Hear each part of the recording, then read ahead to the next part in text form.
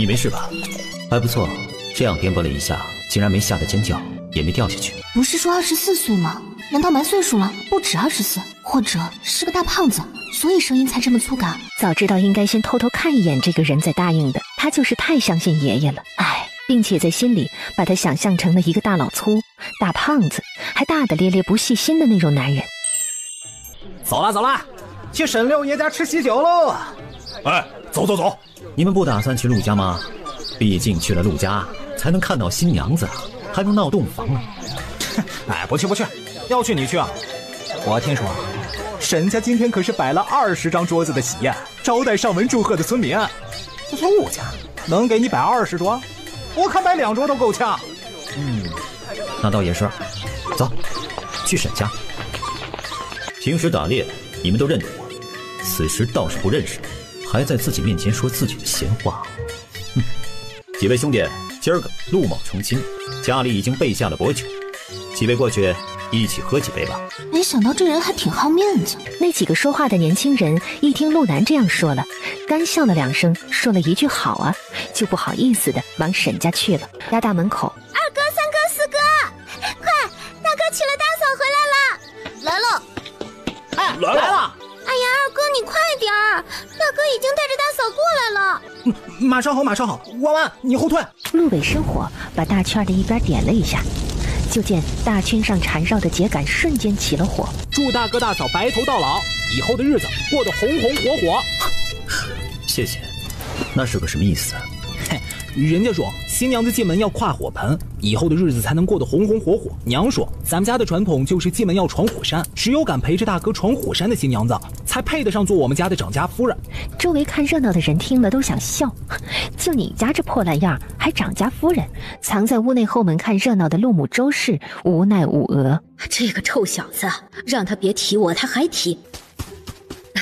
阿南呀，娶回媳妇儿来了。娘，准备2桌酒席，招待一下宋亲和这几个村里的客人。周氏看了看后面跟着走进来的几个人，笑着点头说：“早就准备好了。”我们要过火圈了，抱紧我，不怕的。沈清点点头，倒是抱紧了他的胳膊。这是青龙吗？陆南抱着沈清飞过火圈后，却并没有放下他，而是抱着他往正房那边去了。他把沈清放在靠着西边的炕上，后来宋亲的也跟着进来，帮着把沈家给沈清的嫁妆放下。宋亲的几个人看了一下简陋的新房，无奈地摇了摇头。青青要受苦了。几个人过去跟沈清说了几句话，嘱咐了几句，说小海后日会来接他回门后，就出去准备离开，回沈家去参加宴席了。陆南把这些都看在了眼里，唇角微勾。这些亲人好像对沈清还不错，他能感受得出来他们对自家条件不好的皱眉和嫌弃，但他明白他们也都是为了沈清感到不平和担忧罢了。你先坐着休息一下吧，我去送送他们。陆南走到沈清的面前，递给他手里一杯热水，让他抱在手里取暖。他出去安排送亲去了，他的意思是要留他们在这边吃席的。但是4位送亲摇了摇头，跟周氏打了个招呼后就走了。整个沈家，谁不知道沈清嫁的是村子里最穷最落魄的一家，谁还能在这儿吃得下饭呢？回沈家那边吃多舒坦呢？对我们青青好点，这是这村子里唯一不嫌弃你穷，愿意嫁给你的姑娘。陆南赶紧笑着点头，表示以后一定会对青青好的，让舅舅放心。那几个跟来的年轻人一看这送亲的都走了，肯定是没酒席没好吃的了。哎，陆南，你忙你的，我们帮着你啊，送这些送亲的回家啊。因此也一个个的不顾陆南的挽留，也麻溜的走了。娘说的话他们为什么不信呢？我们真的准备了酒席啊。这样也好，我们一家人吃。阿东去关大门，阿北阿西把那个火圈弄灭了。你们以为这里是战场上吗？阿湾，回去陪你大嫂坐着，我和娘去准备好东西，就回去接你和你大嫂。弟弟妹妹们一向是跟着陆南长大的，齐声应了是，各自忙去了。三爷爷，您进屋和我们一起吃饭吧。不了，帮你娶回来媳妇儿，三爷爷就放心了。别给你们漏了行踪。阿南啊，你这个媳妇儿看的是个不错的呀。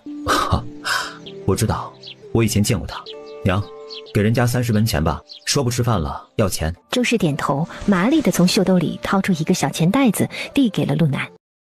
嫂嫂，我大哥其实就是个纸老虎，别看他平时对人凶巴巴的，却很会关心我们。沈清心里本来就对陆南的印象不太好，此时又被小姑子这句话给加了个待人很凶的印象。大哥还会带我们去河边抓鱼，有一次我大哥抓到了一条大鱼，我三哥要去抱，结果一不小心掉进了河里，是大哥把他捞上来的。我大哥厉害吧？沈清听完这句话，心里又给陆南加了个粗心大意的印象，怎么能带着小孩子去河边抓鱼呢？多危险呢！门外的陆南听到自家小妹妹在新娘子面前絮絮叨叨的念着，无奈无额，赶紧推门进去。大哥，你过去帮娘准备东西吧，大哥一会儿带你大嫂过去。好，嫂嫂，那我先过去了。沈清也礼貌地点了点头，想到此时一个大胖子夫君站在自己的面前，他心里很是不适，手指无意识地捏住了裙子的一角。一会儿呢，我们过去娘那屋里拜堂，之后啊，我会当着家人的面揭了盖头，我们一起吃饭的。你们安排就好，问我做什么？陆南看着盖着红盖头的小脑袋点了点，眼角微弯，唇角勾起，有一丝笑意。我们过去吧。陆南走到炕边要去抱沈清，却发现沈清悄悄地往旁边挪了一下，明显地拒绝他在抱的。他自己下了地，站在一边等着他先走。他是嫌弃我吗？他也是个嫌贫爱富的吗？他没再靠近的，转身往外面走去。沈清抬步跟上。青青啊，我是陆南的母亲，你的婆婆。进门啦，以后咱们就是一家人。阿南呐，是个嘴上不会说好听话的，但心地善良的孩子，你以后就了解了。以后啊，咱们一家人处在一起，劲往一处使，日子总会好过起来的。沈清听到婆婆这温和的话语，心里顿时一暖。婆婆的声音很像她前世妈妈的声音。她点了点头。好，咱家在村子里也没有亲戚，今日也没客人，由你们二弟给你们唱拜堂礼。好啦，开始吧。金秋十月，雀鸟送喜，鸳鸯对对儿，好事成双，祝大哥大嫂喜结连理。现在开始拜堂礼，一拜天地。表妹，你不能嫁给他。表妹，我回来了。陆南皱眉，转身向门口的方向看了一眼，回头冲着陆北眼神示意继续。陆北会意，夫妻对拜，送入洞房。他预先想好的美好词汇也不说了，直接让夫妻对拜，送入洞房。好了，礼成。大哥，你可以带着大嫂回去揭盖头，我去看看大门外怎么这么吵。不用了。他先低头闭了一下眼，刚才眼前都是一片红，他得缓一下。陆南看到沈清低着头，估计他是不好意思，转身向外走。成亲日有人上门这样叫嚣，当他是死的吗？咦，看背影，他竟然不是个大胖子。兄弟几个看到大嫂一愣之后，都耳根子发红，赶紧转身去追大哥去了。大嫂好好看啊！娘，嫂嫂是仙女下凡吗？嫂嫂真好看。不是，嫂嫂和弯弯一样，都是娘生的。嫂嫂的喜服也好漂亮，以后弯弯也会有很多漂亮衣服的。大哥也常常这样说。沈清眉眼弯弯地看了他几眼，转眼就看到喜堂上的桌上的那个灵牌。这是阿南他们几个的爹爹，你的公公，在我生弯弯那年过世了。儿媳沈清见过公公。你是个好孩子，你放心，阿南也是个好孩子，你们的日子会越过越好的。沈清点头，轻轻嗯了一声。院里，谁啊？沈清呐，你把我表妹关在哪儿了？让她出来！你是哪位？找我媳妇儿做什么？我表妹是沈清，她在哪儿？让她出来！这么说，你是卢家表哥了。今日是我跟青青成亲的日子，表哥既然来了，就进来喝杯喜酒吧。我姓钱，不姓卢，你究竟用了什么法子，竟然比沈家六爷会答应把青青嫁给你？就你这样的，怎么可以娶她？就你这样的，怎么可以娶她？你能给青青什么样子的生活啊？哼，我不可以，你可以吗？这位钱公子，你如果是来祝福的，就进来喝杯喜酒；如果是来闹事的，就赶紧走，免得一会儿受皮肉之苦。还有就是，你若敢打扰我大哥大嫂入洞房，我就打到你爹娘都不认识你。青青是我的，我们有过海誓山盟，她以前说过喜欢我，想要嫁给我，她应该嫁给我，而不是你这个穷光蛋。跟着你只能做乞丐，我是将来的举人老爷，跟着我，她能做官夫人。钱进文继续叫嚣着，还特意提高了声音，就是想让周围看热闹的邻居都听到，坏了沈清的名声，恶心这个姓陆的。喂，回去让娘安排酒席，先招待你大嫂，你们三个保护好他们三个，我马上回去。兄弟三个默默地转身回去，而陆南则是走出去，回手关上大门。如果青青想嫁给你，你们认识10几年，你多的是机会，但是她如今却嫁给了我，这结果还没能让你美梦清醒吗？我想，其实这只是你一厢情愿的梦话吧。哼，你想知道我凭什么娶沈清，能给她什么样的生活？跟我来吧，我让你见识一下。他莫非还敢打自己这个秀才公子不成？要真是那样的话，那么他就死定了。因此，他跟上了已经走了几步的陆南的脚步，心里已经在想着该怎么陷害收拾他了。怎么，怕了吗？本公子会怕你？说完，他大步往前走，率先进了小树林。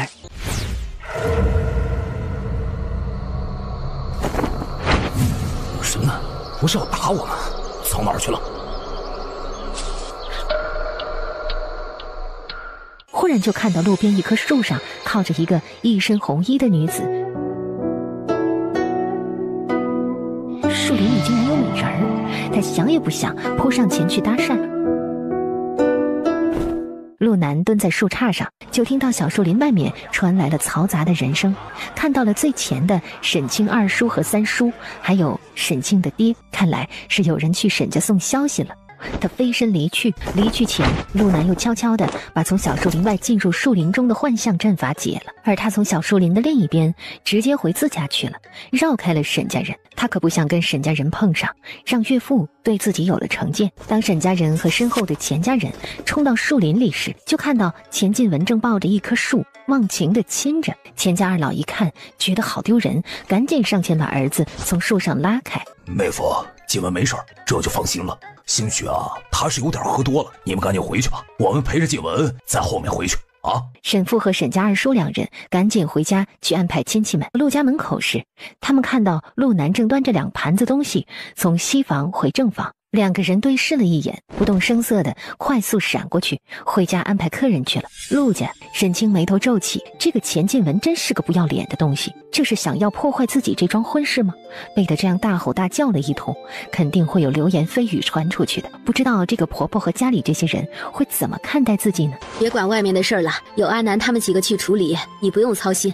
青青，你今天是新娘子，什么也不用做，就和弯弯在这里坐着，娘和你弟弟们去准备拿吃的，一会儿我们4家人一起吃喜宴，喝喜酒。沈清点了点头，外面听不到动静了，兄弟3个也回来了。你哥呢？怎么样了？啊，没事了娘，那个人喝多了，大哥送他离去了。嫂子，他说姓钱，是你舅舅家的表哥。钱家不是我外祖家，他也不是我表哥，你们不用看我的面子去怕他。就是那个传说今年考中了秀才的钱家村的钱家公子。应该是他，脑子是挺聪明的，但人不咋样，与我们家人不是一路人。他每次来了，我爷爷就腿疼病犯了，懒得去院子里，不爱看到他。陆家生活这么好，竟然有这么好的席面。周氏看到他目瞪口呆的样子，觉得这个媳妇还挺可爱的。阿南为了成亲能摆几桌好酒好菜，连着在山里蹲了10来日，才猎到2头野猪，卖了1头给你家送了彩礼，剩下的1头就我们自己准备做席面的，一会儿尝尝娘的手艺。啥？他还给自家彩礼来着？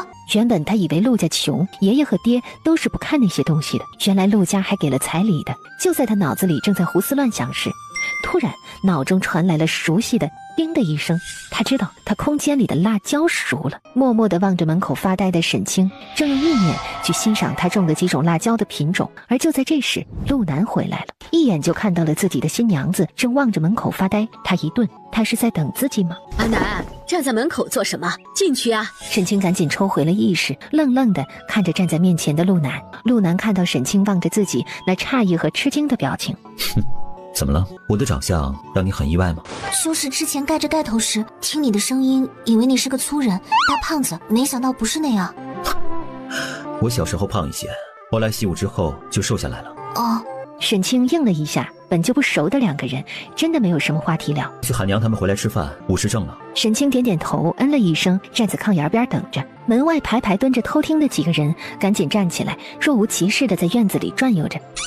陆南开门喊他们吃饭，这一顿喜宴因为没有外人，一家人吃的也挺开心的。青青，怎么吃那么少啊？是娘做的饭菜不合你口味吗？不是，我平时在家里也这样的，饭量不大，吃不多。陆南看了他一眼，没说什么，心里觉得他可能还是初来自家，不好意思吃。饭后，新房内，沈清环视了一圈屋内，果然和自己想象的差不多。对不起，青青，这是我目前所能做的最好看的家具了，以后我多练习，再做一些好看的家具给你用。这些都是你做的？你还会木匠活啊？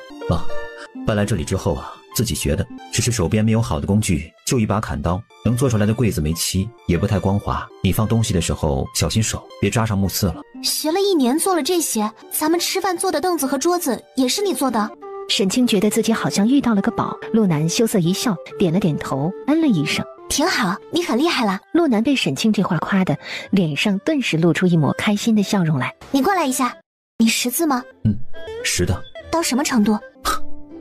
考秀才是绰绰有余的。沈清讶异了一下，笑了。他相信他说的话。你信我的话吗？看着笑得眉眼弯弯的姑娘，心里激荡了一下。这就是他一眼看上的姑娘，真好，真可爱，连笑起来都这么好看。信，你的眼睛告诉我，你没撒谎。你让我有些意外。哪里意外？原本你以为我什么样？原本我以为你就是个善良的农家姑娘，没想到你还是个有见识、有主见的姑娘。有吗？青青也是识字的吧？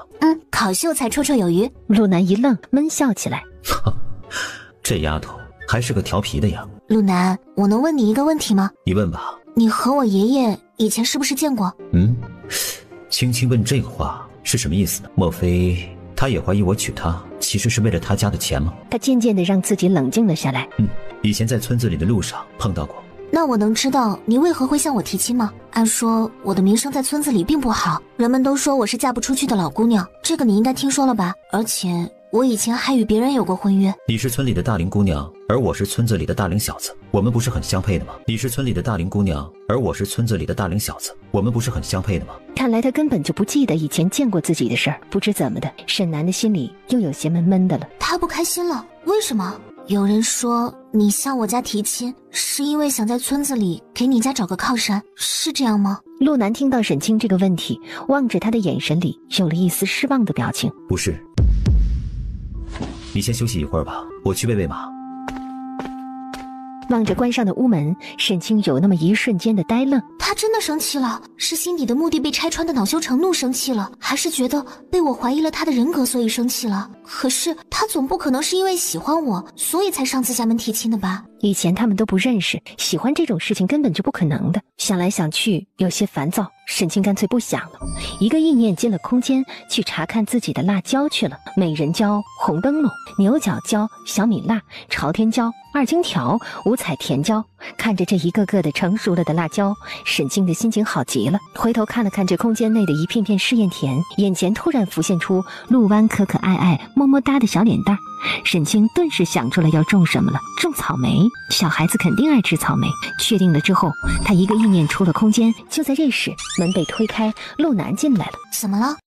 不让我去喂马，让我回来陪你。沈清扑哧一声笑了，看来这个婆婆是实心想让他们俩培养一下感情。你还生气吗？不生气，你放心吧，只要你不背着我找别的男人，我永远不会生你的气的。啊！沈清被他突然间像是发誓般的话说愣了，傻傻的看着他，他怎么突然有一种这个男人喜欢自己的感觉呢？陆南看着他傻呆呆的样子，突然间心里一动，慢慢的来到了他的面前，慢慢的抬手放到了他的头上。沈清再次一呆，一双眸子瞬间瞪大，不敢置信的看着他。不会吧，他真的喜欢自己？这么亲昵的动作，不是只有对喜欢的姑娘才能做得出来吗？他似乎好像并不嫌弃我的靠近，也许他并不讨厌我，或许他之前问的那个问题只是因为好奇呢。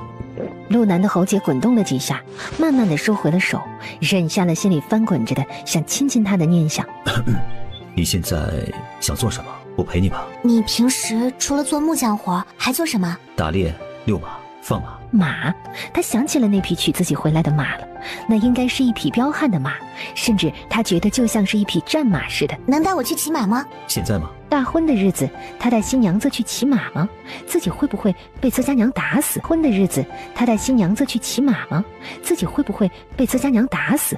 反正下午我们家也没有亲戚要应付，不如你带我去骑马吧，我们去山里看看。我以前很想去山里看看，但家里人没有一个会功夫或者会打猎的，不带我去。好，那你换一身宽松些的衣服，带个披风，我去准备一下。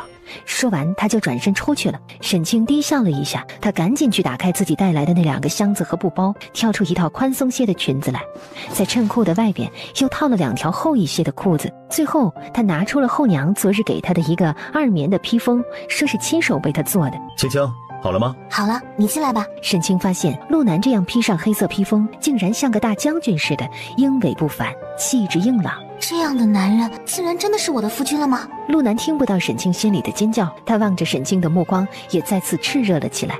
他举步一步步地走向了沈清。他要做什么？他不会想反悔，不带我出去骑马，而直接要洞房吧？这可是大白天呀！天啊，不要啊！至少要在培养出一些感情后再那个啥吧。就在沈清心里千百般的纠结时，陆南来到了他的面前，慢慢地抬起了手。啊，又摸我的头啊！坐下吧，我帮你重新梳一下头。这个发型去山里不合适的，会有树枝刮着头发，戴着这些首饰也不合适，容易弄丢的。好了，你自己感觉一下吧，这样利索吗？娘啊，他竟然给我梳头了！哎，等等，他好像插在我头上一个东西。他伸手摸了摸头顶，这是什么啊？木簪吗？我自己做的，这个打磨的还算是光滑，应该不会挂住你的头发的。谢谢，是特意给我做的吗？哦，嫌是木头的吗？不嫌，你能有这个心，我很高兴。其实我也有给你准备礼物的，只是不知道你会不会喜欢。不嫌的，只要是你给的，什么都不嫌，给我吧。他拿出了一个小布袋来。这是什么？护腕，听爹爹说你喜欢打猎，经常去山里和树林里，这个可以保护手腕。至于红色，是因为红色是安全色，万一你出去打猎受伤或者遇到什么事情，红色不管多远，在多暗的地方，只要被光打到，是最容易引起人眼球注意的一个颜色。沈清说完，才感觉到自己的这个说法，也许他听不懂。他抬起头正要解释，却看到了陆南怔怔地看着他的眼神。哦，你要是不喜欢这个颜色，我重新帮你做一个橙色的也行，橙色也是安全色。这一次只是因为我们是新婚，我才帮你做了红色，想着送你会喜庆一些。陆南突然一步上前，紧紧把他拥在怀里，紧紧地抱着。谢谢，我很喜欢的，谢谢，我很喜欢的，就要这个。沈清被他抱在怀里，他身上还有一种说不出来的好闻的味道。莫非这就是所谓男人的阳刚之气？正在沈清犹豫是要抱一下他的腰回应一下，还是推开他时，陆南却放开了他。你帮我戴上。感觉紧吗？手腕上有不舒服吗？不紧，正好。陆南看着他低着头给自己绑绑带的头顶，眼神柔和。刚才把他拥在怀里，才感觉到他确实很娇小，又有些瘦。以后就喊他小青青吧，这样会不会显得亲近一些呢？你活动一下手腕子，感觉一下。正好，很舒服。那走吧。好。院子里，陆北已经牵着马在一边等着了，而陆东和陆西则一个拿着水袋，一个提着小篮子。沈清顿时脸上一红，看了陆南一眼，怎么还惊动了家里人呢？幸好婆婆没出来，不然她得尴尬死。我带你出去，要跟娘报备的，不然她会担心的。这些呢，都是娘吩咐他们做的。谢谢。嫂嫂客气了，这是温水，能保温1个时辰，你们要在1个时辰内喝完。这个篮子里是一些豆包和糖包，娘说你中午吃的不多，怕你会饿。嫂嫂，娘还说要你们日落之前一定要回来。知道了，季风，去山里跑几圈。马儿听懂了似的，扬蹄向着大门外走。啊，你为啥躲呀？大哥和大嫂刚走，儿子就是心比脑袋大。你嫂子今天进门，想让你哥带着出去转转。你说我要是出来，他还好意思跟着你哥走吗？啊，那有啥不好意思的？笨，老三，你教教你弟弟。说完，周氏又回屋去了。娘，其实我也不是很懂。老三，也教教你二哥。周氏说完，咣的一声关上了屋门。陆北和陆西一起看向了平时显得足智多谋的陆东，陆东顿时压力山大。娘啊，其实我也不是很懂啊。陆南骑马带着沈清奔跑出村子，进了西山的山口后，就让马慢了下来。原来这山里这么大呀！亏我在这个村子里住了20年，竟然不知道这山里别有一番景致。这只是前山，深山里的景色更好，但那里是有野兽出没的，一般的村里人呐，也是不敢去那里边去的。你是不是经常去深山？没有胆量的话，就是没有产量。为了不让弟弟妹妹们饿肚子，我去过几次。沈清顿时心里有些难过。是啊，传说他们来时什么都没有，但这1年中他们也没有饿死，想来肯定都是靠他打猎为生的。你不用为我担心的，我从小习武，除非遇到老虎群，否则的话一般的动物呢，我都是没问题的。就是遇到厉害的，我逃命也是没问题的。且呢，我也经常带着他们3个来这边练武。深山里边的地形呢，适合训练他们的身手。沈清心里叹息，突然间觉得他以前应该身份不简单，不然也不会有这样厉害的功夫傍身了。今天我们别去深山了，就在这里转一转就回去吧。我就是想出来走走，放松一下心情。好，这里有个上山的路，山顶上有几棵酸枣树，我带你去摘酸枣。山上啊，还能看到远处的风景呢。行。沈清一听能摘酸枣，开心了，期待地看向了周围的山头。季风，自己找地方吃草去，听我喊你再回来。说完，他牵起沈清的手，向靠着西边的山坡上爬去。爬到半山腰，沈清开始气喘吁吁，爬不动了。让我歇一下，我这体质太差了，才爬了这么一会儿坡就开始喘了。你的体质啊，确实很差。突然，他转身蹲下，说道：“上来。”啊什么？快上来，我背你上山。你这样爬到山顶的话，累得什么也做不了。明日呢，还会腰腿疼的。他乖乖地爬上了他的后背，看到他这么乖，这么听话，陆南笑了，背着他站起来，一手扶着他的屁股，转身向山坡上面走。这不是变相的被摸屁屁了吗？好尴尬。我是不是有些重啊？不重的，反而很轻。这山坡呀，我扛一头牛也能轻轻松松的上得来。一头牛？我为什么要去问这个问题？陆南似乎也意识到自己可能说错话了。走吧，跟紧我，这山顶上有蛇的。啊，有蛇？沈清最怕那软趴趴还冷血的动物了。陆南看到他下意识的动作，顺势牵住了他的手。放心吧，有我在的话，蛇是不敢出来的。你以为你是雄黄粉吗？蛇老远闻到你的气息就跑了。我是雄黄酒。陆南被他气鼓鼓的样子逗得干脆大笑起来，牵紧了他的手，向前方的山崖边走。看那个位置的那几棵就是酸枣树，长在山崖边上。陆南说着，就见陆南飞身上了旁边的一棵大树，再下来时，有些酸，但还是有些甜的，你尝尝。陆南就着他的手吃了一颗，确实觉得很甜。酸吗？还好，不怎么酸的。原来你喜欢吃酸甜的东西啊。以前有条件的时候呢，我没有时间去想，去挑剔自己爱吃什么。等到后来有时间了，却没有条件去挑剔自己爱吃什么了。只要是吃的，我都喜欢。全家人不被饿死，就是我生活的目标了。原来是这样，原来是这样。青青，关于我家以前的事儿，以后有机会啊，我再慢慢的告诉你。但现在不是说的时候，你知道了，对你没好处的。好，等你觉得能说时，再告诉我即可。不好，疾风被狼群给围攻了。一眼看到下面山沟里，疾风周围围了3只狼。你快去救疾风啊！沈清从平时村里的风言风语里，也能听得出这匹马对于他们一家人的重要性。陆南回头看的，似乎有些担心他。放心，我就在这里看着你，等着你上来接我。你要小心，不能受伤。沈清急忙说道。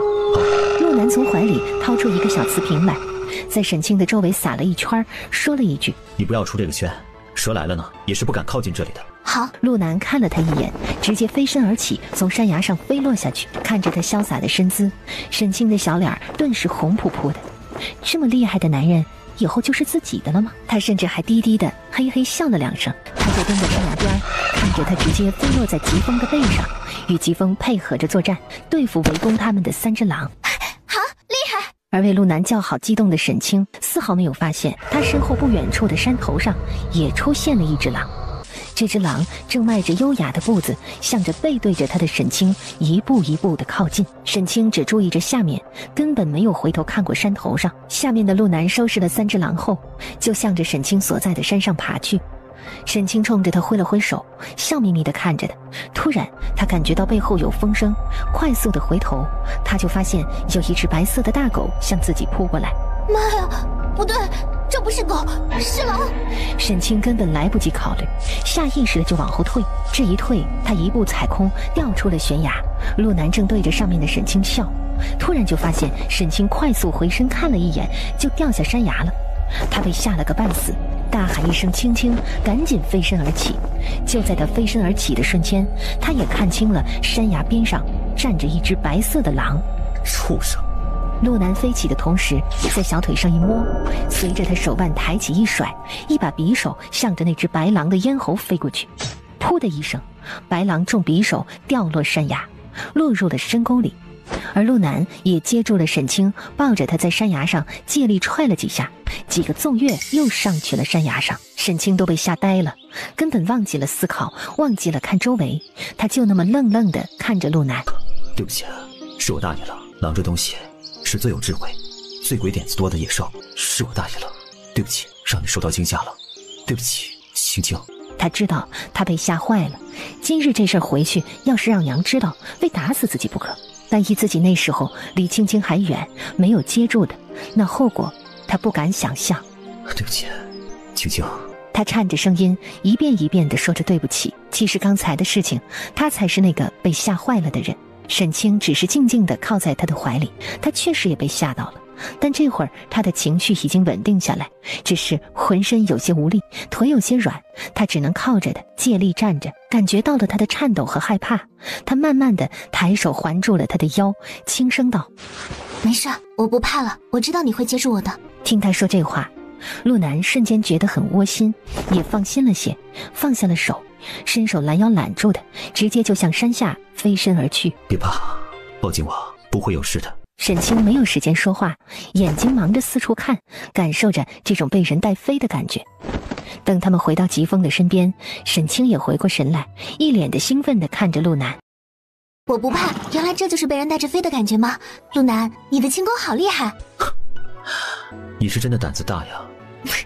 我只是相信你。难得的，陆南听到这句不算是情话的情话，耳根子微微红了一下，但下一刻他拉住了他的手，轻声说道：青青，只要你不背叛我，你可以一辈子相信我的。沈清看着的，又看看被他拉着的手，问了一句：是不是有很多人背叛过你？你怎么这么怕被背叛？接着他轻声说道：其实能够背叛你的人根本就不配得到你的友情和真心，失去你是他们的损失，你没有必要为了他们难过，他们不值得你如此想念他们。陆南魁梧的身躯听着他这些话，竟然微微的颤了颤。他低头看着面前娇小的姑娘，突然间就觉得苍天真是公平的，他拿走了属于自己的荣华富贵，给了自己平凡贫穷的生活，却为自己送来了这么一个善良聪明又可爱的女子做妻子。好，我记住青青的话了。沈清温柔的笑笑，转身看向疾风，伸手摸了摸疾风的头，发现疾风竟然乖乖的让他摸。阿南，你看疾风不嫌弃我摸他。陆南听到阿南这个称呼，心里又暖了一下，弯腰抱起他，直接放到了马背上，自己也翻身上马，拍马走开。疾风呢，其实是一匹战马，是最有血性的马儿，他陪着我上过几次战场，也陪我杀敌无数，但是他有一个弱点，他老虎都不怕，但是就怕白狼。啊，战场战马，莫非他还真是个将军不成？沈清想到那种可能，心里激荡了一下，但是他并没有顺着他的话问他们的来历，而是静静的等着他下面的话。疾风的一胞兄弟，他们小时候呢是被我们一起带回去养大的，叫赤峰，是我爹的坐骑，他陪着我爹在战场牺牲了。当我和疾风赶到的时候，只带回了我爹的尸体，而赤峰的尸体被一群白狼给瓜分了。从那之后，疾风就怕白狼了。一路上，他们慢慢地往村子里走，陆南轻声在沈清耳边说着这些往事。其实从他的话里，沈清大概猜到了他们一家人的身份，竟然是满门军士，想来应该是将门不会错了。他心里叹息，虽然不知道他们一家受了什么委屈，但到了如今这个地步，遇到的事情绝对不是小事。所以疾风就像你们的家人一样，即便你们饿肚子，也是不会抛弃疾风的，对吧？你放心，以后我也会把疾风当家人般对待的。好，谢谢。两个人回到家中，沈清把酸枣洗干净，喊来弟弟妹妹们，几个人都坐在周氏的屋子里一起吃了起来。酸枣盒别扔了，帮我晒在窗台上，里面的酸枣仁我有用。周氏笑眯眯地问他们出去开心吗？沈清和陆南对视了一眼，笑着点头说很开心。以前我家人不让我去山上，生怕遇到什么危险。阿南听我说了以后，就陪着我去了一趟山上，圆了我这些年的一个梦。周氏听到媳妇都喊陆南阿南了，想来两个人的感情更亲近了些。他笑意深深地想，经过今晚，两个人应该就稳定了，那自己明年这个时候应该就能抱上孙子了。陆南和沈清陪着家里人坐了一会儿，就回了屋子里换衣服，总算是舒服了很多。阿南，你的衣物鞋袜那些呢？没拿回我们屋里。沈清把自己的东西放进柜子里时，发现里边空空的，没有陆南的衣物。总不会他连换洗的衣物都没有吧？没有，我们没有多余的，都是身上这件穿破了，娘再给准备，不准备多的衣服鞋袜的。啊，那没事，以后我帮你准备吧。陆南听到媳妇这话很窝心，点了点头，说了声谢谢。晚饭周氏准备的也很早，他们有时就开饭了。除去热了中午剩下的一些剩菜外，另外还给沈清和陆南两个人特意做了2碗面条，面条上还荷包了2个鸡蛋。看到只有他和陆南面前有面条，而其他几个人面前一人1小碗米粥时，他有些吃不下了。娘，怎么只给我们俩吃面条？分开我们每个人都吃一些吧。不行，青青，这个是你们俩今晚的和合饭，必须你们俩都得吃了。你们俩吃了和合饭，以后日子才能越过越好，越过越红火，你们之间也才能一直和和气气的，互敬互爱。沈清看向了陆南，询问他怎么办。娘，面条我俩吃了，荷包蛋给弯弯吃吧。我不要，给大哥和大嫂吃。周氏心疼儿子，无奈地说道：今天是你们大喜的日子，理应先紧着你们来。如今我们不比从前了，不能给你们俩办一个更加风风光光的亲事，是娘没本事。但这和合饭，你们俩就好好的吃了吧，以后我们一家人吃的就是一锅饭了。陆南听完沉默。这样吧，娘，面条我和阿南吃，但荷包蛋给最小的弟弟妹妹2个吃了吧，他们俩这个年纪也需要营养，不然我们俩哪能吃得下呀？弯弯，今日嫂嫂第一天进门也没有给你准备什么礼物，这个就当做嫂嫂送你的礼物吧。你要是喜欢嫂嫂就吃了，至于以后我们也不会一直这样的。看过很多书，懂得很多赚钱的门道，如果娘和弟弟妹妹能信得过我，那我们就全家人一起努力，我们的日子会越来越好的。总有一日，我们全家人每个人都可以天天吃鸡蛋，天天饭菜里有油水有肉。陆湾眨巴着大眼睛，萌萌的纠结地说道：我喜欢嫂嫂，可是娘说嫂嫂来我们家受委屈了，要给嫂嫂吃家里最好的东西。沈清听完心里很感动，看向周氏，羞涩一笑。谢谢娘，我不委屈。小时候我家一开始日子也不好过，吃的还不如你们呢。最后是我们全家人一起努力，才把日子过好的。周氏看着沈清如此懂事，欣慰的笑笑。好，阿湾，那就听你嫂嫂的，她给你，你就吃了吧。沈清笑笑，把荷包蛋放进去他的稀粥碗里，同时陆南也麻利的把他碗里的荷包蛋放进了陆西的碗里。听你大嫂的，以后呢，我们家虽然是大哥当家，但是啊，大哥也都是听你大嫂的，所以呢，你们也都要听你大嫂的话，我们一起努力，好好的把日子给过起来。如今好了，他有媳妇了，有什么事儿他可以跟媳妇商量着来。他觉得沈清是个很有主见的人，自己能够娶到沈清是自己得了大便宜了。以后家里过日子，他打算都听媳妇的，这个家他来当，但是他来掌。听到沈清刚才的那几句话，他心里热乎乎的。他才第1日进门就开始帮着计划以后家里怎么过好日子，真好。晚饭后，周氏又亲自端着一个盘子，上面放着2杯酒，去了沈清和陆南的屋内，亲眼看着他们俩喝了合卺酒，他才笑眯眯地嘱咐他们早点洗漱休息，说厨房里给他们热了一锅热水，足够他们用的。沈清哪里能听不出周氏话里的话外音，顿时脸上一红，不敢看周氏，也不敢看陆南，转过身假装收拾自己的东西，遮掩了这份羞涩和尴尬。周氏出去后，屋内的气氛一时间有些凝滞。陆南其实也被自家娘的话说得老脸发红发烫，内心里也不由得有些激荡起来，悄悄地看着沈清背对着他的背影，满心满眼里都是欢喜。今夜是洞房夜，现在好像已经到晚上了。青青，你现在要洗漱吗？我去帮你把热水给打回来吧。沈清的手指无意识地划拉了一下，最终轻轻地嗯了一声。陆南听到他答应了，转身愉快地走了。他再回来时，手里拿着一个崭新的浴桶放在了地上。沈清看到愣了一下，他还准备了浴桶，这个东西应该很贵吧？莫非也是他自己做的？这是你做的？这是专门给你做的，没人用过的。啊！沈清一愣，怔怔地看着他。他不会是真的喜欢我吧？莫非他以前见过我，还是说这是他的小心机？陆南，你在提亲以前是不是见过我？啊！沈清再次愣住了，可是自己的记忆里好像从来没有见过的。我们什么时候见过？我怎么不知道？难道这就是他上午时生气的原因？因为自己忘记了他，可他记忆里真的没有一点与他认识的印象啊。也不算是见过吧。去年呢，我家搬来不久，有一日我带着阿北和阿东去山里打猎，路过你家大门前的路上，看到你蹲在大门口，给一只黑猫包扎了伤口，还喂着黑猫。村民们不是都不待见黑猫的吗？我往你那边好奇地看着的时候啊，你也抬起头来看向我，之后你低下头回去了，我也继续带着弟弟们进山了。陆南轻声说，其实你不记得我也很正常，我们没说过话，也许你那时候根本就没有注意到我吧。沈清望着他，努力的回忆着，突然眼睛瞪大。啊，我想起来那一日的事情了。村里人都不喜欢那只黑猫，我有时候会在墙上看到它，就会给它喂一些吃的。那天早上我起来，在院子里散步，听到墙外有喵呜的叫声，可无论我如何唤它，它都不上墙来，我就知道有问题。我出了大门时，它应该是听到了我的脚步声，也来了大门口。结果我看到它受伤了，就给它上了点药粉，包扎了一下，给了些吃的。我记得几个人路过了，但我看到不认识，没记住当时那些人的长相，对不起啊。别说对不起，又不是你的错，本来我们俩就不认识的。如果那时候呢，仅凭一眼你就对我一路过的男子记忆深刻的话，那你也就不值得我对你念念不忘了。原来是这样，他难道就是那时见过我，然后就对我有了想法的吗？想到此，他心里快跳了2下。听到他说念念不忘，他还是很开心的。没想到你还挺会说的。你去准备吧，我去给你打水，洗一洗，睡觉舒服的。陆南说完，转身出去了。不知怎么的，跟沈清把话说通了，他心里反而很欢喜。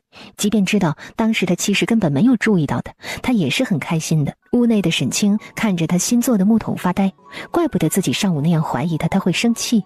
陆南利落地帮他打好水后，低声地说了一句：你洗吧，我在门外守着。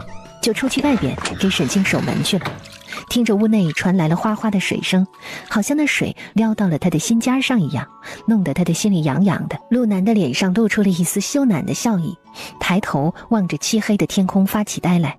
坐在浴桶里，沈清撩着水往肩膀上淋着，水温正好，这男人还挺细心的。只是洗着洗着，他觉得这水好像越来越少了。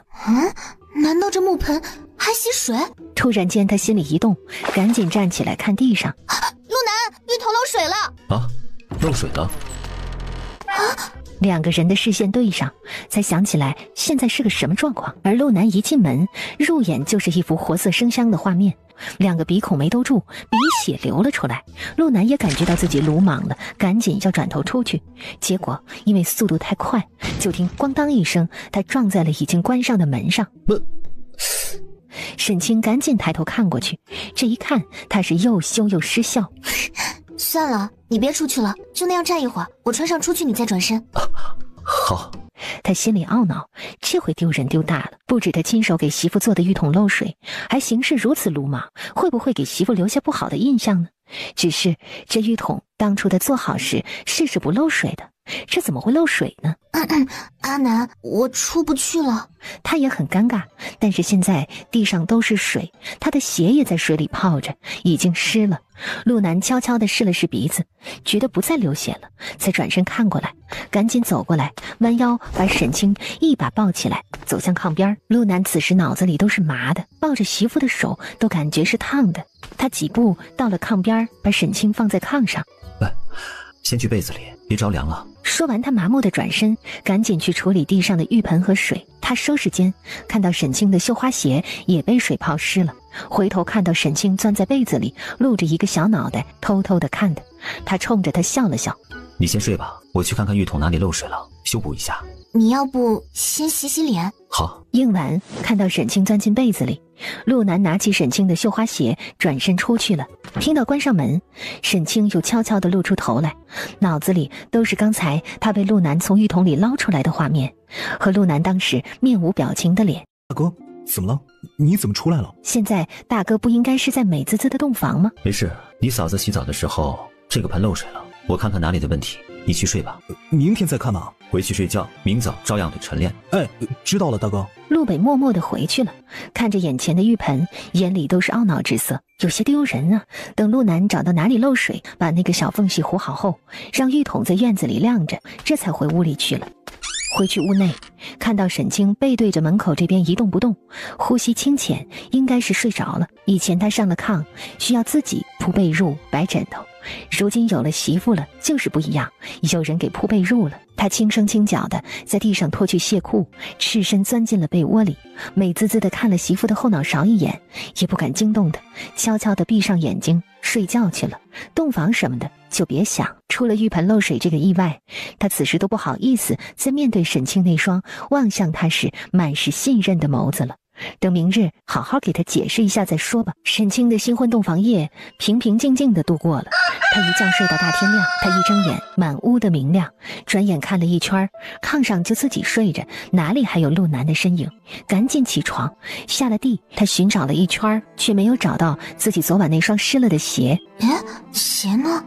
莫非陆南给拿出去晾着了？他轻轻地笑了一下，这门吱呀一声被推开了。沈清回头，行了，青青，娘做好早饭了，洗漱一下吃饭吧。啊，你什么时候起来的？怎么不叫醒我？第一天过门就睡懒觉，会让婆婆对我有看法的。沈清嗔怪地瞪了他一眼，陆南被他这小眼神瞪得浑身舒坦，呵呵一笑。没事的，我起得早，每日卯时呢就起来带着他们3个出去练功了。那时时辰还早，你起来呢也是没事干的。以后啊，在咱们家，你不用像别人家媳妇那样，需要早晨早早的起来呢，给一大家子人做早饭。我们平时呢，都是谁起来的早，谁做的。沈清点点头，应了一声好，但是他想着以后还是要早些起来，不然会被人说是懒媳妇的。我昨天穿的那双鞋，你拿出去晒了？我昨晚呢给你洗了一下，早上我看没干了，今天再晒一晒的话，就差不多了吧。顿时满脸的不好意思，幸好媳妇自己多带了鞋，不然他今天穿什么呢？青青，昨晚的事对不起，我之前是试过的，不漏水，我没有想到这次用却漏水了。没事儿，你又不是专业的木匠，你能有这个心给我做浴桶，我很开心，不生气，也谢谢你给我洗鞋。就是我们没洞房的事儿，婆婆那边不知道吧？说到后面，沈清脸色发红，言语也有些结巴。不知道，我没说，他要是问起的话，你就说同房了。沈清点了点头，只能这样了，不然这种事儿是个婆婆知道的话，都会不开心的。青青，你看到那个白色的圆帕了吗？说起洞房，陆南想起了这一茬来，这些他娘都教过的。沈清脸色一红，点头，没想到他还懂这个。上炕从被子下面拿了出来，陆南伸手接过，收了起来。这个我收着吧，你去洗漱，我走的时候啊，就给拿回来水了。他指了指桌上的木盆，等沈清洗漱完出去院子里。嫂嫂，你起来啦？早啊，阿湾。周氏的脸上满是笑容。青青，早啊，来吃早饭吧。早啊，娘。今日的早饭有玉米面的糖饼，加上红薯粥。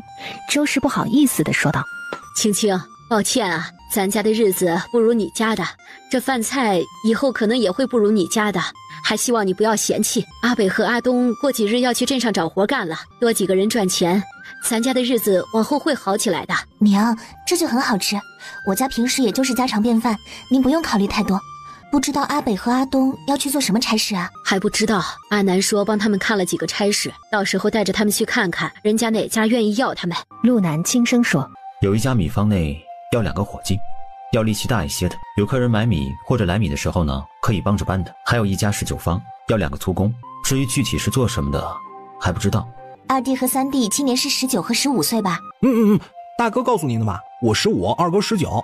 沈清点点头，嗯了一声。娘，既然如今我也是家里的一份子了，我可以说一下自己的意见吗？可以啊，你有什么话就直说。其实自从你公公过世后，这个家里就是阿南在当家的，如今你作为他的娘子，也是要做长家夫人的。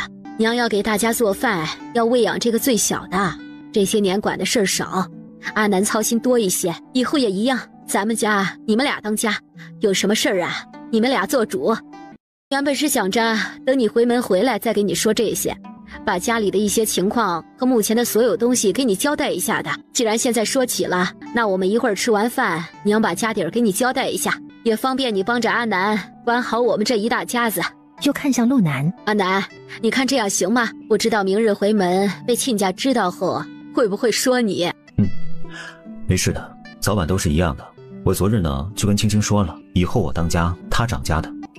沈清都被惊愣住了，他就是想发表一下意见，怎么就变成了要自己当掌家娘子了呢？娘，我刚进门，这不合适吧？理应娘掌家的，现在弯弯也长大了，您也有时间了，我就是村子里长大的，没什么见识。沈清赶紧推辞了一下，原来昨日他们当着外人说是掌家夫人，是真的有这么回事。他们给陆南娶媳妇，就是娶管家娘子的吗？他真的是有些没有想到是这个意思。没事，青青，你作为长嫂，迟早是要掌家的，娘要教导这2个小的，还要给你们做饭。咱家大小事儿，你和阿南商量着做主即可。先吃饭，吃完饭娘给你交代一下。没事，慢慢来吧，凡事有我。沈清默默点头，低头吃东西。还真是第一次听到婆婆还健在就要进门的媳妇当掌家娘子的，这陆家人的格局也是沈清没想到的。早饭后，周氏站起来，拿出一个布袋来，打开。沈清发现有几个身份牌，另外就是几张纸，还有几件金首饰，再就是几块银子和几个铜板。看着这些东西，周氏沉默了一会儿，说道：青青如今既然是咱家人了，娘也应该给你交代一下咱们家过去的情况。娘，你们过去的事情不方便说就别说了，别给你们惹来麻烦。没事儿，你既然要掌这个家，要做阿南的夫人，有些事你该知道的。说完，周氏顿了一会儿，又说道：你公公叫陆远征，但他还有个名字叫陆恒。你公公曾经是一个将军，但是6年前他已经战死沙场了。因为那一日他的战死，我们东域国打了败仗，皇上迁怒我们陆氏，所以也没给我们任何的贴补，还把我们住的府邸收了回去，没收了府里所有的家底。我们离开了京城，回了淮南祖籍，但是那些同族的占了我们的祖宅，不止不给让出来，还欺负我们孤儿寡母。阿南看到他们如此冷血，心也冷了，带着我们一家人离开了淮南。后来我们就搬了很多次家，曾经从京城里带出来的一些随身的盘缠也都用完了。后来没吃的没喝的，阿南就带着几个小的出去挖野菜打猎。搬到这个村子里时，阿南和阿北阿东也大一些了，打猎能打到大一些的东西，能卖些钱了。我们为了避免再被赶来赶去的，就咬牙买下了这处院子。这些是我们在京城的一些私产的地契，也一直不敢拿出来。这些银子有5两，是阿南不让动的钱，说留着谁病了看病用的。以后这些东西就你来保管，一家人的生活也要靠你和阿南筹划着了。以前就听闻你奶奶掌家厉害，你也被她教过，肯定比娘强。娘在京城时基本就没管过府里的杂事儿，只管着照顾好几个孩子，他们几个我都没有奶娘亲自教导带着长大的。看得出来您是个好母亲。当初阿南说想去你家提亲时，娘还怕你家不同意，就跟阿南提出等你们成亲后让你做掌家娘子。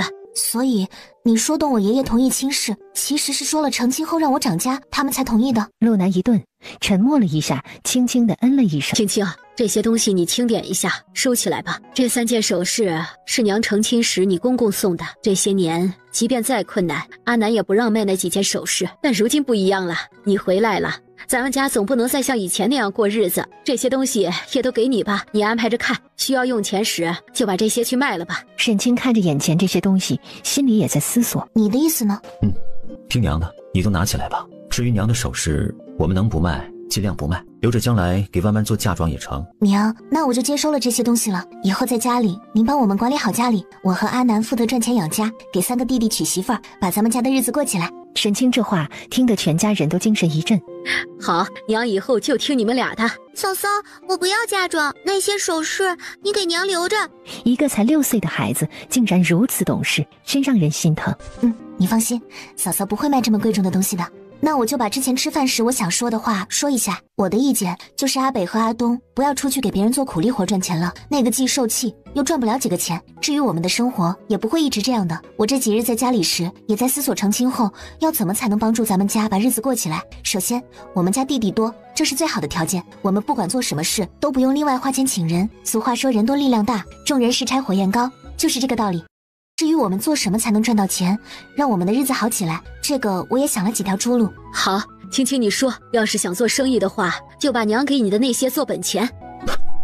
娘，你先听青青说有些什么办法吧。啊，好。以我们目前的条件和状况来说，一眼看到的赚钱的路子有3条。第一，就是从村子里租一些土地，种一些稀罕又值钱的菜出来卖了赚钱，但是这个法子比较慢，得等到明年夏天才能见到钱。第二个，就是我们全家人去山上挖草药赚钱，现在是秋末刚入冬，野地里有些草根入药的药材，正是到了挖采的时候，这个基本上挖到了，卖了就能拿到钱，但是这个需要出去找合作的药铺，看看他们需要什么，我们就去挖什么，最后他们收了药材，我们也不至于白忙活。第三，就是去镇上开铺子卖特色零嘴小吃，但是这个需要的本钱也大一些，需要租铺子买食材。沈清说完，环视了屋内的众人一眼，看到他们都呆呆地看着自己，轻声问道：怎么了，娘？您觉得这些不可行吗？那倒不是，娘觉得3个都行，但是开铺子，我们没那么多本钱吧？再说，你所说的特色零嘴小吃，谁来做呀？娘锻炼了几年，也才做得出中午那一桌菜来。娘锻炼了几年，也才做得出中午那一桌菜来。再精致的，娘倒是吃过，做就不行了。本钱不用愁，有我的嫁妆，我可以先出本钱，等将来赚了钱，我再把我的本钱拿出去即可。至于做零嘴吃食嘛，我会，这个娘不用担心。等明日回门回来，后日我让阿南陪我去镇上一趟，我去买一些食材回来，给你们做了吃一次，你们就知道了。嫂子，那我们能做什么？你们能做的事儿多了，等我们正经能做起生意来后，我会给你们安排活的，不会让你们闲着的。那到时候娘给你打下手，和你一起做。好啊，娘。阿南，你的意见呢？我不懂做生意，一切都听你的，你说让我怎么做就怎么做，只要是能够赚到钱的，我们都听你的。打猎呢，也许我们还能有点想法，但是做生意啊，真的是一窍不通的。所以如果你决定做生意之后呢，可能你自己会操心的多一些，苦力劳累的活呢，我们兄弟几个是没有任何问题的。陆南沉着声音表了态，他一切都听媳妇的。那行，那我们后日就去一趟镇上，我去买一些需要的食材，我们自己先做着吃，尝尝味道。好。既然事情说定了，青青你就回屋去歇着吧。我没事的，娘，我去洗碗吧。沈清睡了个懒觉，早饭也没有做，想着去洗个碗。不用你，这几个碗哪还用你洗啊？今天轮到阿西洗碗呢，臭小子，快去！娘，阿西洗碗行吗？他才10岁。没事的，让他去吧。穷人家的孩子什么都要学的，他从6岁开始就学着洗碗了。那行，娘，我休息一会儿，去看看我们家还有多少剩余的粮食。去吧，让阿南带你去看看，中午想吃什么，一会儿让阿南来告诉娘一声即可。沈清应下，和陆南回了屋内。当两人单独相处时，一种尴尬又暧昧的气氛顿时笼罩在了2个人之间。让我进门就涨价，是不是你跟娘提出来的？不是，是娘说的。自从爹过世之后，娘伤心过度，身子就很不好了，经常的生病。她担心她管我们太多，万一哪一日啊，她突然间撒手人寰之后，我们的生活会过得一塌糊涂吧。所以平时呢，娘不管我们太多，早早的让我们当家做主，锻炼我们的独立性，让我们懂得要养育弟弟妹妹，懂得养家的艰难。沈清听完有些愣怔，周氏竟然是个病人。这一次啊，为了我成亲的事儿呢，娘提前让罗大夫给吃过2副药，所以这2日你看到娘呢，才是精精神神的。你也不用担心了，娘倒不是像别人家的病人那种要常年卧床不起，她是因为爹的事情和我们那2年的遭遇气出来的病吧。她的病发作的时候会心口痛、呼吸困难、头晕恶心。一般来说，心情好一些的话，那种病的犯病率会低一些的。今年辛苦你了。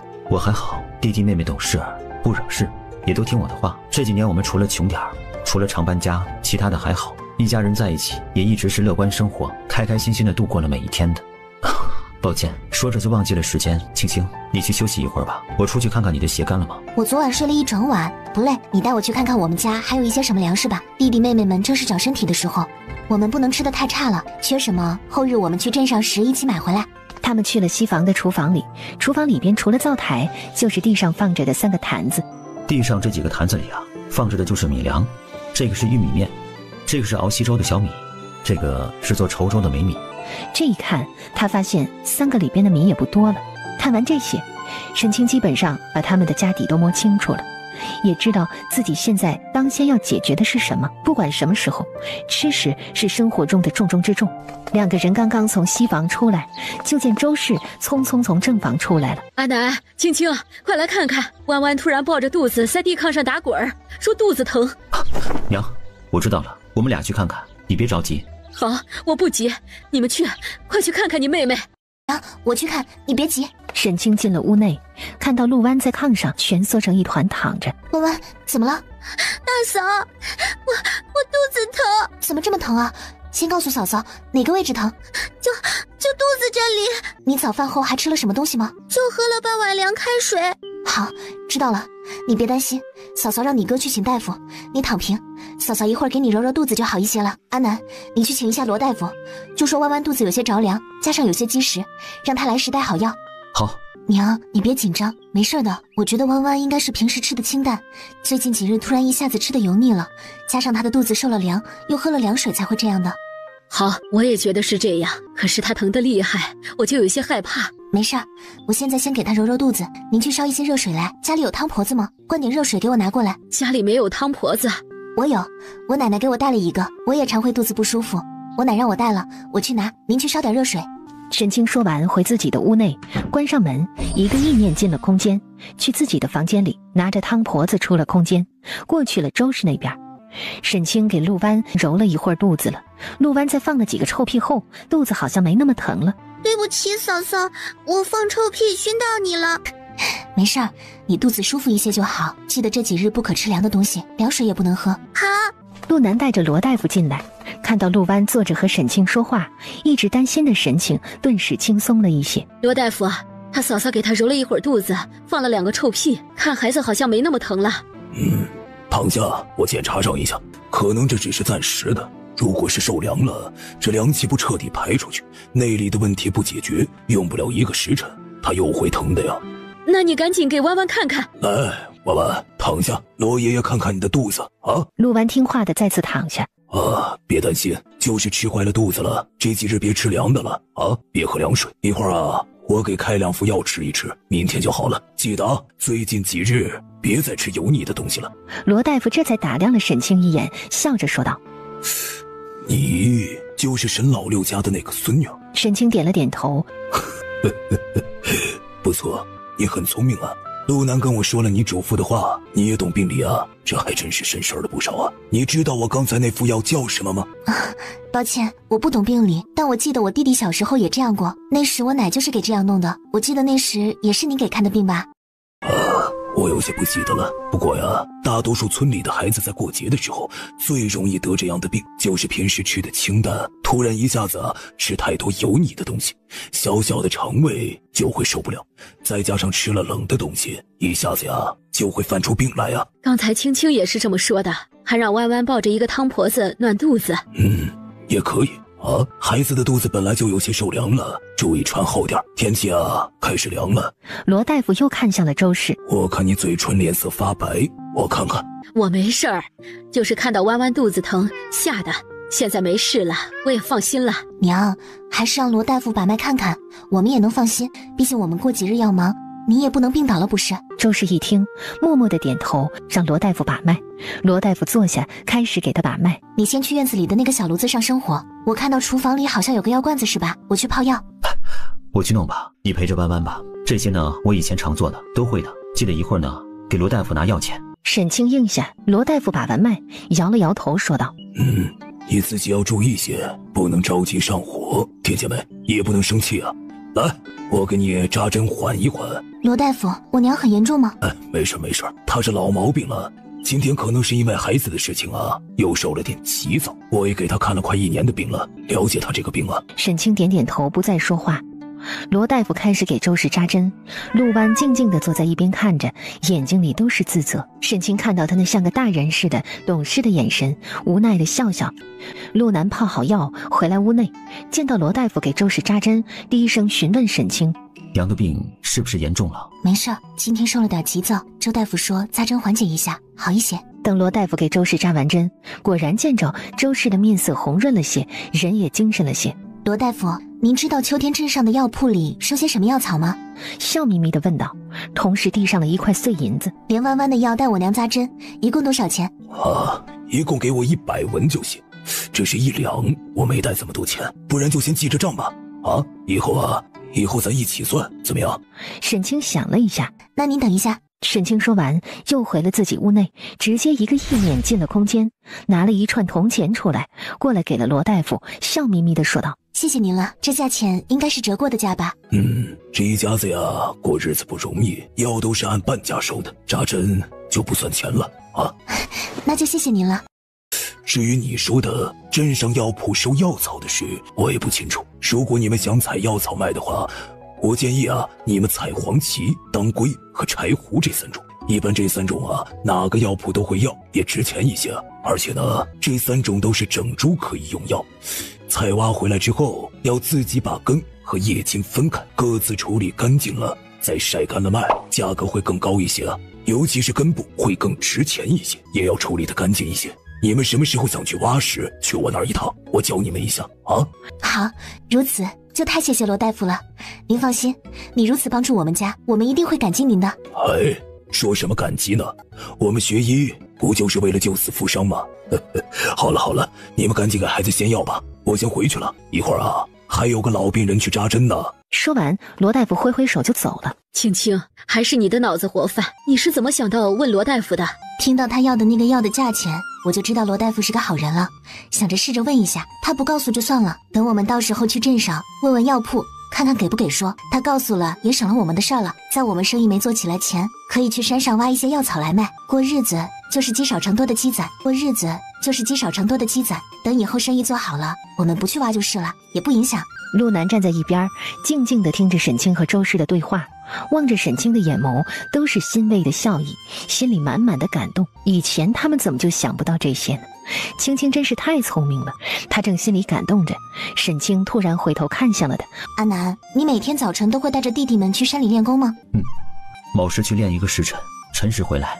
那这样以后你们辰时别回来了，就继续在地里挖药草，我辰时给你们去送饭，然后和你们挖一个时辰，我们再回家，趁着没下雪前我们挖一段时间。行，听你的安排。好，我们做生意的事也要准备一段时间，就在这段时间里，我们利用早晨的时间挖一些药草，积攒一些钱，用这些钱来给全家人准备冬装和新年的新衣。好，我知道了，我明天回来呢，就去找罗大夫去学认草药，后日一早呢，就带着弟弟们开始挖草药。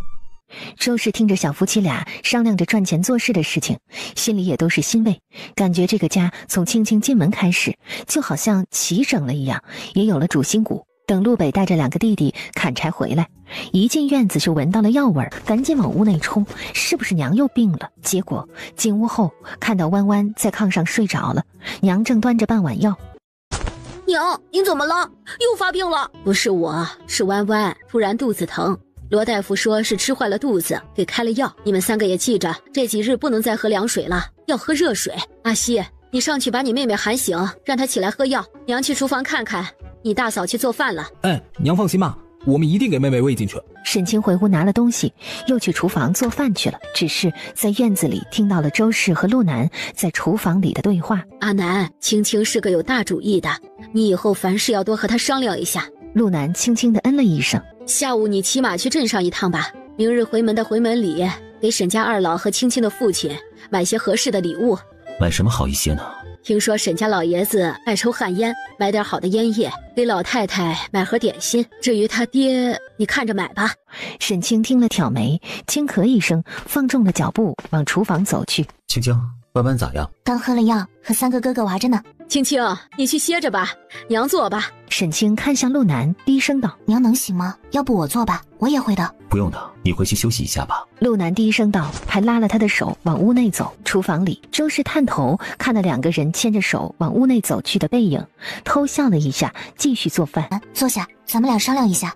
商量什么事儿啊？我今天上午站在院子里看过，我们家2边的墙外与2边的人家之间都有着一片空地。我想着，现在我们要趁着那2家没出手买时，我们先买下。啊，要买那2片空地吗？你昨晚不是跟我说，你们准备要在这里常住了吗？如果没那个打算，我们就先不买了。你说买，咱们就买。搬了那么多次家了，这里是我们都喜欢的地方，加上村子里的人呢，对我们也是没有恶意的。还有你，我们成亲了，住在这里，你也离娘家近一些的。想家的时候呢，我们随时可以回去看他们的。只是不知道李正卖不卖给我们。据说呢，东边的那一家呢，是李正家的本家，万一他要是给自家人留着的话，那我们就没有办法了。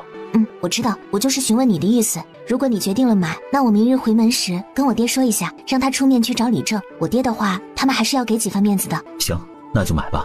阿北过年呢也20了，近几年呢也该给他说个媳妇儿了。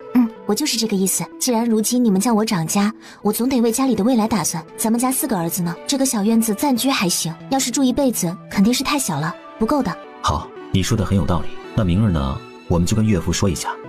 我去说吧。如果家里用钱，我还有嫁妆里的钱做后盾，你不用担心娘的病没钱看。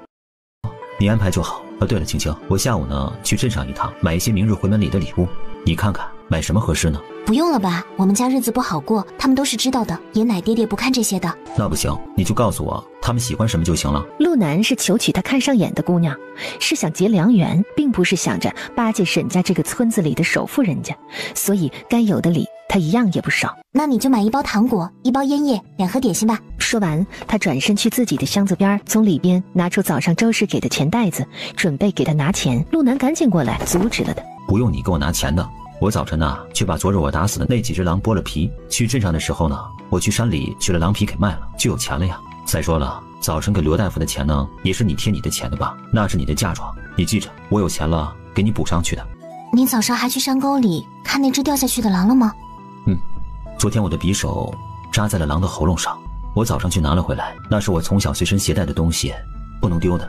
啊，这么贵重的东西，你昨日为何不去拿回来？万一那只狼没有死，带着你的匕首跑了呢？你这是不相信你男人的能力吗？敢伤害我的人，他就没有活着的必要了。我出手，怎么还会给他活着的机会呢？放心吧，一剑封喉。许笑，我以前不是不知道你会功夫吗？以后相信你就是了。陆南被他这娇怒的小表情惹得有些心痒痒的，悄悄地伸手环住了他的腰身，把他拥在怀里，凑近他耳边低声说了一句：今晚我们早点休息。沈清的脸顿时就是一红，这样的他让他怎么能不心颤呢？你休息一下吧，我过去看看弯弯。等陆南出去后，沈清才直起腰，轻吁出一口气。看来今晚是躲不过这一关了。算了，既然并不讨厌他，又是成了亲的夫妻，这个是迟早的事。自己想通了，沈清心里也不纠结了，坐在桌上想着做什么呢？干脆从空间内拿出一套文房四宝，写着一些未来的计划和一些自己想卖的美食的单子。等陆南回来喊沈清吃饭时，看到了满桌子写满字的纸。青青，吃饭了。走吧。你那些东西很重要吧？不收起来吗？不用吧，这院子里就咱们自家人，弯弯不出来，阿西也懂事了，不会来咱们这边闹，没事的。陆南听到他这么相信自家人，心里又是一阵感动。去躺一躺吧，你下午不是还要出去吗？不用，我陪你。算了，我也不看了，休息会儿吧，下午要骑马，也是会累的。他躺下，闭上眼睛休息。陆南把枕头放得挨着他的枕头，沈清下意识的心里抖了一下。别啊，陆老大，现在是大白日的，你不能睡得离我远一些吗？两个人都平躺着休息。陆南扭头看了沈清一眼，看着他闭着眼睛的眼皮不时的抖动，起了逗他的心思。他心中也在悄咪的想，他不会是以为自己大白日的会对他做什么吧？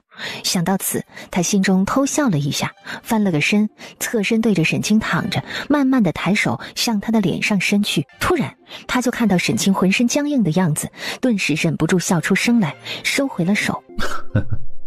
青青，你不会是害怕我靠近你吧？没有。那你刚才怕什么呢？他突然凑近他的脸边，两个人脸对脸，也就差了1拳的距离。去，离远点，大白天的凑这么近，让人看到我会被骂的。傻丫头，放心吧，你不同意的话，我是不会硬来的。你放心，即便我们如今已经是夫妻了，但是我们真正相识也才不过2天的。如果你无法接受这样与我成为夫妻的话，我可以等到你点头的那一天的。沈清一愣，他这么开明，这么好说话吗？那我要如何回答呢？是说没关系，自己不排斥和他做真夫妻吗？还是该说谢谢你的理解，那就等我们感情再深些，再做真夫妻。陆南这样说完，沈清反而沉默了。结果还没等沈清回答陆南的话，院子里突然传来一个女人尖嗓子的声音：陆南娘在吗？啊，在的，阿婶儿，你有事儿啊？啊，是这样，你还记得春天那会儿，你家陆湾生病，你家陆西去我家借那5颗鸡蛋吗？现在我家花鸭也生病了，喊着要吃鸡蛋，偏偏我家那只芦花鸡这段时间没下蛋，你看能不能把我家那5只鸡蛋给还了？那个，当时过了几日不是还了吗？没有，你们没还，当时你们家都不喂鸡，哪有鸡蛋还呢？我就跟你说了，秋天再还的。不可能啊！后来我家陆南去打猎，打到一只野兔，不是给了你家顶了那5颗鸡蛋了吗？没有的事儿，你肯定是记差了。他婶儿，当时陆南送去你家时，你家男人也是在的，要不让陆南去你家和你男人对一下？我男人出门了，不在。他婶子，你这是什么意思啊？你是不想认了是不是？要不要我去找李正过来说说这个事儿啊？再说了，5颗鸡蛋，你家如今又不是还不起，你家不是娶了沈家闺女吗？你家媳妇没给你带回来点钱？李氏说的话越说越难听。大婶儿，媳妇儿是媳妇儿的，你怎么能这么说呢？陆南和沈清听到这儿，顿时听不下去了。你就在家里待着，我出去看看。你出去要怎么做？和一个妇人理论吗？俗话说，好男不跟女斗，这女人明显就是来找茬的，我来对付她。冷冷地说完，沈清撸起袖子就出了院子里。娘，既然你今日把掌家之权交给我来管，那你就别管这事儿了，你先回屋去陪着妹妹。青青，我们确实借了他家5颗鸡蛋，但是几日后就用1只兔子给顶了。我知道了，娘放心，我来处理。阿南，你来扶娘回屋去。婶子，当时是我和我大哥一起去还的，是您接下的，怎么会没还呢？娘，您先回屋吧，我们来处理。您照看着妹妹去，她还生着病呢。沈清来到了李氏的面前，淡淡的看着他。李氏对上气场强大的沈清，顿时就矮了半截。贺家婶子，既然你知道我沈清和陆南成亲了，那你也应该知道我是谁，我就不用自我介绍了。今天早晨，我婆婆就把管家之权交给我了，以后有什么事你跟我说即可。我婆婆身体羸弱，如果因为你的叫喊吓出点毛病来，小心我们找你们家的麻烦，让你家给我婆婆看病。婶子，现在说说5个鸡蛋的事儿。李氏正要说话，看到陆南出来，走到了沈清的身边，他对上陆南冷淡的眼神，有些不敢讹诈了。哎呀，算了，也许是我忘记了，既然你婆婆说还了，那就算了。沈清知道这样的事情不会是最后一例，今日他必须要让这些人知道，陆家以后不是他们能随便欺负的。等等，婶子先别走，让你这么一折腾，知道的是你自己记差了。明明我相公去还了，你说没还，不知道的人还以为我沈清以沈家的名义吓唬压迫你，耍赖不给你了呢。那你想怎么样啊？不怎么样，就是想吓唬吓唬你，杀鸡儆猴，让那些暗中看着的人知道我沈清是护着陆家的。我希望婶子说个明白，当初我小叔子去你家里确实借过鸡蛋吗？当然借过了，当时是你小姑子发烧了，你婆婆打发老四来借的。哦，当时有人证吗？沈清，你什么意思啊？当时我可是好心帮了陆家啊，现在你是想过河拆桥？婶子，我有说你没给借吗？你还知道过河拆桥这个词啊？不错嘛。那你觉得谁才是过河拆桥的人呢？我只是问你，当时还有人在跟前看到了吗？当然有了，当时我家男人在。那我问你，这鸡蛋我婆婆说还了，你却说没还，是不是？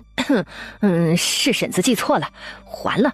过了几日，陆南和陆西去还了的。还的什么？还的一只野兔子。当时可有人看到了？李氏再次犹豫了一下，说：“有，我相公也看到了。”好，有你们家人看到就好。我想问问婶子，你觉得一只野兔可以换多少颗鸡蛋？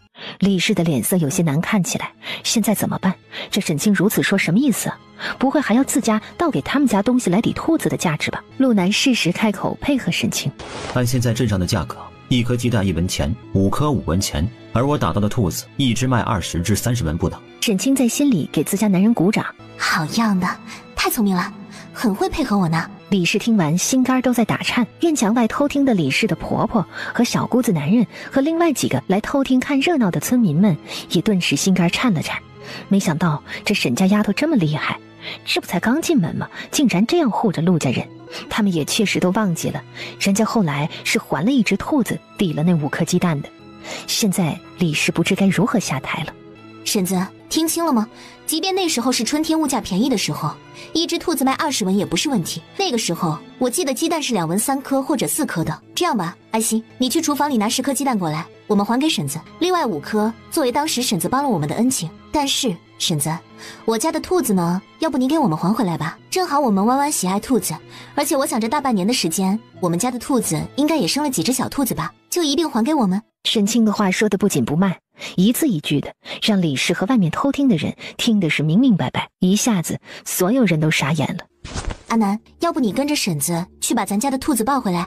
陆南点头配合着的。好。不行啊，那个陆南呐，陆南媳妇，婶子道歉还不行吗？这婶子岁数大了，脑子不好使了。这次是婶子不对，婶子是真忘了。孩子生病了，婶子一着急呀，就没想起来陆南还了1只兔子的事儿。李氏有些尴尬，又看向了陆南。陆南呐，我家花丫真的生病了，婶子真是急糊涂了。你看，你能不能跟你媳妇说，说这件事就这么算了，等以后婶子家鸡下了蛋，再给你家10颗，补上那只兔子差的鸡蛋，行不？陆南无语的看了他一眼，没说话，看向了沈清。沈清瞥他一眼，那意思很明显，我看看你向着谁，我是为了谁？南看到他这小眼神儿，凑近他耳边低语了一句：那只兔子是公的，生不出小兔子的。沈清被他这句话说的扑哧一笑，算了，邻里邻居的，既然孩子病了，婶子还是回去照顾孩子吧。以前的事过去那么久，就算了。我不希望这样的事情以后再发生，否则我们就新账旧账一起算。李氏得到他这句话，如蒙大赦，赶紧笑着说了知道了，这才脚步匆匆的离去。沈清冷哼一声，回屋看陆湾和周氏去了。大哥，还是嫂子厉害，嫂子真有办法对付这样的泼妇。嫂子真聪明，我们竟然没想到拿叉架去对付她。大嫂是我的偶像，以后我要跟大嫂学会跟人吵架。陆南无语地看了3个弟弟一眼，去给我准备马和大链，我要去镇上一趟，先去山里拿几张狼皮去。是。他也回了周氏的屋内。要走了吗？那你先跟我回家里一趟。对陆南说了一声，出去回自己屋子去了。陆南又溜溜地跟了回去。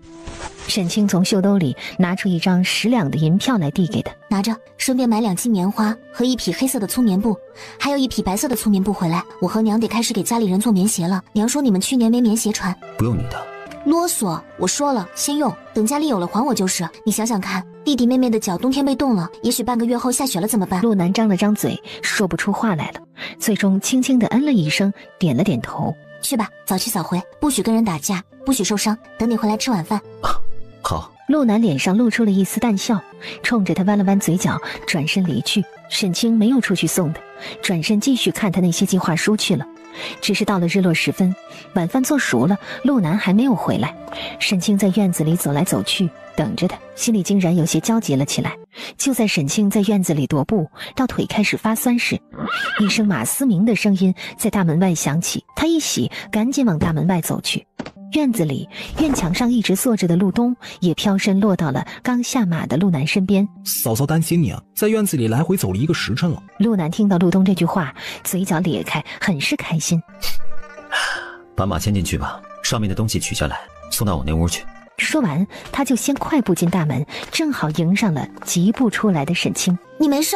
沈清想问个你没事吧，结果被正好进了大门的陆南直接抱了个满怀。我没事的，别担心了。买东西呢，就多跑了几家，想买最好的东西，所以迟了一些的。啊，没事就好。哎，手这么凉，你回屋等我也是一样的。屋里黑，坐不住，天色又没太黑，也不好点灯。陆南和沈清回屋里整理买回来的东西，见到他买回来的都是自己想要的，且都是好东西时，沈清放心了。给你，这是你给我的钱，这个呢，是我卖了狼皮又买完东西后剩下的钱。这么多？那几张狼皮很值钱。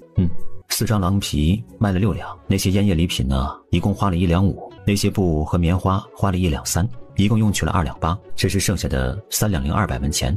沈清听完，默默地点头。乖孩子，一文都没乱花。好，那我收起来了。我下午没事儿做了一个账本，把娘交给我的钱财都立了一个账本，这样进出都做好笔录。以后想要知道自己手里有多少余钱，看账面就能明白了，省得去数银子。沈清说着，拿出账本来，一笔一画的把陆南给他的钱记录了进去。陆南看着他认真的样子，露出了一个宠溺的笑容。这丫头是真的很聪明。我去打水，我们洗漱完了，早点休息吧。陆南轻声说了一句。沈清收账本的手一顿，顿时浑身上下又有些热起来。一通折腾，2个人轮流洗漱完了，沈清已经钻进被窝里躺下了。要是能赶紧睡着了多好，可是他失望了。直到陆南上来钻进他自己的被窝里，他还是十分的清醒，睡不着。青青，你的呼吸怎么这么粗呢？是不舒服吗？突然陆南的声音在沈清的耳边响起，把沈清吓得突地抖了一下。怎么了？害怕？是怕黑吗？还是怕我？不怕，睡吧，我在你身边的。沈清被动地被他揽在怀里，顿时一股属于男人的阳刚之气扑入他的鼻尖，这让他想起昨日闻到他身上的气息，就是这个味道。被他这样紧紧地抱着，沈清的内心渐渐地平静了下来，还真的就不那么怕他了。你是怕黑还是怕我？沈清哪好意思说怕他，只沉默着。你别怕我，我们先慢慢熟悉着。我白日说的话呀，是算数的。待你心里有了我，能接受我的时候，我们再洞房。睡吧，睡在我怀里，你就不会那么怕了。放松吧，青青，以后的每一日呢，我都会拥着你入眠。你每天都要这么紧绷着入睡吗？沈清想想也是，就慢慢的放松了身体，靠在他的胸前，静静的闭上眼睡觉。本以为自己会不习惯被他这样抱着，会睡不着，没想到他闭上眼，感觉到困意来袭，意识渐渐地进入了梦中。结果今晚难以入睡的是陆南，闻着鼻尖传来的来自媳妇身上清雅的香气，他的心里就像是沸水开了锅，一直不停地翻腾着，脑中更是不时地闪过曾经在军营里听那些吃过肉的老兵们坐在一起讲的黄段子，什么前凸后翘小蛮腰，什么肤白貌美大长腿。不能想了，这些媳妇身上都有。想到此，他的心里渐渐地平静了下来，轻轻地吻了吻他的额头。娘子晚安。翌日早晨，沈清是在陆南的怀里醒来的，看着屋内有些微微的发亮了，就想着悄悄地离开他的怀抱，耳边却传来他的低喃声：别动，再陪我躺一会儿吧，天还没有亮呢。你不去练功了吗？今天不去了，昨晚跟他们3个说了，今天陪你回门的，给他们也放1天的假。沈清乖乖的不敢动，脸上渐渐的发烫，他觉得这样是不是不对，心里犹豫了一会儿，借着晨光看着他俊逸的脸庞，突然主动凑过去亲一下他的唇。陆南一呆，低低的唤了一声：青青。我不排斥和你做真夫妻，但是我有一句话说在前面。什么？我不喜欢与别的女人共侍一夫，你觉得我矫情也好，觉得我是妒妇也好，但我在这种事情上有洁癖。你如果选择了与我做真夫妻，就不能在与我好的期间碰别的女人。如果哪一日你要纳妾，或者喜欢上了别的女人，你碰过别的女人，就别再碰我了。我们好聚好散，一封和离书，我们谁也别纠结，谁也不阻碍谁，可以吗？你如果答应我，我们就洞房吧。沈清说完，静静地等待着他的答复。陆南听他说完，揽着他的手臂渐渐收紧。傻丫头，我的心很小，住下你一个人足矣了，哪还有心力去应付别的女人？爱你之余，我剩余的精力还要照顾好家人，给他们一个平安富足的生活。你放心吧，既然娶了你，以后我的妻子只会是你一个。你可能不知道，我家以前虽然富贵，但我爹也只是有我娘一个女人，府里没有侍妾，这是我家的传统。我爷爷那时也是的，没有纳妾的。青青，我也是有洁癖的，你担心的那种事情是不会发生的。沈清听到他的这些话笑了，虽然不知道他会做到何种程度，但是此时听到这些话，他是开心的。我记下了。青青，谢谢你接纳我，你放心吧，余生我不会让你失望的。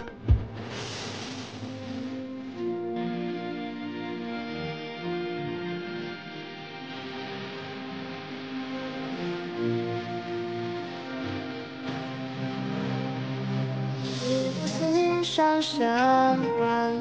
谁在袅袅炊烟？你再睡会儿吧，我去烧热水，你泡个热水澡会舒服一些的。沈清的脸上还微微的发热发烫着，他低低的嗯了一声，拉起被子盖住了脸。陆南知道他害羞了，也没再说什么。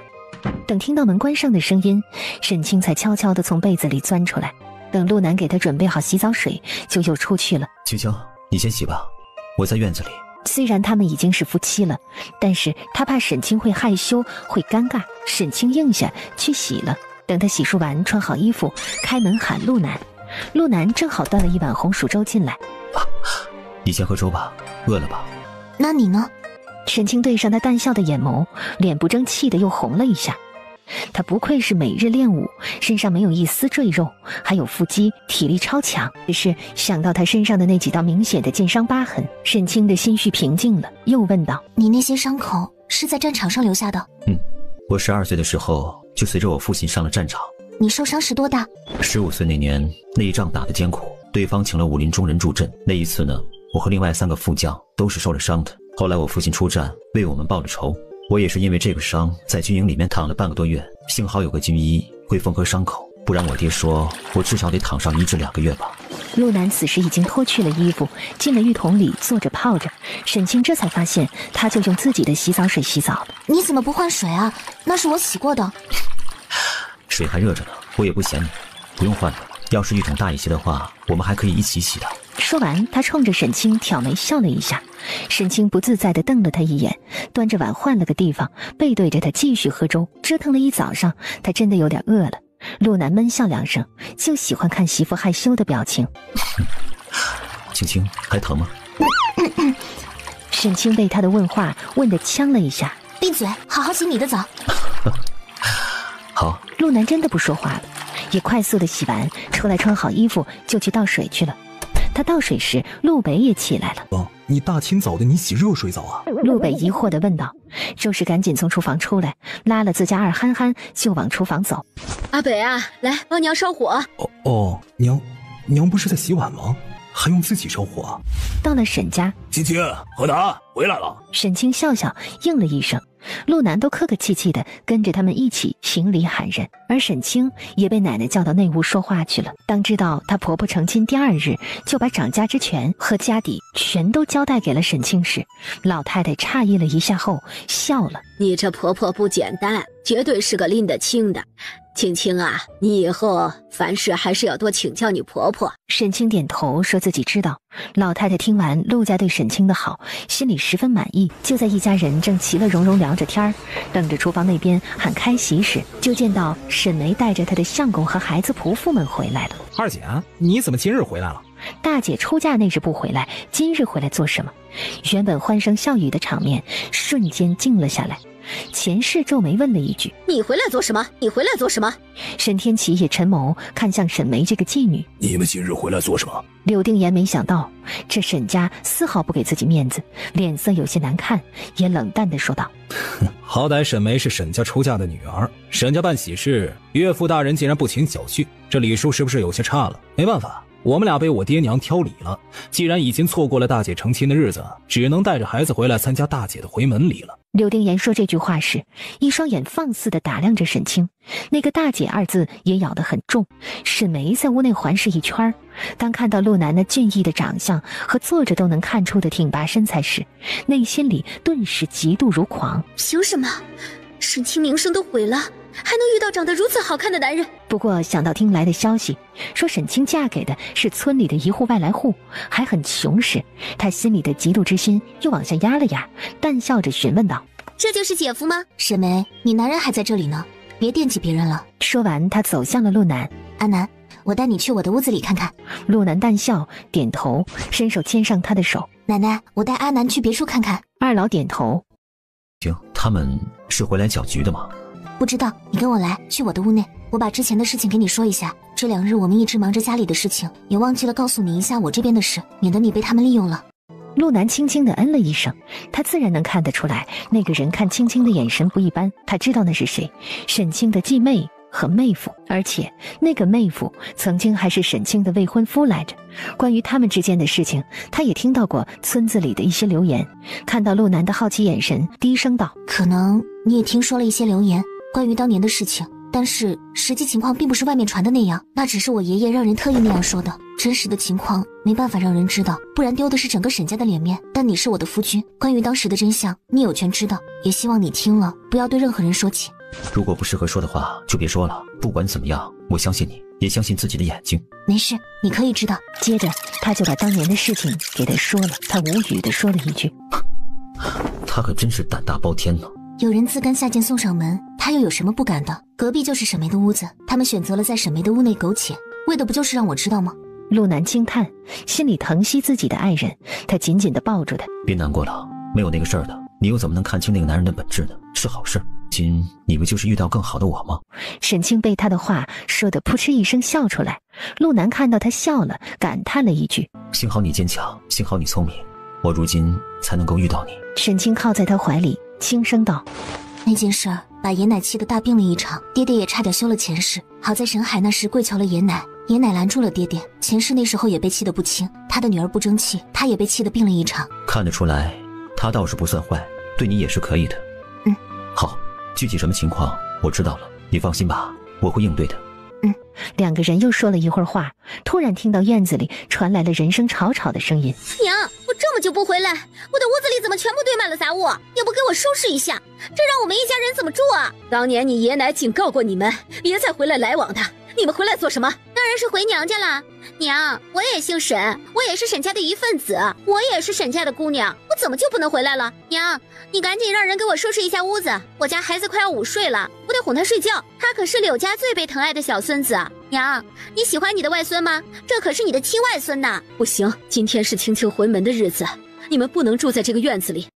哼，娘，她是你的亲女儿还是我是啊？在这个家里不帮我，还帮着他们欺负我，这一家人，这是特意站在我门外吵闹吗？沈清头疼地看了陆南一眼。中午吃完饭我们就回去吧，原本还想着多陪陪爷奶呢，看来不行了。那一家人回来，明显是不安好心的。反正我们近，以后再来吧。陆南轻轻地应了一声好。接下来的一个时辰，两个人也没出去，就在屋内休息了。陆南坐在炕沿边看书，沈清在收拾自己屋内的东西，然后趁着放进柜子里时，一个意念收到了空间里。他也在思索，以后与陆南过在了一起，他又每日守着自己，空间那些东西成熟了，什么时候才能去采摘呢？要不要带他进空间？带进去了肯定是有好处的，多个人与自己一起种田收东西，但是带进去要怎么给他解释那个地方，他也得好好想想。午时正，前院开饭了，沈家人多，一共做了2大桌。为了减少麻烦，沈梅和柳定言被安排在了另一桌上。爷奶，我们柳家好歹也是富贵人家，回了娘家，难道就连个主桌也上不了？想吃就做，不想吃就赶紧走，没人去请你们；不想吃就赶紧走，没人去请你们。而且给我记住了，吃完饭赶紧走，以后别回来这个家。你不是我们沈氏的人，沈氏也没有你这样的孙女。爷爷，我倒是好奇了，我哪一点不如沈清啊？你为什么从小到大总是不待见我？沈梅一脚踹倒了一个凳子，突然叫嚣着，她今日回来就是来闹事的，闹得越大越好，就是要搅了沈清的回门礼。做什么呢？沈梅，你的良心呢？你自己不是沈家的孩子，自己不知道沈家养大你，供你吃穿，对你如何的好，而你却是如何对待沈家的，你自己心里没点数？滚出去，否则我连你娘一块休了！沈天启被气得口不择言，沈梅冷笑，还在一边火上浇油。那你倒是休啊，赶紧休了，我还怕你不休呢。你秦氏这时也被气得哭起来。闭嘴！今天是亲亲回门的日子，哭什么？沈天启被他哭得心烦，冲他吼了一声。这期间，沈清和陆南脸色暗沉，沉默着。他们俩都在心里猜测着，这沈梅这次回来的目的，难道只是为了搅和自己的回门礼？你滚啊！你回来做什么？你一回来就要把家里搅得天翻地覆，带着你的野男人滚！她也是你亲姐，这个家里没你说话的份儿，都是因为你。沈清心里叹息，看来这样下去不行，会出事的。沈梅，你觉得你当年背叛我之后，我们还有坐在一个桌子上吃饭的情分吗？咱们也都别装傻，直接说说你们俩今日抱着孩子回来的目的吧。如果你还想闹腾这个家，我就直接去官府告官了。那你去告啊！你以为我怕你啊？我知道你不怕我，不然你也不会抢我娘临终时给我定下的亲事了。给你们一盏茶的时间，说出你们的目的，否则我们就要动手帮你们了。哼，你还能打我不成？来打呀！我正愁收拾不了你呢。陆南这时突然出声了：晶晶，我昨日去镇上的时候啊，听到了一个消息，回来忘记告诉你了。什么消息？镇上传言说呀，柳记酒楼里喝酒喝死的2个人呢，死者主家去打砸了柳记的酒楼和柳家的其他的几个铺子，还要求柳家赔偿2万两白银，否则的话就要去烧了柳府。原本呢，我觉得这些流言与我们是没什么关系的，就忘记了。但是此时知道了他们是镇上的柳家，我想这个事情应该让大家知道一下。陆南说完，沈梅和柳定言的神色一僵，沈家人个个都不敢置信地看向他们2个。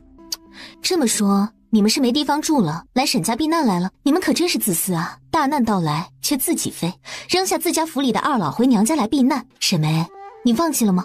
这里已经不是你的娘家了，你背叛了这个家，你已经被赶出去了。当初能给你风光办喜事让你出嫁，也是我们对你最后的仁慈。去收拾你们的东西，赶紧离开。你们以为你们住在这里，沈家会帮你们吗？做梦吧！爹，好歹我也叫了你10几年的爹，你不能因为我不是你亲生的，就对我和沈清厚此薄彼。沈清出嫁，你给了多少钱的嫁妆，也得给我多少钱。想要钱啊，跟你亲爹要去。以前这样的话，沈天启根本对着沈梅说不出口，但是此时他是彻底被沈梅气得心凉了。老爷子冷笑，看向柳定言说：哼，所以柳公子其实是来借钱的吗？柳定言没有吭声，沈清被这一对不要脸的夫妻给气笑了。真是滑天下之大稽，我沈清还是第一次遇到求人还求得这么猖狂，这么理直气壮的。柳定言，你们不觉得你们求错人了吗？不是来借钱的，沈家这点家底，我柳家还不放在眼里。哼，不是来借钱的，那就是存心来搅乱我的回门礼的。柳定言是个男人，就敢做敢当。既然你当初看上了沈梅，直接说就是了，让她嫁给你就是，用得着做那等下流事来恶心人吗？沈清也是真的被气到了，他觉得这个事儿总归是要了结的，今日就一次性的解决了吧。再来几次，爷奶首先就会被气得病倒。我说了，那时是他来勾引我的。你是怎么做的？柳丁言不说话了，沈清嗤笑着看了沈梅一眼。看到了吗？这就是你从我手里抢的男人。沈梅，你这3年好过吗？他爱你吗？你过得开心吗？俗话说，君子不吃嗟来食，恶狗不咬落魄人。而你们……沈清后面的话也懒得跟他们说了，只淡笑着冲着他们俩摇摇头。既然你们是回来搅和我的回门礼的，那恭喜你们，你们的目的达到了。今天就到此为止吧，你们可以离开了，我们也要回去了。陆南来到了他的身边，牵起他的手，离开了沈家。沈清，我们之间没完。阿海，你去送你姐姐和姐夫回去。沈天启无力地对儿子说了一句。一顿饭，众人吃得没滋没味的。到底这人品行太差，差了陆南很多呀。他唯一比陆南强的，也许就是他有个有钱的爹。沈家村，陆家，沈清和陆南今日回门，5时还没过，2个人就回了家。周氏吓了一跳，这怎么就回来了？青青，阿南，那边发生什么事了吗？你们怎么回来了？陆南简单的把能给他娘说的说了一下。周氏听完，心疼的看了沈清一眼。可怜我们青青了，怎么会遇到这么个糟心的继妹呀？果然传言不可信。我倒是没有多大的感觉。原本如果那个亲事不是我娘的临终遗愿的话，我长大后是想退亲的。那个人性子不稳重，不适合过日子，不是我喜欢的类型。没想到他们俩能互相看对眼，倒是省了我的事儿了。只是爷奶和我爹他们心里过不去那个坎儿，觉得对不起我去世的娘亲。陆家母子听了心里都欢喜，他们其实还想感谢这个沈梅呢，把那个男人抢走，倒是便宜了他们家。这么好的沈清成了他们家的媳妇。下午周氏也没有打搅他们小两口，2个人也没有出去，就在屋内看书聊天培养感情。你去插上门，我带你去一个地方，闭眼。莫非这丫头是要偷偷的亲我？只是刚闭眼，还没有感觉到他亲自己，就听到他又说可以睁眼。陆南心里疑惑，睁开眼，当看到眼前的场景时，他惊呆了。青青，这是哪里？具体在哪里我也不知道，从出生后懂事起，我就凭着意念能来到这个地方。这里的土地都很好，不用施肥浇水，种什么东西只要找对种的方法都能活。你过来看，这些都是我一个人无聊时种的。这是辣椒吗？这几种都是辣椒。没想到你见识挺广，还见过辣椒啊？以前呢，我跟着我爹去过南边边界上，我们国家那边的南翼国喜食辣椒，我们国家的南地百姓呢也是爱吃辣椒的。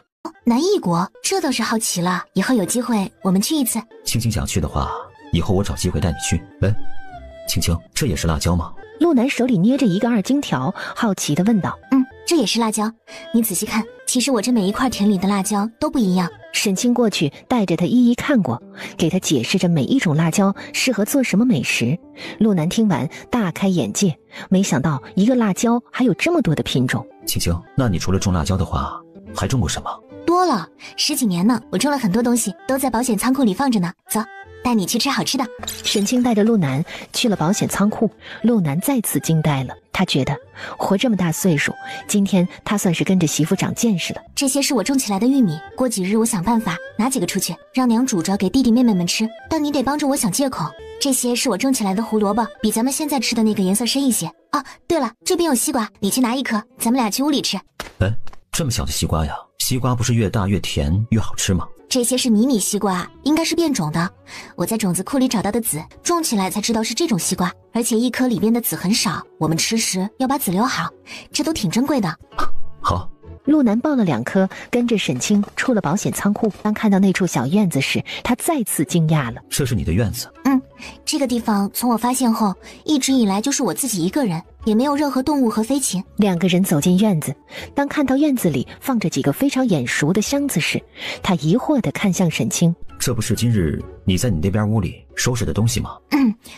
那边我不常回去了，我想着把我的东西搬到这里来，万一有用时省得我回沈家拿了。何况我们常常从那边往回拿东西，人们也会诟病你的，那样你脸上不好看。沈清说完看向陆南，才发现陆南一脸感动地看着他。怎么了？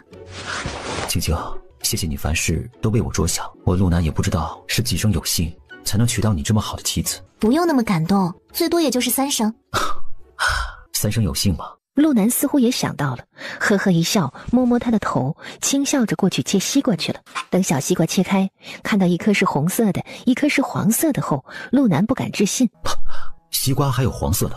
黄色西瓜和红色西瓜营养价值差不多，你都打开尝尝。一定要说有区别的话，就是红色的会比黄色的含糖量低一些，但果酸和维生素含量却比较高。红色的吃起来也会比黄色的稍微汁液多一些，觉得水大甜。外面看着都差不多，你是怎么知道一个是黄的，一个是红的呢？我摘了西瓜时是分开两边的架子放的，你拿时拿的是红色的，没注意到我从另外一边也给你剥了一颗吗？陆南仔细一想，好像是那么回事儿。因为看着都是西瓜，他根本就没有多想。两个人默默地吃着西瓜。阿南，你们兄弟4个，怎么你不是叫陆东呢？一般不都是东西南北来排序起名吗？又不是一起生的，按照东南西北排序啊。我是因为我爹呀，在驻守南大营的时候，我娘生的我，他们也是在南边怀的我，所以呢，就给我取了陆南。二弟和我一样，是我爹呢驻守北大营的时候有了二弟的。生二弟的时候呢，爹就给取名了陆北。等到3弟出生的时候呢，爹爹呀又去守东疆去了，干脆呀就给他取名陆东了。而等到4弟出生的时候呢，爹爹已经高升到大将军了，在京城待的时候多了，东南西北有了，干脆呀就给他凑了个西。这样的话，这东南西北呀就都凑齐了。原来是这样，可怜的4弟是来凑数的。是啊，每次说起这个事儿啊，4弟就很郁闷。不过呢，我们4个人启蒙时呢，就都有表字了。京城内的人也都知道是我们的表字。东南西北基本上是家里人和亲戚们叫得多。哦，原来如此，明白了。青青，我告诉过你我的表字吗？其实呢，我们俩挺有缘的。我的表字里啊，也有一个青字，不过比你少了个水。战青，青青，记住我的表字。以后这个名字呢，可能很少用了，但是我希望你能记住。陆战青，好名字，我记住了。两个人吃完西瓜，回了沈清在空间里的屋内。陆南帮着把那些箱子搬回屋内放好，两个人又洗漱了一下。对了，阿南，以后你洗漱时，我给你水里加一些这个灵泉水，看看能不能去掉你身上那几处疤痕。好。等过几日，我悄悄地再往咱家的水缸里放一些，让娘他们也吃一些这个灵泉水，以后他们可能会少生病一些。好。青青真好，一点也不藏私，还凡事为家里的每个人着想。收拾妥当，夫妻俩出了空间。由于在空间洗漱过了，他们也没有再去厨房打水，直接休息了。新婚燕尔正新鲜着呢。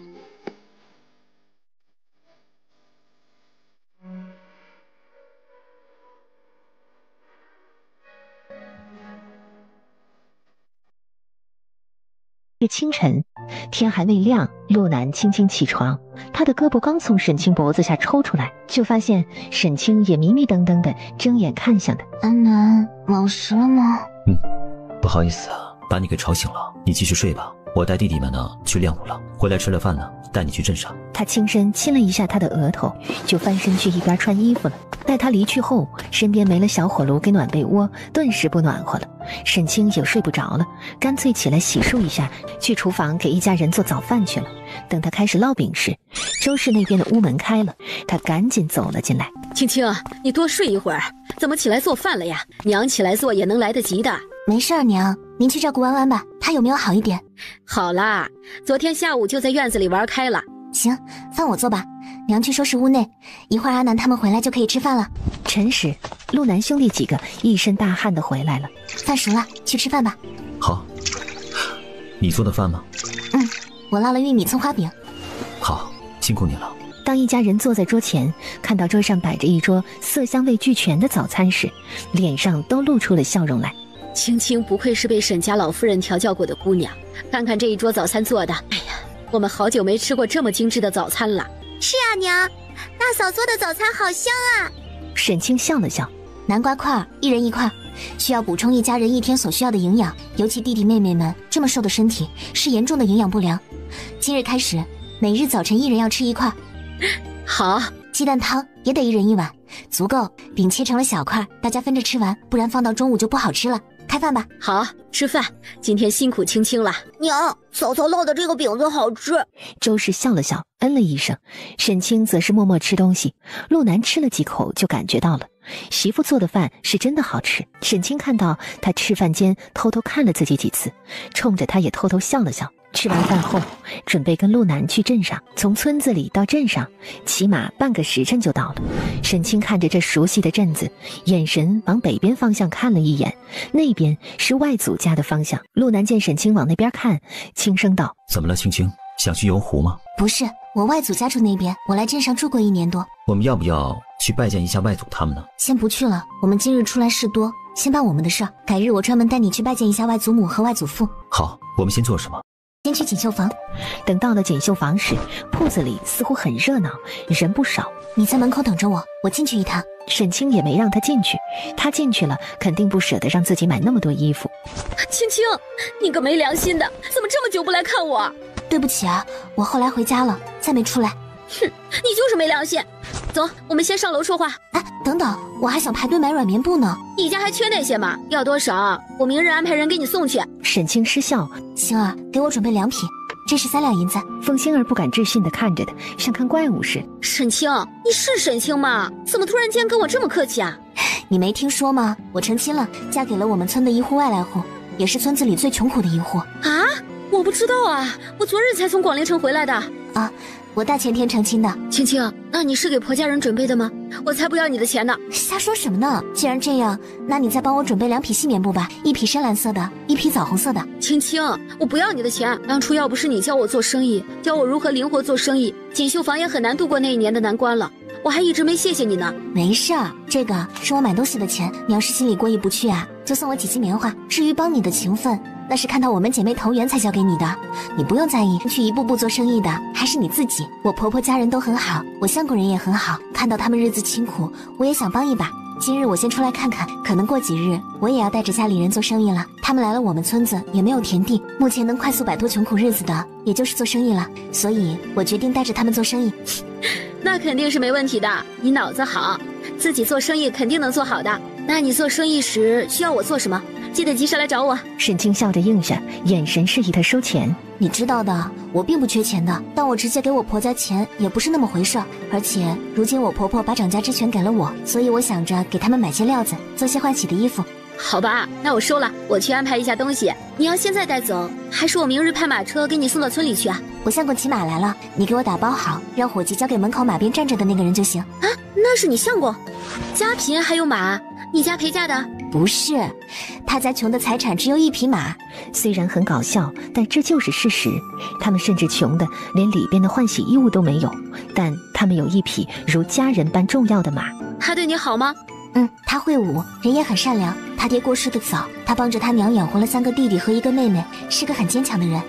可以说他的坚强打动了我，所以我决定帮他们过上好日子。他们虽然有功夫，但不会做生意，不会赚钱，所以这些年才越过越穷。”“他可真命好，遇上了你。”之后凤星儿亲自去帮他准备东西，2个人说说笑笑间出去了外面。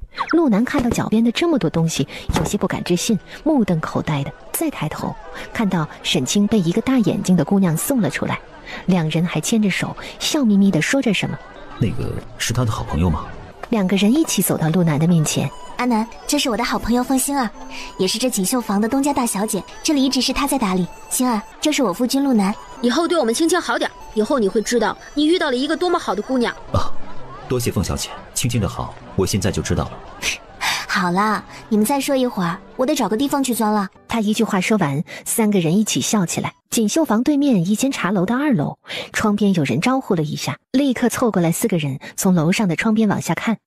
“凤兄，你看你妹妹笑得多开心啊！”年轻公子嗯了一声，眼睛却一直看着沈清。他心里低低地说了一句：“青青，好久不见，青青，好久不见。”然后他又看向陆南，心里疑惑：那个人是谁？陆南的感知力很强，突然转头朝着锦绣房对面的一个窗户口看去，这边几个人没来得及躲开，全部被陆南看在了眼里。凤星儿觉察到了陆南的目光，抬头看去，看到自家大哥在茶楼2楼，笑着冲他挥了挥手：“大哥，你今日在这边啊？”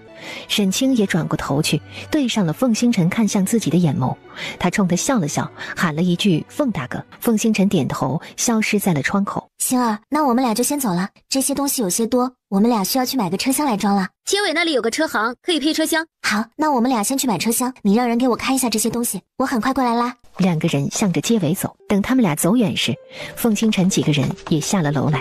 见到沈清走了，凤星辰诧异地问道：青青呢？怎么走了？和他夫君去买车厢去了，一会儿回来拉这些东西。夫君？他成亲了？凤星辰只觉得心脏位置狠狠一疼，他竟然成亲了。大前日成亲的。凤星辰的脸色一时间有些苍白。所以那个男人是她的丈夫。他的拳头渐渐握紧，默默垂下了眼眸。所以还是错过了吗？青青，我们要买车厢吗？买一个吧，一个车厢15两左右。我们开始做生意的话，也能用得上。你放心，这都是做生意必要的投资，迟早是要买的。那些东西有些多，我们也不能当着众人的面收到空间里。马背上又放不下，棉花是星儿送的，有些多了。他给了10斤，他说要安排人明日给我们送。我想想还是算了，不用麻烦他了。正好我们回家时也需要买一些粮食，我觉得我们还是买个车厢合适。好，那就买吧，但你要记好账，花了你多少钱呢？等我们赚到钱了，先把你的钱给拿出去。我知道，你是不是会觉得这样让你有些没有面子？那倒没有，毕竟比起来被饿死的话，面子就什么都不重要了。孺子可教也，记得别太在意别人说什么，怎么看你，那样的话你自己会活得很累。陆南点头嗯了一声，买好马车给疾风套上时，疾风不安地在原地动来动去，甩蹄子。一向没拉过车的他套上车以后被束缚了，觉得很不舒服。陆南走过去抱着马头安抚了他一会儿，疾风才情绪稳定了些。一会儿回去的路上，咱们给疾风喝点灵泉水，看他喜不喜欢。好。他们回去锦绣房门前拉东西时，就看到了门前站着一群人等着他们。看到这群公子哥，沈清头大。阿南，你先装车，我去跟他们说几句话。陆南点头，开始往车上装东西。沈清走向了凤星辰他们几个。凤大哥，不忙吗？沈清笑笑，打过招呼，就看了其他几个公子一眼，冲着他们点点头，就与凤星儿说道：星儿，那我就要走了。凤星儿点头，看了自家哥哥一眼。他突然间能感觉到哥哥有些不开心了。等陆南赶着马车离开时，还能感受到那群公子哥盯着他们看。陆南垂下眼帘，他看出来了，那个凤星儿的哥哥可能是喜欢青青。他看到他不时的会看青青，原来盯着青青的人这么多。幸好沈家老爷子不知道，不然就没自己什么事儿了。青青，我们再去哪里？找个没人的地方，我们把马车收到空间，去逛逛菜市场，我看看能不能买到我要的一些食材。刚才李记没有我要的东西。陆南应下，赶着马车往镇东方向去了。等两个人再次回到街上时，已经一身轻松，什么都不带着了。两个人肩并肩地走着，看着街道两边。我记得菜市场在南边吧，我们进镇口的不远处。我们先逛逛这边，这边有几个零嘴小吃店，我们看看他们都卖些什么。两个人又走了2道街后，走入了那条沈清说的小吃街，顿时香甜的味道扑鼻而来。看来这是画记点心铺子做出点心了吧？想吃吗？想吃的话，我们就去看看吧。过去看看，这条街上就属画记的点心生意好。陆南轻笑了一下，跟上。两个人边走边吃。沈清看了一眼他拘谨的样子，轻笑。以前是不是没有在街上边走边吃过东西？陆南羞涩一笑，沈清笑笑，伸手牵住他的手，这样就更浪漫了。陆南顿时勾起了唇角，眉眼里是开心的笑意。浪漫这个词用得好。走了一圈，沈清心里有了谱。最后他们又在画记买了2盒点心，提着离开了小吃街，前往菜市场去了。在菜市场，他们又买了一个背篓，买了很多的东西。陆南背着牵着沈清的手，两个人离开了镇子上，走到没人的地方。沈清一个意念把马车放出来，他们上了马车继续赶路。陆南感觉到他的疾风很开心似的，走着也很精神。相依为命这么多年，他能感觉到疾风的各种情绪。青青，疾风好像是很开心呢。想来空间里的灵气他也喜欢的，一会儿再给他饮一点灵泉水。好。中午时分，当他们回到家时，陆北他们几个都惊呆了。马车？大哥大嫂，这是我们的马车吗？我们俩去挑的。先关大门，我们回屋说话。周氏一听，赶紧点头，示意儿子们都别说话了，先进屋。沈清陪着周氏和陆湾进屋，陆南喊了陆北兄弟几个过来马车里搬东西。当看到马车里那么多东西时，陆北他们再次傻眼，这么多。大哥，这是大嫂买的。先搬到娘屋里，让娘过个数，之后呢，就放在该放的地方。兄弟几个赶紧乐滋滋的去搬东西。等东西都搬回到周氏屋内后，布匹和棉花放在了炕上，粮食那些放在了地上。你们俩今日买了这么多东西啊？青青啊，花的她的钱。她说呀，先让我们做2身换洗的衣服，棉衣也得做了。等我们以后赚了钱呢，给她填进去。青青，是咱们家拖累了你呀。娘放心，我们只有吃饱穿暖了，做起事来才会更加有干劲。我还等着以后我们一家人一起努力，过好日子，赚更多的钱，去住那高门大府呢。好啊，我们都听你的，你说咱们怎么过，咱们就怎么过。看到婆婆也没闲得花钱大手大脚，沈清笑笑，这家人都很善良。陆南的性子有些像他娘。从下午开始，您就加紧时间，给你们几个人先一人做1身换洗的中衣和内衣穿。我这边抽空开始给他们做棉鞋。您手边有鞋样子吗？没有的话，我明日回去跟我二婶他们要一些。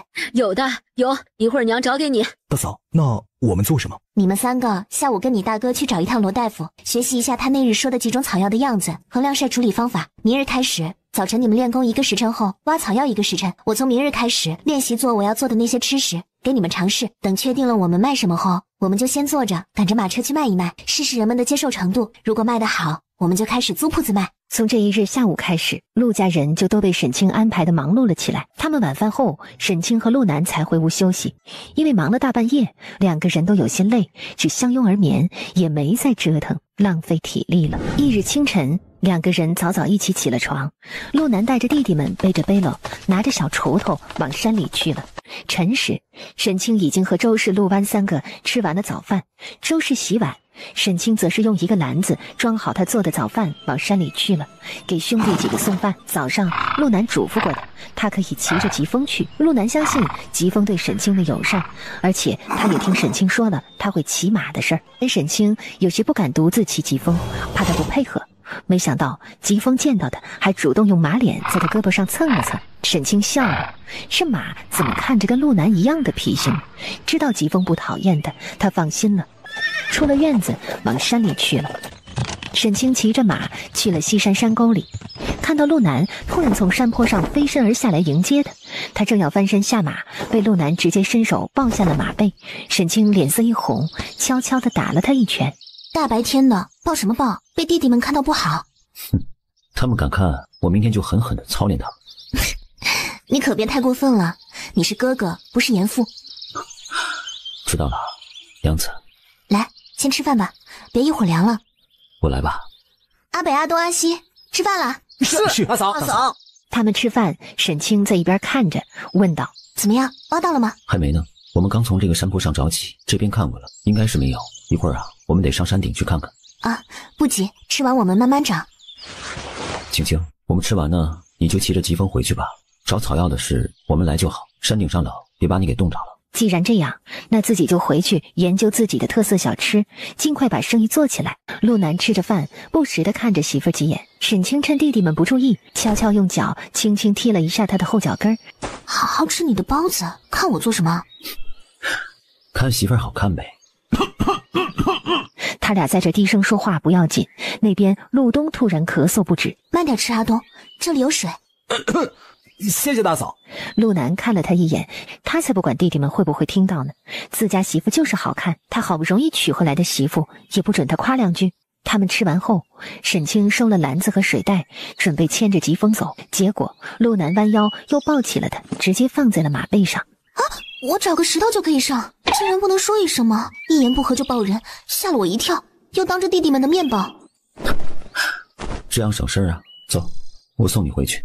看到媳妇望过来的小眼神，陆南心里痒痒的，突然也飞身上马，对弟弟们说了一句：“你们先上山找，我马上回来。”是，大哥。回村的路上，他抓着缰绳，揽着沈清，轻声问他：“冷不冷？”“不冷，我烫了2件衣服。”我想了想，明日你还是别送了。吃完饭呢，你就在家里和娘做你们的事儿，我们4个或者谁回去拿吧。行。看到他这么乖，这么听话，陆南浑身顿时觉得热乎乎的，想起了他前2晚与他欢好时那乖巧娇羞的模样，不禁心惊荡漾。青青，今晚还用摘辣椒吗？他这样突然靠近说话，热气卷到耳朵上，沈清不禁痒痒的往下缩了下身子，也瞬间明白了他问这话的意思。不用了，下次摘得10来日后。陆南听到了也开心，应了一声好。到了山口时，沈清不好意思与他一起给村里人瞻仰，扭头说了一句：到山口了，你回去吧。陆南低头看着他扭过来的小脸儿，眼神不由得落在那张小嘴上。他正要低头，沈清转回了头去。怎么了？害羞了？陆南快速低头，狠狠地亲了他几下，沙哑着声音低声道：青青，突然好想带着你去小树林里去。小树林？他瞬间清醒，狠狠地在他腿上掐了一把。陆南假装吃痛的嘶了一声，放开了他。没事，我送你回到大门口。青青，听说马背上也可以。疼。这一回，沈清掐着他大腿的肉不放，还准备转2圈。陆南是真的吃痛了，不敢再调戏小媳妇了。进去吧，我回去了。我们上午就在山里了，中午回来，顺便捡些柴火。好，那你不骑马？不骑的。他说了一声，转身大步离去。沈清看着他的背影走远，才进了院子，关上了大门，去厨房里折腾的做自己打算做的特色小吃去了。一上午，沈清就在厨房里忙碌着，先准备的做配料。等他这些配料和辣椒油全都准备好，看着时辰还早，他就开始先做午饭。午饭他打算做粉汤，搭配油烙饼。反正昨日他买了不少的粉条。午时到了，陆南几个也回来了，沈清的饭也做熟了。他发现兄弟几个满脸喜气洋洋的样子。怎么了？这么开心？挖到了很多？不过我们还有意外收获的。什么意外收获？沈清惊喜地抬头看的，谁知道陆南低头吧唧就在他额头上亲了一口。青青，你真是我的福星啊！什么呀？到底有什么意外收获让你这么高兴？昨日呢，罗大夫给我们讲完黄芩、当归和柴胡之后，看在我们送了他一盒点心的份上，又给我们教了几种异草的样子，说咱们这地方可能会寻到百仙草和绿姑娘。没想到啊，今日我们在山上挖完，看到后山的半山腰也有柴胡时，就拴了绳子吊在树上下去了。挖完柴胡，我发现下面半山腰有一丛草，很像是罗大夫昨日说的那个绿姑娘，我就去试着挖了一下，没想到挖出来的根果然和罗大夫描述的是一样的，和上面的茎叶是一样的粗细，一样的颜色，都是绿色的，而且那草还特别像个人的样子。像人的药草，不是人参吗？应该不是人参的，人参我认识的，但那个就是草。罗大夫说是异草，说这些东西一般老祖宗传下来的正规药草经籍里面是没有的，只有一些杂记里才会记录。他说这异草一般的大夫不会用，只有那些祖传医术超过几百年的家族里，没准才会知道这个东西的。那我们去哪儿找几百年祖传医学世家的人呢？不急的，慢慢找，总会碰到知道这种异草的人。青青，我就是想问问你，你那个秘境里的神田可否剥出一块田来，咱们把这个绿姑娘先种上，我挖时小心的都没有伤到根部，等以后我们碰到识货的人了再卖，也许能卖个好价钱。对，可以先种着，没准经过神田的种植后还能再长大一些呢。我也是想着有那个可能。罗大夫说了，绿姑娘和百仙草这种异草和人参雪莲的性质差不多，年份是越久越值钱的。好，那你去拿过来，我先送进空间，中午吃完饭休息时我们再去种。陆南点头，转身大步离去。陆南过去把那个装着绿姑鸟的篓子拿走，说是让大嫂看看。不过沈清也没有全部都收到空间里，而是剩下了6株。这几株怎么没收呢？你现在去一趟罗大夫家，询问他这是不是绿姑娘，他说是的话，你就给他留3株，说送他的，剩余的拿回来，说我们卖钱。陆南稍微一想，就明白沈清的意思了。然后你看看罗大夫会不会告诉你这个东西去哪里可以找到识货的主，卖到好价钱。如果他不说的话，你就问2句。我明白了，青青。对了，把另外3种也给我拿几株，我们也在空间里种植看看。如果能种好的话，以后空间长得多了，你们也不用再去山上挖了，我们就卖种出来的就可以了。好。有了这个好消息后，沈清也开心，把肠粉和油烙饼拿回屋内后，开始做酸辣粉。家里人每人半碗，先让他们尝尝酸辣粉，再吃汤粉，就是让他们感觉那个味道。等他把7个人的7半碗都准备好了，端到屋内桌上后，陆南也回来了。看到他脸上的笑容，沈清就知道他是有收获的。不过他们也没说这个事儿。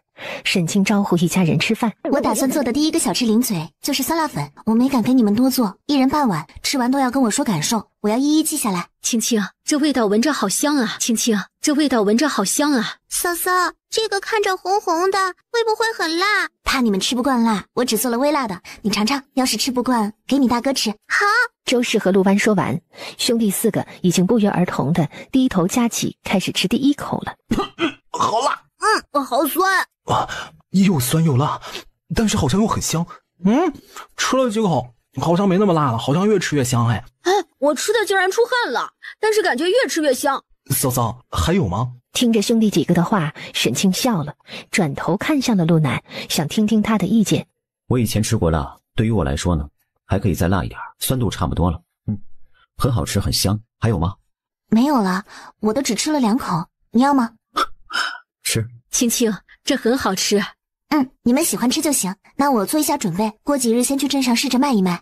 可以的话，我和阿南就去做个铺子，先把第一家铺子开起来。好，需要娘帮你们做什么？你目前就先把咱们家里人的衣服做出来就行。好，娘听你的安排。你一个人能做得出来吗？要不要我请个婶子跟你一起做？能的，他们几个现在身上穿的衣服都是娘一个人做的，精致的做得慢，但是普通能裹身的，我做起来还是很快的。青青，罗大夫说了，这就是绿姑娘。当知道我送给她3株的时候，罗大夫是高兴坏了，告诉我这3株回来不要晒，这种异草要先草材之前的。大夫拿到后自己知道怎么处理的。他还说了，估计镇上的大夫是没有认识的，说广陵城的李记是传承了几百年的医药世家，如果我们想卖好价钱的话，就去一趟广陵城。广陵城啊，从这里去广陵城路上要走5天的路程，药草带过去就不新鲜了，看来只能我跟着他一起去一趟。我知道了，那我们把那拿回来的3株也种进去吧，等我们这边的生意稳定了后，让弟弟守着铺子，我们俩去一趟。罗大夫是知道这个东西的，可能我们不能等那么久，要不明日我们俩就去一趟吧，让他们3个先在家里挖其他的3种草药。也行，那你下午跟我回我家一趟，我们得让我爹离开前帮我们问问李正，把2边的地基买下来，我们这房子过年后得重新盖，这样也不是长久之计。好，都听你的安排。沈清发现陆南一双眸子紧紧地看着自己时，心里一颤。我们出去吧。陆南却不想这么快出去，想和他单独相处一会儿。他看了看自己的手，我们先回去洗洗手吧，我想吃西瓜了，中午吃辣的了，现在想吃点西瓜降降温的。你想吃瓜就吃瓜呗，跟吃辣还有关系啊？这吃完辣的，身体里边感觉是火热的，浑身有着使不完的劲儿，我得吃西瓜泄泄火，或者不吃西瓜也行的，你帮我。我去帮你拿西瓜。说完他就跑了。陆南看着他的背影，呵呵呵地笑起来。活了24年，他终于找到了生活中的乐趣，与他的小妻子调情。他很喜欢他逗他时，他恼羞成怒，但又不舍得真凶他的那小表情，也爱死了他说不过自己时那冲着他下手时奶凶的小模样。吃完瓜，他还不想出去，伸出大手拉上了沈清的小手。青青，我们去湖边走走去吧。他想和青青多单独待在一起一会儿，培养感情。想了想，忙活了一上午，他也有些累了，就陪他散散步吧。其实他也很喜欢被他的大手牵着，与他静静待在一起的感觉。走在湖边，看着清澈的湖水，看着湖对面茂密的树林，陆南轻声问：青青，你去过那边吗？我每次进来就是在我的屋子前，基本上我很少会去房后这边来。那以后等不忙的时候，我陪你踏遍这里的每一寸土地，但你一个人的时候不能去你没有去过的地方，免得遇到危险我不知道，也来不及救你。好。接着他又给他讲起了自己以前在外面时历练的一些经历。下午2个人溜达着往沈家去了。路上陆南笑着问他这个去了沈家要怎么解释。沈清笑笑就说我们碰到了一个老农，牛车上拉着2筐子小西瓜，可能还没长大，就到了收地的季节，这可能是缺钱了才出来卖的，我们就买了5颗，也不贵，10文钱1颗。陆南听到他这随口胡诌还挺有道理的模样，不禁笑得肩膀抖动。现在笑可以，到了我家时，我这样说是你不许笑，不然就露馅了。我那些年一直也没有告诉家里人我有这个秘境的事儿，现在也不能说了，不然他们会说我没有良心的。以前我是防着沈梅知道，就干脆不说了。后来我家日子也好了，她也出嫁了，我也没必要说了，就有时会用里边的灵泉水给爷爷和奶奶洗澡泡茶。如今要不是咱家日子不好过，我想用里边的东西帮衬家里，我也不会告诉你的。毕竟这种东西有些异于常态，一旦消息泄露出去，我们就会有危险，会被野心勃勃之人觊觎。陆南听到他话里说咱家时，很是高兴，又听到他后面的话，沉默了。确实也是，青青的担忧是很有道理的。你以后进出那里的时候，尽量趁着我在你跟前，或者在隐蔽的屋内，插好门再进去，免得惹上麻烦的。我知道。就在距离沈家还有几百米时，他们就碰到了那日跟着去了陆家，又离开去了沈家的那几个小伙子。此时他们正百无聊赖地坐在路边的大树下聊天打混。当看到沈清和陆南走来时，几个人不敢置信地站起来，一双眼睛死死地看着沈清。不会吧？这沈家一直嫁不出去的沈清长得这么好看，倒是便宜了这外地来的穷小子了。顿时几个年轻人后悔不迭，早知道这沈清长得这么好看，这么白净，他们就上沈家提亲了。陆南看到他们色眯眯地看着沈清的神色，脸色顿时冷了一下，脚下一踢地面，几个石子朝前飞去，正好打在了几个人的小腿上。陆南看着抱着小腿在那原地蹦跶的几个人，冷冷地说道：小心眼珠子。说完牵着沈清大步往沈家去了。我操，这小子狂什么呀？不就是娶了个被人不要的女人吗？就是啊，长得好看还不让人看了。老子逮着这姓陆的不在家，我非得去。这人一句话还没说完，背后飞来一颗石子，直接打在他的后心处，他顿时变成了哑巴，一句话也说不出来了。沈清看了他一眼，闷笑。陆南扭头看他，笑什么？你吃醋的样子很可爱。一群势利眼小人罢了。以前是我看错了他们，以后再交朋友的话，我一定睁大眼。别人就看了自己几眼，他都用几颗小石子伺候。如果他知道柳定言对自己好像还贼心不死，会不会撕了柳定言？突然间，沈清就觉得这个男人应该是个痴情种，还很护短。沈清顿时明白了，可能他之前还在心里把他们当朋友来着，但是这些人素质太差，让他很失望。今日听到他们的声音，他就知道这几个就是那几个背后嫌弃陆家穷还笑话陆南的人。想到此，沈清轻声道：人穷不可怕，是穷才可怕。别难过，我不嫌你穷，沈家也不嫌你穷，我们有脑子有手脚，通过努力，我相信总有一日我们会过上让他们羡慕的生活的。陆南低头看了他一眼，喉咙滚动，轻轻地嗯了一声。要不是地方不对，他很想狠狠地把小妻子抱在怀里，亲亲抱抱举高高。他太善良太懂事了，是这天下间最好的姑娘，是他陆南已经放在了心尖尖上疼的人。沈清笑笑，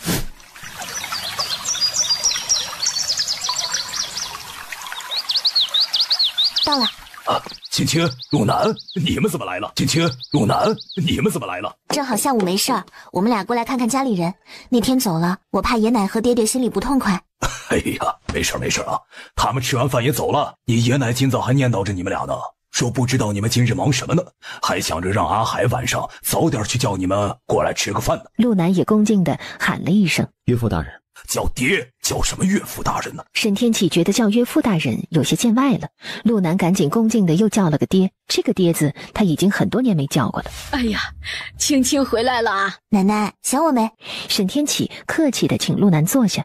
陆南看到沈家人对待自己没有丝毫轻慢，心里暖暖的，觉得这岳家自己是找对了。青青，陆南呀，那日的事情对不起啊。本来是你们的回门宴，却没想到啊，让那个没脑子的搅局了。没关系，奶奶，我们住得近，哪日都可以回来。况且那日我们已经回来过，回门礼是完成了的，您不用道歉。吃饭我们随时能来。是，奶奶不用在意的，我们这么近，青青什么时候想你们了，我们随时就回来了。好孩子，哎，人善就是吃亏呀。本来给你们准备的一桌回门宴，却被那两个东西吃了。这么说家里人都没吃。哎，你呀，就你会逗奶奶开心，幸好你嫁得近，不然奶奶想你可怎么办呢？我随时能回来看奶奶。奶奶，这是陆南带我去镇子上时给您买的点心，您尝尝，画记的，就以前你爱吃的那家点心。还是奶的青青贴心，那个没良心的，回来连一块点心都没给奶买。哎，对了，奶奶，刚才我听爹说，你们本来是想叫我俩晚上来吃饭的，有什么事儿吗？明日你爹和你二叔三叔要走了，这一次啊，他们留你四叔在家，奶奶还想着咱们一家人一起吃顿饭呢。那日你们也没能吃饭，你爹这几日啊，一直没给钱氏好脸色。我爹就那样，一直很护着我的，这一次也肯定很生气。沈清这样说完，沈天启呵呵笑了一下。爷奶，爹，我回来还有一件事，想请爹给我们帮个忙。什么事儿啊？你们的事儿就是爹的事儿，你说。沈清就把自己想把自家两边的2块空地买下来，但是李正那边怕不好说话，就想请爹帮着他去说一下这个事儿。沈天启听了，当即就站起来：“这是小事儿，爹现在就去一趟。”天启，你把陆南带上，既然要买，就直接办了手续，免得你们离开后，李正又为难他们小两口。毕竟阿南是外来户，狗眼看人低的人多的是。走，今天我们就让他量了地方，办了手续。2片地方我看过，最多5两银子。如果他要的高，你和他讲价。好，我记下了。你爹我跟着呢，还能让阿南吃了亏啊？既然这样，那今天我下厨，给你们做些好吃的。阿南，如果回去量地方的话，记得跟娘说一下，我们今晚不回去吃饭了。陆南点头应下，跟着沈天启走了。等沈天启和陆南办好那2片地方的手续回来时，天色已经大黑了。怎么了？办得顺利吗？有爹出面，李正也没有为难我们，就是在价钱上磨了一会儿，他开始要10两银子。哼，可真敢要啊！最后花了多少钱？5两。我说娘子呢，只给了5两，再多的话就不买了。最终那李正啊，也是卖了我们。哎，大姐夫，你这很听我姐的话呀。哎呦，哪那么容易啊？是阿南当着李正的面一把捏碎了他家的茶杯，李正当时就傻眼了，可能是这才想起来阿南是个会武功的，又找了一番说辞，才说5两就5两，还说是给我面子才少了一半卖的。我看啊，他就是怕了女婿了。沈天启看了陆南一眼，这个女婿他是越看越满意，该狠时就狠，该不说话时就不说话，很聪明的年轻人，比姓柳的那货色强上100倍。看来孙女婿的功夫不只是会武功那么浅薄了。老爷子哈哈一笑，这是高手啊。爹，明日你们什么时辰走？辰时吧。我们俩也要去广陵城一趟，那我们明日跟你们一起走吧，路上也有个照应。众人诧异看向沈清，我们俩去广陵城有事要办，去了最多待1、2日就回来了。老爷子本想问什么事儿，但想起来这里人多，就没问，点头。也好，你爹他们说这一路上回来也不太安全，有阿南这个会功夫的跟着，我们也能放心一些呀。我们俩也是这意思。这一次阿元和阿海也跟着你爹他们出去历练吧，学学做生意，正好你姐姐也去了，可以教你们一些。也好，正好你姐和你姐夫也去，那你们就跟着吧。沈家人安排家事，陆南不插嘴，只默默听着。晚饭后，老太太示意沈天启去给青青带些东西回去。爹，这不妥吧？陆南也是有骨气的人，不想拿岳父家的东西被人说闲话。拿着，沈海以后也要跟你学功夫，这是他的学费，辛苦你了，对他呀管得严厉一些。陆南顿了一下，看向沈清，见他点头，他只能应了一声是。结果2叔、3叔、4叔也过来了，笑眯眯地询问陆南：闹闹，你们出门这几日啊，你弟弟他们忙吗？你看阿浪和阿江、阿阳他们读书之余能不能学学功夫？你弟弟们收徒吗？可以教一教他们吗？他们还小，学点自保的功夫，以后出去啊，我们也能放心一些呀。可以是可以，只是他们的功夫也没有到了做师傅的地步，恐怕会耽误弟弟们的。哎呦，没关系，先教他们打基础，练基本功，等以后我们确定是练功的好苗子了，我们再去请江湖上的高人来做师傅也不迟啊。听到这儿，陆南放下心来，说了声行的。回家的路上，陆南轻声说道：青青，你说这样合适吗？合适，你应该明白，如今陆家与沈家已经是亲家，是一荣俱荣、一损俱损的关系了。沈家想要培养几个男孩子强大起来，陆家兄弟几个正好会武，先给他们教一教，打一打基础，是正好的事情。况且以爹爹和几位叔叔的性子，不会让你们白忙活的。以后在生活上和钱财上，肯定会多多关照陆家的。这样一来，陆家在村子里也不再孤立无援，我相信也不再有人敢随意的欺辱你们家，欺辱娘和妹妹他们。说到这里，沈清扭头打量了月光下他的脸色几眼。或者说，你觉得这样让你有些没面子？不是的，我上次就说过了，对于我来说，面子根本没有让一家人吃饱穿暖了，不再饿肚子重要。你可能不知道，曾经为了不让弟弟妹妹们饿肚子，我和人因为抢过吃食而打过架的。所以以后沈陆两家更要好好往来，让我们在村子里站稳脚跟，也能为我们的生活换来安宁。陆南低头看着他月光下白得发光的眼眸，轻轻地嗯了一声。他懂沈家和青青的意思了。就在他们回到陆家大门时，看到大门外吵吵闹闹的围着好几个人，冲着院子里叫嚣着开门。陆南眼眸一沉，两个人快步走向自家大门口。做什么呢？陆南，下午是不是你对陈河动了手脚？他从下午碰到你之后就再也不能说话了。我下午是碰到你们不假，不过我不懂你是什么意思。就下午那会儿，我们说你坏话的时候，他突然说着说着就不出声了。你说是不是你使了什么手段？要不然为何罗大夫也束手无策？你们也知道自己说别人坏话，不会是遭到天谴了吧？陆南身后的沈清默默低下头，忍住了笑。这时，另外一边2个男人拽着下午那个被陆南点了穴的小子过来，在他腿上踹了一脚。快点，给人家跪下认错！陆南看了陈老大和陈老二一眼，最后淡淡的看向陈河，冷声道：娶媳妇儿的话，自己娶一个回家，爱怎么看怎么看去。以后若是再敢言语轻浮，侮辱村子里面的姑娘和小媳妇儿的话，下次被我知道，就不是不会说话这么简单了。还有你们，没读过书就去读书去，非礼勿视这个道理不懂。年纪轻轻的，脑子里面每天装的都是些什么呀？最后，他一抬手，一颗石子打向陈河的胸口处，顿时陈河就觉得胸口一直憋着的一口气顺了，他也能说话了。爹，回去再跟你算账。陆公子啊，对不住啊，是陈某教子无方，才会让他在外面丢人现眼了。回去吧，养不教父之过。今日的只是小事，如果将来他因为这性子得罪了不该得罪的人，那下场就不是不能说话这么简单的了，很有可能还会丢掉性命。到那时候，陈大伯再去后悔的话就来不及了。说完，陆南不再看他们，回身牵了沈清的手，越过他们，进了自家大门，回手关上了大门。看着他们夫妻俩进屋后，大门外的人才默默散去。周氏和陆北、陆东从屋内出来了。阿南、青青，你们回来了。那些人走了。沈清发现这个婆婆的神色还是很镇定的，想来这样的事情他们也不是碰到第一次了。走了娘，没事了，去休息吧。好，厨房给你们俩热着洗漱的水呢。对了娘，明日我和青青呢要出一趟门，去一趟广陵城，过几日回来。好。阿北，你们3个跟我来，我有些事嘱咐你们。大哥的意思是我们仨一人收一个做徒弟。沈浪今年13，沈江今年10岁，沈阳今年7岁，他们是你大嫂的3弟、4弟和5弟。正好你们3个呢，每天也是要巩固我教给你们的功夫，就一人收一个，先教他们基本功、扎马步这些。他们还在读书，估计学武是早晚的事儿，时间上你们安排，也是每日早晨和晚上要带着他们出去跑跑步，锻炼他们的身体素质。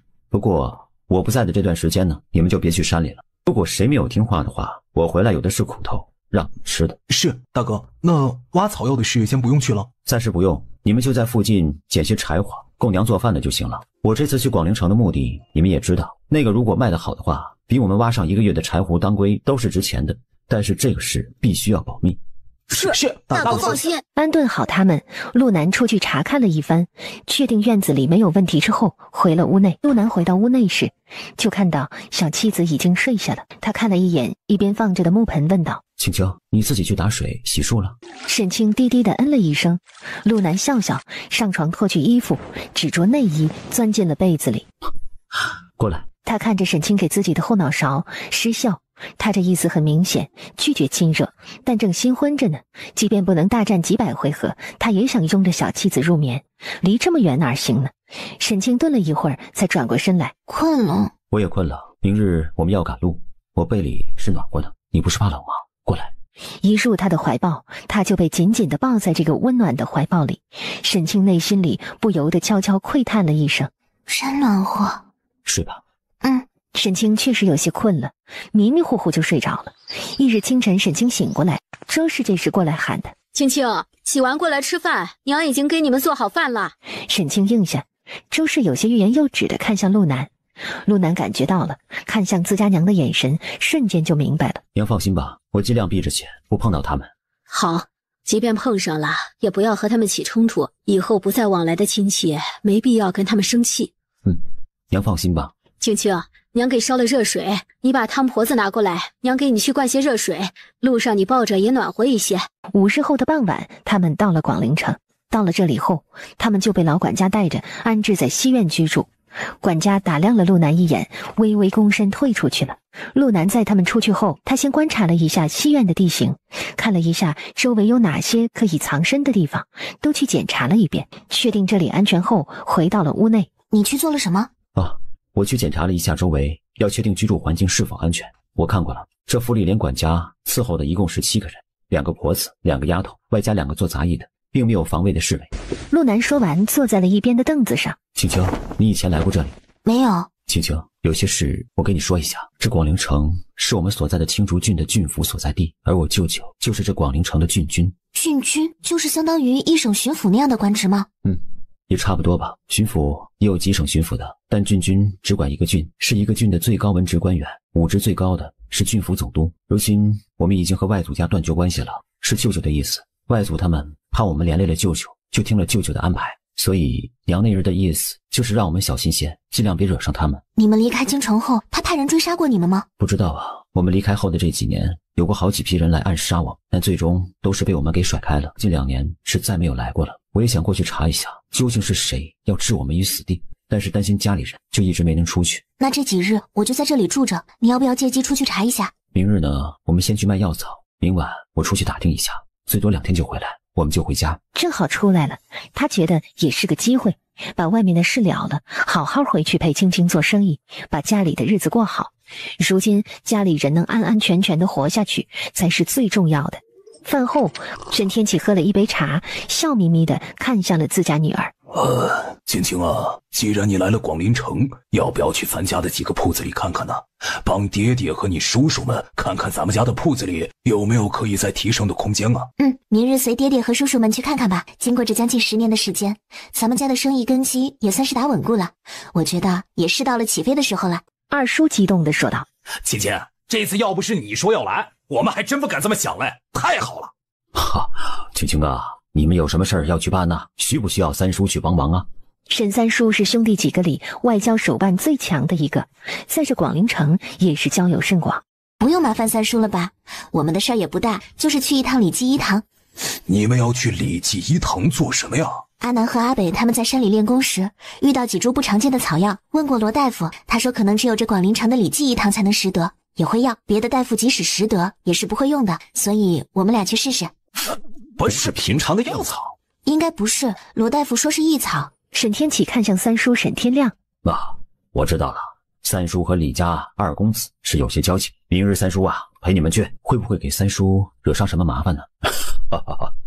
没事儿，李耿那个人呢是个医痴，三叔给他去送稀罕的草药，他得感谢我呢。陆南放下心来，医痴啊，那就好。好，明天上午我们去办我们的事，你们跟着你三叔先去办你们的事，下午呢，爹带你们逛逛咱家的铺子。好，阿海、阿元，走吧，带你们出去练功消食去。2个人一听，赶紧站起来。沈清笑眯眯地看着3个人出去后，回头跟沈天启商量起了自家的生意来。1个多时辰后，陆南带着软趴趴的2个人回来，失笑地说了一句：要想做自己喜欢的事情，没有一个强健的身体可是不行的。都5、6天了，你们还是这样，明日早晨卯时必须起床晨练。好。沈清看到这儿笑了一下，与陆南一起跟爹爹和叔叔们告退，牵着手回到他们的院子里去了。回到屋内，沈清往内室走，却不想突然腾空而起，被他抱在了怀中。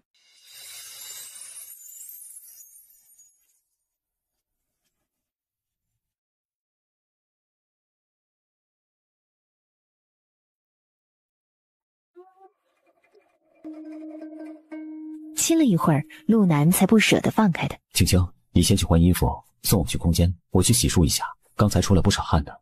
沈清的脸此时红扑扑的，一双眼睛有些羞涩的对上他此时如狼似虎的眸子，赶紧撇开头，一个意念带着他直接进了空间。看到他也进来了，陆南的心颤了颤。莫非娘子想跟为夫一起洗吗？沈清耳根子一红，直接往小屋内走。我在屋内等你。陆南一愣，下一刻开心的突然转身就跑。出去房后，高兴的大喊了2声，才赶紧麻溜的去提水冲的洗了一澡，然后抱着衣服冲进了屋内。这一晚2个人都没有出去，就在空间的屋内睡了。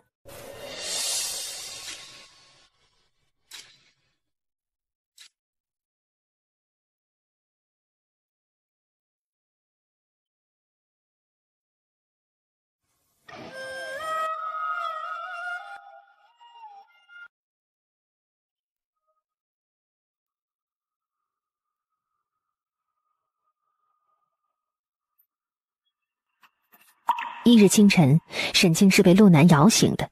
他一睁眼，想起了他们还在空间里的事儿。什么时辰了？某时了，你把我送出去，你再睡一觉吧。陆南看着他迷迷瞪瞪一脸疲惫的样子，凑近亲了亲他的额头，眼神柔柔地看着他。时辰到了，他得起来去带2个小舅子习武去了，但是得让青青把自己送出这秘境。好，那我睡会再出去，好累。对不起，昨晚有些时间长了些，累坏你了。你一会儿起来喝点灵泉水，不然今日你的喉咙可能会不舒服的。5日内不许再来，我身子很不舒服。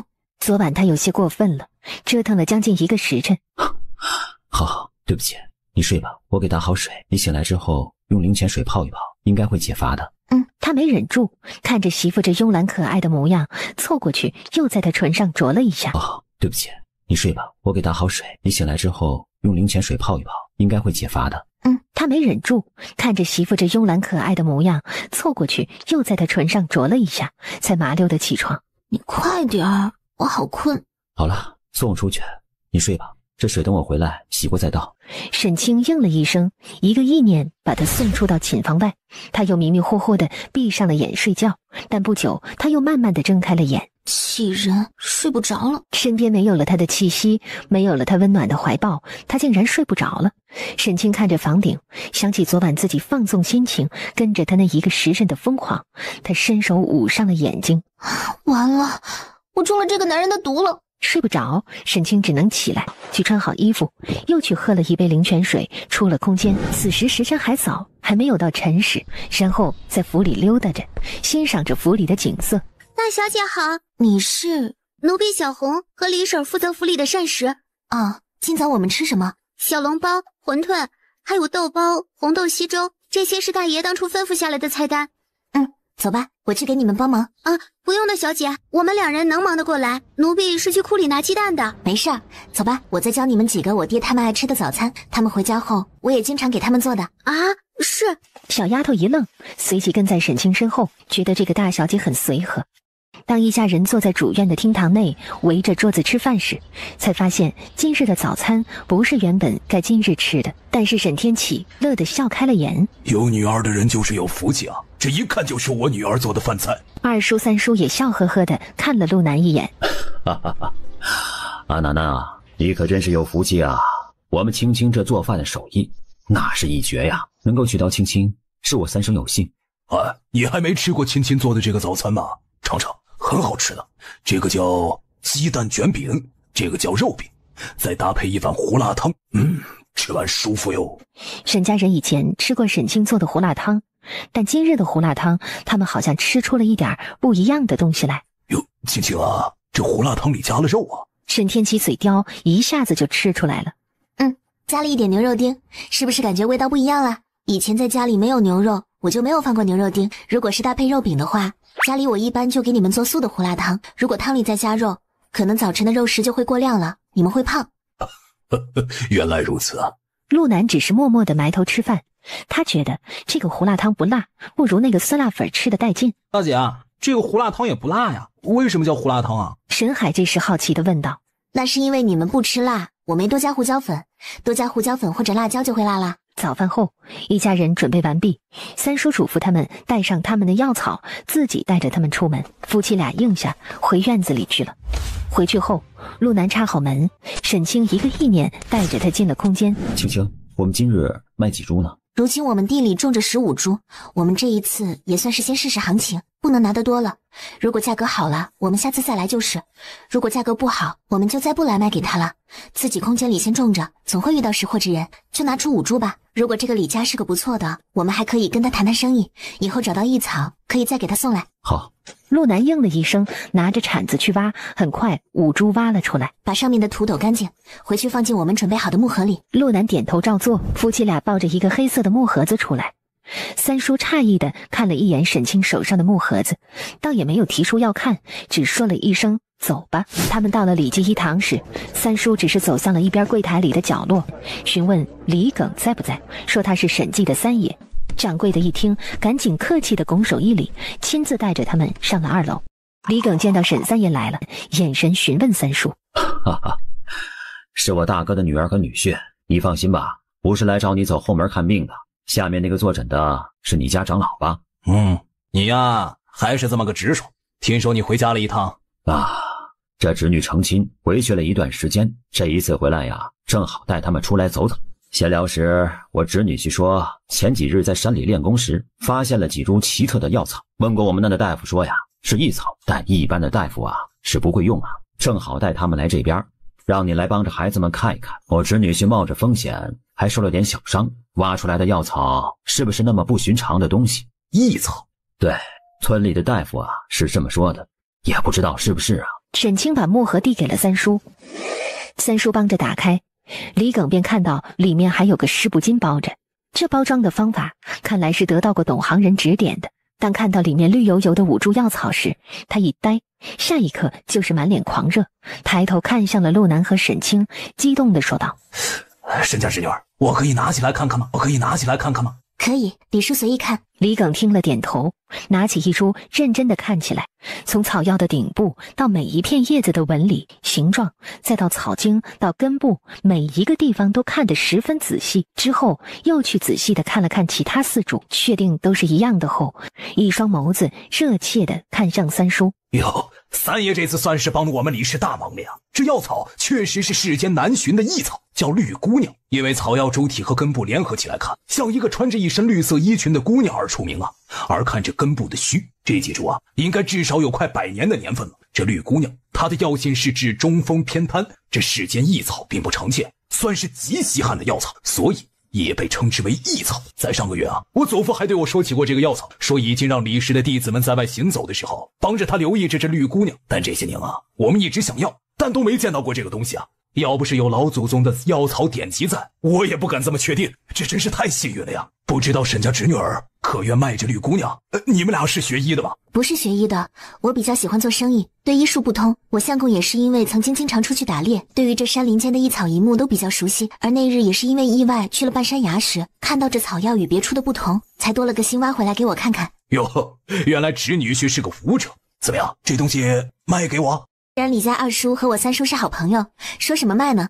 如果你们有用，拿去就是了。这东西我虽然不知道它价值多少，但在我们这些不懂的人手里，那就如杂草几根。沈清这么一说，李耿笑着赞许地打量了他几眼，同时心里佩服这姑娘的机灵和会说话。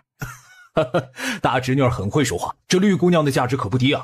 就这一株绿姑娘，年份低的也能卖到100两，年份高的上千两也是有可能的。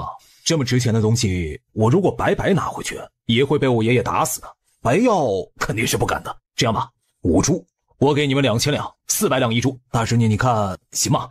即便是曾经面对千军万马都面不改色的陆南，在听完这价钱后，心里也已经震惊地翻起了惊涛骇浪。沈清也是，内心里很高兴，面上他也没有表露出来。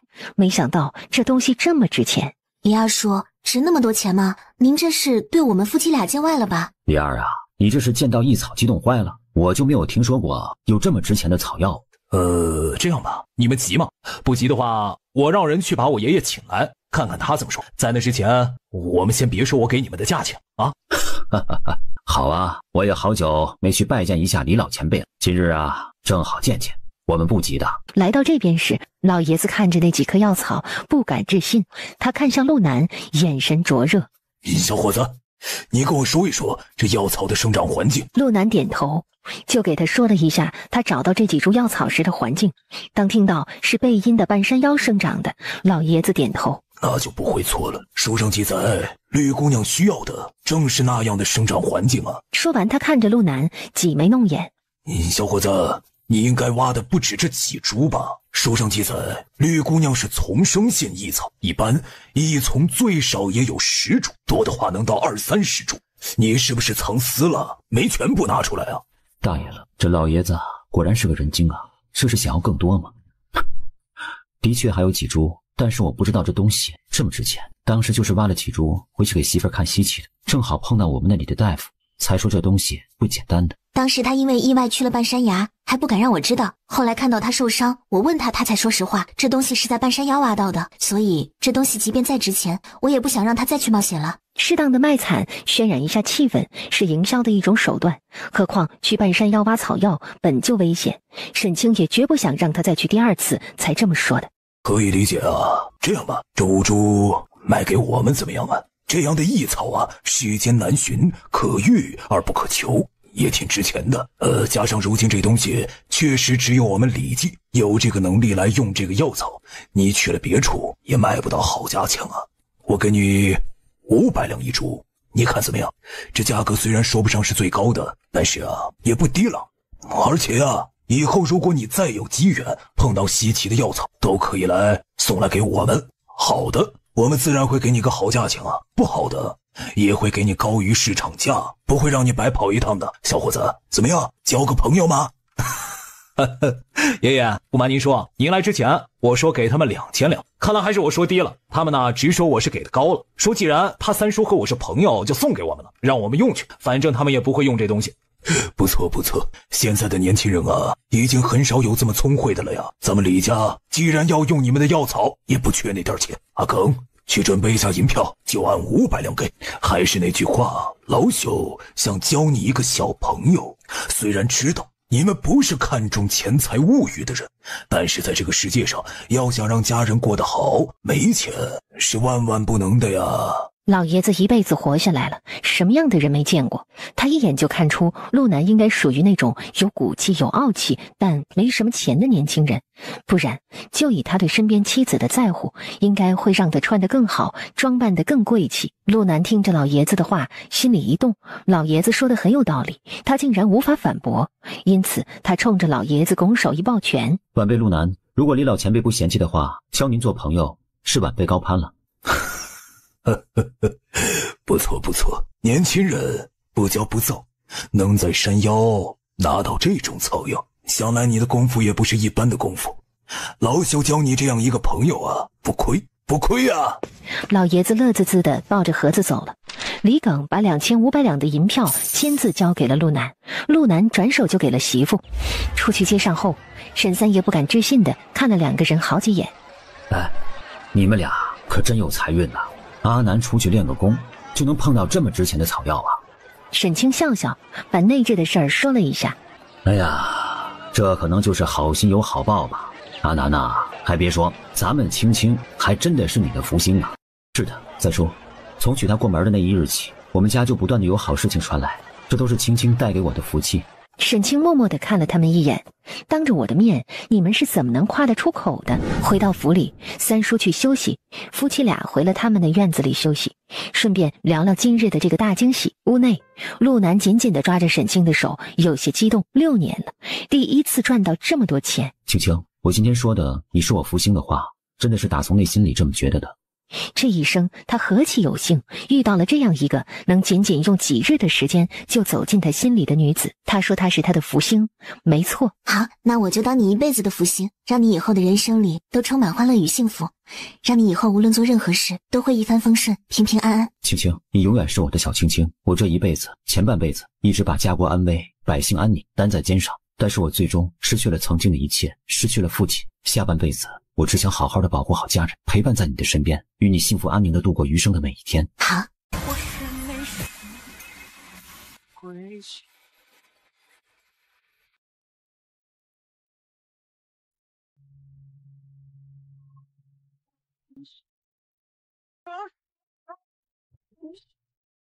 怎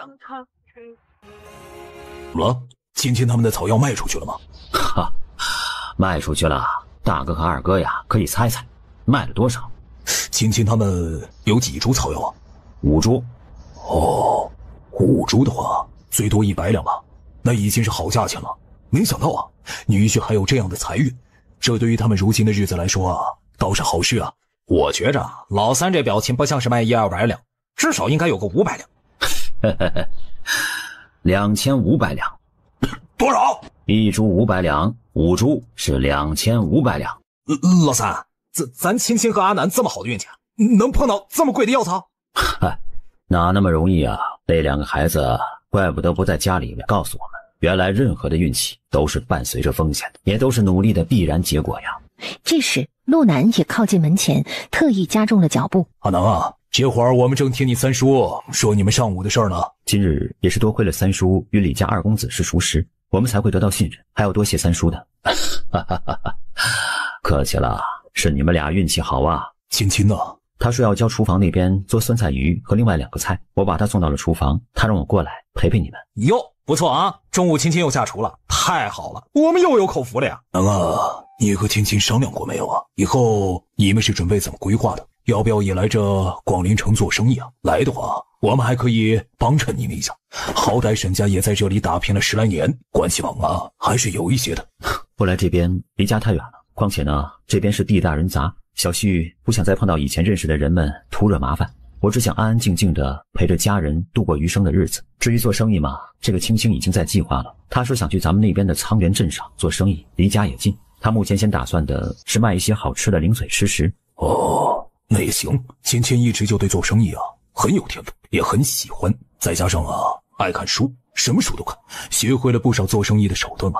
如果他真是这么计划的，那你们俩好好努力，你帮着他，你们夫妻一心，日子会越过越好的。我知道，谢谢爹。那你那么多钱准备怎么安排啊？随青青安排吧，反正都给他了。听到他这话，沈天启看这个女婿越看越顺眼，不错，赚钱了知道交给媳妇管钱。阿南啊，你之前考过科举吗？以前我爹给我请过夫子学习，但是呢，我家侧重于武艺，识文断字就是为了能够让我们知书达理，并没有去考过秀才的功名。沈天启点点头，明白了。沈清和陆南回到西院后，青青，我们进空间一趟，我洗漱一下。青青，想出去散散步吗？不出去了，今天走了一下午，想休息一会儿。你不是有事要去办吗？去吧，要注意安全。今日能回来吗？我可能得明日回来，我要去离这里100里之外见个人。行，那你去吧，我明早跟爹他们说一下，没事的，我在这里等你。说着话，沈清拿出几张银票来递给他，又拿了个钱袋子给他。碎银子你拿着买东西吃，银票你装在贴身的衣服兜里，万一有事情实用一些。他给他拿了500两，手里没钱是没办法，如今手里有钱了，男人出门手里肯定得给带些钱傍身的。那就带200两吧，谢谢你，青青，等我回来。出了空间，外面的屋内，临走时陆南轻轻地抱着他，吻了一下，摸摸他的头，才不舍得推开门离去。为了不惊动别人，陆南是用轻功离开的，没有骑马。沈清站在院子里目送他飞身离去后，才转身回了屋内。早晨沈家兄弟3个吃早饭时，正要动筷子，沈天启才发现差了一个人。阿南呢？青青，他昨晚有事出去了，还没回来呢。爹不用担心，他说处理完事情就回来。昨晚就走了？按着我休息了后他才离开的。怎么现在还没回来啊？不会有什么危险吧？他去的是100里之外，可能是去见一个熟人。爹爹不用担心，他说下午就差不多回来了。那好，先吃饭。沈天启看女儿这毫不担心的样子，再想起女婿那厉害的功夫，又放心了些。其实说是这么说，沈清心里也很担心他。他一上午总有一种心神不宁的感觉。午饭后，沈清回了自己住的院子里，推开门的瞬间，他就看到了陆南。只是此时他正躺在窗边的榻上睡着了。他一愣，回来怎么不过去吃饭呢？走近的他突然闻到了一股淡淡的血腥味儿。沈清皱眉，赶紧蹲下检查他身上哪里有伤。好在他检查了一圈，没有发现他身上有伤口。最后在他的鞋底看到他踩到了血，不过已经干涸了。他伸手摸了摸他的额头，确定他没有发烧之后，本来是想给他拿个薄被盖着，结果他噌的一下睁开了眼，醒了。青青，对不起，我睡着了。怎么会这么累？你是不是一晚上都没有休息一下？开始是在赶路，后来遇到了些事情，就一直忙到了上午才赶回来。你是不是跟人打架了？你怎么看出来的？我衣服没破呀。看出来的，我衣服没破呀。说着他还低头检查自己的衣服。沈清无奈失笑，一个意念带着他进了空间。你先洗漱吧，你身上有血腥味，与那日你杀狼群时的血腥味不一样的味道。他的鼻子竟然这么灵。他已经很小心地躲着不让血溅到自己的身上了，没想到他跑了这么远回来，他竟然还能从自己身上闻到血腥味。你先回屋内帮我拿一下衣服，我洗漱完换了衣服跟你说吧。沈清点点头，进了屋内给他拿衣服。陆南在空间的小院子里直接一件件地脱去了衣服。他从水桶里舀了一瓢水，直接淋在了头上。当灵泉水浇湿在身上的一瞬间，他觉得自己浑身的戾气和疲惫好像也被一浇而去了。沈清抱着他的里外衣服进来，就看到他直挺挺地立在那儿，淋着水冲洗。不得不说，每日练武对于保持身材来多么重要。这家伙的身材可真好，宽肩窄腰，上下比例完美，腿长加翘臀。偷看自家男人应该是可以的吧。从沈清进来的那一刻，陆南就知道了，也感觉到了他在背后看着自己。青青，你要过来还是我过去呢？沈清被他说的声音瞬间回神，小脸一红，赶紧结巴着说道：你站着别动，我过去给你递衣服。等他穿戴整齐，伸手揽住了他。再闻闻，还能闻到吗？你鞋都换了，怎么可能还闻得到？你果然是看到了鞋底的血迹。陆南的头发没有再扎起，只让他随意的在身后散着，自然干。当年我爹出事，一直跟随他的周副将也同样跟着他战死了。他有2个孩子，他们的爷奶3年前过世了，他们就只能跟着大伯一家过，却整日被虐待、毒打，吃不饱饭。这些也是我昨天去了才知道的。这一次我卖草药赚了点钱，我想给他们送点过去。我过去的时候，会看到那一家人在屋内毒打他们，那骂人的话语实在是太难听了，甚至打得2个孩子身上的伤口出血。我实在是没忍住，就出面救下了他们。我倒是没杀他们，只是废去了那恶毒婆娘的一只手，鞋底的血可能就是当时踹那个恶毒的女人时沾上的吧。那2个孩子现在在哪里？我带到了另一处认识的人那里，让他先帮着给2个孩子身上治伤，也留下了钱，给他们的生活费和药钱，估计暂时也够用了。你应该带回来呀，别人可靠吗？你俩之前被那样虐待，肯定在心灵上受到了重创，不是只治疗表面的伤就可以的，还需要慢慢的做心理辅导，需要人全心的去关爱他们，让他们对这个世界再次充满信心和希望。陆南显然没有想到，他诧异的看着沈清。谢谢你，青青，你总是把每一件事情给想得很周到。我今天上午还真的是没想那么多，那要不我们回家的时候去看看，不行就带回去吧。反正咱们家人多，也不差2个孩子的吃穿，先好好给2个孩子疗伤，有灵泉水的帮助，我相信他们会慢慢好起来的。既然你把他们的抚养权要过来了，那就带回去吧，我们自己带，交给别人总是不放心的。好，那我们俩去街上买一些东西吧，既然要接那2个孩子回去，衣物、日常用的这些东西，家里总是要添置的，我们买了，找地方就收到空间里去。陆南点头应了一声好。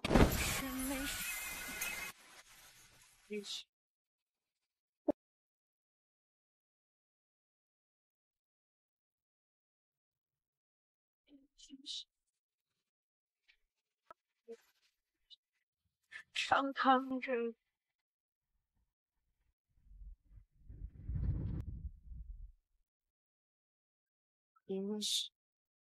一下午的时间，陆南就陪着沈清在广陵城里大采购了一番。突然看到街边一家铺子门口围着很多人，他们看到似乎还有官府的官差来了。陆南看了周围一眼，拉着沈清去了对面的一家茶楼，要了一间2楼的雅间。他们俩去了窗边，就发现对面铺子门口躺着个女子，看样子应该是死了，头上血淋淋的。怎么回事？一个胭脂铺子里竟然出了人命？不知道。回答完，看到街上又走过来的一群人，下意识的就往后退了退，离开了窗边一些。君大人来了！沈清顿时明白陆南往后退的原因了，原来是不想被他舅舅看到。这到底是怎么回事？大人，求大人给民妇的女儿做主啊！我只是陪着女儿出来买胭脂的，谁知道被几个混子盯上了，跟进了这胭脂铺，想要调戏我们，向老板求救。谁知道这个老板不但不帮忙，竟然还帮着把铺子门关上了。求大人做主，我的女儿不堪受辱，这才撞柱自尽了。求大人为我可怜的女儿做主呀！来人，赶紧去请李记的人先来救人，喊仵作检查死者是否还有救。很快，李耿急匆匆地跟这个侍卫回来了，先看了一下那个姑娘，冲着郡君摇了摇头。禀大人，这姑娘救不回来了，脑浆迸裂，只可惜了。如此如花似玉的姑娘，却成了这副模样啊！那李大夫再给这个妇人看看吧。大人，那几个混子从后门跑了，我们的人去追了。去追？无论如何，给本官拿下那几个混账东西！沈清正看着下面，就觉得身后传来了一声门响，他就发现了一道黑影从这边房子上飞身过去对面，向着对面房后飞身离去。莫非陆南去帮着追凶手去了？还说对这个舅舅失望透顶了，遇上事儿他还是第一时间就跑出去帮着抓坏人去了。过了一会儿，一群衙役押着3个人从街尾向着这个铺子前而来。突然他感觉到身后有气息，快速回头。啊，你什么时候回来的？刚进来。你帮着抓住的？不算是吧，我只是射出去几颗石子，点了旋，让他们再也逃跑不了了。人是衙役上去抓住的，我没现身的。好样的，可怜的姑娘，希望你一路走好，下辈子去一个和平的世界生活吧。走吧。爹，咱们沈记在这广陵城可有关系不好的对家？有，哪家做生意的人都有对家，但是我们还没到撕破脸的程度。俗话说同行是冤家，尤其那些生意不如我们的，肯定是会嫉妒我们的。爹，二叔三叔，如果是这种情况的话，依我看，年前我们沈记想要重新装修的事情先不要进行了，缓一缓，等年后生意清淡，青黄不接时再去收拾。到那时也算是给同行业做个榜样，带个头。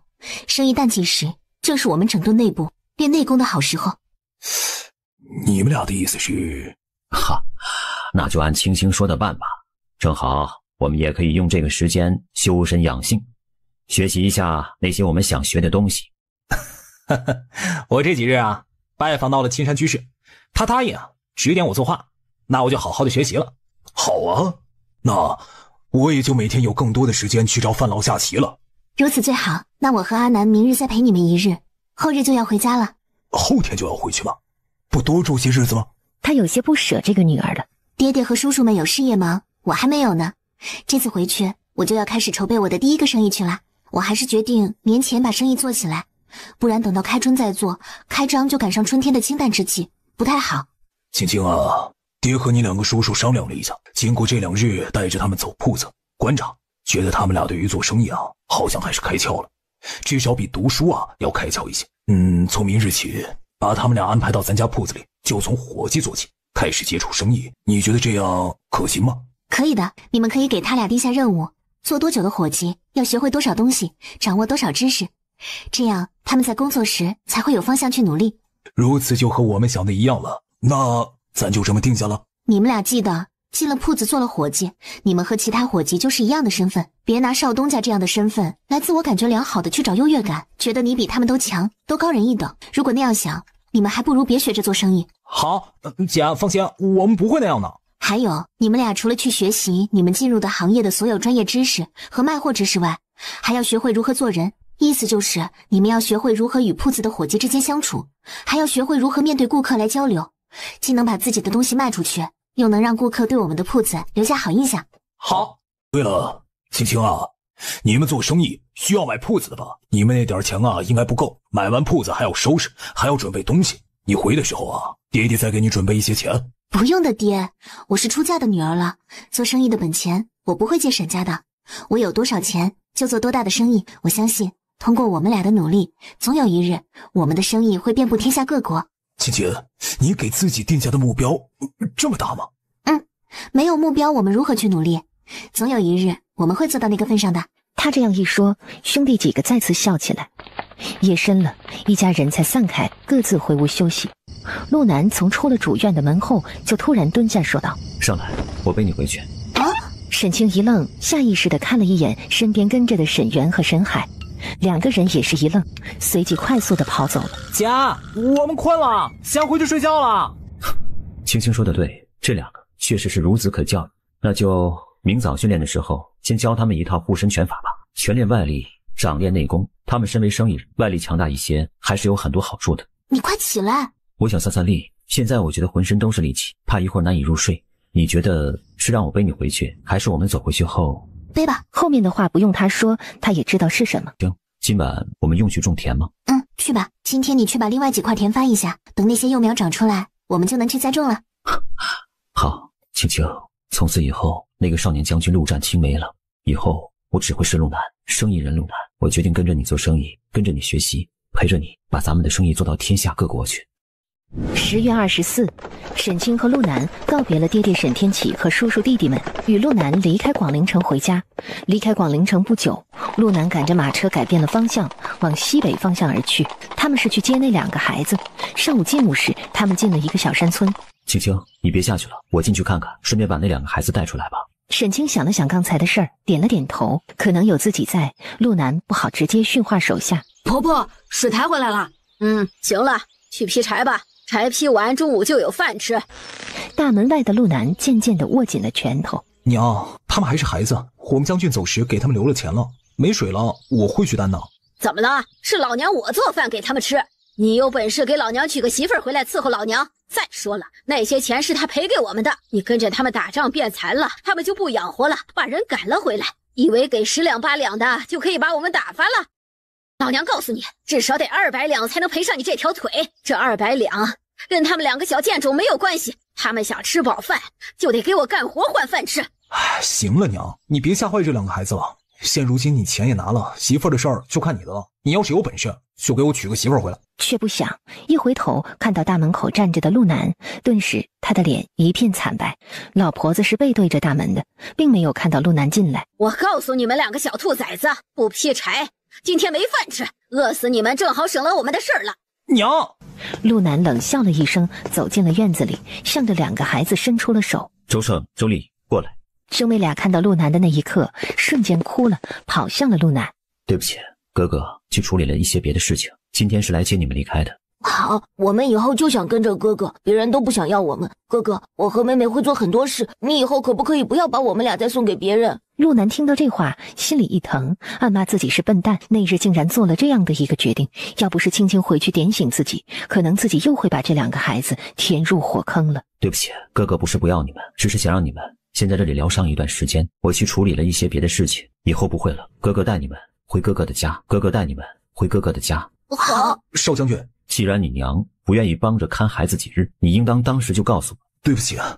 陆南冷冷地看了他一眼后，看向了转过身来一脸尴尬的老太太。当初程渊出事也是因为他自己不听我们的命令，自己要私自过量训练所造成的。后来我也是为他申请了最大的补贴，如果老夫人还不满意的话，可以自己去找朝廷申请更好的补贴。至于我给的那200两，是我借的别人的。如今既然老夫人不愿看护几日这2个孩子，就把钱给我拿出来吧，不然的话我就去找官府，把当初我给程渊申请的粮食补贴给取消了。我儿子去当兵时好好的，回来却成了这个样子，不是你们领导的问题，难道还是我这个做娘的问题？想要钱没门儿。可以，200两我想办法给别人还，你可以拿着，但是从今往后程渊的所有补贴再不会收到1颗粮食。说完，陆南拥着2个孩子转身准备离开，他只是吓唬一下这个恶毒的老太太，毕竟如今他在兵部已经没有任何的权势了。天杀的，你这是想逼死我们母子吗？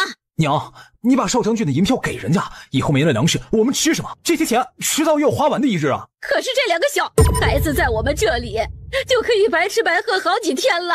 陆南冷笑了一声，从袖口袋里摸出一个钱袋子来。阿胜，去给你程渊叔叔。娘，如果你还想要我给你养老的话，就把少将军的钱给他，不然的话我明日就离开，以后我再也不回来了。程渊的娘听了，气得咬牙切齿地跺脚，十分不舍地拿出了陆南给的那200两银票。陆南收回银票，看了程渊一眼，以后你自己好自为之吧。程渊默默点头，垂下了眼帘。陆南带着2个孩子转身离去，这是青青给他的银票，他就是要回来扔了，也不会给那么恶毒的老太太。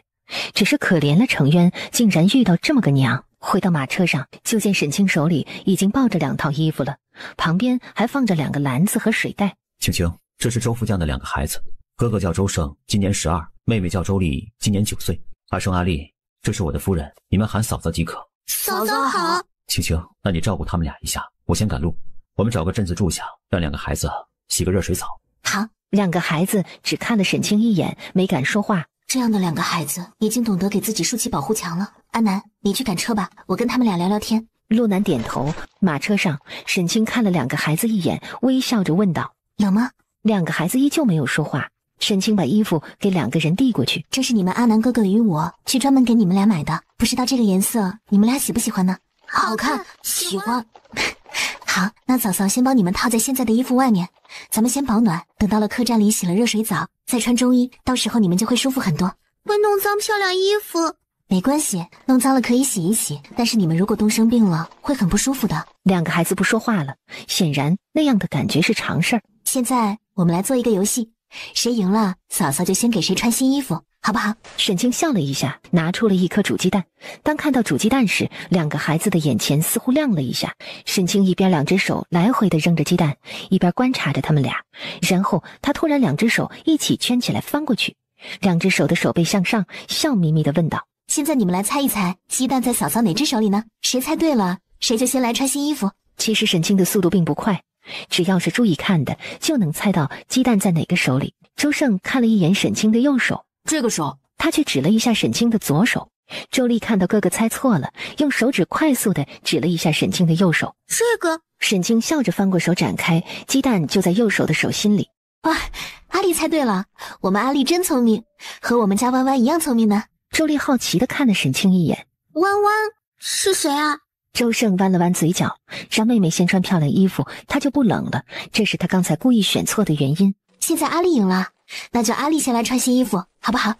妹妹先穿。既然阿胜还得等一会儿，那就先吃鸡蛋等着。妹妹饿，给妹妹吃。哥哥吃，阿丽穿漂亮衣服。看到兄妹能互相友爱，互相关照，沈清的心里很欣慰。别担心，嫂嫂这里还有很多好吃的，鸡蛋、点心，还有苹果和橘子。阿丽穿完新衣服就可以吃了。谢谢嫂嫂。不用谢，我们要抓紧时间穿衣服，你们才能早些吃东西，不会再饿肚子。这回周胜没有犹豫，麻利地吃了。沈清笑了笑，这兄妹俩比他原本想象的状态要好一些，至少他们心里还不是那么阴暗，从他们纯真羞涩的笑容里就能看得出来。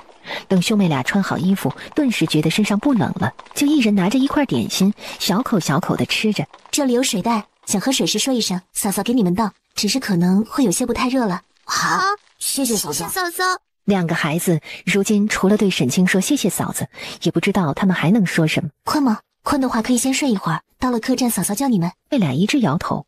刚才他们喝的水其实是沈清从空间里灌的灵泉水，他们在喝下去后就觉得浑身说不出的舒服，也没有了一丝疲惫的感觉。陆南他们又走出1个多时辰的路程后，他们停在了一个小溪边休息，让两个孩子下来玩一玩，跑一跑。陆南则是和沈清蹲在小溪边洗手。不是说住客栈吗？怎么又走了？那个客栈有问题啊？你怎么知道的？沈清诧异，他一直都没有离开过自己的身边，是怎么知道的？那个面馆的掌柜告诉我的。哦，那老板不是没回答吗？莫非不回答就是有问题？陆南知道他并没有注意到老板的表情，就给他仔细地说了一下。原来是这样，可能这就是你常在外奔跑，遇到的事情和人多，事情多，积累下来的经验和细心。我倒是没有注意到这些。也是有关系的。我以前在军营里的时候，最擅长就是侦察敌情，通过一些看到的和我的经验判断，基本就不会有丝毫的差别的。沈清听完，双眼里都是崇拜的目光望着的，没想到自家男人真是厉害。陆南被他这样直白的眼神看得浑身有些热乎起来。哥哥，嫂嫂，快来看，这里躺着一个人。阿胜、阿丽，快过来这边。当看到草丛里躺着的人时，陆南的嘴角抽了抽，竟然是个老熟人骆成风，一个很不靠谱的江湖游医。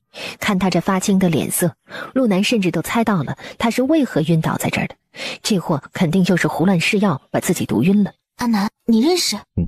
一名江湖游医，应该是胡乱试了什么药草，把自己毒晕了。啊？以前我带着人出去做任务的时候受了伤，正好在一个山谷里面遇到了他，他就用他的药草救了我。只是他是个学艺不精的大夫，是给我止血包扎了伤口，但也给我用错了一味药，让我的伤口肿了好几日，还化脓了。当时我也不懂，回去之后是军医说的。沈清看着这个地方躺着的人，无语又失笑，还真是个不靠谱的大夫。现在怎么办？看这样的话，他应该是从树林里出来的，想去那条小溪边上，也许泡一泡溪水对他有好处的。沈清想了一下，跑回马车边，拿了水袋倒了半碗水过来。你要不先给他喂点水？陆南看了一眼，接过水碗，给他往嘴里灌水。半碗水喂完，陆南直接把碗放在了地上。来，青青，你先别去动那个碗，一会儿呢，我洗一洗再给你。沈清点了点头，把两个孩子招呼在自己身边。扑通一声，陆南直接把骆成风扔进了溪水里，顿时溪水里翻滚起来。啊，哪个没良心的，把俺家小爷扔到水里了！当他骂完后，才惊觉自己嘴不僵，可以说话了，头脑此时也不麻木了。啊，你不是那个当兵的吗？你怎么会在这儿？他以为陆南只是个普通士兵，但那时的陆南并没有告诉他自己的真实身份。7年不见，你还是这么笨，总是能够把自己毒晕，记忆力倒是不错，还能记住我。啊，这不是碰到几株不认识的草药吗？就想着稍微试一下药性，谁知道是含毒的异草。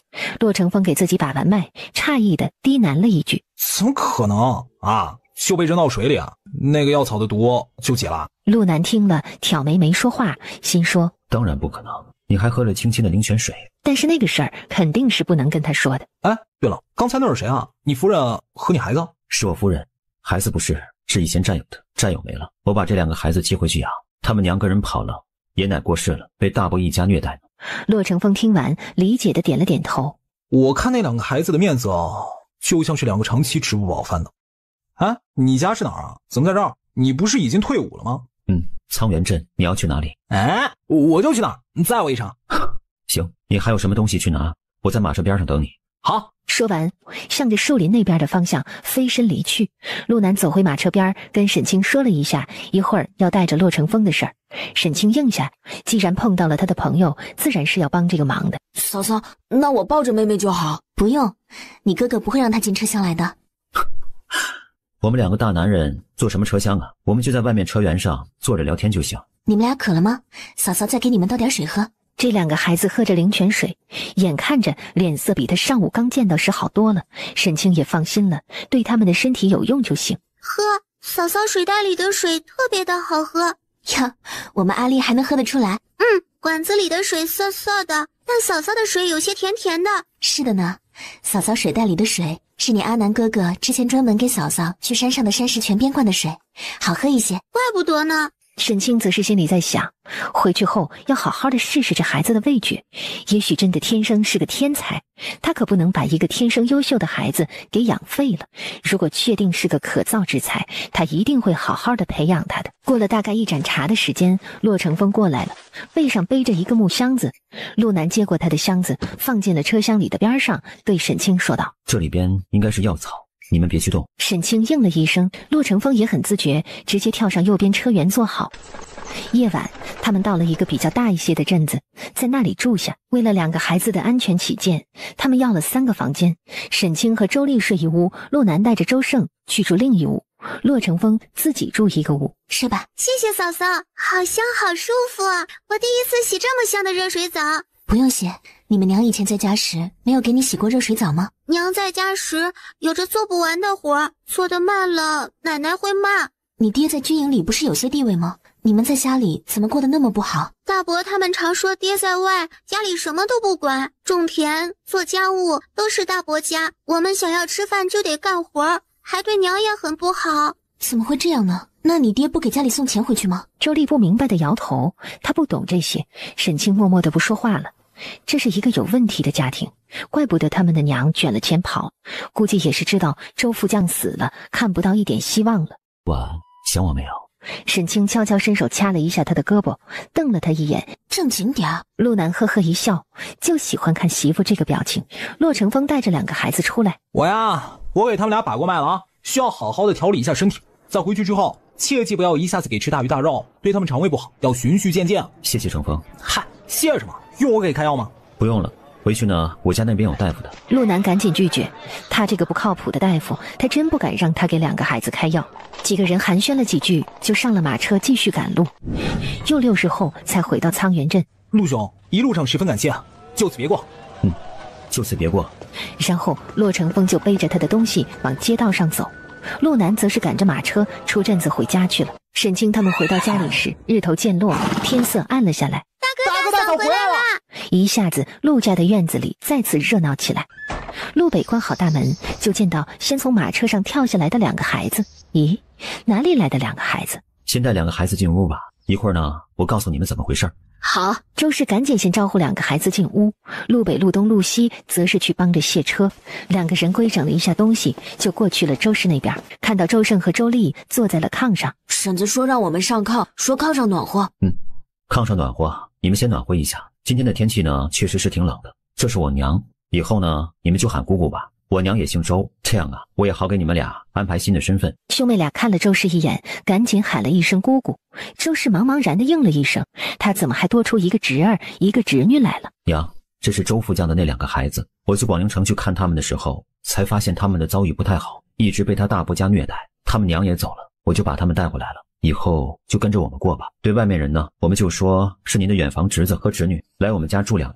周胜、周丽是他们俩的名字，我觉得这名字也挺好，要不就别改名了。竟然是周副将的儿女。好，那你们都记住了，以后阿胜和阿丽就是你们的表弟和表妹，你们几个要对他们俩好一些。是，我是老二陆北，你们以后喊我二哥就行。接着，陆东、陆西也自我介绍，然后是陆湾。他自我介绍完，周胜和周丽明白了，原来他就是嫂嫂嘴里的弯弯。今晚我们吃素包子，熬的红薯稀粥。行呢，娘，够不够？够的，够的。这几日啊，每顿饭都做得多，就是猜着你们应该是快回来了。这个家日子也是普通人家，如今咱家房子小，先凑合着住。等明年春天我们盖起新房，你们俩就会有自己的房间了。兄妹俩赶紧应下。阿南，那你带他们回来，他们家里都同意了？吃完饭呢，我把经过给娘说一下。这一晚，周胜跟着陆家三兄弟一起睡的东房的大炕，周丽跟着周氏母女俩一起睡的。周氏安排2个孩子睡下后，出去院子里，见到陆南在院子里站着。娘，你过来一下，我和青青有些事跟您说一下。3个人坐在桌边，沈清和陆南就把这次出去的所有事情都跟周氏说了一下。虽然周氏不长家，但他毕竟是长辈，他们俩凡事都要与他多商量。当周氏听完所有的事儿，脸上是一抹不敢置信。就那几株草药那么值钱？我也是有些没想到啊，觉得他们给的高了，因此那个李老爷子想让我帮着他继续留意特别的草药的时候，我才答应了的。这是应该的，这2个孩子确实可怜了一些，以后那就留在咱们家吧。等大一些，阿胜让学个本事，给娶个媳妇儿，成个家。周副将的香火也算是延续下来了。周丽的话，就让与弯弯每日作伴，先一起学认字吧。等1年半载，我看着教些什么，等大了给找个稳妥的人家，以后过个平安日子，也算是对得起当初周副将与你爹同生共死的情分了。既然接回来了，肯定是要好好养大，安排好未来生活的。沈清和陆南应下，他们也是这么想的。娘，我们俩准备明日去镇子上看铺子。既然要做生意，如今手里有了钱，得先弄一个铺子，以后做着生意也方便。家里给您留500两，我们这一冬天过日子用。等春天开春后，我们就准备买木头买砖，盖新房。周氏看了看没接，你们拿着吧，东西也都是你们跑着买，娘拿着钱也没地方用。你们买回来东西交代给娘，娘给你们在家安排好生活就行了。况且你们走时，青青给娘留下的10几两银子还在，都没动呢。啊，对了，你们俩的中医也给你们做好了，娘明日给你们吧。现在2个孩子睡下了。好，谢谢娘，我这次也给家里人买了有些里外的衣服，明日我分一下，娘给每个人放好。出门或者过年时，咱们也都是有新衣服的人了。好吧。陆南想起那日看到舅舅的事儿，想了想，最终什么都没有说。周氏离去后，夫妻俩也洗漱准备休息，连着奔波了几日，夫妻俩没空去空间劳动，早早睡下，相拥而眠了。翌日清晨，沈清瞪了大清早拉着不让人起床的陆南，耳根子有些发红。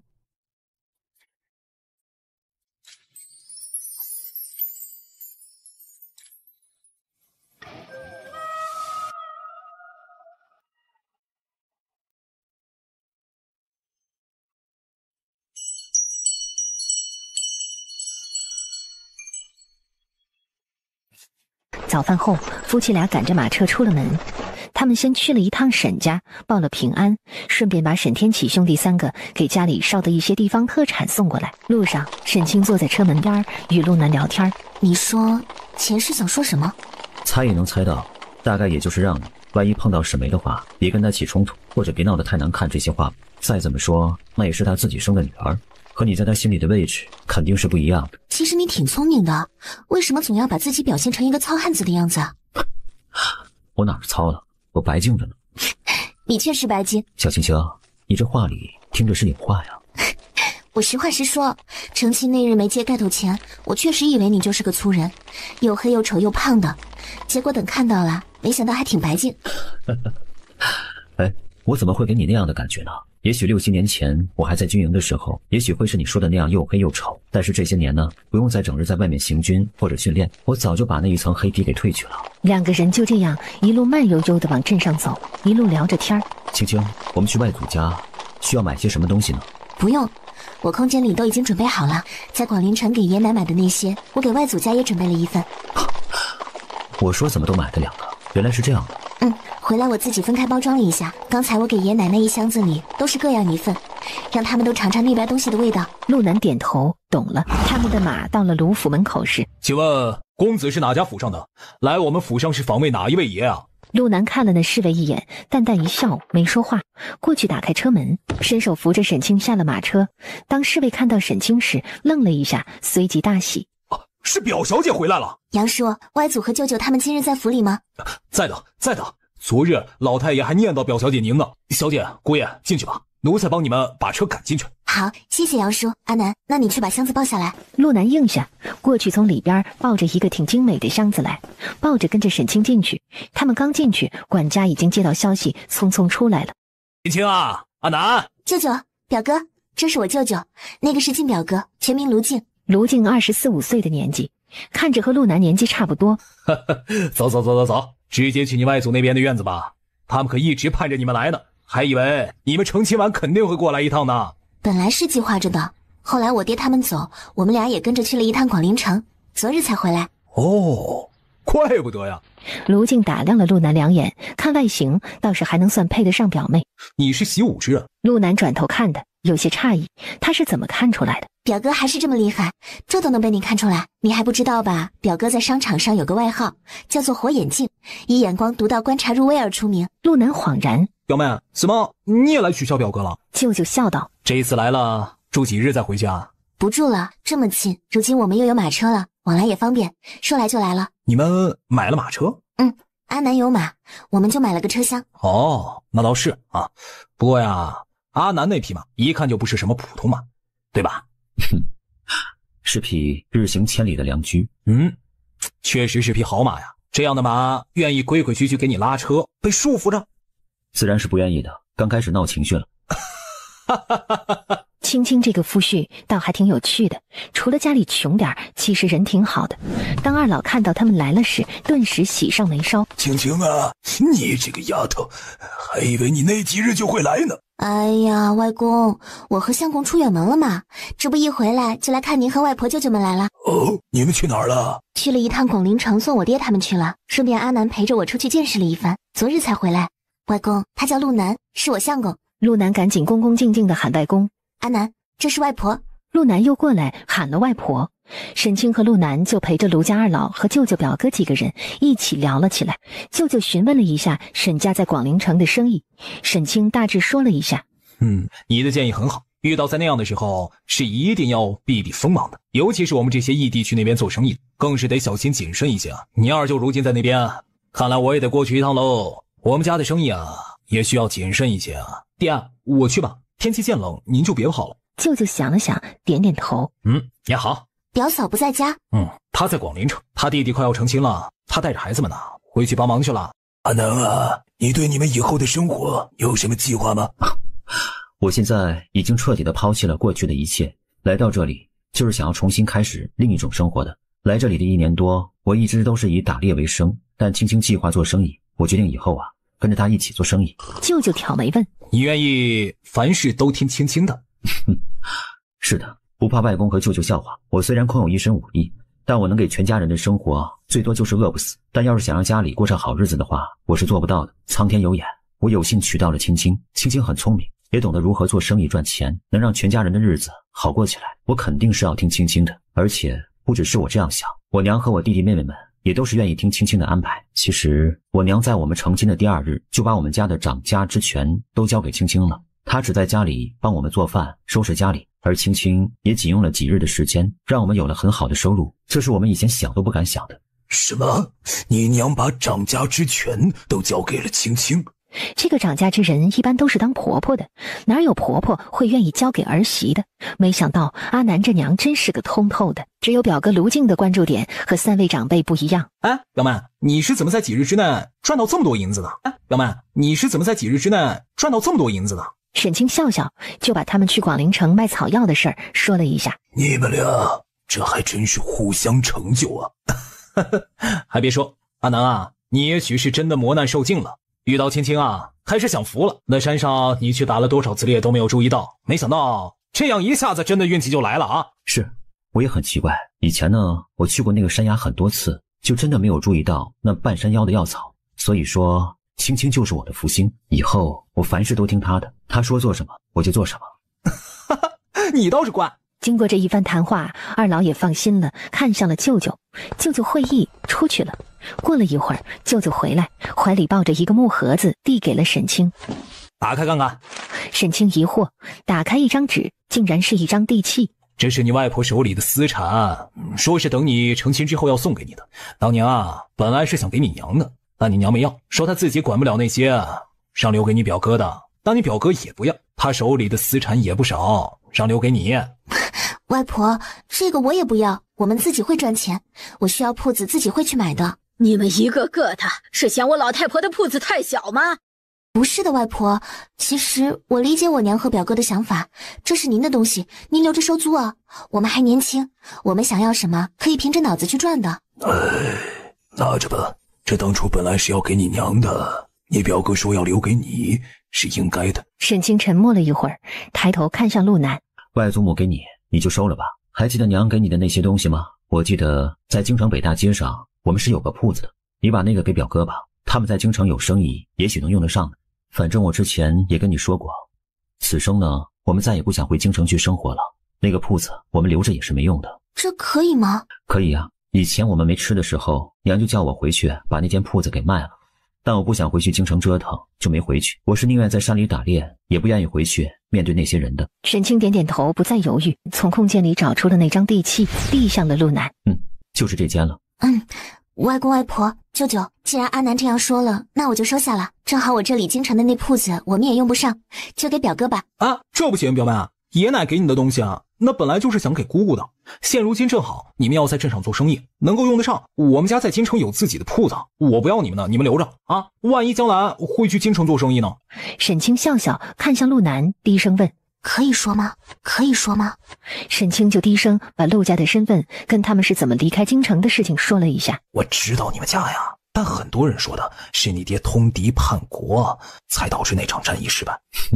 舅舅觉得就冲着那位的残暴性子，如果我爹是真的通敌叛国，我们娘几个还能活着吗？那些只是坊间流言，试图想让我爹背上所有那场战争失败的罪责罢了。但是那位他是绝对不敢下旨这么给我爹定罪的，因为朝里很多人都是明白真相的，他也能很明白，不然他不会砍了他的一个小舅子。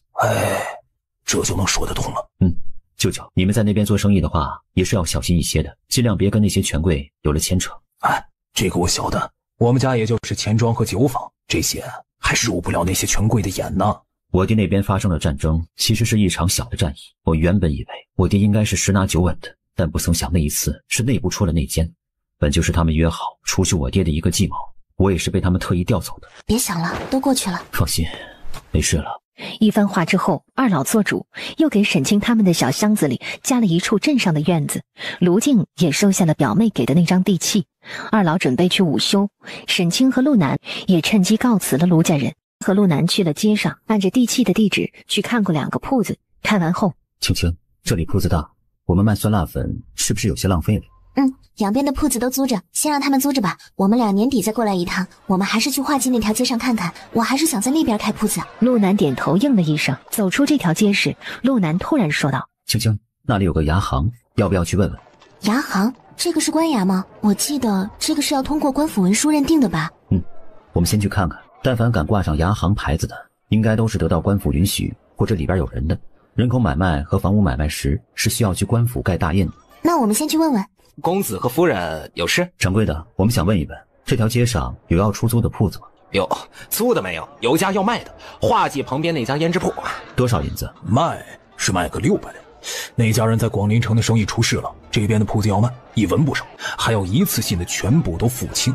他们呢，要用钱走动啊。我们还没有注意到那家铺子，我们能先去看看才决定吗？如果铺子的大小和位置我觉得合适，我今日可以直接买。掌柜的听沈清也出声说话，饶有兴趣的打量他们俩一眼。你们俩谁做主啊？当然是我夫人。你们买卖铺子有官府的文书大印吗？这个呀，自然是有的。看来夫人也是懂做生意的呀。这个是自然。罢了，是我说错话了。走吧，带你们去看看去。那个铺子虽然贵是贵了点儿，倒是不小，而且后面还有个后院，你们买下就是不卖胭脂，卖些吃食也是很不错的啊。他们跟着牙行的掌柜去看了那个胭脂铺，沈清很喜欢，小院子还不小，也很干净。从胭脂铺出来，掌柜的看沈清一路上还在观看别的铺子，心里没底。怎么样，公子夫人，对这铺子还满意不？这家铺子要不是他们广陵城的铺子出了事，这边也不会这么个价钱卖的。我记得当初他们从我手里买的时候是花了800两。他们在广陵城出了什么事？哟，这个在下就不清楚。掌柜的，这一家不会正好与前几日广陵城出事的那家胭脂铺是一个东家吧？掌柜的脸色一变，他们怎么会知道广陵城那边的事情？呀，这个在下还真不太清楚。哎，我也看得出来，你们两个那是真有这个能力买这个铺子。说实话，600两这个价钱真不高，就算是他家别处铺子出事了，也破坏不了这个铺子的风水。你可听过一句话，要想做好生意，就要先做好人。你可知道广陵城的那家铺子是发生何事的吗？很不巧的，我们俩那日刚好在广陵城游逛，就恰好遇到了郡君大人当街处理他家的事情。哎，那你们的意思呢？除了价钱，其他的我都愿意尽量满足你们。他家儿子被弄去了大牢里，他家想要用钱走动啊。我猜得出来，掌柜的也是想赚到这笔抽头的吧？那您再帮我们跑个腿儿，600两，我们可以不讨价还价，但是铺子里的那些东西他们都得留下。一会儿我们签了契约，他们拿钱走人，东西给我们留下。连铺子里的那些胭脂都要留下？要的就是那些胭脂水粉清袋。掌柜的要去问问吗？这不太可能吧？那些东西少说也值个180两吧。您可以去问问，我们俩就在您铺子门口等着您。如果可以的话，我们就签约。赵掌柜思索了一下，点点头，他亲自去问了。等赵掌柜的出去后，陆南低声问沈清：青青，你怎么想着要那些胭脂的？对方会同意吗？会同意的。我刚才在门口听到2个人聊天，东家让掌柜的把那些东西扔了吧，但是掌柜的不舍得，还打算卖一卖，说反正还没人买走铺子。陆南听完恍然大悟，等以后你会知道的。陆南看到他这故作神秘的样子，闷笑。他确实很好奇，莫非青青还要开个胭脂铺子不？很快，赵掌柜的回来了，身后还跟着一个50多岁的掌柜，看了沈清一眼，点头。可以，罗掌柜的说啊，您这边办完手续，把钱当着我的面交给他，他们就可以收拾东西走人，货全部都留给你们。好，那你与我夫君写协议吧，写好后是需要去官府办理新的地契吧？是，这个你放心啊，我会给你们办妥的。不过办手续的时候有2两银子的手续费，这个得你们出。可以。1个时辰后，手续办好，新的地契到手，他们也买了新的锁，把胭脂铺从里至外重新锁了一遍。之后2个人赶着马车回村里去了。沈清和陆南回到家里后，说了一下今日的事儿。娘，如今铺子买下了，我们也要开始忙了。好，我们所有人听青青的安排，你让我们做什么，我们便做什么。嫂嫂，我们也能帮忙。明日我们要开始准备材料了，要做酸辣粉，最重要的就是粉。如今我们常用的就是红薯，所以我们要做红薯粉。虽然有卖现成的，但是很贵。如果用买来的粉做再来卖，那价格就太高了，肯定会影响我们的生意。所以我决定自己做红薯粉。今日我回来时和阿南去菜市口买了1筐子红薯，是5文钱1斤。但是我觉得，如果我们直接去村子里收的话，应该用不了这么贵。我前几天听说，他们有的人家去镇上卖是3文钱。好，那就3文钱。阿东、阿北，明日你们俩开始去村子里挨家挨户询问有没有要卖的红薯，我们3文钱收，现过钱，谁家要卖就让送来我们家。我也去，我和三哥一起。我也可以，我跟2哥可以吗？周胜也很懂事的问道。可以，那就你们两个一起，你们只要把话给每一家送到就行了，他们来不来卖你们别管，记住了吗？4个人点头应下。阿南，我晚上给你画个图，你按照我画的图来做压粉条机，比现在人们用的要省力气一些，做上2个，以防一个坏了用另一个。好。嫂嫂，我们俩可以做什么？陆湾和周丽2个也眼巴巴地问道。你们俩跟着娘做衣服时，你们跟着学做女工，娘帮着我做粉条时，你们俩也帮着我剥花生米，以后还可以帮着晒红薯粉，好不好？2个人听到他们也有事情做，开心极了。青青，那我们自己晒红薯粉卖不卖？能不能赶得上你那边铺子开张啊？能的娘，我打算10日后开张，这几日先收拾一下铺子里，准备一些东西。好，那就行。第2日，陆北兄弟3个带着周胜4个人出去村子里，挨家挨户的去说了。你家不是穷的要啥没啥吗？哪来的钱收红薯啊？难道你大嫂愿意拿自己的嫁妆出来贴补你们？收红薯是我大嫂让我出来说的，反正我每一家都会通知，你们要是信的就送过去，钱自然会付给你们，不信的可以自己留着慢慢吃。说完，陆北留下一个高冷的背影就走了。正好他们一路上走过去，还去了罗大夫家。罗大夫正好不在，出诊去了。罗大夫的小女儿在帮着他收拾药堂内，见到陆北他一愣，随即脸色微红了一下，眼神乱飘。陆二哥，你找我爹是你家谁病了吗？不是，你是罗大夫的小女儿罗梅吧？是，我是罗梅。陆二哥还记得我？你爹说过你的名字，我记得你家姐妹4个是按照春兰夏竹、秋菊冬梅这样的顺序来排的。是这样的。哦，我大嫂让我出来跟每家每户说一下，从今天开始我们家收红薯3文钱1斤，你回去问一问你爹或者你哥哥嫂嫂们，你家要不要卖红薯？如果要卖的话，就送去我家，是现钱结账的。说完，陆北冲他点点头，带着周胜走了。二哥，我发现那个姑娘喜欢你。陆北被他这天外飞仙的一句话吓得一个趔趄。臭小子，你别乱说，你这样说是会毁人家姑娘的名节的。周胜咧嘴，嘿嘿笑了一下。我看过几日我们就找人先去买砖，准备木头沙子这些吧。等开春了，我们就先把西边这边盖起来，等房子干了，我们搬进来，也好拆了盖东边这2片。行，等给你准备好需要的东西之后，我们就出去找人买砖、拉沙子那些东西去。我们直接盖砖瓦房，一次到位，住个几10年也没关系。顶上做成脊梁顶，直接上瓦，下雨不用担心漏雨。好，我们钱够吗？不够的话，我再去找一些草药给李老爷子送去。够用，先不用去，等我们再找到好的药草你再送去。李家那日给我们的价钱确实算高的，既然他们求的是稀罕药草，我们也尽一份力，也算是对得起他们对我们的帮助。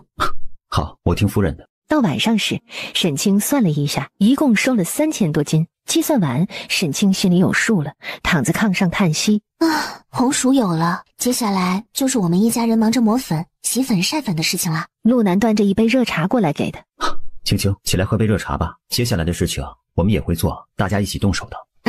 不过你还是得抽时间把压粉条机做出来，我也得把我们铺子怎么收拾画出来。最晚后日我们就要去找木工去装饰一番铺子里了。找什么木工啊？我来吧，怎么做你安排就好。凳子那些需要买现成的吧？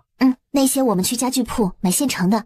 那我们2日后去镇上开始收拾铺子里。好。忙碌了一天，他们一家人总算是可以休息了。在陆家收红薯的几日后，陆南亲自来找李正来了。陆南啊，有事儿？李正看了一眼陆南放在桌上的东西，客气地问道：这是我们在广陵城买的茶叶，给叔尝尝。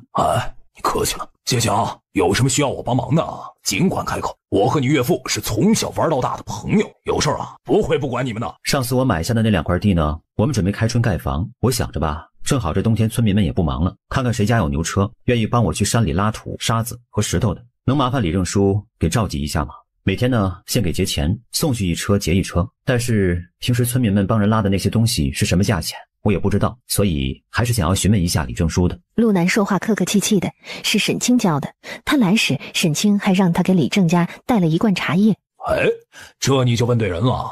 这个忙，叔还真的能够帮得了你们。我弟弟就是给人承包盖房子的监工，你要是没找到盖房子的人，可以用他们，他会帮你安排人拉这些东西的。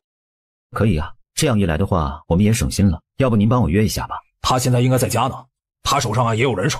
都是村子里那些年轻的村民们，免得你们自己东一头西一头的找人去嘛。李正试探着问道：我说陆公子，你们收了这么多红薯，能吃完吗？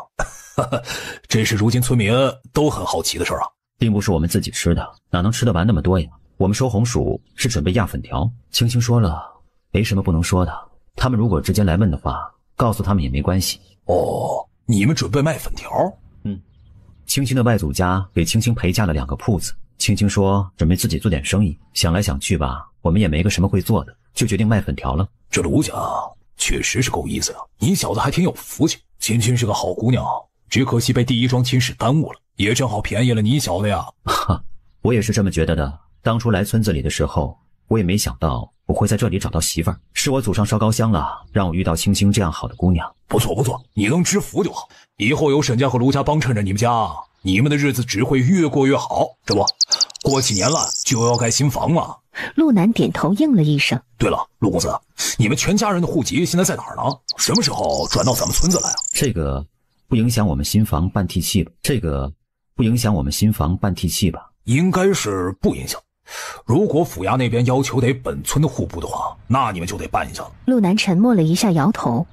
我们的户籍在京城，这个事情暂时不好办。如果办地契有那个要求的话，那就把地契办成青青的名字吧。前几日他们买铺子用的也是沈清的名字。你娘同意啊？我们家我当家的。成，能办成你的就办你的，办不成就办沈清的。事情谈妥，陆南再次谢过李正，就先告辞回家去给沈清说这个事儿去了。沈清点头，这样倒是省了我们的事儿了。翌日清晨，李正的弟弟杨三水带着人来量地方计划东西了。他给算了一下，说：按照现在民间盖房的规制来算，你们家这21米的地方可以盖上2处大院。如果你们想要3处院子的话也行，盖3间的话房子会小一些，或者盖成2间正房也行，院子会有点小。如果你们想几处院子相连的话，院墙跟院墙之间也可以留一个月亮门。陆家有兄弟4个，他是知道的。而且你这个地方东西比较长，南北呢也不算深，也盖不了什么前后院，但是南边可以盖上几间倒座南房，能当凉房，放一些东西。可以，2处院就2处，3间大正房，但是房子建得漂亮一些，用规制内最好的东西，瓦也是用最好的瓦，保证以后住着不漏雨。而且正房屋里都要盘地笼、盘火炕。杨三水点头说可以。沈清给杨三水看了一下自己的设计图，杨三水一开始没看懂，待沈清给他说了一遍后，杨三水恍然大悟：你这图怎么画的？能教教我吗？啊，这样看好像比我平时画的图要好看一些，也好认一些。沈清笑笑，也没藏私，教了他怎么画平面设计图。学会画平面图的杨三水说明日开始给他们往回拉东西后，就乐滋滋的走了。到初8那日，铺子里也全部都收拾好了。2个人坐着休息时，陆南问道：青青，门头的匾额什么时候送来呀？你和表哥取的什么名字啊？陆记风味小吃。诶，怎么是以我的姓取的？不是应该用你的吗？沈记吗？哦，沈家也做生意，用沈这个姓氏不合适。好吧，陆记就陆记吧。原本我想取南清风味小吃，又觉得好像有些不大气，觉得还是陆记这个带姓氏的大气一些。表哥也说南清不如叫陆记大气一些，我们就定陆记了。这个用你的姓没关系吧？没关系的，我本来也是打算跟着你学做生意的，以后我陆南也是商人。你放心，我一定会把你养成一代名商的。我发现你对做生意其实挺有天赋的。真的吗？我可以。放心，你绝对可以。青青，你冷不冷？要不我去把这个炉子放上火？不用，我们等一会儿就要回去了，东西我也准备的差不多了，盘碗盆那些也都买好了，现在就差挂牌营业了。哦，对了，炭可能过几日还要去买一车回来，这铺子里的这炉子烧起来会比较费炭一些。好，放心吧，等开业以后呢，我就去找卖炭的。又过了1刻钟，做匾额的人家给送过来做好的匾额。沈清看没有任何问题后说了谢谢，对方的店小二离去。黑色的匾额上金色的几个字潇洒飞扬。陆南一愣，诶，这不是我的字迹吗？还记得我让你帮我抄的那几首诗吗？陆南恍然大悟，对，那几首诗里正好也有这几个字。他又看了一会儿匾额，突然说道：青青，其实我还可以写的比这还好看的，你应该跟我直说的，我再好好用心写一写。沈清似笑非笑地看着他。这么说，陆公子给我写那几首诗时，其实并没有用心吗？那不是，绝对不是的。我给夫人写诗时，当然是最用心的了。那就行了，我觉得这几个字挺好。你这样一说呀，我也觉得是越看越好看。好啦，放好吧，等后日我们来了就可以挂牌了。阿南，把前后门锁好，我们可以回家了。青青，好像是要下雪了，天阴起来了。没关系，下雪我们也照常开业，宣传已经做了，不能不开，营业额是多少算多少吧。如果开张日一推再推，后面的生意也不会有顺遂的。天气变化这种事情是咱们没有办法掌控的，我们只做好我们应该做的。好。陆南刚关好车门，就看到迎面走来的2个人，而且2个人似乎还在那闹别扭，正是柳定言和沈梅2个人。谁知柳定言却下意识地伸出手去拉住马缰绳，急疯哪会让别人碰自己，一甩马头就把柳定言甩在了一边。找死！他一甩马鞭，鞭梢飞过去，直接就抽在了柳定言想伸手探向马车车厢的手上。这时陆南也发现了柳定言喝酒了，似乎有些醉意。此时是下午申时正，半迟不早的喝什么酒，一看就不是正经货色。好的，青青，这就是男人的待客之道。我脑袋不想要了，就继续往前走。柳定言突然想起陆南是会武的事情，默默地停在了马车的3步之外，身形还有些晃悠，一双眼只看向马车的车厢，言语还有些不利索，说道：沈清，你下来，我们谈谈。陆南一听气了，要不是顾忌沈清，他此时直接一脚把这不要脸的东西踹飞了。沈清这时出声了，却不是回应柳定言的话，而是对沈眉说的：沈眉，如果还想你娘继续在沈家做夫人，就管好你的人，再敢放出来冲着我狒狒，我让你们后悔惹到我沈清。说完，沈清对陆南道：走吧，阿南，没必要和一些不重要的人一般见识。陆南冲着沈眉和柳定言冷冷地哼了一声，一扬马鞭，疾风直接扬蹄狂奔起来，把那两个讨厌的家伙远远地抛在了身后。柳定言突然跪地大哭起来：青青，我后悔了，青青，我现在知道我想要什么了，青青，你原谅我好不好？沈眉站在他身后，望着远去的马车，眼睛也红了。不过他是被气的，此时的他恨不得立刻杀了沈清。大概只有他死了，柳定言就会对他死心了吧？沈清，你该死！回村的路上，陆南一直皱着眉头。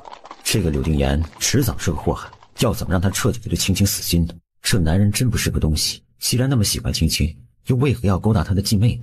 既然是个风流性子，又何必在这里装深情呢？这种人只怕是没得到的，他们觉得就是最好。如果当初他娶的是青青的话，没准今日站在他身后哭鼻子的就是青青了。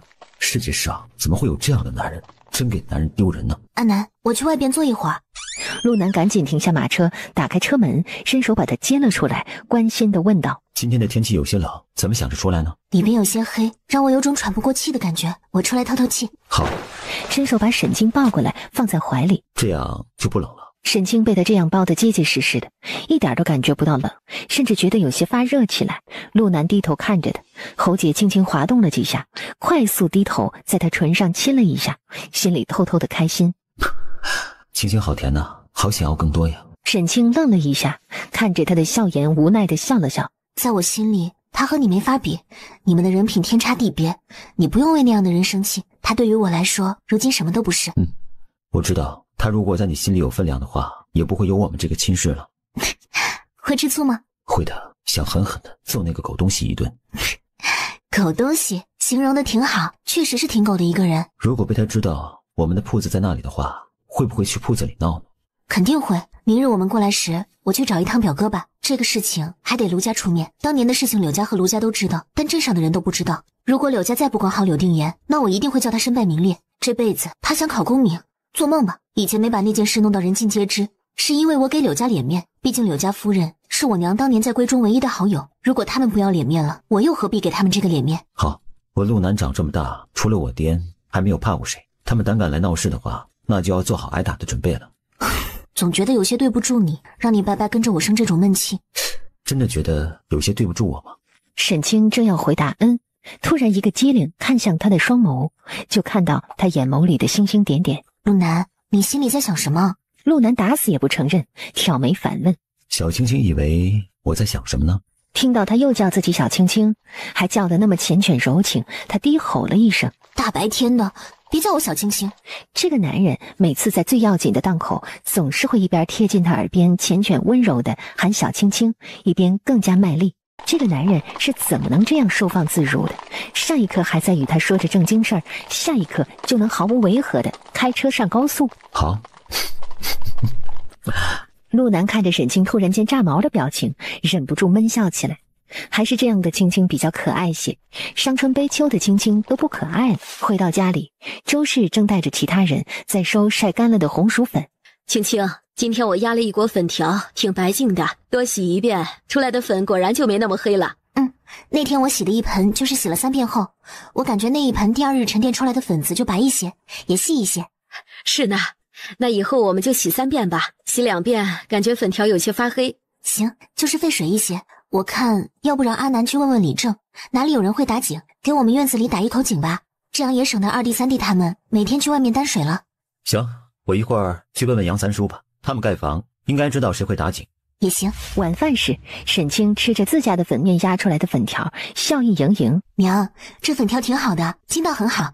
松鼠放了这么长时间，粉条也没有糊，您这压粉条的手艺更没得说。当初是一个小村子里的孤寡老婆婆教给我的。她没儿没女，老伴儿也过世了，与我们是邻居，都是村子里最可怜的人家。我们就接济一下婆婆。后来她就教了我鸭粉条的做法，教我如何打芡的。她说啊，鸭粉条关键的就是打芡这一步。那个婆婆也很会做饭，我那些蒸锅的几大碗的做法也是她教的。周氏说到这里，问陆南记不记得那个婆婆。陆南点头，记得。她过世还是我和阿北、阿东3个去埋葬了的。对，就是那个婆婆。那个村子也是我们住的最久的一个村子，好像是2年多吧。这天下间可怜人太多了。对了，阿北，你最近几日有空带着周胜和周丽去找一下罗大夫，让他给2个孩子开几副药，调理一下身体。陆南从袖袋里摸出一个钱袋子递给他。这个你以后带在身上，万一用一下也好给罗大夫付药钱。陆北停顿了一下，接过应下。陆南知道他在迟疑什么，笑着说道：放心吧，是我刚才出门时是你大嫂给我让我给你的，说娘呢不想管银子，但是你在家里有时候办事也是需要银子的，就让你带在身上一些的。听到是沈清给的，陆北松了一口气，毕竟如今嫂嫂长家，如果哥哥偷偷给自己钱，万一被嫂嫂知道了不开心，或者和大哥生气怎么办？每天还教沈家那几个孩子的吧？教着呢，现在改成早上了。你们出门之后不久，他们就来了，练了1个时辰才回去学堂读书的。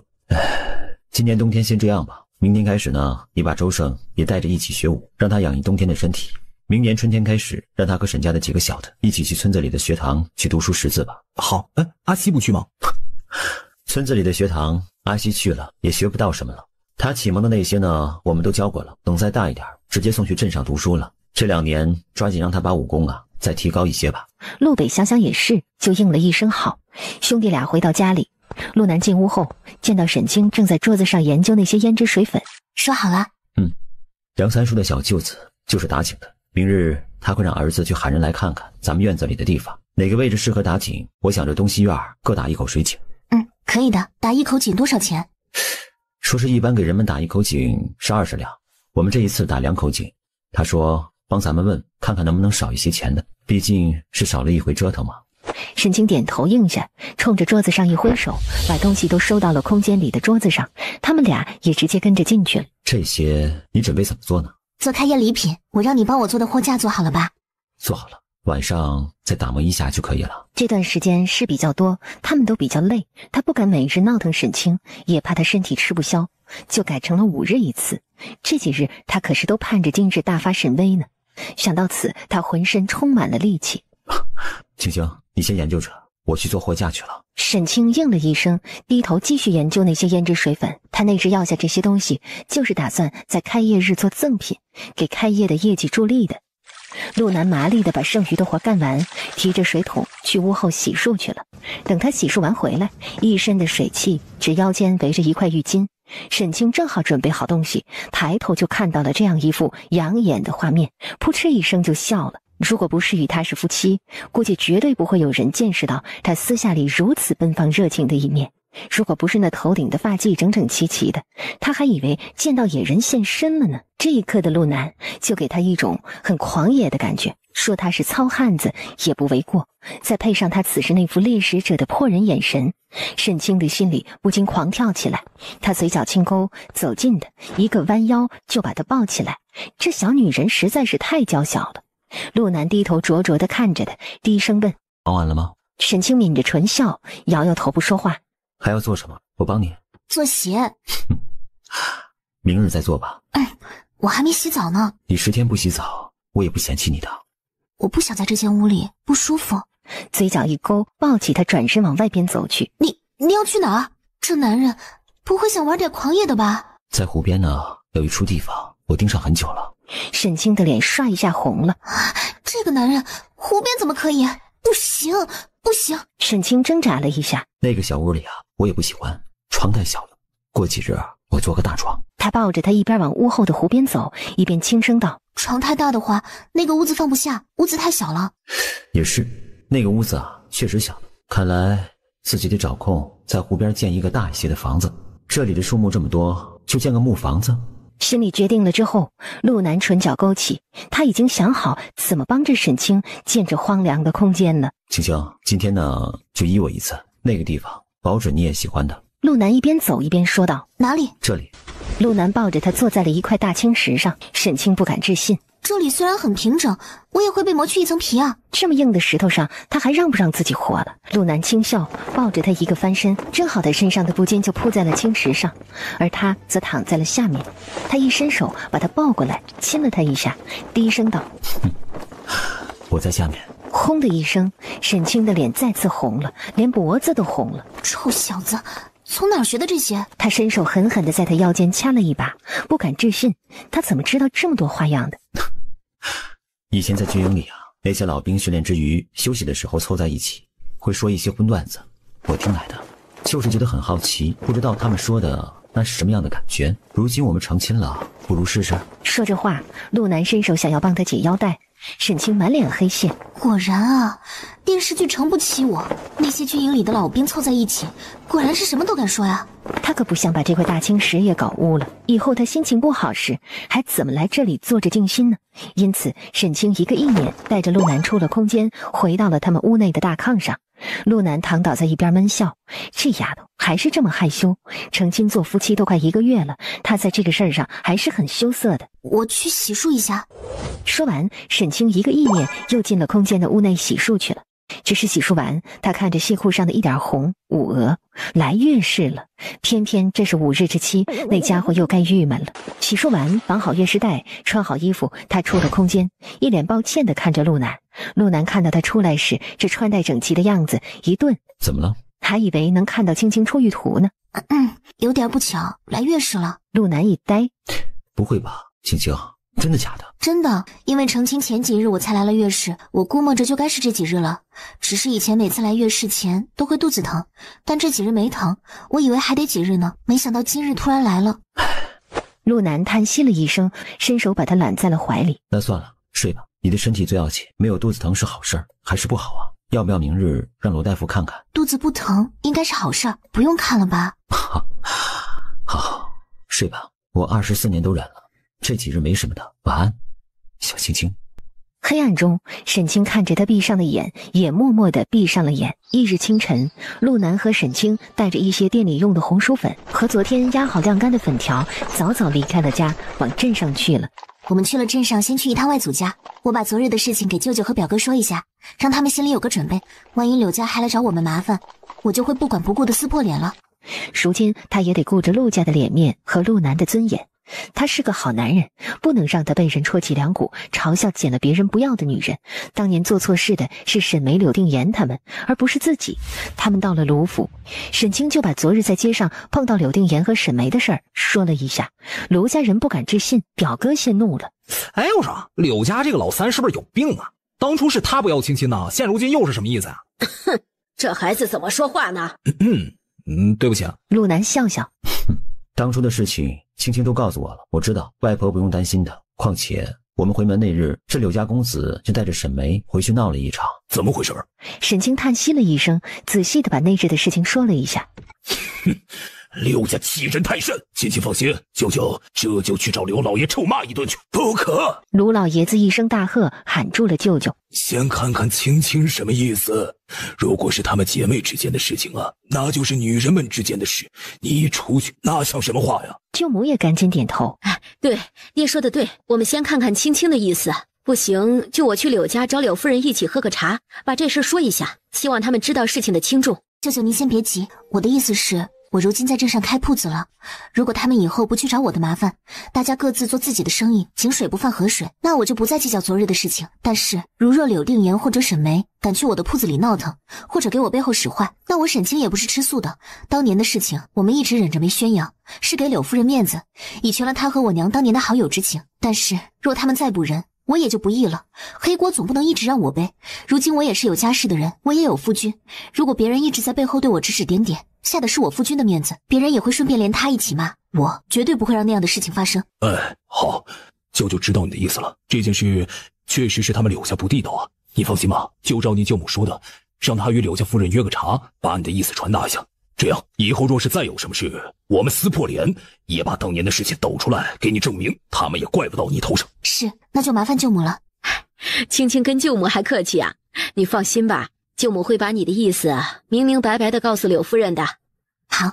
陆南一直默默地看着沈清，心里却想着怎么能逮着机会收拾一顿这个姓柳的。娘，要不我也找柳家老二喝杯茶去啊？娘，要不我也找柳家老二喝杯茶去啊？也好，顺便去叮嘱一下，但不要告诉他们青青的铺子在哪儿。好。舅母和卢静应下，沈清和陆南再次说了谢谢。沈清说要去铺子里收拾了，说今日是试吃时间，他叫了凤馨儿，还嘱咐表哥记得按时去。卢静点头应下。沈清和陆南赶着马车回了铺子里。咱们换上工服，就要正式开始忙了。估计馨儿他们也快来了。沈清把他准备好的礼品盒子拿出来，放上去后，又把他昨天做好的立牌放到了礼品边上。他把这些布置好，闻到了红糖的甜腻香味儿。你去买红糖了？冲了一杯，一会儿啊，你趁热喝，有需要蘸凉水的地方就喊我来做。好。沈清看了他一眼，低头喝红糖水，很甜，很热，也很暖。青青，这万一明日开张没有人来吃的话怎么办呢？陆南对做生意没有什么自信，总觉得心里没底。别怕就做不成生意了。我们的东西都是现做的，有顾客点了才做，没人点东西不是还在吗？不用担心会浪费东西。再说了，万事开头难，哪有总是一帆风顺的事情？况且房子是我们自己的，我们也没有雇伙计，即便是一天没顾客，我们也赔不了多少。而且这也算是我们的不动产投资，将来还可以租出去赚钱，对吧？钱姨也很感激我们家对沈梅的好，只是我没想到这样会养成沈梅大小姐的性格，凡是我的东西她都跟我抢。认识我或者我们家的人都知道，我娘是镇上卢家小姐，我娘在去世前曾为我定下一门亲事。沈清声音轻缓的把他和沈梅当年的事儿说了个一清二楚。都说出来，沈梅接招吧。之后陆南走上前握住他的手，给他安慰。听到沈梅竟然是柳家的三少夫人，当年他们的事儿还是这么来的后，众人惊讶的张着嘴，忘记了和尚当年柳家没有娶卢家的外孙女，而是娶了沈家继女的事情，竟然是这么回事。好，本官了解了，先把人拿来，对过口供再说。来人，上柳家拿人。哎呀，许大人真是亲我。青天大老爷呀！可说是抓谁？抓沈梅，三少奶奶。管家躬身道。听到不是抓自家人，柳夫人松了一口气。那个贱人犯了什么事儿？官差没说，只是说是许大人让来拿人的。阿哲，你去一趟府衙，老三在书馆，先别惊动他。不管怎么样啊，沈梅如今还是柳家人。娘，如果万一是他对沈清动手了，人家反击了怎么办？儿子最担心的就是会损害到三弟的名声啊。如果是那样，那就不能怪我们柳家无情了。你三弟必须保住，具体的你看着安排。沈梅这个女人，最好能借着这一次休了。两个人正说着话，门被推开，有人进来了。当看到进来的是骆成风时，沈清和陆南诧异了一下。你怎么知道我是在这里的？我刚才远远的看到街上就像你，还没等我喊你呢，你就进来了这个店内。我看到门上还没有挂牌子，就想着进来看看。哟，怎么着？这是你们俩开的店啊？骆公子坐吧，我去给你们俩泡茶。骆成风笑眯眯地说了谢谢。看样子你这个是饭馆子喽？陆南眼神看向了东墙边靠墙放着的那个匾额，骆成风的眼神也看过去。什么是风味小吃啊？等一会儿你尝尝就知道了。今天青青呢有2个朋友过来试吃一下，你也留下吧。你来这条街做什么？瞎溜达。这条街上又没有医馆药铺的，你来这里溜达什么？陆南知道他没有说实话，白了他一眼。就是因为这条街上没有医馆，我才来溜达呀。莫非骆公子想在这条街上开医馆？这时沈清正好进来问道。是啊。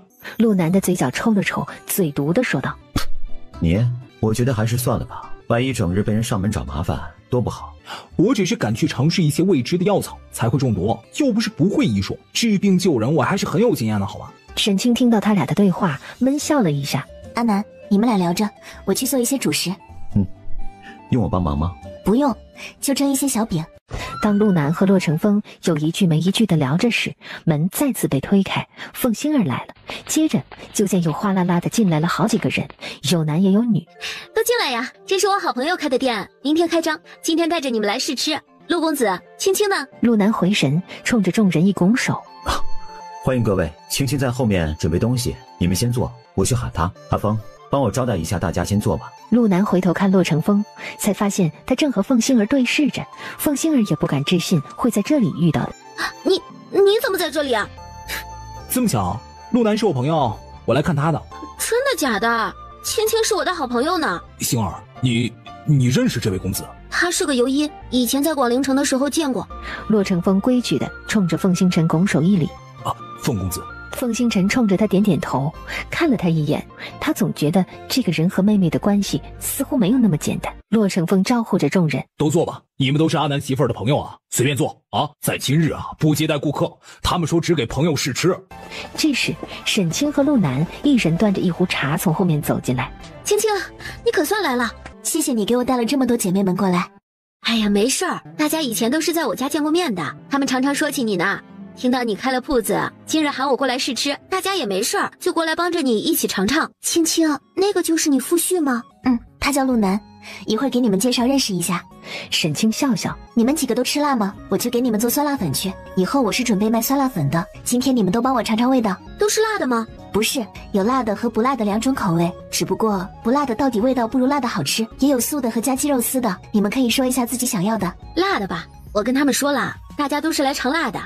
虽然我们府里有时也会做辣菜，但不是常吃，想尝尝你这个风味是啥意思。行，那就4个辣的，都吃鸡肉的吧。”几个人一起点头。凤大哥、杨大哥，你们都吃辣吗？有什么忌口的吗？没有，就按照你的搭配来做的。这里啊，那就是吃辣来的。沈清点头，又看向洛成风：“洛公子也吃辣的吧？”洛成风点头嗯了一声。之后，陆南让洛成风代为招待大家，他跟沈清去后面准备东西去了。我没想到会来这么多人。那今天带的粉条够吗？够的，这个不用担心。来了这么多人，一会儿还有表哥过来，我们也不能慢待了他们。你去拿几颗小西瓜出来，切成小块，去招待他们一番吧。我再做一些别的菜，中午好好招待他们一下，不能只给吃1碗酸辣粉就完事的。陆南一顿点了点头，他的小西瓜越来越少了。你把西瓜和凉菜给那2边桌子上去，再去买2坛子酒吧。等表哥来了，你们一起喝几杯。青青，表哥也来了，还带了2个朋友，我干脆啊给他们拼了一个大桌子。如今他们8个人在一个大桌子上，那边2个凉菜会不会少啊？那是有点少，我再准备2个，你去帮我买些豆芽和豆腐回来。好。陆南得令去了。等陆南给他买回东西来，沈清也煮好了10几碗酸辣粉。陆南端着盘子一一的给众人上酸辣粉。等沈清又准备了4个热菜，烙了2大盘油饼后，2个人端着去了前面。怎么样，味道你们还能接受得了吗？我没敢给你们4个做太辣的。沈清笑着询问凤星儿和杨艳几个人。有些辣，但是挺香的，配着小饼吃还是可以的。配着西瓜吃更爽。当时觉得很辣，慢慢的又有些想再吃一口的感觉。我还好，以前吃过你做的辣菜，虽然辣，我都吃得出汗了，但是我可一点没浪费，全都吃了。今年冬天先卖酸辣粉，往后慢慢再加东西。我会做的风味小吃还有很多，你们觉得会不会有人喜欢来吃这个酸辣粉？肯定有，这几年咱们这边的辣椒卖的也越来越多，就是大家都不会做辣菜。你这个，我估计慢慢的会有人学着你做的。杨柳儿说道。那是肯定的，别人喜欢做就去做，没关系的。我也不是打算只靠着这一个把生意做起来的，我会做的还有很多呢。只要大家喜欢，把大家的口味调动起来，就是我的目的。凤星辰点点头，对卢静道：“青青的格局还像以前似的，一直都是这么大方。”那是自然啊，我表妹可是从小被我姑姑教导过的。据说呀，她祖母也是大户人家教导出来的姑娘，很会管家的。我表妹从我姑姑过世之后，都是她祖母亲自教大的。陆南听到他们夸自家青青，唇角勾着。骆成风这时说了一句：“这臭小子，别人夸你媳妇儿，你高兴什么呀？”夸我媳妇儿好的，当然都是和我一样有眼光的人呢。他这一句话说完，凤星辰意外地看了他一眼，随即释然一笑：“我叫做凤金晨，是卢家邻居，镇上凤记的生意都是我们家的。以后我们也交个朋友，常来常往，一起多喝酒，多聊生意。以后敢让我们青青哭，我这个做哥哥的首先就不会饶过你啊！”风大哥放心吧，要哭也是我哭。风大哥放心吧，要哭也是我哭。只有可能呢，是我会被他欺负哭的份儿，我可舍不得气哭他的。哎，不错不错啊，卢健，你这个妹夫那是个可交之人啊！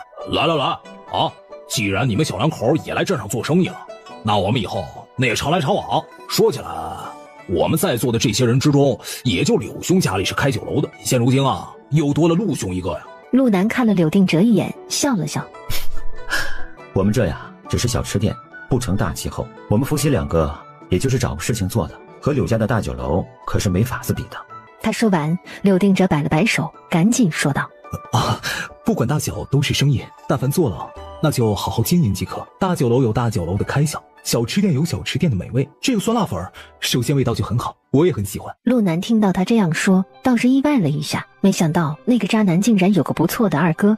他笑着点头。是啊，青青说了，以后呢还会有很多特色小吃会慢慢的上来。你们如果吃腻了大鱼大肉，有空可以带着朋友们来尝一尝这些小吃，换个口味。嗨，你放心啊，这个是肯定的。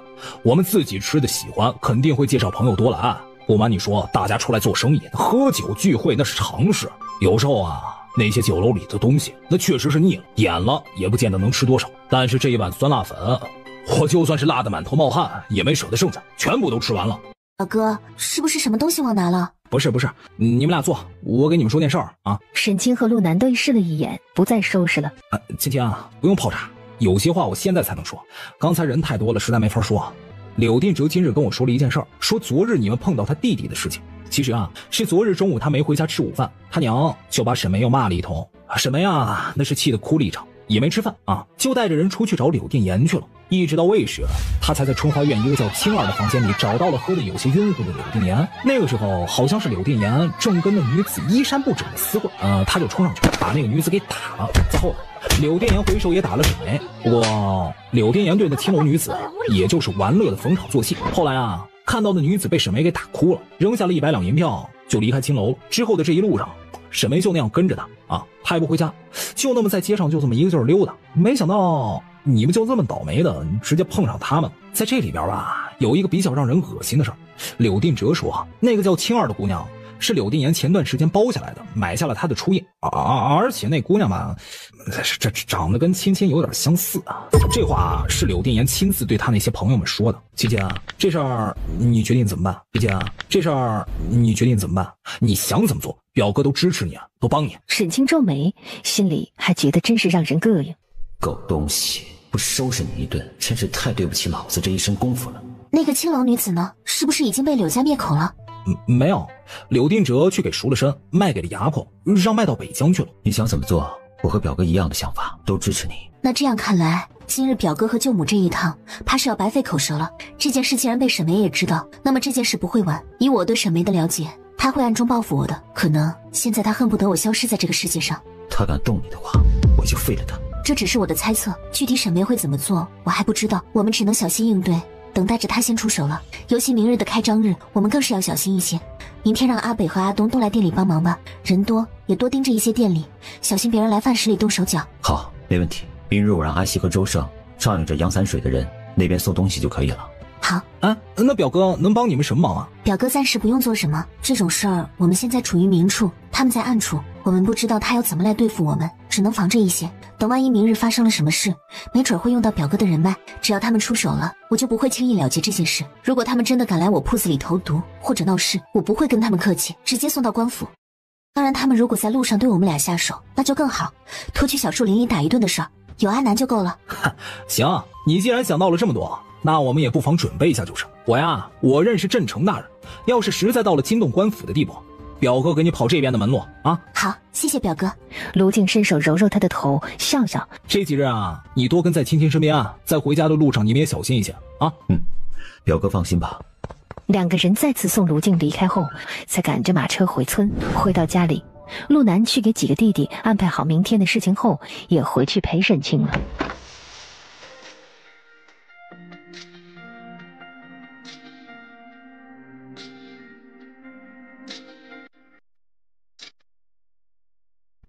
第二日，他们都起了大早，陆北、陆东赶车，陆南陪着沈清坐在了马车里。4个人往镇子上去。陆南怕沈清冷，就盘膝靠着车厢坐着，让沈清坐在自己的怀里，乖乖坐着，这样呢，我可以给你取暖的。沈清抬头看他，见他眼里都是浅浅的笑意，默默地靠在他的胸前，不再挣扎了。算了，坐就坐吧，确实坐在他怀里比坐在外面要暖和很多，只是他的手。沈清在默默地抬头瞪他，陆南轻抿着唇，忍着笑，看着媳妇这可爱的表情，情不自禁地低头吻了他一下。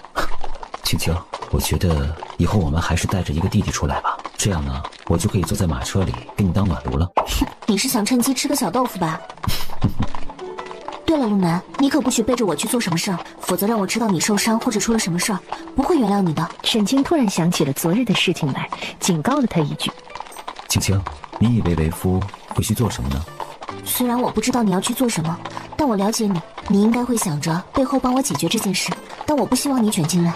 这件事本来对你的名声就有伤害，若你再去做点什么，别人一下子就会猜到是你。如今的你，还是不要惹上不必要的麻烦为好。柳夫人的一家表哥在京城中当官，据我外祖母说，那个表哥年轻时挺喜欢柳夫人来着，还挺护着柳家的。现在我们不能主动去对他们动手，毕竟如今我过得也挺好。当年的事情，我为了爷奶和沈家的名声，也选择了沉默，所以现在我们不能先动手，站在没理的一方，你明白我的意思吗？陆南伸出手来，抱紧的，低头默默地看着他，竟然已经这么了解我陆南了吗？他心里是开心的，可是青青竟然不让自己偷偷去收拾那个狗东西，他的心里又十分的郁闷。你是要陪伴我一生一世的人，我不想让那样肮脏的2个狗东西脏了你的手，想要收拾他们，我们等待光明正大的机会。陆南听到他这句话，不知怎么的，突然间就十分开心，也没有了任何的不痛快。好，我听夫人。这是什么呀？进店里，进来吃完饭呢，过来结账的顾客，一个女子送一个，是你大嫂准备的。是什么呀？陆东好奇，过去拿起来一个看。你大嫂说了，叫指甲油。指甲油？东北兄弟2人茫然地看着大哥，可能是女子们用的东西。这时沈清进来了，兄弟俩一起问道：大嫂，这个指甲油是干嘛用的？指甲油当然是抹指甲的呀。哦，原来如此。沈清眨巴了一下眼睛，陆东瞬间有一丝不好的预感。阿东，伸出左手来。大嫂，能不能不伸？陆东狗腿的笑着想要逃跑，他应猜到大嫂要做什么了，结果陆南重重一咳，陆东瞬间就怂了，默默地递上了自己的左手。沈清从箱子里翻了一下，找出一根细毛笔，轻轻地把指甲盖涂成了红色。不错，看来我还真是做这一行的天才。他那天突然发现这家胭脂铺子留下来的2罐东西挺像前世的护甲油的，他看了一下名字叫护甲水，然后他就拿了个小碗倒了一点那个护甲水，又把那胭脂粉倒了些，调和了一下，然后就跟他想的一样，那护甲水变稠了，也变红了。他试着拿了个东西涂了，感觉还不错，挺有光泽的。我轻轻地拉着陆东的手指吹了几下，陆东瞬间脸红了，悄悄地抬头看着大哥，心想大哥这回满意了吧？谁知他却对上了大哥盯着他有些暗沉的眼神。难道他是嫌嫂子抓我的手吗？那嫂子需要吹多久我自己吹。他一个大男人，手指上涂着红指甲，怎么看怎么怪异呀。可以了，阿东，一会儿有女顾客结账时就送一瓶这个，给对方看一下你的这根手指，对方就知道是什么了。记住，这个东西的名字叫做指甲油。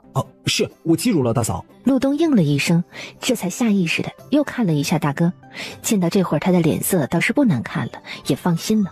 原来大哥是个醋坛子，他刚才肯定是嫌大嫂抓我的手了。想到此，他赶紧低下了头，忍住笑出来的冲动。阿北，你今天主要就是负责盯着店内的顾客和在门外招揽客人啊？这我要怎么招揽？也不用怎么招揽，就看到街上路过的人多时，喊上一句酸辣粉新店开张，今天进店吃粉还送礼。要不现在试着喊一下，看看能不能喊出口。嗨，这有啥喊不出来的？酸辣粉新店开张，今天进店吃粉还送礼，对吧？不错，一会儿在外面记得这样喊就行了。好嘞，大嫂。陆北满口应下。时间快要接近40正时，小吃店的门被推开，来的是骆成风。反正也没事儿，今日过来给你们当店小二，帮忙。好吧，谢谢骆兄。甭这么客气，我昨天下午在这条街上也租下了一个铺子，过几日你也来帮着我收拾一下啊。好，没问题。紧接着卢静带着个侍卫也来了。哟，表妹妹夫，恭喜你们新店开张啊，祝生意兴隆。我呀送你们一棵发财树，看看喜不喜欢。谢谢表哥。谢谢表哥，您请坐。陆南打开箱子一看，傻眼了。他本以为是一盆花草之类的，叫做发财树，结果表哥送的竟然是一个用玉石雕刻出来的发财树。这得值不少的钱吧？表哥，你这礼物太贵重了吧？没事儿，这不是给了外人，是给自家表妹跟妹夫的，这当然不能送差的东西。这是奶奶跟娘在咱们家库里挑的最合适的礼物啊。阿北、阿东，过来认一下卢家表哥。陆北见过卢表哥，陆东见过卢表哥。哟，这是你二弟三弟啊？是。你们家人都挺会长啊，是把你爹娘的优点全部都整过来了吧？卢静心想，哎呀，怪不得沈家老爷子给表妹相中陆南了呢。这一家人那个个不差呀。表哥，你就别夸他们了，不然一会儿阿北和阿东都不会做事了。好了，时辰到了啊，我们可以去接牌去了。哎，走。他们一起跟着陆南和卢静一起走向外面。沈清和骆成风也跟了出去。陆南等沈清出来，直接脚下一点地面就飞身而起，身影在空间画了个弧形，顺便把匾额上的红布揭了下来。他落地的同时，陆北和陆东也同时点燃了地上的鞭炮，噼里啪啦，顿时这条街上都是爆竹炸裂的声音。好！人群中有人凑热闹，大喊一声好，还拍手。围观的人们也都跟着叫了声好，气氛顿时热烈了很多。这是他们的第一个店铺开张了，人们好奇地打量着。陆记风味小吃，不是这是卖啥的呀？我猜是卖吃的。哎，不知道是卖什么吃的呢？我觉得这家老板有点嚣张啊。怎么嚣张了？有句古话你们听过没？说形容一个人富有，是说这人住着几进几开的府邸。哎，说一个人穷，就是穷的快要去喝西北风了。你们看看这家店名，陆记风味小吃，是不是有点喝西北风的味道啊？酸辣粉店新店开张，今天进店吃粉还送礼。什么是酸辣粉啊？听到是卖什么的，人们又开始议论。不知道，没吃过，要不要进去尝尝？也不知道贵不贵啊。谁知道呢？进去看看，太贵了就不吃了呗。至少我们也能见识一下什么是酸辣粉。对，进去看看去吧。那小哥不是说了吗？进店吃粉儿，还有礼物。我倒好奇是个啥礼物呢？随着顾客们的进入，店里也正式进入营业的轨道，开始忙碌了起来。很快，陆南就拿着下好的4个单子进来给沈清。青青，这4个人是一起的，一会儿一起上。沈清点头记下。陆南又出去了，开始登记别的顾客了。一会儿功夫就坐满了3桌。陆老板，吃你们这酸辣粉送啥呀？这时有人好奇地问陆南，陆南指了一下站柜上面的那个木箱子。指甲油。陆东也适时地展示了一下自己小指上的那一个红色。啊，这东西是男子抹的吗？还是小指上抹的？哎，不过你们还真别说，那个小哥只涂小指上，这还挺好看的。嘿，我今儿一定领一个回家试试去。那不是女子用的东西吗？不是只有女子才涂红指甲的吗？哎呀，女子涂的时候应该是涂满食指，那叫做单扣天红妆。我看呀，这指甲油那就是给男子用的。小哥，我看看你涂了1只手还是2只手啊？陆东一顿，默默地冲着众人举起双手。哦，明白了，原来指甲油是只涂一个左手小指的，确实这样还挺特别的。我也觉得好看。老板，一会儿我们走的时候真送一个吗？陆南此时心里快憋笑憋出内伤了，但是还不能笑场，点头。结账时呢，跟我弟弟领一个就行了。好嘞。人们应了一声，陆北和陆东对视了一眼，兄弟俩此时的神情还是有些懵懂的。他们俩并不觉得这样好看，这些人怎么会说好看呢？陆南回到后厨，先站在沈清身边笑了一会儿，才给沈清把这个美丽的误会说了一下。沈清啊了一下，也笑起来。算了，随他们去吧，他们要是喜欢就涂去呗，也是给生活增添一些乐趣。陆南轻轻嗯了一声，开始端着盘子往前面上酸辣粉。一日的忙碌终于结束了，时辰也到了酉时，太阳渐渐西移，沈清和陆南他们也终于可以坐在一起休息说话了。今日挺忙碌的，开张这一日算是开门红，他们一直忙碌着，沈清很开心。东，算一下账，看看我们今日卖了多少碗，赚了多少钱。很快算了出来，今日一共卖了155碗，加上还有他蒸的搭配的小饼卖，银子应是收入3两零550文。大嫂，这样是不是还算可以啊？陆东和陆北对于做生意有些不懂，不知道这样算好还是不好。还行吧，在我的计划之内。比起那些做大生意的人家，这肯定是赚的太少的。但是比起那些在外面摆摊的人来说，还可以。3两银子除去本钱，也能赚近2两的银子。如果每天生意都能这么好的话，1个月就能赚60两左右。这样的收入，你们觉得对一家农户人家来说怎么样？那可是不少了呀！村里的人种田1年那么辛苦，也就积攒最多10两银子，要不那么多人想着法子要做生意呢？这做生意那确实赚钱啊！咱们这只是小本经营，是小买卖。而且还只是我一个厨师，卖的是一种小吃。等咱们干1个多月，顾客多起来后，咱们再加一些特色小吃，会吸引到更多顾客的。到那时，怕是娘和妹妹弟弟们得来帮忙了。没问题，大嫂安排我们做什么我们就做什么，只要我们能够帮到大嫂，我们全都愿意帮忙。好。沈清看了两个人一眼，活动了一下肩膀，想要站起来去后面再收拾一下。陆南及时挪到沈清身边，伸手放在他的肩上，给他轻轻的揉捏着。累了吧？还好，肩膀不僵，我现在就是腰很不舒服。实在是月事期，又遇上铺子开张，他还得掌厨房，很累，很是不舒服。此时坐下来，才感觉到腰上是又酸又痛又胀的难受。大哥，我们俩想出去逛一逛，我们什么时辰回去啊？你们去溜达一圈，回来我们就回吧。从钱箱子拿钱去给娘和妹妹们买些点心，再看一看有什么适合他们的，给买一些吧。能？大哥，我有钱呢。拿着吧，赚回来就是咱们家人花的，你拿多少让阿东记多少账，这样账上的钱数就是能对上的。等陆东写完，兄弟俩出去逛街去了。躺我怀里休息一下吧，可能是你月事期有些累着了吧。真舒服。我给你揉一揉，你要不去空间里躺一会儿吧。没事儿，我还没发面呢，昨晚发的今日基本用完了，我得去厨房里发上面，今天开始就在厨房里的灶台上发着面就好，不用在空间了。沈清突然想起还没有发面，坐了起来。你等着，我去挖面就在这里发吧，你教我，我来发面。沈清看着陆南如此心疼的，笑笑点点头。行，去挖3碗面在那个放面肥水的盆里就好，我已经用水泡着面肥了。等陆南在沈清的指导下发好了面，陆北和陆东也回来了，两个人买了一盒点心，买了1袋杏干和桃干果脯，1袋香瓜子，给娘和妹妹们买了这些。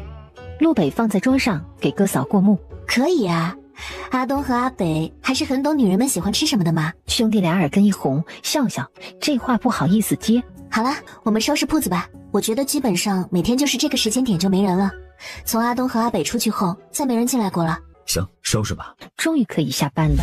一家人回家的路上，依旧是东北兄弟俩赶马车，陆南美滋滋地坐在马车里，怀里抱着小娇妻。还好今天顺顺利利的结束了，原本我还担心沈梅或者柳家那边的人来咱们店里闹腾呢。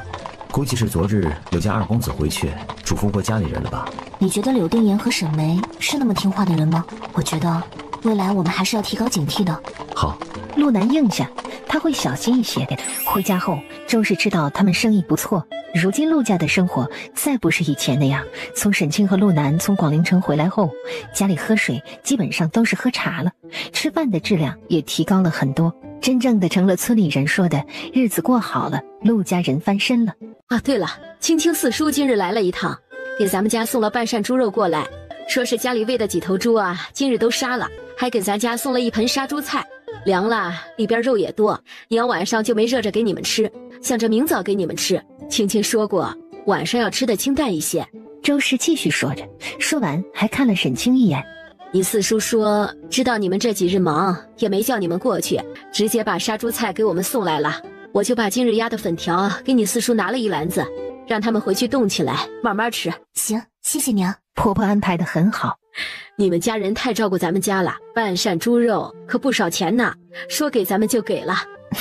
娘不用觉得不好意思，如今我们两家是姻亲，在外人眼里那就是亲戚，是一荣俱荣一损俱损的家人。我四叔和我爹他们常年在外做生意，更是明白这个道理。如果一家人都不团结，不互相照顾，又如何让外人尊重你？如何一致抗外？是这么个理儿。你们家的家风很好，这也是你们家能翻腾起来的原因。兄弟齐心，其利断金。周氏说完，心里叹了口气，连这些山村里的小老百姓都知道这个道理。陆氏那个100年世家的大家族却不懂得这个道理，内部矛盾很多，兄弟们之间相互陷害，互相背后捅刀子。娘，陆氏经历100年风雨，人心早就散了。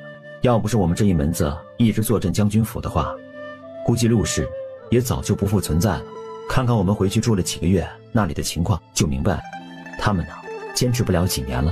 沈清默默地听着，此时他发表不了任何意见，毕竟陆家内部的情况他不了解，他只是心疼家里这几个人。青青，今日累了吧？早点回去休息休息，躺一会儿吧。月事期还得忙这些事情，辛苦你了。要说辛苦，娘才是辛苦，在家里要带着弟弟妹妹磨粉，还得压粉条。明日铺子里就用不上那么多人了，让阿北继续留在家里帮您吧，你也能轻松一些。好，阿西还是岁数小，和阿胜2个轮流，也还是累得2个孩子晚上吃完饭就睡觉去了。陆北应下。好，那我明日开始在家里帮娘，阿东继续去铺子里做收钱的长官。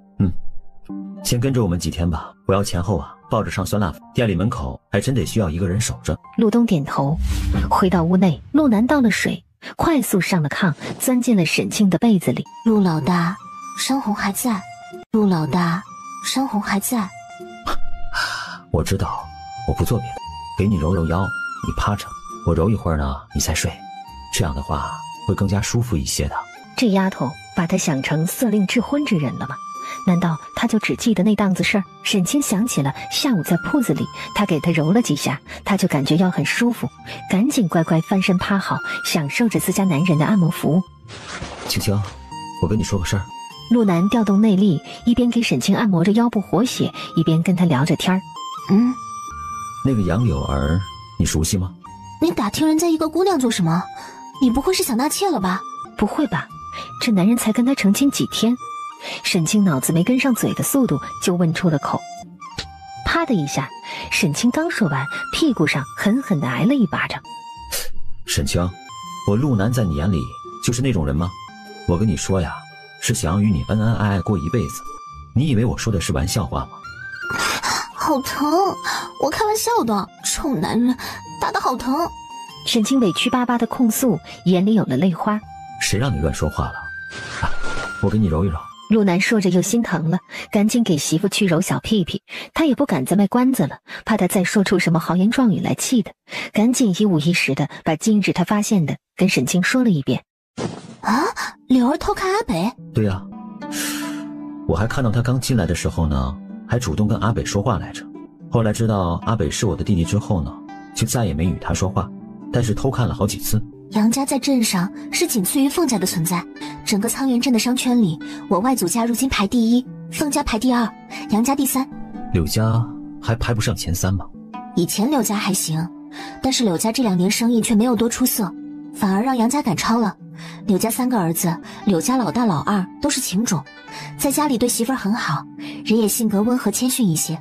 要说他们不如他们爹的，就是不如他爹心狠手辣。俗话说无商不奸，做生意就是为了赚钱，为了赚到钱，做生意的商人们当然会是不择手段的。当然了，这是有一个度的，这个度就是每个人心里的道德底线。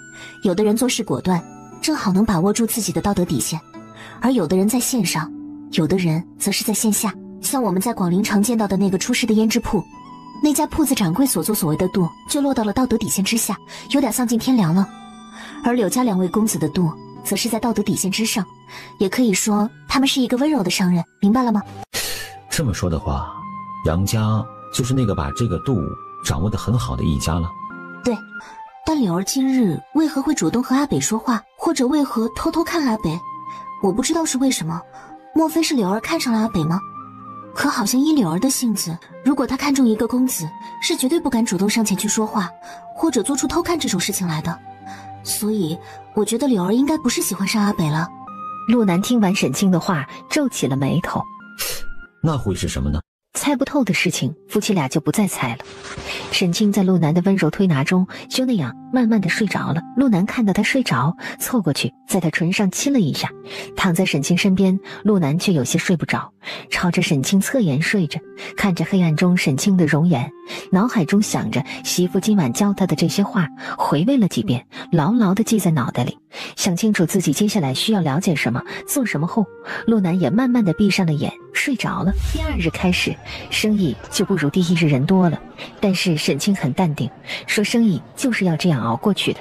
陆东和陆南原本还有些担心的心情，因为沈清的话又稳重了下来。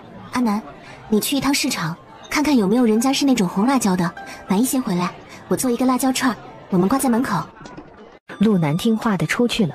沈清过去账柜边，继续教陆东做账学数学。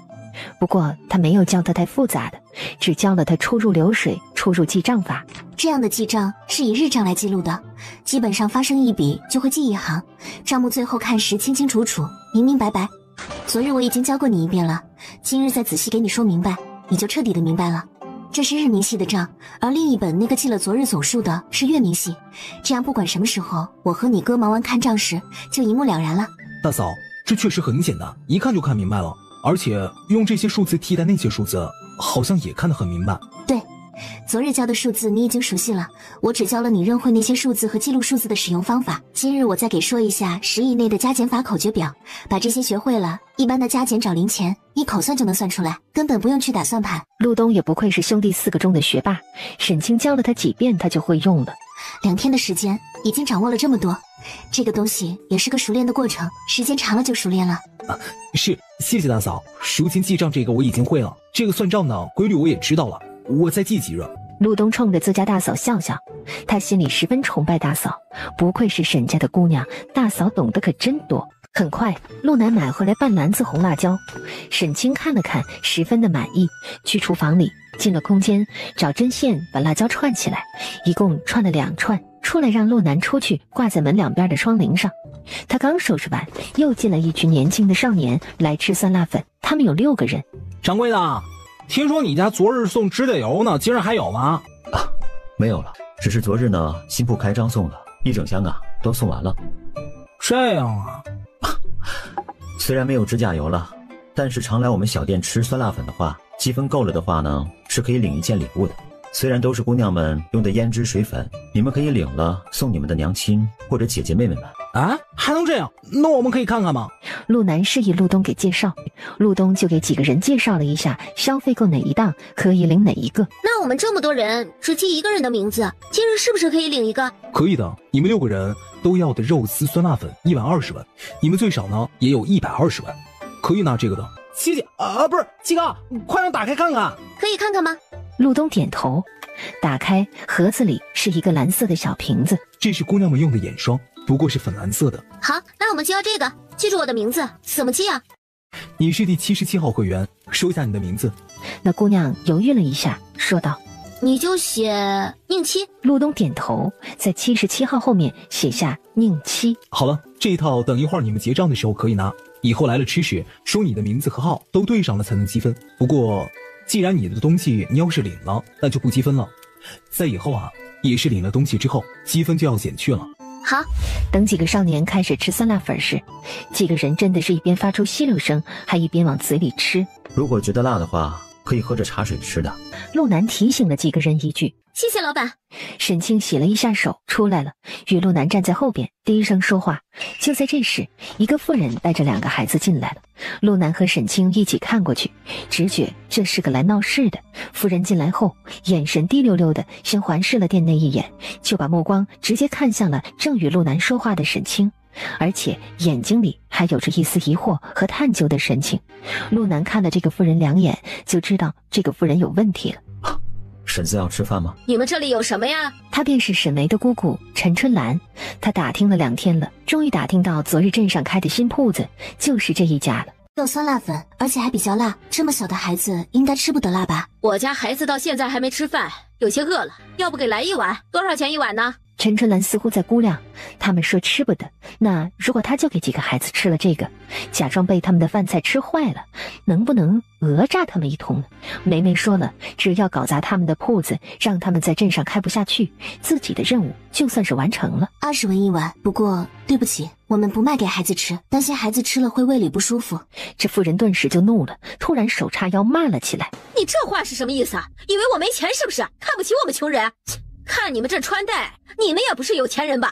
陆南往前走几步，冷冷地看着夫人良久，压下了暴脾气。我娘子说了，我们卖的是风味小吃，辣口味的，怕给孩子吃了对孩子胃不好。前面还有包子铺和面馆，你去买点那些东西吃吧，不会伤害孩子的胃的，请吧，别把孩子饿坏了。陈春兰一看，这是要赶自己走，哪有顾客上了门还往外赶的？她还是第一次见到，不过正好知道是给自己一个大闹一场的借口，突然一下子就坐在门口，一边拍大腿一边哭起来。救命啊！快来人呐！这家老板要杀人了！2个孩子一看他坐在地上哭，顿时也被吓哭了。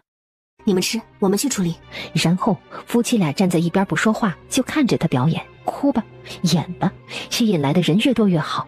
这可是给他店里免费做的活广告，机会难得。对了，你们几个吃完先别走可以吗？一会儿帮我们做个证人。那你还有指甲油吗？我可以答应帮着你们做，明日你们来取，可以吗？可以。几个少年都是不谙世事的少年们，还心思纯洁、正直善良的很。这顺便好像看了个戏，跟他们商量好，沈清就出去了。陈春兰还在拍着大腿，卖力地哭着，两个孩子也卖力地跟着哭，就像是被人虐待了似的。周围的人越来越多。小兄弟，你叫什么？突然，宁七凑到了柜台前，问向眼神看着门外的陆东。陆东，陆东，你是不是还有个兄弟叫露西啊？这个女扮男装的姑娘还话挺多的。是啊，我弟弟是叫露西。啊，还真有个弟弟叫露西。哎，兄弟，你不用担心的，你们老板一看就不是普通人，听说他还会舞呢，会处理好的。宁七一看陆南就觉得他不是一般人，这种事情哪家做生意的不遇上几个，他肯定能处理得好。倒是看不出来这个小少年的账房先生还挺为他家老板担心的。哎，哥们儿，交个朋友，以后我常来你家吃这个酸辣粉，怎么样？这个你还别说，还挺带劲儿的。陆东又看了他一眼，这谁家的姑娘话这么多呢？而宁七则是觉得自己装男孩子很好，其他几个小子都说他没有破绽，看上去就是个男孩子，所以他并不知道陆东已经识破了他女孩的身份，更不知道陆东一向最讨厌的就是话多的女人。宁七看陆东不与他说话，默默地摸了一下鼻子。那我先结账吧，免得一会儿看热闹忘记了结账。还有，那个可以给我了吧？说着，宁七从袖中拿出一张银票，陆东看了一下，10两的面额，他去哪里给他找那么多的零钱？七哥，我这儿有零钱，那个太大了。啊，是这样。他还好奇陆东为何不接呢？陆东数着少年递过来的铜板，确实是120个铜板，才放进钱箱子里，回身把那个蓝色的盒子递过去。谢谢。七哥客气了。走，我们出去看热闹去。陆东，你出去吗？我先收拾，我哥哥嫂子都在外面呢。陆东说了一句记好账，就去收拾桌子上的东西去了。哥哥嫂子？哦，他原来是老板的亲弟弟啊。陆记风味小吃啊，原来是这个陆东。啊，这是怎么了？骆成风和凤星儿进来了，求大家给我做主啊！你倒是说说这老板把你怎么了？人家老板在你身边站了这么久，你就说人家要杀你，我们看到人家碰都没碰你一下呀。你们开店不就是卖饭的吗？结果我进去要买饭，他们却不卖给我，还说我家孩子不能吃他家的东西，他们这不是瞧不起人吗？还要往外赶我。我说了2句，这个男人他就要杀我，要不是我机灵跑得快，我们娘仨肯定就被灭口了呀！哎呀，我好命苦啊！孩子今天还没吃东西，我想着给孩子们吃点稀罕的，结果被人这样欺负。陈春兰说的可怜巴巴的，周围的人大多都是普通百姓，她的话一下子引起了众人的共鸣，都怒目看向沈清和陆南。我来吧，你是个男人，不好去跟他互骂。沈清一边挽袖子，一边往前走了几步，看向陈春兰。这位婶子，你告诉大家伙，我碰你一下了吗？没。那我相公碰你一下了吗？这位婶子，刚才我们6个人正好在里面吃饭的，你可要想清楚，是说真话还是假话。如果你说假话，你们就是闹到官府，我们也是敢去帮着这家老板作证的。就是，我们都看到了，刚才里面怎么回事，我们也一清二楚。就是我七哥从来不说假话。没碰。既然没碰你，那你是为何又说我们要杀了你的？我们铺子昨日才开张，我们投入大几百两的银子开个铺子，就是为了喊打喊杀的吓唬顾客。假如有客人上你家门看望你，你会喊着说要杀了人家吗？我估计那样做的只有精神不正常的人才会那样吧？请问你是吗？放屁，我当然不是了。他今日来的目的就是为了让沈清他们出丑，另一个目的就是让他们这个铺子开不下去。现在第一个目的达到了，就剩第2个目的了。他觉得得加把劲儿，让周围的人冲进去砸了铺子，这样他们就肯定干不下去了。乡亲们，这个女人她太会狡辩了，她想颠倒黑白呀。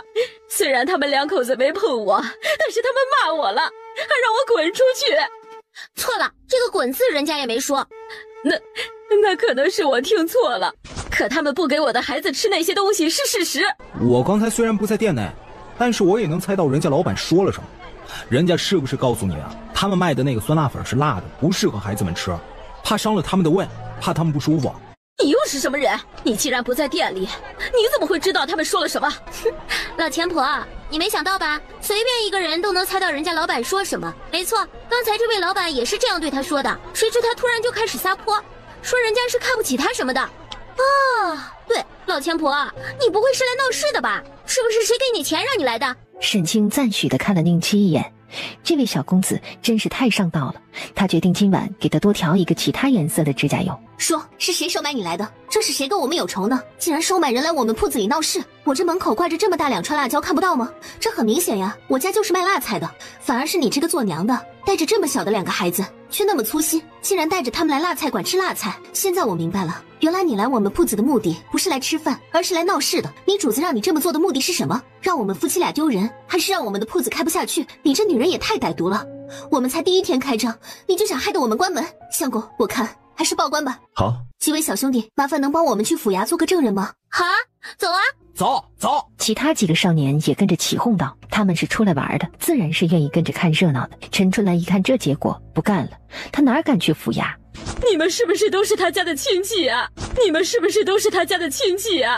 什么你们都为他们说话？为什么你们都来欺负我这个苦命的穷苦人啊？我就是想给我的孩子吃一口饭而已。我告诉过你了，前面还有面馆和包子铺，让你带着孩子们去吃点那些的，那些对孩子的胃好。你却突然破口大骂人，我看你就是来找茬闹事的。你这个女人也太坏了！去府衙！年轻人做点事情不容易，我们也跟着去，给你们作证。我也去。走，我们都去。我就不去，我看你们谁敢碰我！大郎、二郎，一起躺下。沈清一看他这无赖相，被气笑了。他脑子里突然想起了一个人来，沈梅的姑姑。哼，已经不由你了。你有什么想说的话，去府衙跟镇城大人去说吧。镇府衙。大人，我冤枉啊！大人，敢在吵闹公堂是要打板子的。你叫什么名字？回大人，草民路南沈家村人。倒是一表人才，仪表堂堂啊，这就是卢家主说的外甥女婿是吧？这才看向跪着的陈春兰。你因何跪着呀？大人，民妇冤枉！民妇只是带着2个孩子去他们新开的铺子里吃饭，结果他们就诬赖民妇是去闹事儿的。大人，民妇冤枉啊！你进去之前可知道他们铺子里卖的是腊食？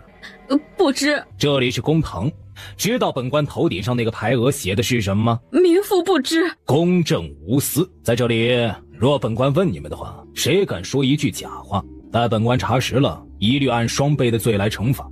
所以你们在本官问话之前，最好想清楚了再回答。别说，他这一句话唬住了陈春兰，他不禁有些发抖起来。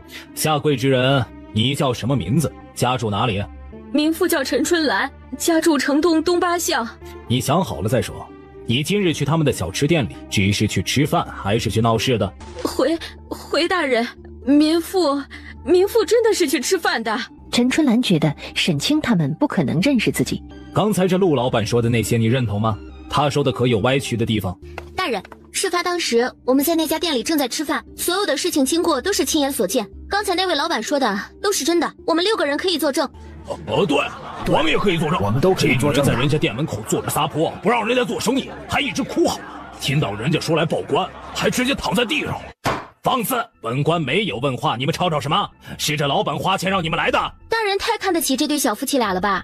就他们那点生意，一天也赚不了几个钱，能花钱请得起这么多人吗？我们就是看不惯这个夫人嚣张跋扈地坐在人家门槛上，糟蹋人家的样子。你叫什么名字？民女凤星儿。凤家那个丫头，这凤家和卢家不是生意对手吗？这丫头竟然愿意给卢家的外孙女来作证，你又是谁？许大人又看向宁七。草民宁七。宁七？这镇上有姓宁的富商吗？但是当他看清楚宁七身后的那几个少年时，顿时不淡定了，差点暴走。你，这丫头怎么把自己打扮成个半大小子跑出来玩了，还碰上了这种事儿？宁七冲着许大人眨巴了一下眼睛。陈氏，本官再给你一个机会，若你说实话，本官可以给你量刑，不为难你这2个孩子。若你执迷不悟，你这2个孩子也是从犯，本官也会秉公审案。大人，民妇说的都是实话呀。陈春兰头铁，他觉得侄女在刘府，刘府背后有人，他们可不怕这什么镇城。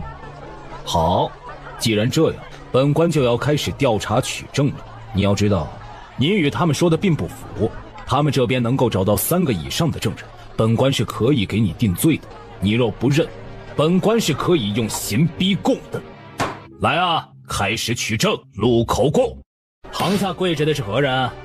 沈眉此时看到跪在旁边的陈春兰，心里快气死了。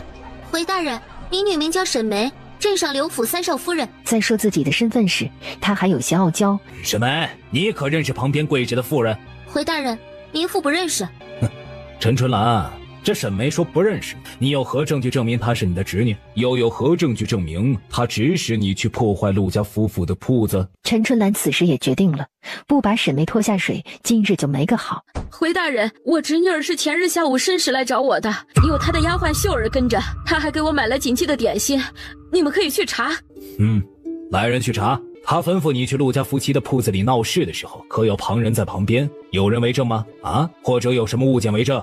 回大人，有。那一日沈眉让我帮她办事，我跟她要了10两银子，她就给我了，现在就在我身上。陈春兰说着，从袖袋里掏出一个钱袋子递出去，而沈眉听着陈春兰这些话，脸色越来越苍白。来人，沈眉的丫鬟带来了吗？带来了。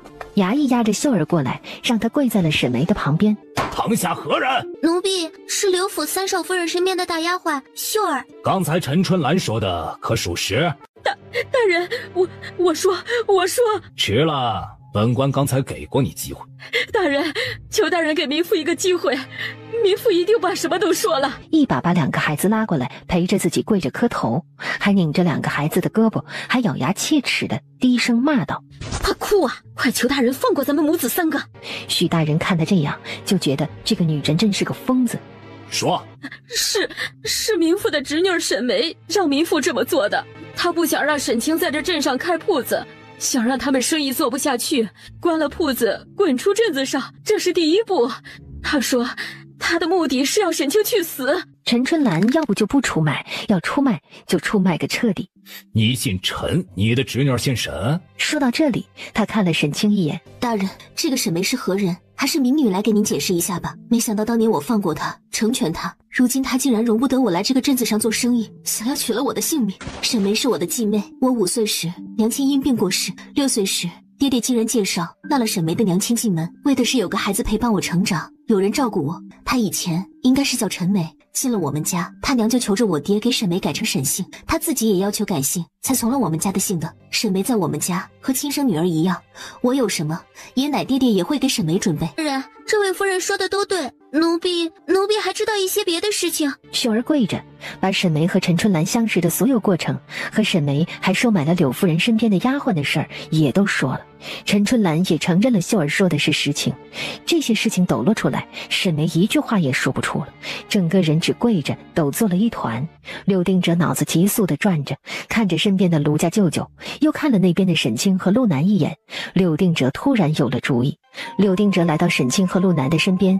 青青，我3弟那一日去你家送礼的时候，中午是喝醉了吧？柳定哲眨巴着眼睛问了一句。柳二公子记差了吧？那一日他滴酒未沾。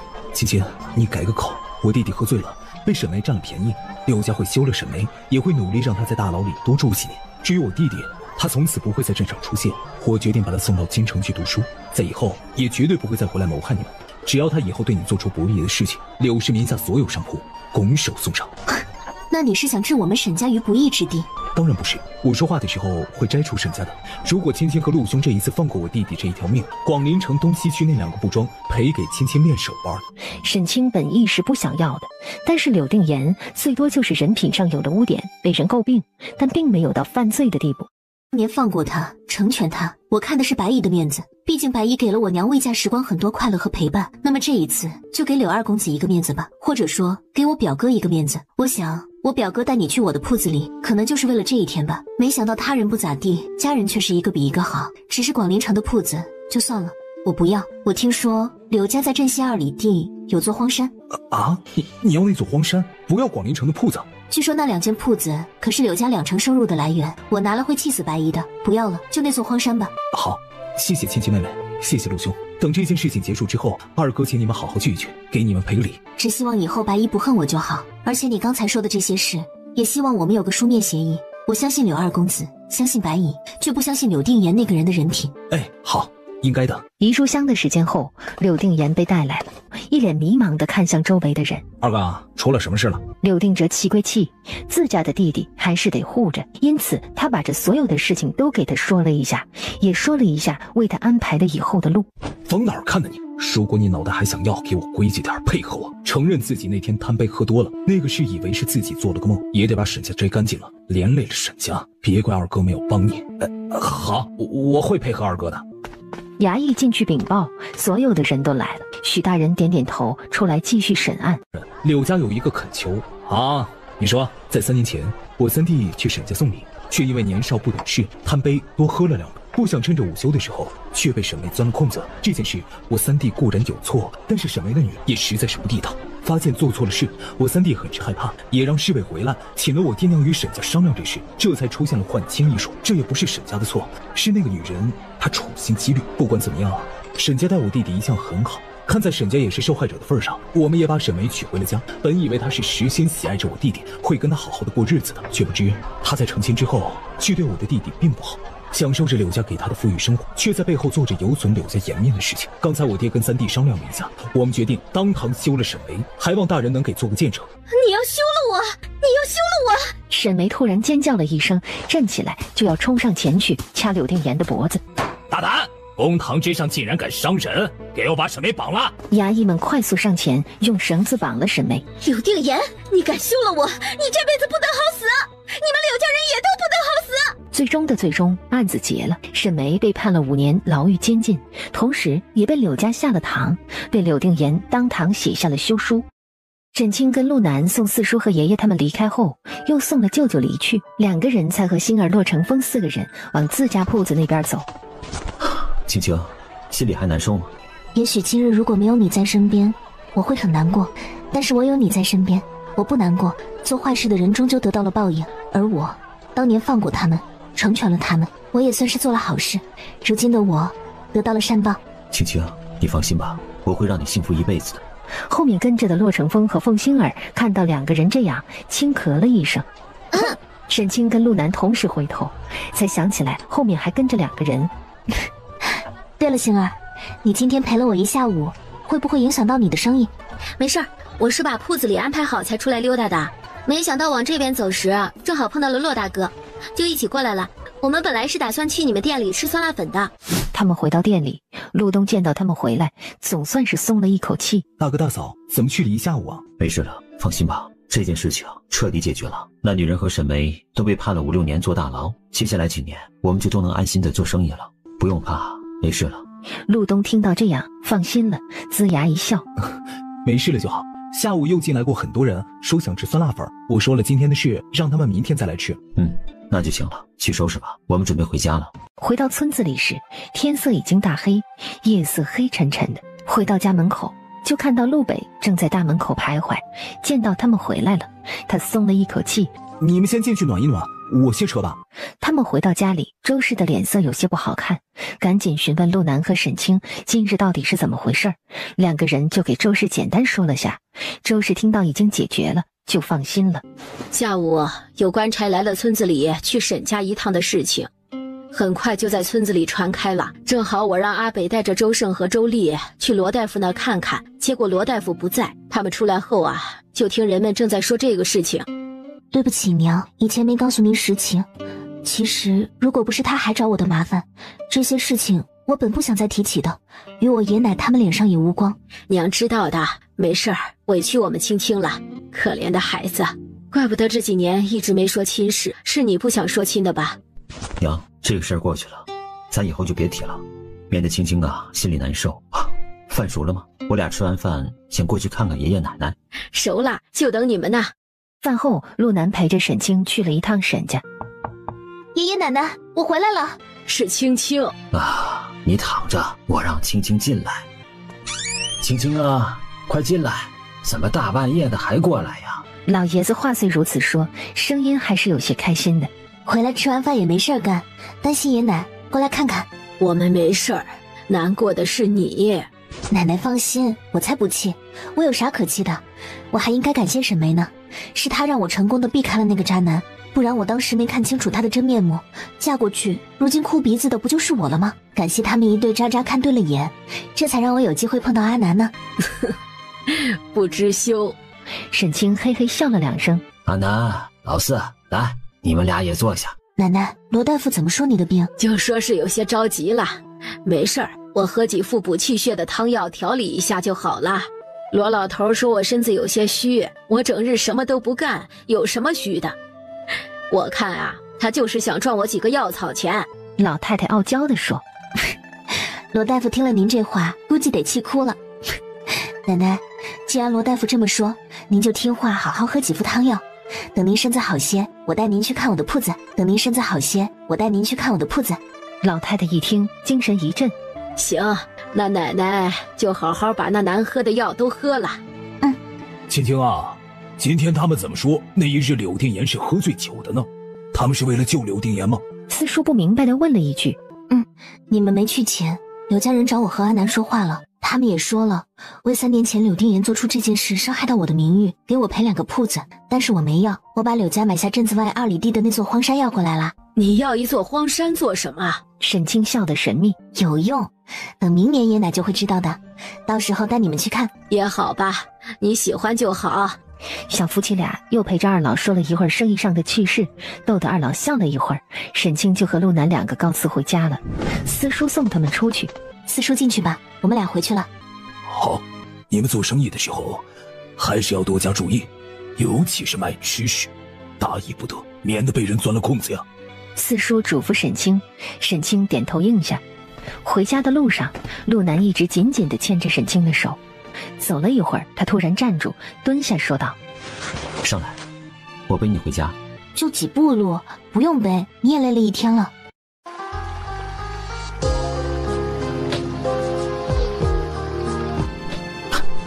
我不累的，这比起以前训练操练起来呀，算是很轻松的一天了。对了，青青，那座山你打算做什么？陆南也好奇，他要一座山是想做什么？种菜，种辣椒。等我们拿到地契后，我想去看看山脚下的地方，看看属不属于我们。不属于的话，以后我们买下。我想在镇外盖一处农庄，我们自己种菜、种辣椒这些。空间里虽然能种，但少量行。以后如果我们的生意做大了，需要的量大，空间里种的就会供应不上。毕竟我们2个除了种田，还要做很多事，没那么多时间。我想着，等我们的农庄能种时，可以用空间来培育菜苗，用外面的地栽种菜。这个想法是可以的，是吧？我也想过在镇子外面买一片地方，为自己盖庄园。但是如果能带一座山，不是更好吗？山上我们还可以平一下山顶，种一些果树或者观赏类的树木，能让庄园的风景变得更美一些。但前提是我们有田、有地、有山，还得有钱。这一次柳家主动找上了舅舅和我，想要破财免灾，舅舅是默许了的。3年来柳定言那件事对我造成的心理伤害，如今我拿他们一座山，应该可以的吧？说到这里，沈清询问陆南的意思，陆南呵呵一笑。如果是按照我以前的脾性的话，我是不屑于让你要他们家东西的，我觉得那才是我们陆氏的风骨。但是知道了柳定言这几年对你还贼心不死，竟然找面容像你的青楼女子来行龌龊事，我觉得你这么做一点也不过分的。我们如今能够让他安然无恙的去京城读书，真的是我们太善良。青青放心吧，你不用担心我不开心的。以后你所做的决定就是我们的决定，我一定会配合你的。我知道你心里有我，凡事都会考虑我的感受，我就很开心了。当然错的是他们，我们何必委屈自己吃亏来成全他们，对不对？是不是这个道理？陆南说完，扭头问后背的沈清。沈清笑了一下，趁着他扭过头来，快速的在他唇上亲了一下。你说的和我心里想的一样样的，谢谢你能用心去为我着想，感受我的感受。陆南被他亲的脚步乱了一下，脚下打了个颤，耳根子热了一下。青青，这是大路上的，又是大晚上的，会出事的。沈清埋手在他的颈间闷笑了几声。快到自家时，他突然又问了一句：青青，你的月事结束了吗？还没呢，估计还得2天。姚二公子这么早？你夫君不在吗？出去买面去了，很快回来。昨天的事情，多谢你们没有追究我弟弟。他有个好二哥。柳定哲苦笑了一下，点头。谢谢。协议我昨晚写好了，确定要那座荒山，而不要广陵城的2个布庄吗？你们舍不得那座山？那倒不是。其实这说起来，2间布庄要比这个山值钱多了，而且铺子可以继续赚钱。但那座山真的就只是一座荒山，没有什么用处。没关系，我的目的是想建一个属于我自己的田庄。至于广陵城，我并不打算去那里发展，或者我也可以出钱买下。说啥是啥，要你的钱，我成什么人了？在回去之后，我会被我娘骂死的。沈清笑笑，柳定哲这个人不错啊，原来如此，那二哥就放心了。害怕你实在是太吃亏了，毕竟理亏的是我们家。我弟弟书馆那边也办了退学手续，在明日的时候，我就会带他去京城了。还是那句话，他真的是有个好二哥。这时，陆南肩上扛着一袋子面回来了，沈清把协议递给了陆南。陆南看了一遍，点点头，没什么问题。说完看了柳定哲一眼，这份协议可给他看了，他若是还敢任性的话，将赔上的是柳家的100年基业，别担心我们吃不下，你们敢提出来，若你们违反了协议的话，我们就敢拿过来。陆南说这话时，望着柳定哲的眼神让柳定哲心里沉沉的。他知道这个男人说出来就能做得到。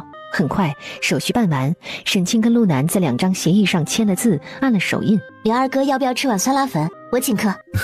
好啊，明日离开，估计再回来就是明年了。柳定哲美美的吃了一碗酸辣粉。客人越来越多，听好几个人的说法，就是因为陈春兰昨日那一闹，自家这个铺子在镇上算是出了名了，也算是帮着我们做了一回活广告。对了，宁七来了没？没看到，倒是有几个公子来吃的时候问我们卖不卖那个指甲油，我说不卖。我们的指甲油出名了？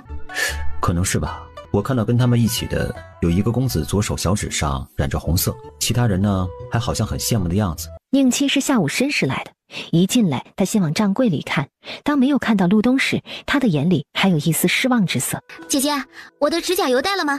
带了，1瓶红色的，1瓶蓝色的，1瓶桃粉色的。谢谢你昨日帮我。谢谢沈姐姐，我得赶紧回去了。我哥哥不让我出来，我是偷偷出来的。下次给你带礼物感谢你，没想到你给了我这么多，谢谢。当沈清和陆南从镇上回来时，就见到了跟陆北他们在院子里练功的沈海。阿海，你什么时候回来的？今天中午。姐，想我们？最近有没有坚持早上练功啊？练了，师傅。回来的一路上安全吗？你和谁回来的？和我爹、二叔、三叔还有大哥在那边，等过年的时候才回来。哦，那边一切都好吧？咱家倒是没啥事儿，爹他们行事低调，也没什么仇人。不过这后半月广陵城有些紧张，据说郡君大人被人刺杀，生死不知，街上每天巡逻的士兵都增加了好几段。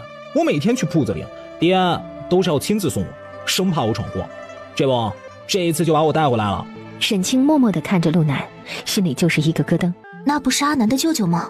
此时看到陆南听到郡君遇刺，愣了一下的表情，就知道他心里其实还是担心他舅舅的。阿海，那你先回去吧，大姐和你姐夫一会儿过去一趟。行。你要是担心，要不去看看？我问问娘的意思吧。陆南把这事儿跟周氏说了，周氏一愣，虽然当年他们绝情，虽然已经断了往来了，突然听到以前那个跟在他身边甜甜的喊姐姐的人遇刺的事儿，他的心里还是会痛会难受的。别担心了，我去看看吧。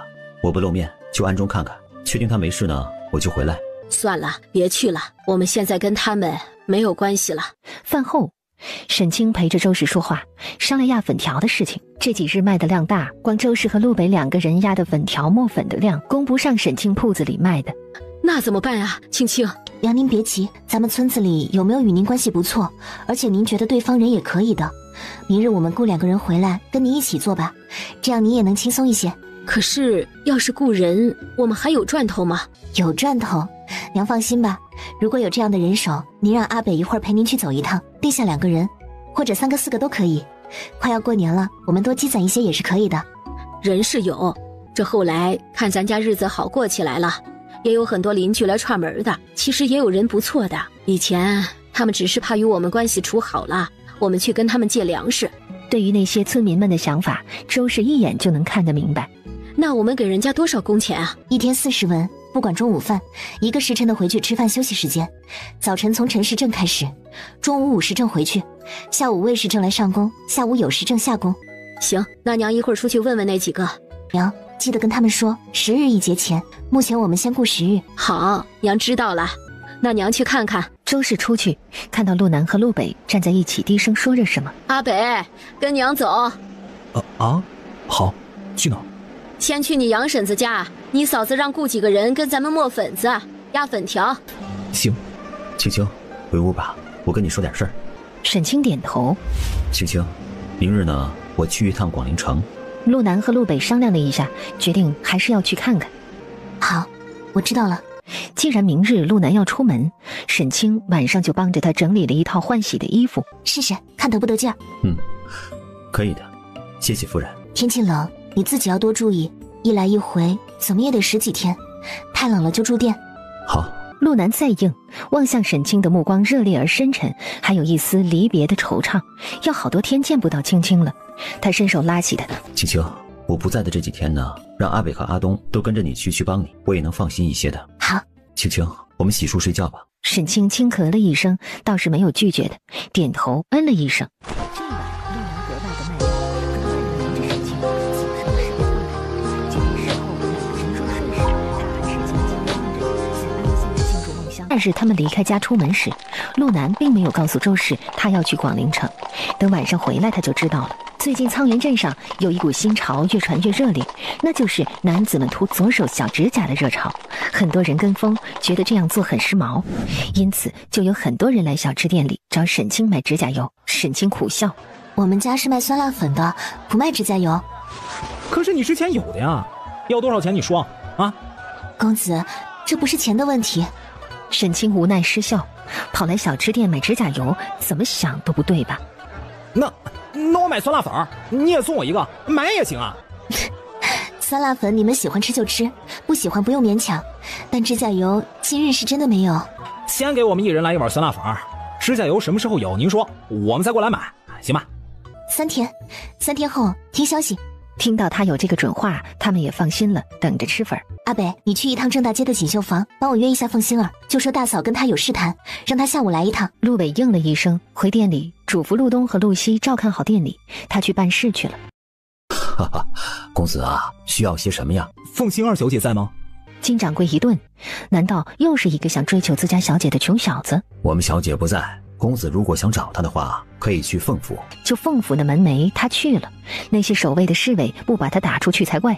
穷小子也想笑想凤家的金凤凰。不用了，我不是你家小姐的追求者，不用去凤府，我只是替我大嫂来传话的。我大嫂约凤小姐下午过去谈一点重要的事。我大嫂是小吃街上陆记风味小吃的沈清。说完，陆北拱手告辞，转身大步离去。陆二公子，姑娘认识在下吗？我是青青的朋友，我叫杨柳儿。你们铺子开张的前一天我去过，我们还说过话呢，你忘记了吗？抱歉，杨姑娘，是在下眼拙，没认出您来。你不用给我行礼的。陆北淡淡一笑，站直身子看了他一眼。可以跟你单独说几句话吗？前面有个茶楼，我们去坐坐。陆北一顿，突然间他发现杨柳儿笑起来像自家小妹似的，总感觉那笑容里藏着什么小心思、小算计。他自认自己不爱动脑子，耍心眼儿，还性子直，算计不过的，他也不打算招惹的。抱歉，店里还忙着，我得赶紧回去。大哥这几日不在，我得守着店。说完，站直看他一眼，错过身大步离去。杨柳儿默默地转身，看着他快速远去的高大背影，暗暗地叹息了一声。大伯规定的时间快到了，可是他到目前为止就看中他一个男人，只是这个人看着不好说话，要不去找青青问问？听说他们家里穷，儿子又多，估计不好找媳妇吧。二小姐，莫非他就是您跟二爷说的您相中的那个穷小子？什么穷小子啊？他是我好朋友的小叔子，说话客气一点。是，对不起啊，二小姐。走吧，回去吧，没心思逛街了。杨柳儿说完，转身往自家住着的北街而去，身后的小丫鬟垂下了眼帘，遮住了眼里的怨毒之色。陆北回到店里，回复了沈清，忙了起来，收拾到后面厨房，挽起袖子就去洗碗。沈清则是趁着现在没有人点酸辣粉时，赶紧再压2锅粉条。大嫂，你准备好，能压时喊我一声，我来压。好。2个人刚刚压完粉条，周胜进来了，说道：大嫂，外面有一个人说找你谈事情。沈清看了这个人一眼，来到了他的面前，打量他。先生找我？你是老板？是，我和我相公开的，不过现在他不在，你有事可以问我。是对我们的酸辣粉口味有什么建议吗？你能做得了你相公的主吗？谁家不是男人当家呢？女人能做得了什么主？你能做得了你相公的主吗？先生有事就说事，没事我先去忙了。我相公不在，店里当然是我做主，我说了算。说完，沈清就准备继续去后面忙去了。你做主就你做主，把你们这个酸辣粉的配方卖给我。你说什么？我姓武，我家是开酒楼的，富贵酒楼。估计你也知道，你这个小店就靠这一种食物能赚到多少钱啊？我出50两买你这个酸辣粉的配方，如果这食物放到我们酒楼里，绝对能让更多人吃到，也能传开你这个酸辣粉的美名。不卖。沈姑娘，别敬酒不吃吃罚酒啊！现在是我拿着银子来跟你买，如果等到你自己求上门了，恐怕就没这个价了。吴四爷，既然你知道我姓沈，那你大概也知道我是谁了。你是不是以为我家穷了一些，你那50两对我来说就成了及时雨了？再跟你郑重的说一次，不卖。我的酸辣粉是我自己研制出来的配方，别说50两，就是你给我100两我也不会卖的，请回吧。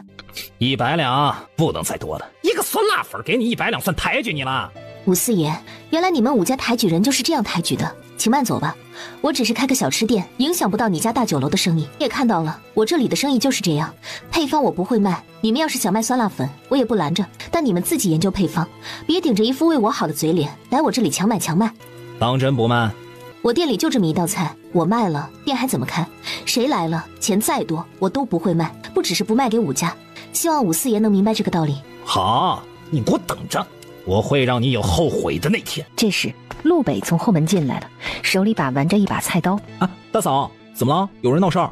沈清看了他手里的菜刀一眼，嘴角抽了抽。富贵酒楼的老板想要买我们的酸辣粉秘方，大嫂并不打算卖。哦。陆北应了一声，但是下一刻手一抖，手里的菜刀就突然飞离他的手，向着武同山飞去。武同山看到了，吓得脸色一变，赶紧蹲下躲避。菜刀嗖的一声贴着他的脑袋飞过去，陆东一抬手接住了二哥飞来的菜刀。这兄弟俩什么时候练过？这一招配合的挺有默契，玩的挺溜啊。就在这时，凤星儿走进来。这是怎么了？武同山知道又有人来了，他打了个趔趄，快速的出了小吃店。凤星儿回头看了远去的武同山的背影一眼。青青，那不是武家的四爷吗？他来做什么？也是吃酸辣粉的？他是来强买酸辣粉配方的，我不卖给他，他就威胁我。阿北和阿东就飞菜刀吓唬了他一下，他被吓跑了。武家人也太狂了吧，竟然敢来强买配方，咋那么大脸啊？谁说不是呢？简直有病！青青，你让我过来要和我说什么？对了，谈生意合作。星儿，你有没有兴趣做胭脂水粉的生意啊？我自己做。我们俩合作，不是和你们凤家，就和你，我们两个的生意。这几日街上涂指甲油的热潮，你知道吧？知道，这还是你给带头热起来的呢。现在啊，大家都学着陆东这样涂指甲。说着，他还指了一下陆东的手指。陆东默默地把手缩在了衣袖里。对，这几日好多人来问我买指甲油，可是我是开小吃店的，卖什么指甲油啊？而且虽然那个指甲油是我自己配制出来的，但有一种原材料没有了，我也不知道去哪里弄。我原本想的是明年再开一个胭脂水粉店，但是如今商机来了，我觉得提前做也可以，但我还忙着这边，没有太多时间，所以想找个人合作，你是我的首选合作人选。如果你同意，我们俩对半出钱，对半分利，2个人一起照顾铺子里。合作，我愿意，我们俩一起合作。但是我们的铺子开在哪儿啊？我今日看到一个，就这条街上，路北骆公子的药铺斜对面那个银饰铺子，他家收拾的要搬走了，说要出租。如果你觉得也行，我们俩一会儿去问问价钱。行。凤星儿一听位置更开心了，离骆大哥不远。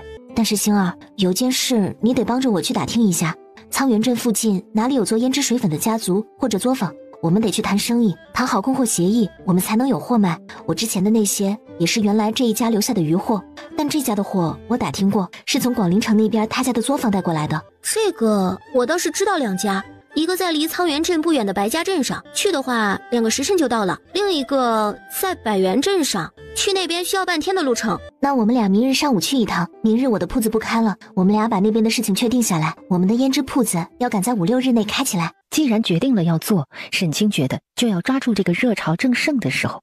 行，那我们俩先过去看看铺子，走。2个人都是事业心旺盛的女子，说干就干。沈清跟凤星儿2个人过去银饰店时，沈清说明了来意，掌柜的说1个月10两银子。沈清跟凤星儿合计了一下，说可以先做半年。掌柜的听到他们这么痛快，就应允了，当即他们就签了协议。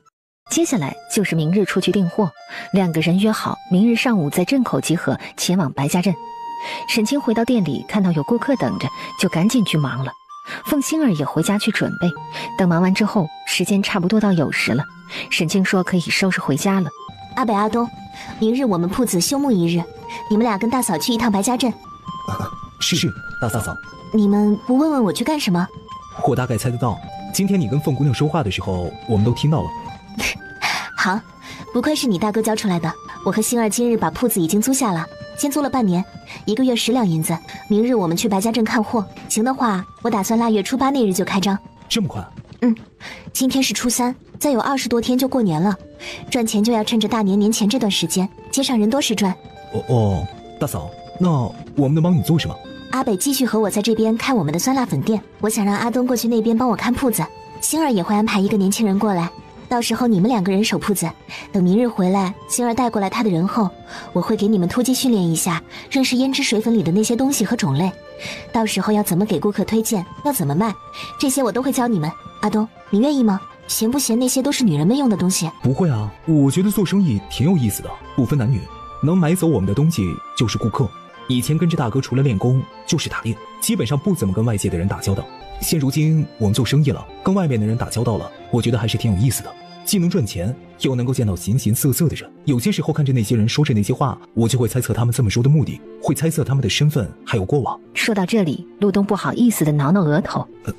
大嫂，我这样想是不是不对啊？不是，反而很好。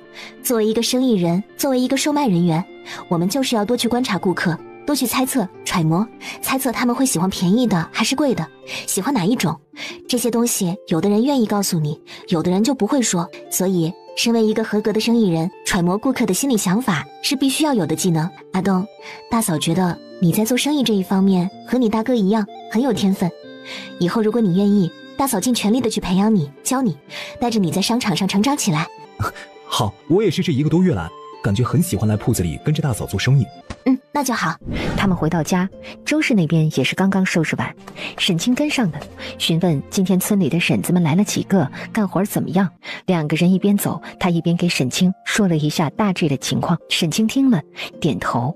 那还不错，娘，那接下来你就带着他们在家里干活，如果晾粉面的木板不够，明日让露西和周胜去村里的木匠那里再买几块木板回来。如果您觉得人手还是不够用，就再招2个。我计划着年前把粉面都磨出来晾干，这样年后我们盖房时就不用折腾那些红薯了。好，娘看着办。明日不用阿西去了？不用了，明日我不开门。娘，我又租下一个铺子，和一个朋友合伙开胭脂水粉铺，明日我们要去一趟白家镇看货去。啊，这么快又开新铺子？赶着年前这个热闹的时间段，能赚一些钱。你先和阿南回屋歇会儿吧，你们累了一天了。周氏轻声说着，心里十分感慨，这个媳妇儿真好啊。对了，娘，阿南今日去广陵城了，让我回来跟您说一下。什么？他就说去暗中看看，确定这酒没事，他就放心了。周氏愣了一会儿，长久后叹息了一声。这孩子。沈清听到他这句话，放心了。也不知道阿南晚上找没找客栈休息。阿南的性子只怕是一根筋，休息一会儿，吃点东西，就会继续骑马狂奔的。跟他那个爹当初从边疆回家时一样，赶路就是赶路，晚上都不懂得找个客栈舒舒服服的睡一觉。路就是赶路，晚上都不懂得找个客栈舒舒服服的睡一觉，只想着赶回家里就放心了，再好好休息。放心吧，我嘱咐他了，他骑的是我舅舅给我的小马驹，估计他能扛住，马也扛不住连夜赶路。周氏听了这话，倒是放心了。周府如今的周府戒备森严，不断的有侍卫在巡逻着。陆南藏在一棵大树上，查看了一下周围的明暗布岗，就3对。难道舅舅真的是遭遇了刺杀？结果让陆南微微皱起了眉头。舅舅不在府内，确定了后，陆南飞身离开了广陵城，往城外而去。一炷香的时间后，李氏的庄园内，李老爷子还没有休息，正坐着研究2张药方。老爷，有一位年轻人来拜访您。半夜3更来拜访，你确定是个年轻人，不是年轻鬼吗？老管家嘴角抽了一下。小友陆南刚办完事，路过拜访一下老爷子。快进来，老牛啊，去准备一些吃食，准备一壶茶，我要和小朋友夜聊啊。是老爷。抱歉啊，实在是我这里晚上就没人过来看过我，没想到会是你啊，陪我下盘棋。好。我以为你给我送药来了。不是的，天气太冷没去挖，既然那种药草这么稀罕，我明年春天呢帮您去挖，再找一找下面有没有其他的药草。好，我就喜欢你这股子敞亮劲儿啊！来，说说看，有什么事情需要我帮忙的呀？李老爷子知道没事儿，他应该不是能有时间来跟自己下棋的人。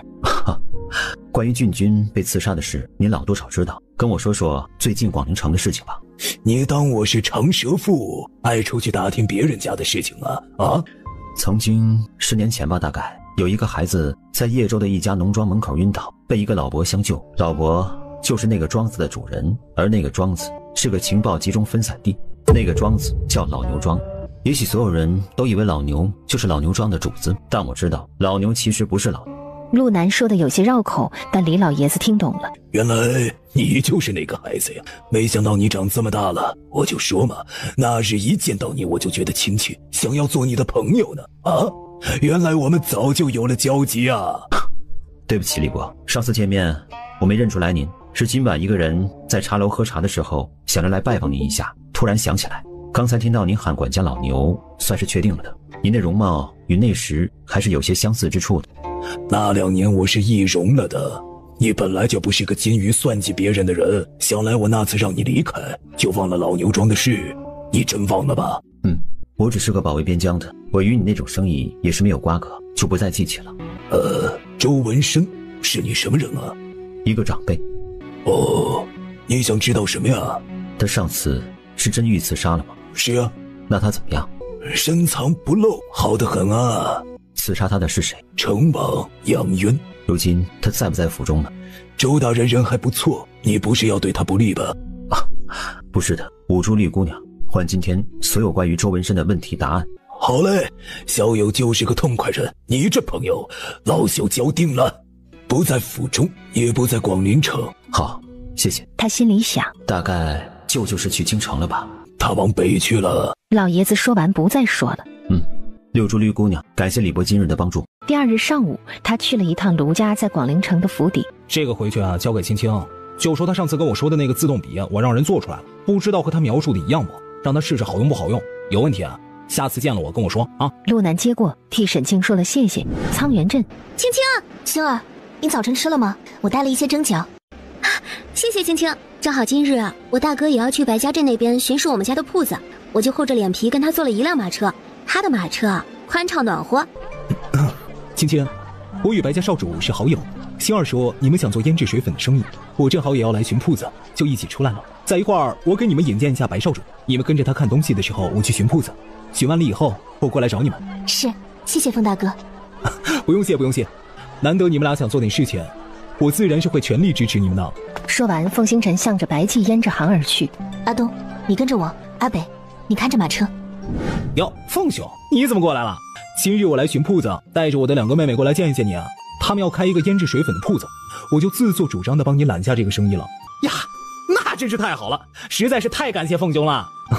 这是我妹妹凤星儿，这是卢家表妹沈清。你们俩准备自己开铺的？是，我们俩合伙开。想必白公子也已经听说了苍元镇上这几日传得沸沸扬扬的那个指甲油了吧？听说了，不瞒你说，这几日其他几家在我这里进货的商家也问询我那个指甲油是不是我这儿做出来的。沈清看了一下他的左手小指，并没有涂指甲油。不用看，我还真不知道那东西究竟是谁弄出来的，我也正在派人查源头呢。凤星辰听到这儿，扑哧一声笑了，看了沈清一眼。白心不敢置信地看着沈清，难道是你啊？沈清无奈地摸了摸鼻子，把自己开小吃店买别人铺子时连人家的货也接手了的事情，之后自己无事时鼓捣出了一个指甲油出来。没想到本来觉得是个小东西，送吃饭的客官们让他们回去讨好一下家里的夫人或者妹妹，却没想到一下子火起来了。看来沈姑娘的确有调制胭脂水粉的天分，这几日啊，我们的人也折腾着在试，却总是不成功啊。只是我觉得你只是赠送了一下，不可能会一下子这么火吧？还奇怪的是，男人们喜欢涂，甚至还只涂着左手的小指甲。样板在我这里，我为了让人们一眼看明白这东西是做什么用的，就让在我店里当掌柜的我小叔子涂了一根手指。本来我只是随意找了一根手指，没想到他这根手指就这样火了。白公子，白心看得点头。哟，确实很漂亮哈。哟，主要是这位小哥的这手也好，再配上这红色指甲油，哎呀，就有一种说不出来的美感啊。是的，很多人都这么说。哎，不是，等等，卢家表妹，那就是晋公子的表妹了。还姓沈？那你是不是沈家村的那个沈家的大姑娘？是我。对，这就不奇怪了。曾经有一次跟晋公子一起喝酒，还听他提过一嘴，说你很懂做生意，我才知道外面的传言不可信啊。沈清淡淡一笑，说了个谢谢。嗨，没事，那我先带你们去外面的店里看一看，你看看你准备卖些什么，选一选，我让人今日给你配货。哎，你们这铺子准备好了吗？需要哪日送货呀？凤星辰见他们开始聊上了生意，对白歆说：白少主，我就先去寻铺子了，那你就好好给他们俩介绍一下，这可是我的一个亲妹，一个当做亲妹的人。嗨，凤兄你放心啊，你既然带着他们来我这儿，我肯定不会让你失望的。凤星辰离去后，沈清跟凤星儿就跟着白歆在铺子里看货。两位姑娘准备怎么订货呀？是订大罐装的，自己回去装小瓶卖，还是我这里给你们装成小瓶的？这边这些啊，是用来装胭脂水粉的木盒和瓷瓶，你们看看有没有喜欢的，可以选出来，我让人给你们装瓶。沈清诧异了一下，他跟凤星儿过去看了看他的那些木盒和瓷瓶。白歆看到他眼里的神色，莫非这些包装瓶你觉得不好看啊？你这些都是男人们选出来的吧？而我们这些胭脂水粉是卖给女人的，还是爱美的女人？这样你仔细想一下，就会明白我的意思了。白歆微微一怔，仔细地想了一下，恍然大悟。爱美的女人肯定也喜欢任何美丽的东西，这些瓷瓶和包装盒也是一样，对不对？白少主很聪明，一点就通。谢谢，卢兄说的不错，你果然对做生意很懂啊。胭脂你就给我拿大罐的吧，回去我自己找人做包装盒和小瓷瓶来装。水粉你这里的罐子还可以，用这个还有这个装，这些还比较小巧可爱一些，但是还是没有达到我心中的想象。等以后我给你看看我收集的那些瓶瓶罐罐，你就知道什么是完美的搭配了。好，期待你们的铺子开起来，到时候啊，我一定亲自去看。白歆对沈清的铺子以后是什么样子的，有些期待了起来。这个香液洗澡的时候玉桐里也可以倒一些，洗出来人香喷喷的。目前我们只研究出了桂花香和菊花香两种香味来，其他的花香不是很浓，做出来总是没什么味道。竟然没有玫瑰香？玫瑰是什么呀？沈清啊了一下，忘记了玫瑰在这里不叫玫瑰啊，就是狸娘草，江湖上人应该称为刺客草那个我知道，只是我们这里很少有人养那种花，刺太多了，倒是不亏了刺客那个名字。等开春吧，我看看能不能弄到那个花，明年试着养一养，看能不能够做得出来那个香味儿。谢谢你提醒我啊。白歆觉得今日认识沈清真的是幸事一件，跟他的聊天中他能学习到很多的东西。沈清种类选得多，最后和价钱一共是230两的东西。你们付200两就好了，30抹去了，还要多感谢沈姑娘今日教会了我很多东西呢。这不妥吧？本来你就是给我们按你们出货价的80%算了。还没事儿，我知道呢，你们肯定跟外面人不一样。况且呀，我也想交沈姑娘这个朋友，还想着以后多与你聊一聊生意经呢。不敢当，白少主抬举我了，以后我们有了生意上的往来，还是要多沟通生意的。那是。后日给我们把货送过去，上午下午都行。镇东的去小吃街，我的铺子在那里，胭脂铺离我的小吃店不远，我的小吃店叫陆记风味小吃。行，怎么是叫陆记而不是沈记啊？我夫君姓陆，等以后见到介绍你们认识。好嘞。出来后，对了，星儿、青青，你们俩的铺子有名字吗？哥哥明日给你们做匾额去。还没想呢。那你们想一想，有什么想叫的名字吗？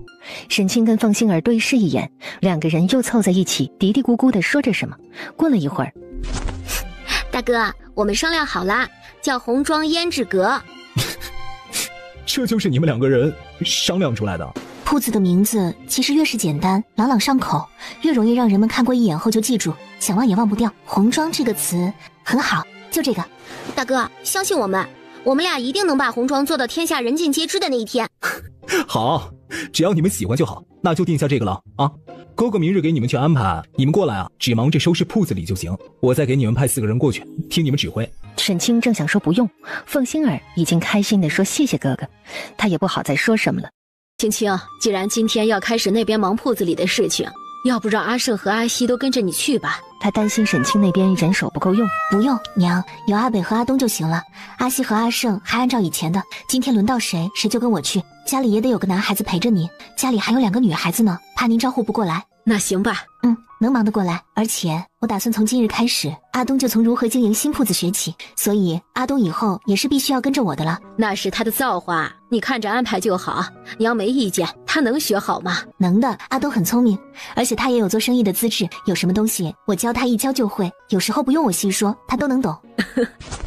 不给你拖后腿就好。沈清嗯了一声，把手里的一沓子纸递给了陆东。在马车上，你要把这些都看完。哎，是大嫂。沈清决定把陆东培养成一个财务总监和总经理一般的人才，陆南却适合管外，总裁型人设非他莫属。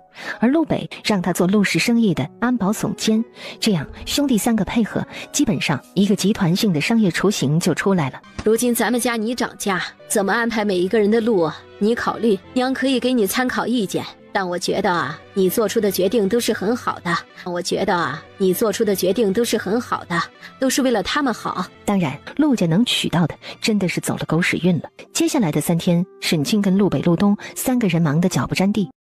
青青啊，这就是我大哥的朋友周涵，单丹青。你不是说想让我帮你找一个单丹青的人吗？我就让大哥帮我喊了周大哥来。好，那就麻烦周公子了。今日帮我画一些画，我们按您平时的价钱给您开价。啊，不用钱。星辰说啊，他的2个妹妹开铺子，想我帮画几幅画，要什么钱啊？正好我可以有机会练练手。画什么？你说。你等一下，就这么大的纸，这一些画手，这一些画脸，你只画黑白的素色。我打算等你画好后，用胭脂来给脸和手上妆。只画脸和手？脸画成美丽女子的脸，手画5张男人的手，也要细长好看一些，其他都画成女子的手。你也可以参考一下我和星儿的脸型或者鼻梁什么的就可以了，毕竟这画是要放在店里给顾客看的，不能让他们联想到我和星儿身上。周涵打量他俩一眼。我懂你的意思了。好，那你先画一张我看看，再给你说一下我的想法。周涵点头，坐在桌边放下自己背着的书箱子，从里边拿出自己平时画画用的笔墨和镇纸石来。看来这周公子是个很讲究的人。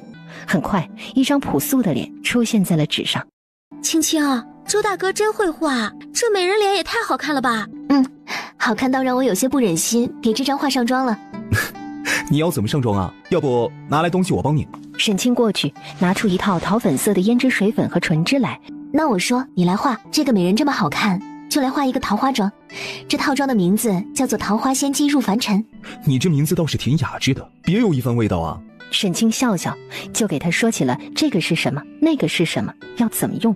等周涵按照沈清的要求都画完后，青青，这套妆也太好看了。周大哥不应该画在这个女人的脸上，应该画在我的脸上。快，周大哥，来给我画一个这样的妆。凤星儿双眼看着周涵都是星星眼。去，你离我远点儿，你哥看到又该瞪我了。这么小的一张纸，要怎么摆在铺子里啊？这个是要裱在薄膜板上的，到时候做成摆台摆在桌上，明天你们就看到了。青青，原来你让木器行做的另外一些小木板就是做这个用的。沈清点头嗯了一声。周公子，那你先继续画脸吧，也不用变什么脸型了，这个脸型就挺好的，手也是，就照着这类型的画吧。哎，好。大嫂，有顾客要吃酸辣粉。大嫂，有顾客要吃酸辣粉。这时周胜皱着眉头过来喊沈清。沈清看到周胜皱着眉，心里咯噔一下，店里出事了。一进店里，感觉到气氛不对。陆北坐在账柜里，脸色不好看。阿北，怎么了？客人要几碗？你上茶水，我去做。3碗。沈清点头往后面走，陆北却没有倒茶，而是跟着他出去了。怎么回事？你的脸色这么不好看，那个人你认识吗？以前与你家不对付，还是仇人？他是周文山。谁？我舅舅。那个广陵城的郡君。沈清不敢置信，他就说怎么看着他的身形和侧脸有些眼熟呢？你没和他说话？我始终忘不了周家是怎么对我们娘儿几个的。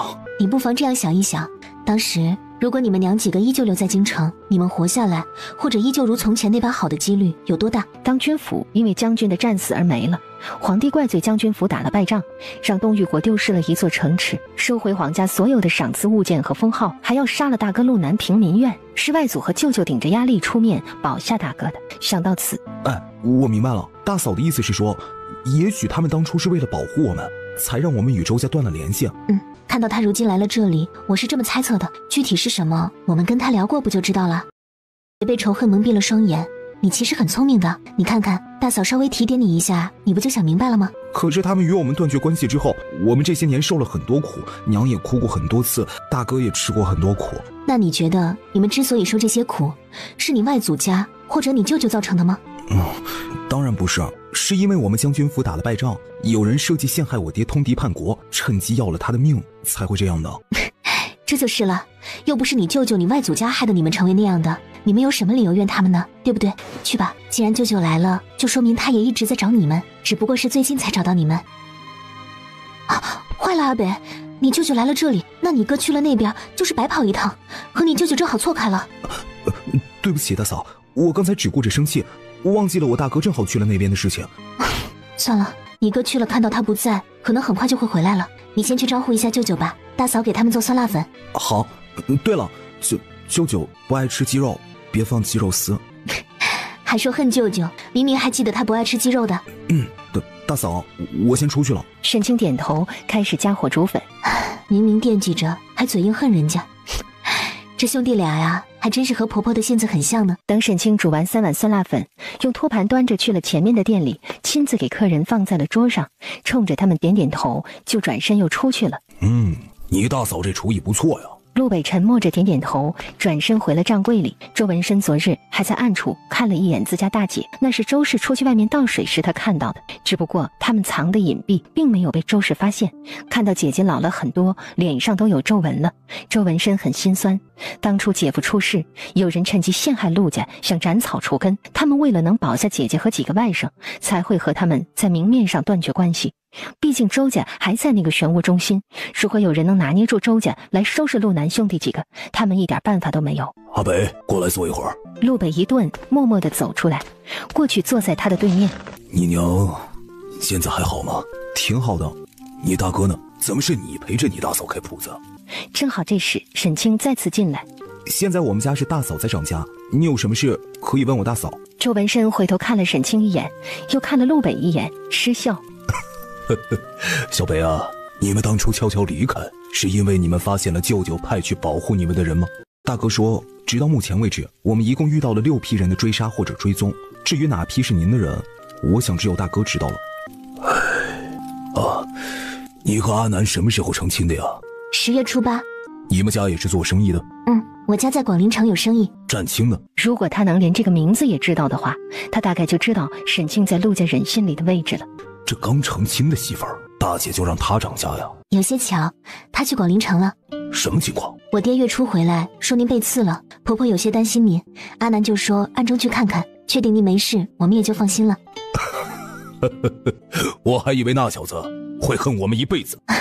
怎么可能？他们心里明白你们是为他们好。说完他还笑着看了陆北一眼。陆北轻咳一声，去账柜里看账本去了。这铺子是你开的？陆家的人有多么不会赚钱，他是清楚的。他们的骨子里是属于武者和将者，刚直和率真。对于经商做生意这一套，可以说是完全不懂。沈清点头，跟他说起了陆家目前的一些情况，和他和陆南开这个铺子的过程。谢谢，占清能够遇到你，很幸运啊。舅舅客气了，想来再有几日，占清就该回来了。您是过来这边办公差，还是特意过来看看我娘他们的？上次那个案子送到我那边，我看到了陆南这个名字，就有些疑惑呀。让人查了一下，确定是他们，就打算过来看看。你们放心，这一次我是秘密出来的，不会有人知道。从当年他们离开京城，我就一直派人在暗中保护着他们。只是我的人终究还是被占清发现了，他们被甩开了。这3年来，我也一直派人在寻找他们的行踪啊。沈清轻轻地哦了一声，看来他是猜对了。那您要去看看我娘吗？还是我让阿北回去接我娘出来一趟？明日你那边的铺子是要开张吗？让你娘也出来走走。我中午在酒楼里订一桌，咱们一起吃顿饭。家里他就不去了，他觉得他要是去了姐姐如今的家，姐姐肯定会很不自在的。您来了这边，怎么能让您安排？我来安排吧。您住哪家客栈？明日中午我让阿北过去接您。不用，你忙你们的。明天开张新生意，应该会很忙是吧？我让他们2个去安排就好啊。行，不过酒楼就别去了，镇上我还有一处院子，上次阿南陪着我去收拾了一次。我让我娘明日去那边做饭，您吃一顿我娘做的饭吧，总比去外面安全一些，不容易暴露了您。行，那就听你的安排。他们回到镇北的院子时，周氏的饭菜也都做好了，而此时周文深则在院子里转着看着打量着。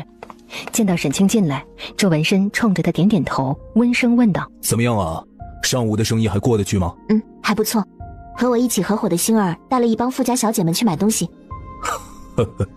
有人捧场就行啊。舅舅和我娘聊过了吗？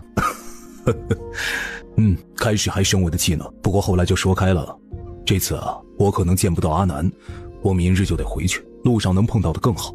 现在我有几件事嘱咐你，等阿南回来了，你记得告诉他。舅舅跟我来吧，去给阿南准备的书房里谈。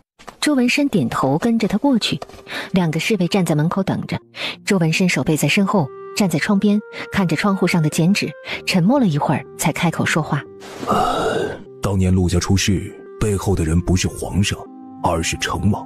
这件事你一定要告诉阿南，这一次刺杀我的也是成王的人。成王他想上位，但是他民不正言不顺，所以他决定斩掉皇上最信赖的一个个左膀右臂。世人都知道，最忠于皇上的人，文臣周氏、武将陆氏，再加上周家和陆家又是姻亲，更是成为了成王的眼中钉啊。还有一件事你们也要记得，这个镇子上的镇臣许云是您家的女婿，是宁王的妹夫。这件事情知道的人并不多，宁王这个妹妹从小丢失，前几年才找到，据说还是成王的人发现的。至于许云跟您家是不是一心，我不知道，但是你们要防着他一些，我看看能不能想办法把他调走。你们住在这里，他管着你们，我就总是不放心啊。沈清默默地听着，竟然这么复杂吗？成王是陆家的仇人，成王是个什么样的人？成王杨渊，皇上的弟弟，今年38了。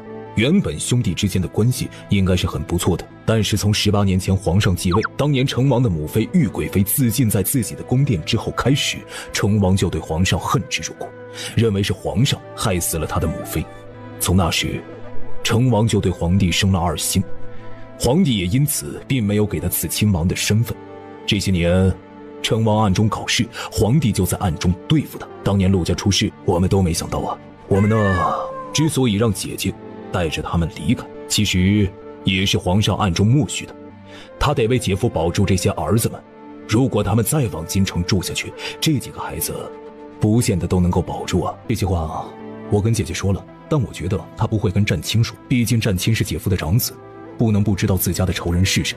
我跟你说的意思，就是想让你劝战青好好的在这里生活，别想着回去报仇了。陆家的大仇啊，自有周家和皇上去报，现在局势越来越激烈，越来越紧张了。从我遇刺这件事上就能看得出来，这个时候姐姐他们这一家子更是不能被暴露出去。他们既然离开了这个圈子，就别再被牵扯进去了。说完，周文深回头看着沈清，脸色严肃。舅舅，有句话不知当讲不当讲。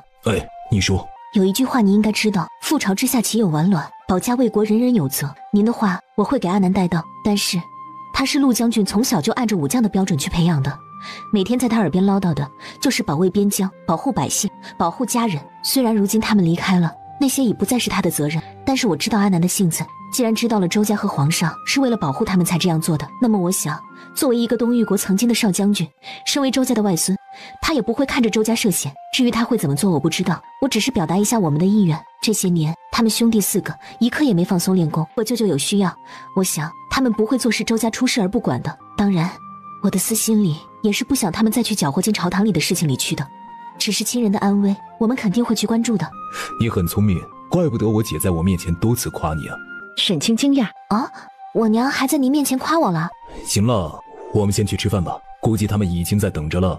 沈清点点头，正要出去，突然回头问了一句：舅舅身上是不是有伤口？周文深一愣，没有说话。放心，我不会告诉我娘，只是因为我对味道比较敏感一些，才会闻到您身上若有似无的那点药味。哦，那你的鼻子算是厉害的，我是上完药又特意换了衣服这才出来的。没事吗？那您还跑这么远来一趟，应该在府里好好养伤的。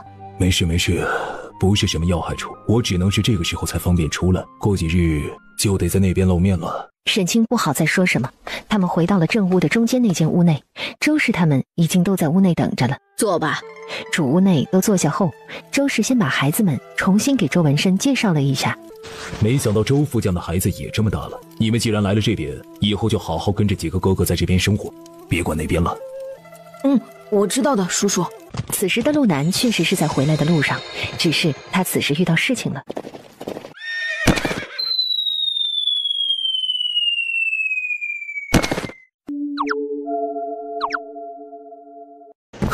没想到还是有功夫不错的，怪不得敢大半夜一个人走我这青云寨的地界上。青云寨，别愣着了，一起动手吧，先把人带回去再说。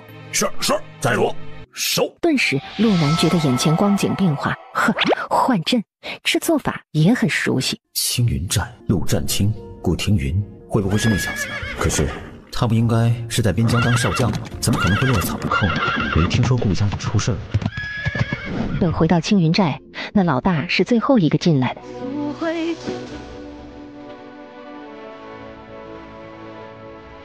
臭小子，怎么是你啊？我也没想到土匪老大是你啊！曾经在东大营里，他们俩是最无法无天、意气风发的两个少将军，却不想如今他们都成了这个样子。抱歉啊，兄弟。哎，你怎么落在这里了？你爹娘同意的吗？走，跟我去房间里啊，我慢慢跟你说。洛南点头，就跟着他从大殿后门出去。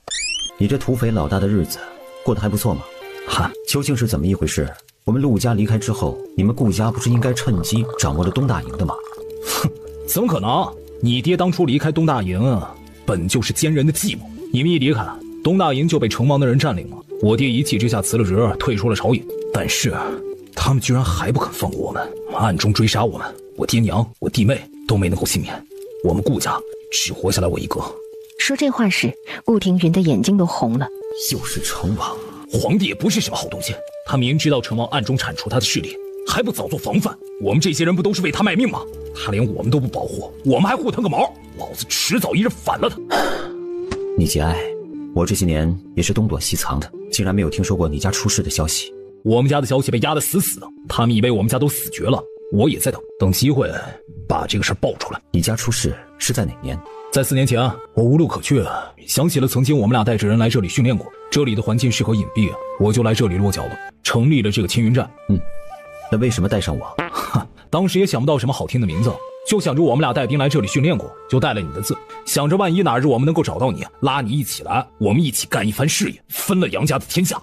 最近几年呢，都是在这周围的村子活动过，住过，就是没想起来回来这里看看过。今日呢，也是因为想要早一点回家见到家人，才想着赶一赶进路，没想到吧，被你小子给劫持了。靠！哎，别说脏话了，我们现在不在军营了，那些粗俗的话不适合说了。你这小子是想挨打吧？你就住在我这附近，我们俩竟然没碰到一次，我应该早些带着人去打劫附近的村子的，说不定我们兄弟早就碰上了呢。别做梦了，我基本上啊是一个村子住上1年半载的，就得搬家了。陆南瞥了他一眼，不是缘分到了，哪里能碰得到呢？你那边怎么样？还是时不时被追杀吗？从去年开始就没有了，我也把他们的人彻底的跟丢了。不过我想城王应该是没时间追杀我了，最近他应该很忙的。陆南眯眼，都开始对舅舅暗中下手了，想来京城那边已经进入了白热化的阶段了。活该，让他们兄弟俩先好好的斗一个你死我活，我们俩渔翁得利。你折腾吧，我没兴趣了，我现在有了更重要的事情去做的。你一个从小练武、将军府出身的人，不带兵打仗，你还有什么重要的事能做？你还会做什么呀？我反正是被我爹给养废了，除了带兵练武打仗，我都不知道我还能干嘛。我和你不一样，我已经找到了比打仗更加有趣、更加重要的事情。真不是骗我？什么重要的事情？说出来让我见识一下。他还是有些不相信。陆南同情地看了他一眼，挑了挑眉，一副老神在在的模样，就是不告诉他。你德行，陪我媳妇做生意赚钱呢。顾庭云惊呆了，这还是陆战清吗？我靠，你啥时候成亲了？粗俗，莫非嫂夫人是商家女子？陆南点头嗯了一声。所以你去老丈人家生意里帮忙？不是的，他家的生意不在本地，我们俩自己开铺子做生意的。哦，原来如此。那你们雇人吗？啊，我们手下带着30多个人呢。有的是干完力气活的人，我们去跟着你混怎么样？来，我就是开着一个小吃店，哪里可能用得了你们这么多人呢？你们这么多人去了，还不得把我媳妇吓坏了？再说了，你不是要干大事吗？拿下杨家的江山吗？你加油，我精神上支持你。滚蛋！你不来，我一个人去争个屁啊！我要来天下，自己当皇帝吗？我可没那个脑子。我还本来是想着拉上你一起打江山，你当皇帝，我当逍遥王，快活一生呢。不，我没那个兴趣。我已经遇到了想要守护一辈子的姑娘了，未来我只想陪着她一起做我们的生意，赚钱养家养娃。我去，你这动作够快的呀，孩子都有。我去，你这动作够快的呀，孩子都有。迟早会有的。顾廷云冷哼了一声，转开了头，突然间好羡慕是怎么回事？你家的仇你不报了？报不是不报，时候没到。先让他们兄弟俩好好的斗一斗，等他们内耗消耗的差不多了，到时候我们报仇也更加容易的。还得是你这个脑子。成，我听你的。看看这上面3个字，青云寨，你是头，不是我。以后这30多个人就都是你的责任。老大，我们等着你安排了。你们不会穷的快要没吃的了吧？你跟我来吧。陆南疑惑地看了他一眼，跟着他一起出门。1个米缸，1个面缸，吃不了1个月了。你们平时是靠什么生活呀？劫富，济自己。哎，你放心，我们劫的都是那些为富不仁的那种人，我们是不会带着你的名字去做坏事的。陆南看了他一眼，赞许点头，还不错。顾廷云的性子他倒是了解一些的。之后他们又去看了金库，里边的银子加起来也没有50两。这些钱跟粮加起来最多也就够我们过年。这段时间这些小子也都被我赶出去打猎，寻找吃的捡柴，就为了能把这个年过了。明年呢？你们就没有想着做点什么事赚钱吗？想了，但是想不出来。能想出来的就是偷、抢、劫，但是我们这里路过的富商实在是没有，想不到偷也偷不出来。这些钱那还是我们种玉米卖回来的。你们呢，是我听说过最穷的土匪了。是啊，我跟你一样，我们都是不会赚钱的人，带着他们教他们功夫，这没问题。但是赚钱过好日子，这是真不行。突然他从袖兜里摸出一块金色的牌子来。既然你来了，这就给你了。陆南拿起看了一眼，青云寨1号牌。寨主的，这是你的。对，不要，我拿着这个会被我媳妇儿嫌弃的。我媳妇儿可不希望我是个土匪头子。那你媳妇儿希望你做什么呀？哎，对了，她知道你身份不？我看中她，告诉她了，不打算瞒着她的。你就不怕她暴露了你的行踪？你家人如果在你身边的话，知道你有危险，会暴露你的行踪吗？行啊，算我说错话了。看来这小子对他这个媳妇儿还挺上心啊。要不有空去拜见一下嫂子，让嫂子收编我。这个你真不要啊？这不是你的吗？不是，我的是这个。他又拿出一个银色的来，青云寨2号牌。顾廷云也没说什么，他不要，他改日见到嫂夫人时给他当做见面礼，反正当初就是给他留着的。以后他们这些人能不能不被饿死，就看这个1号牌能不能送出去了。一日，等顾廷云悠悠转醒时，却发现陆南早就骑马走了。起身才发现炕上放着几张银票，300两。看到这些钱，别说他还挺感动的。陆南是在腊月12那日下午回到镇上的，离开几日的时间了，他十分的想念青青。怎么是你在煮粉呢？你大嫂呢？大哥，你刚回来是吗？大嫂在另外一家店里，现在吃粉的顾客不多，就我来煮。大嫂招呼那边去了。另一个店？什么情况？什么意思？大哥，你别打扰我怕弄错。你呢，先去前面问一下露西，让她告诉你这几天发生的事。陆南嗯了一声，转身从后门进了店里。安西，大哥，你什么时候回来的？刚进门的。你大嫂在哪个店呢？把我不在这几天所发生的事情给我简单的说一下吧。你离开那日，露西给他说了起来，很快就把他离开这10天发生的事情都说完了。陆南不敢置信，他就离开几天，青青竟然做了这么多事儿，还另外开了一个铺子。他这是娶了一个多么厉害的姑娘回来呀！我知道了，你看好店，我过去看看你大嫂。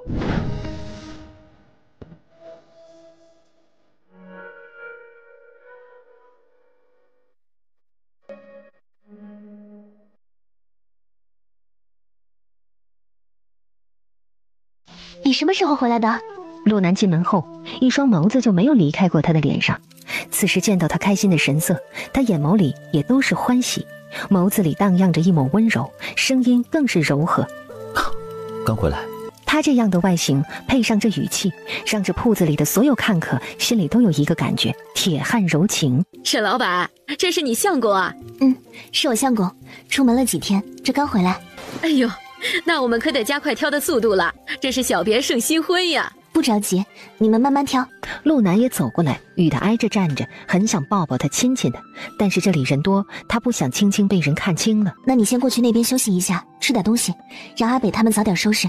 今日我们早点回家，你走了几日，娘也担心了几日，早点回去，她能安心。好，你这段时间很累的吧？辛苦你了。想开铺子的话，应该等我回来的。表哥也不在，谁帮你啊？星儿和风大哥忙得多，我还是忙咱们那边铺子的时候多一些。那我先过去了。你一会儿忙完过来。好。等沈清忙完这边时，时辰也近酉时了。进了小吃店，见陆北跟陆西在铺子里算账，不见了陆南。你哥呢？在厨房里收拾呢。啊，那我去看看。你们收拾铺子里吧，先去外面把门板安上，把门锁好，我们早点回去。啊，对了，阿北，你去给大嫂买2盒点心，我和你哥晚上要回沈家一趟。是，大嫂。陆北应了一声，沈清去了后面厨房。他刚一进去，头就对上了陆南炙热的眼神。青青，我等了你半个时辰了。我等了你9天加4个时辰。陆南笑了，大手一捞，就把人紧紧地抱在了怀里，低头吻就落在了他的唇齿间。沈清顿时腿一软，靠在了他的怀里。进空间吧。你想干嘛？马上要回家了。进了空间，他们一会儿还能出得来？哪一次不得玩个半个时辰以上才会放过的？想什么呢？我有那么猴急吗？只是不想正亲着我媳妇儿被人进来打搅了。沈清被他这话逗笑了，信了的。一个意念带他进了空间，2个人是出现在院子里的。陆南没了顾忌，这一次紧紧抱着媳妇，加深了刚才断了的吻，一解多日的相思之苦。只是吻着吻着，他不想把人放开了。青青，我想说话不算话。陆南的眼眸幽深，望着他的眼神像是他就是一块美味的点心，下一刻他就会一口吃下去。你给我克制点，还有2个铺子等着我们去锁门，还有1晚上呢，你急什么？这是你说的，不许反悔。小别胜新婚，他出门刚回来，他也想他呢，怎么会反悔？结果到了晚上，沈清知道了陆南那句话是什么意思。一晚上的时间，他告饶了多次，他就拎出来他下午说的话打击他。陆南回来，周氏也放心了。翌日早晨，周氏跟陆南回屋说话去了。周氏把他舅舅来的事情说了，也把周文生跟他说的一些话都跟陆南讲了。他发现他说完，陆南还是一脸平静。莫非你已经知道了这件事？昨晚小两口还有时间说这个事儿？去年来这里之前，我就查出了我们的仇人是成王。那么早？所以我才带着你们离得更远了一些的。你能这样做，娘很高兴。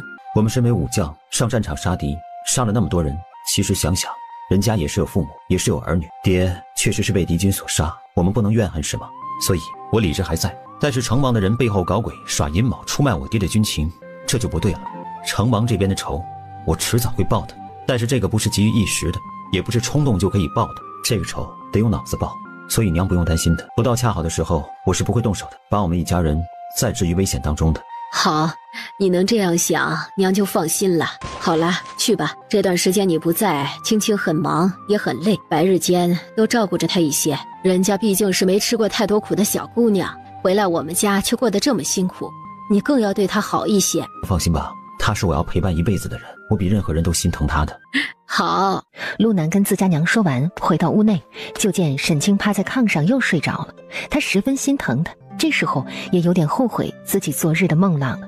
想了想，他转身出去。阿北，你带着阿东去镇上吧，今日就开红妆，小吃店今天不开了，让你大嫂休息一日。怎么，大嫂生病了？陆东这时也走了过来，看了陆北一眼，对陆南道：我知道了，大哥您放心吧，铺子里我知道该怎么做。那你今日好好在家里陪下大嫂，我们俩走了。有事情解决不了，就让你二哥去锦绣坊找凤星儿，那个铺子是2个老板，有事他也能够解决的。知道了。陆南去跟周氏说了一声，周氏了然，这是儿子把人家折腾惨了，这么一会儿就累得睡着了。一会儿娘去给青青炖个鸡汤补补吧。谢谢娘。那今日上午呢，我就陪着青青先休息了，不出房间了，你们忙你们的就好。阿南，多让青青休息，你们路很长，还有一辈子的时间呢。知道了，娘。被自家娘这样教训，陆南的老脸也有点扛不住了，说完就赶紧回屋陪媳妇去了。看着爱妻的睡颜发呆，看着看着他也睡着了。沈清睡醒了，一睁眼，完了，他躺一下就睡着了，都快50了。再低头看陆南的睡颜，他的眼睛周围有些发青，顿时有些心疼。他这几日是不是没有好好睡觉，一直在赶路呢？臭小子，不要命了吗？回来还折腾一夜。既然今日已经这样了，就继续躺着休息吧。夫人，还满意你夫君昨晚上的表现吗？哼，狼崽子，太过分了！5天之内不许再碰我。好，这几日啊，就不闹腾夫人了，让你好好恢复体力。今晚开始，我去空间种田，空间里还有很多活要干。他决定每晚要去空间里干2、3个时辰的活，尽快把他要给沈清做好的湖边别墅做出来。对了，青青，空间的那些树是可砍伐的吗？应该是可以的吧，我看到很多地方还有砍伐过的痕迹。那就行。接下来2个人就进了空间，一边干活一边聊天。沈清把舅舅给他留的话都传给了他。放心吧，我知道怎么做。他又把他回来时未走近路去了青云寨的地盘说了一下。这么说，青云寨的青是你？陆南点头，嗯了一声。等小夫妻俩忙到午时正，洗漱了一下，换好衣服，出了空间。青青，那个盆里有娘给你炖的鸡汤，先去喝一碗，一会儿我们吃鸡丝面。沈清应了一声，也知道昨晚他被那个男人掏空了，得补一补。谁知一口鸡汤下肚，沈清突然感觉到一股子恶心的感觉往上翻滚。怎么了？是哪里不舒服吗？眉头怎么皱得这么紧？沈清看到他，就狠狠地在他小腿上踢了一脚。臭小子，肯定是他昨晚把我折腾得太空虚了，才会出现这样不舒服的情况。陆南的腿上倒没有觉得多疼，轻轻也没有用劲，但是他从他这一脚上感觉出来了。看来他的身体是真的不舒服，莫非是那里疼？这样一想，他就觉得自己确实有些过分了，眼神下意识地往他的小腹处瞄了一眼。是不是疼啊？要不回屋去啊，我给你揉揉。你脑子里在想什么？陆南被他看得脸也红了，轻咳一声没想什么。沈清看着他脸红脖子都红了的样子，根本不像没想什么，但是他现在不舒服，懒得去猜他的心思。别站在我面前，你挡着我吸收新鲜空气了。陆南哦了一声，转到他的身侧，微微侧头看着他，不敢胡乱说话。他也感觉到他脾气突然变得不好了。青青，我把剩余的工具啊都收拾好了，你过去帮我收到空间里，可以吗？陆南小心地问。沈清点头过去帮他收了。你去厨房帮娘做饭吧，我有些不太舒服。你去厨房帮娘做饭吧，我有些不太舒服，在院子里走走，不想闻到厨房的油烟味。好，那你走一走吧，如果实在不舒服的话，就喊我一声，我去找罗大夫弄点药膏。沈清看着他躲闪的眼神和这话语，顿时明白他的话是什么意思了。你胡思乱想些什么啊？不是那里疼，是我不知道怎么的，刚才在厨房里想要帮娘，却突然有些恶心的感觉，所以我只能出来了。可能是昨晚太累没睡好的原因，今晚早点休息，应该明天就能好了。陆南听完更内疚了。对不起，以后我会注意的。我没想到会是这样，对不起青青，那你回咱们屋里再睡觉去吧，饭熟了的话我喊你。他说完也不管沈清同意不同意，直接弯腰抱起人就往屋内去了。那边露西跟周胜刚刚从屋内洗漱完出来，就看到大哥抱着大嫂回屋去了，两个人对视了一眼，嘿嘿一笑。大哥对大嫂真好，大哥就是我们的榜样，以后我们娶了媳妇儿也要这样对媳妇儿好。没准大哥这样做是特意做给我们看的。大哥这些年教育我们的方式就是以身作则，你们真幸福，有大哥这样一点点教你们。放心，以后你也可以多学多看。在我们心里，大哥无论做任何事都是对的。屋内，沈清被陆南强迫着安排在炕上让他休息。你先睡一觉，如果吃完饭还是不舒服的话，我就去请罗大夫来给你开点药。陆南也被吓坏了，他现在心里很害怕，如果真的是因为自己把青青折腾出了毛病，他会自责一辈子的。青青呢？娘，青青不舒服，我让她回去睡觉去了。怎么回事啊？她说不舒服，那时候在厨房里闻到油烟味难受。臭小子，是不是你昨天太闹腾他了？陆南老脸一红，没敢看自家娘，像个做错事的孩子，只低着头。臭小子，你是狼崽子吗？又不是分开几年，如果你把青青折腾病了，我再找你算账。说完，周氏赶紧过去媳妇那屋看媳妇去了。看到沈清即便是睡着了，也是小脸发白，眉头紧皱，周氏的心里就更气了。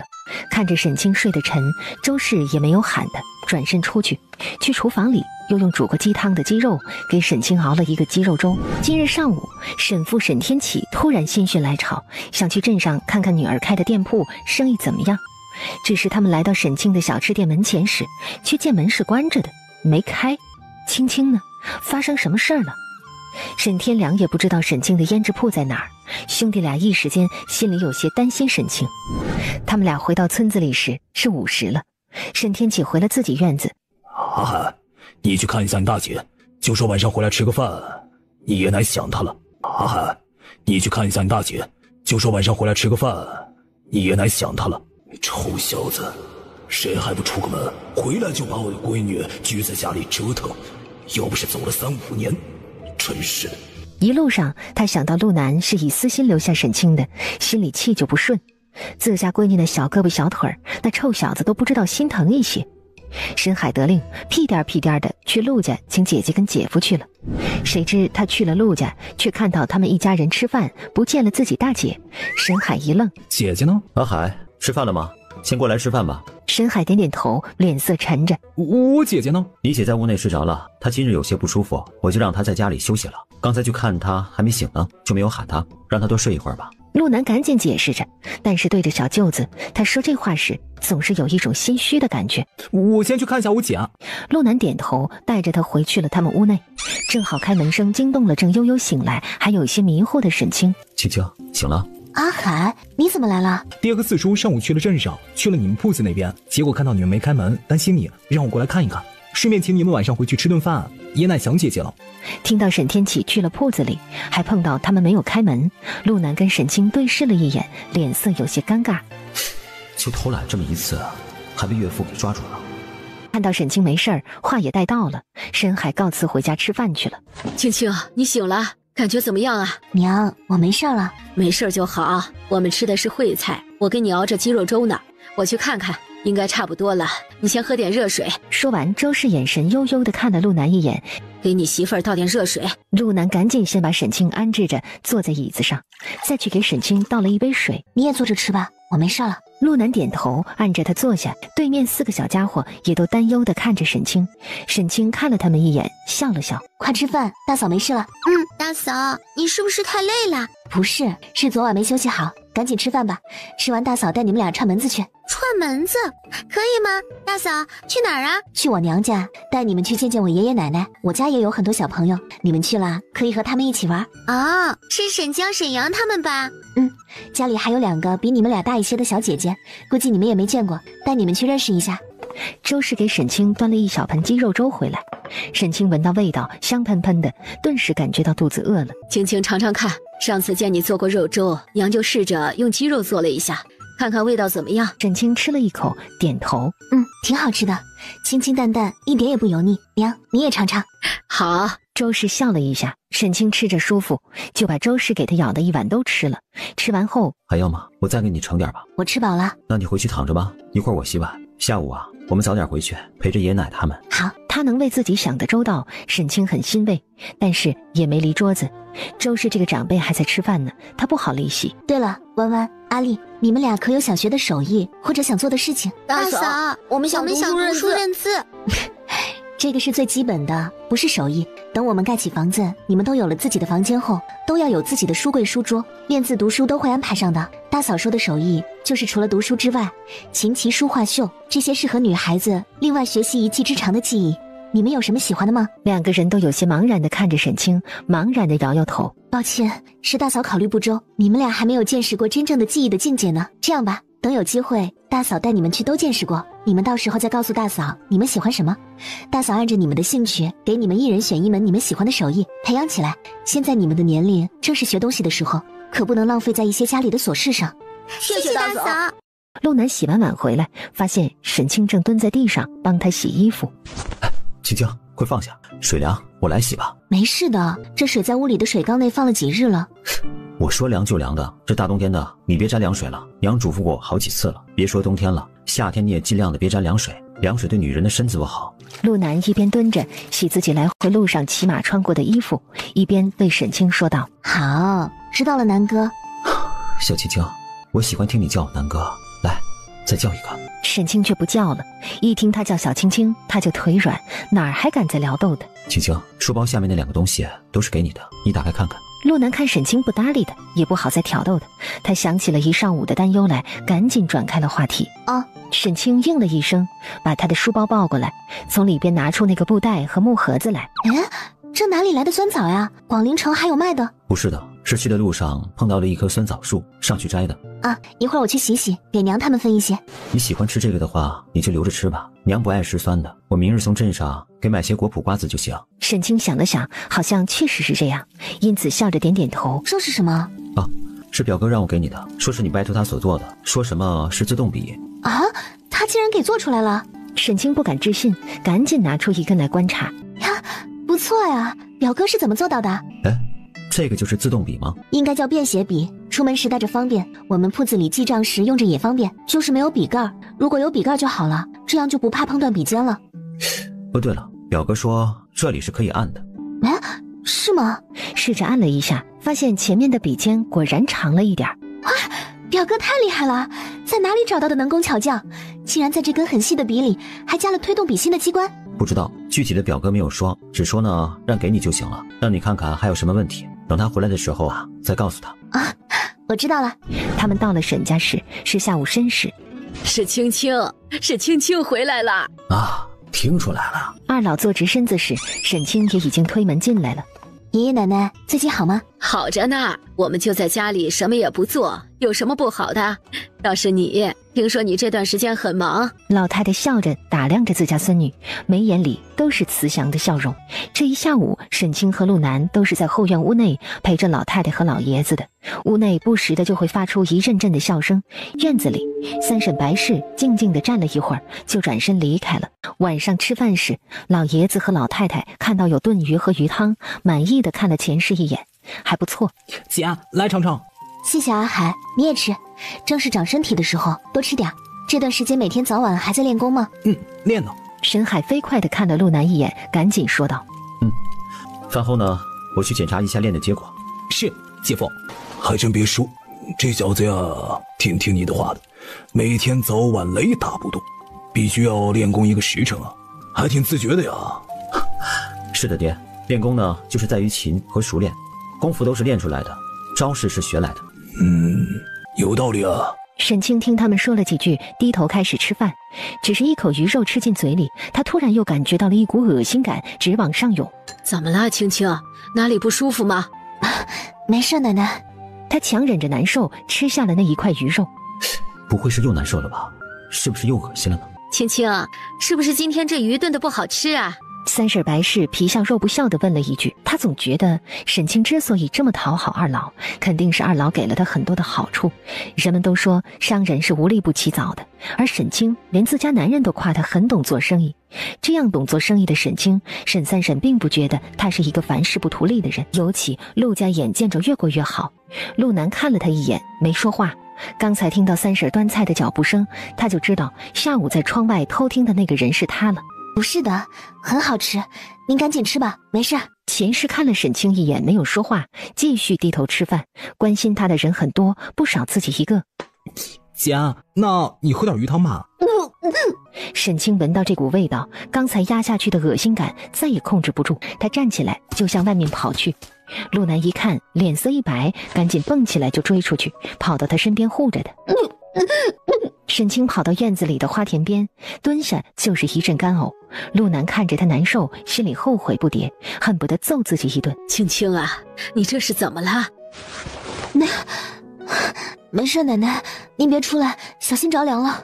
我从中午闻到厨房里的油烟味，就会感到一阵恶心。下午我以为没事，没想到晚上闻到鱼汤的味道，又开始难受了。没事，可能是最近忙着没休息好。老太太听他这么说，皱着眉沉思了一下，突然一愣，又打量了沈清几眼，眨巴了一下眼睛。老四，你赶紧去一趟罗大夫家，把他请来一下。青青是不是得了肠胃病啊？这怎么还恶心上了？沈天启突然睁大眼睛，噌的一下看向了沈清。这情况怎么和月容当初怀青青的时候的状况差不多呀？不会是青青有喜了吧？想到此，沈天启去看自家娘，看到娘眼里的笃定，他明白了，也不好说什么了。一切等罗大夫来了再说吧。臭小子，才成亲了多久就让青青怀孕了？陆南哪敢与老丈人对视，一双眸子担忧地看着沈清，不敢错开丝毫的目光。没事，奶奶，爹，我们先进去吧。他也觉得罗大夫来就来吧，看看也好。自己这段时间正是要忙的时候，可不能真的生病了。很快，罗大夫被沈天良请了回来。恭喜陆公子啊，你要当爹了。陆南一愣，什么当爹？他还没孩子呢，当谁的爹？等等，您是说青青怀上了？有1个多月了，你们粗心了啊！月氏这么久没来，都不想想是不是有孩子了呀？沈清也不敢置信，这就是怀孕的感觉吗？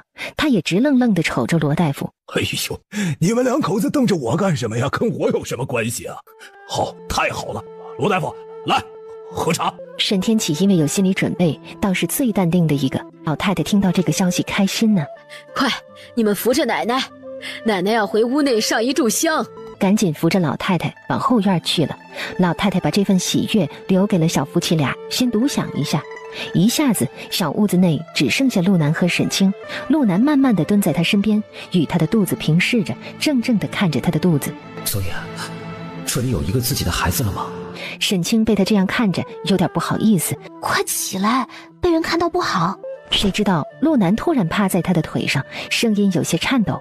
对不起，谢谢你，青青。说什么呢？快起来！沈清用力的去拉他，陆南哪敢让他用力，赶紧站起来，站在他面前，望着他的眼睛红红的。青青，谢谢，辛苦你怀着我们的孩子了。以后不知道他会有多辛苦，但只是今日这2出他就很不舒服，连饭都吃不好。以后要是一直这样怎么办？光想想他心里就难受不已。怎么办啊？我们2个的铺子才开张，我还想好好做生意呢。别担心了，一切有我，该怎么做该做什么，你教我来做。也只能这样了。你放心吧，一切呢不以你为重，一切呢不以你为重。生意的事随缘，等你生完孩子，大不了我们从头再来。我只要你好好的。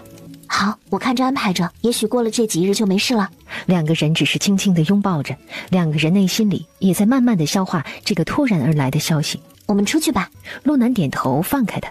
你空间里有红色的福袋吗？沈清一个意念，手上放着一个，陆南接过。你说给罗大夫几两的辛苦费呢？给2个就行，好事成双，感谢他给我们带来这个好消息。陆南应下，装了2个，扶着沈清出去了外面的大屋内。众人见到他们出来，都看过来。青青啊，你说一下最后的月食日子，我帮你具体算一下日子。最后一次好像就是我开铺子的时候，11月初8。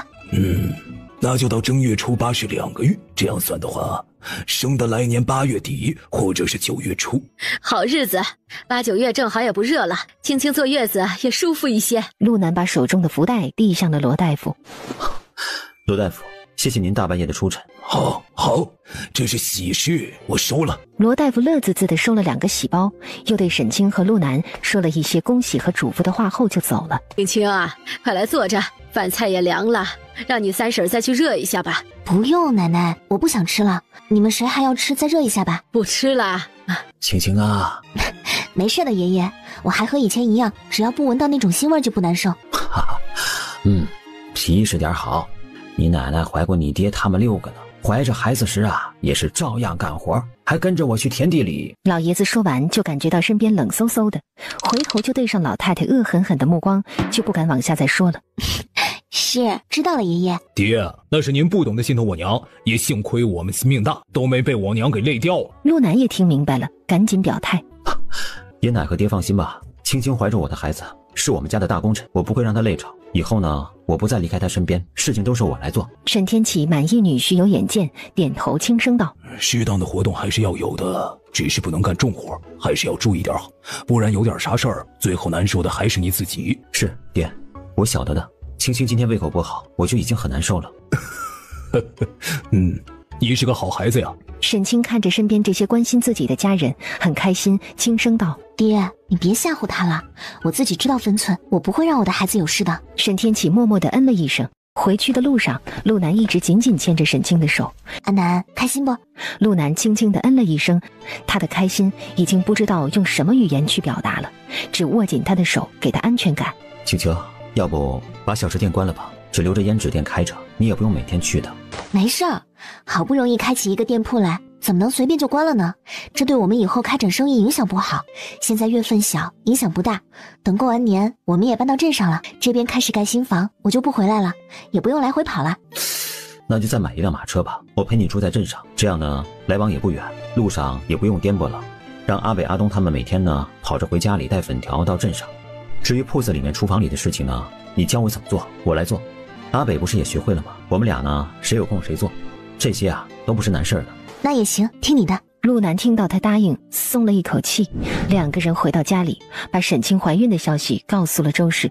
周氏听了也高兴地笑了，直说这是他们陆家的福气。陆南就说青青晚上没吃什么，他去给她做点吃的。周氏回身要去，被他拦下了。我去吧娘，我知道他爱吃什么。您一会儿啊就早点休息吧，这几日您也很忙的。陆南给沈清熬了一碗白粥，煮了2个鸡蛋。如果闻到油腥味恶心的话，那就只能吃这些了。果然，他端回屋内时，沈清很给面子的都吃了，也没有难受的迹象。陆南把沈清吃完的碗去洗了，回来时提着半桶热水。青青，要泡泡热水吗？我给你调水温呢。去空间洗吧。他喜欢空间里的温度，不冷也不热。下一刻，他们俩也出现在了空间内。看到小屋子地上的浴桶，他赶紧过去给沈清兑水温。青青，桶里这半桶水是灵泉水吗？是不是对你身体好？我想着会不会对胎儿也有好处，以后洗澡我都用空间里的灵泉水洗。你说我们的孩子将来出生后会不会是个聪明的小可爱呢？那是肯定的，毕竟我们俩就很可爱呀。我觉得我还挺可爱，你嘛不觉得？没关系，我媳妇儿可爱就行了。沈清倒是被他说的不好意思了。我送你出去，你整理一下我们的东西吧，明日我们就搬去镇上。好，我和娘说了，你一个人行吗？要不等你洗完睡下，我再去收拾吧。没事儿。沈清说着，一个意念就把他送了出去，自己一个人舒舒服服地泡了个热水澡。黑黑的天空低垂，亮亮的繁星相随，虫儿飞，虫儿飞，你在思念谁？等他洗完穿好衣服才出了空间。不行，青青，以后啊，我还是不能离开你身边的。这一会儿的时间，我担心死了。好，这么听话。翌日的早饭，周氏煮了红薯粥，烙了糖饼。青青，辛苦你了，娘送你点福气。谢谢娘。刚开始这几日会不舒服一些，过了2个月会好一些。有些身子底子不好的，可能会难受到4个月。这几日胃口不好时，你尽量吃得清淡一些。是，谢谢娘。这几日我多叫几个人，把红薯都磨成粉。过几日我去镇上伺候你，记得有什么活让阿南去做，他不在你就等着，自己别去做，什么都没有你的安全重要。是，娘。她觉得她挺幸运的，遇到了这样开明大气的婆婆。不说别人家，就沈家，她记得当年几个婶婶和前世怀孕时，该做饭也得做。听娘的。好，准备好这边，他就赶紧赶着马车回了店里。当天下午，陆南在厨房里呛辣椒油，沈清指导完，他就回了前面的铺子里，但是还带了一点味道，他顿时就有些不舒服了，忍了忍，还是干呕了一声。青青，要不我去买2个人吧，厨房里呢，还是培养2个人来做吧。他担心他在厨房里待着时间长了，轻轻靠近他就不舒服怎么办？暂时还是不要了，有时候我们要从空间里拿一些东西来，厨房有外人也不方便，至少在我们的庄子能种出来那些辣椒之前，厨房里不能放外人。陆南想了想，庄子，青云寨那些人不是正好闲着没事干吗？过完年把他们弄到那座山下，给他们先开田地建庄子，正好。好，那我来安排。陆南顿时浑身充满斗志，他觉得目前自己的任务还挺多挺重的。等天气暖和一些时，你再给李老爷子送去几株草，价格他看着给，我们用来建设庄子。好，上次呢我去了呢，还看了一次李老爷子呢，他问我绿姑娘的事情。那就好。有什么想吃的吗？会不会吃点喜欢的会好一些呢？那你去帮我看看卖果脯的人家，有卖酸杏干的吗？我看看吃点酸的会不会好一些。这几日他隐隐有一些感觉，每次他不舒服时，吃几颗陆南给他摘回来的酸枣，他就会不那么恶心了。但是这几日他已经把酸枣吃完了。好，你等等。青青，你看看这几种，你爱吃哪种？卖果脯的侯老板说呀，这3种是酸味的。沈清低头去看，一个里边是干的酸杏干，一个里边竟然是干话梅干，还有一个是压干的橘瓣。沈清各自尝了一个，还是比较喜欢酸杏干。就这个吧。你给钱了吗？给了的话，把另外2种让阿北他们带回去，给娘和妹妹们吃。沈清从篮子里拿出杏干的小罐。好，那我让阿北呢把这2种带回去。他转身又出去了，再回来手里抱着一个布袋子。这是什么？杏干呢？我把老板店里剩下的都买了，你放在空间里，什么时候想吃了呢，就拿出来吃一个。傻子，这东西虽然解我的恶心，但是杏干孕妇吃适量是可以的，过量了也是不好的，就和山楂一样。山楂啊，山里红。哦，那个也是酸的吗？陆南见过，但是没有吃过。也是酸的，适当吃几颗可以解孕期反应，但是不能多吃，不然会导致怀胎的。陆南把他的话记在了心里，既然买回来了，他只能收了。从腊月20之后，他的恶心症状竟然慢慢的消失了，之后几日更是没什么感觉了。知道他彻底没事了，陆南也放心了。腊月26那日，陆家全家人搬到了镇上镇北沈清的那个院子里，一家人准备在这里过年，当然还是要回沈家送礼一趟。外祖家和爷奶在他心里是一样的分量。青青，你有孕的事儿，今日要告诉外公外婆他们吗？肯定是要说的。外祖他们已经比爷奶他们晚知道10几天了。之前我没去也没让你说，是因为我还难受不舒服，怕外婆看到会难受。幸好这几日不难受了，我便在今天可以说了。好。他们去了卢府，管家跟侍卫们接了他们进府。陆南让侍卫们帮着拿下马车里的东西，他则轻轻地牵着沈清，2个人往内院走。刚到内院的垂花门，卢静接到消息已经出来了，身边跟着他的弟弟卢俊。芊芊、阿南，你们这是关门了？表哥，你们什么时候回来的？昨天晚上才回来，这会儿你表嫂跟孩子还在休息，我们俩本来是打算出门去铺子那边看一看，结果就碰到你们来了。俊表哥也是昨日回来的。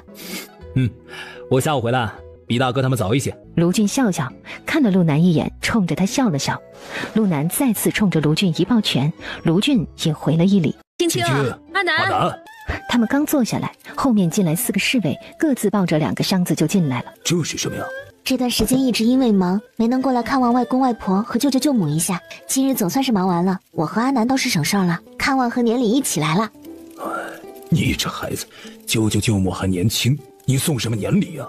要送的，没有舅舅舅母表哥你们保护我们，我和阿南也不会顺利的在镇上站住脚跟。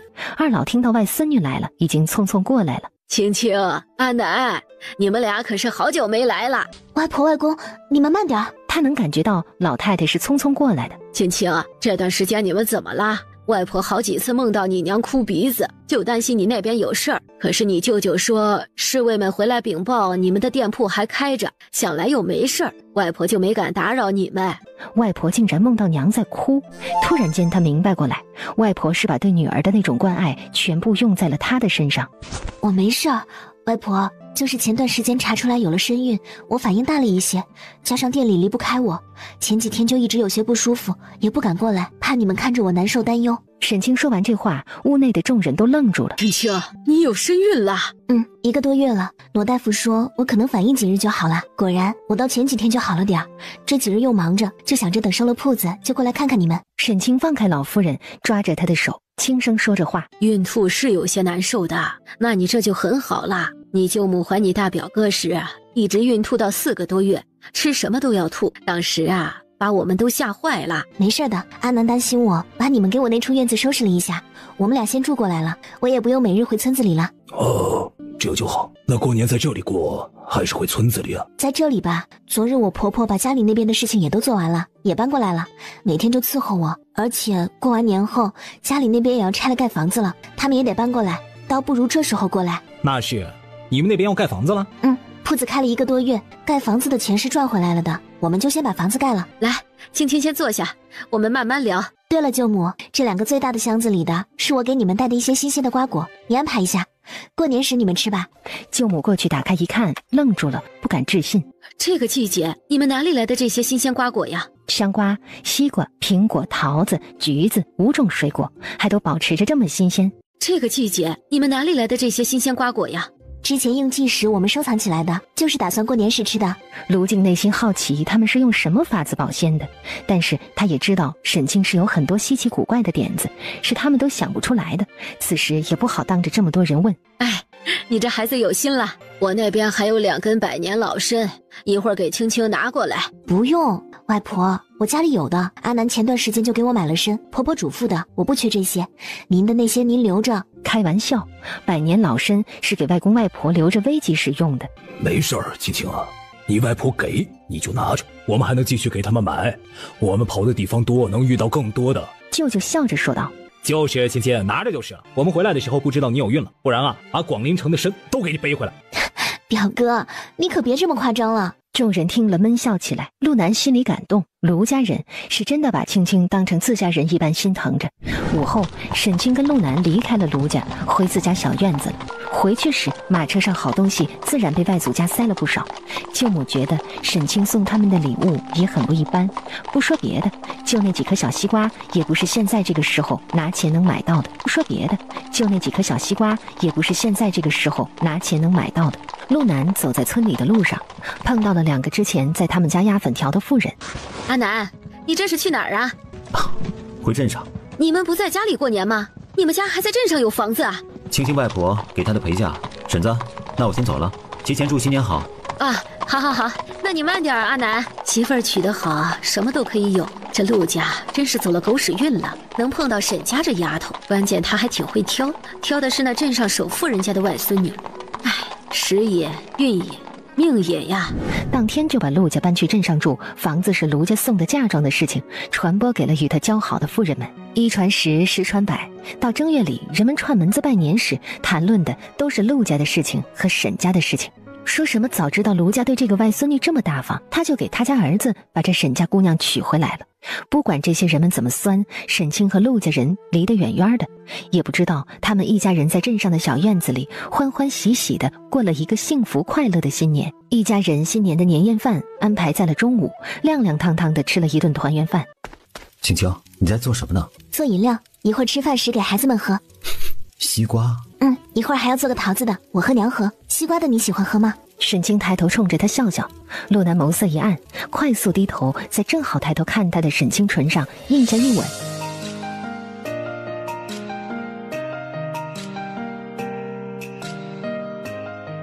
都在家呢，万一有个人进来看到，会带坏弟弟妹妹们的。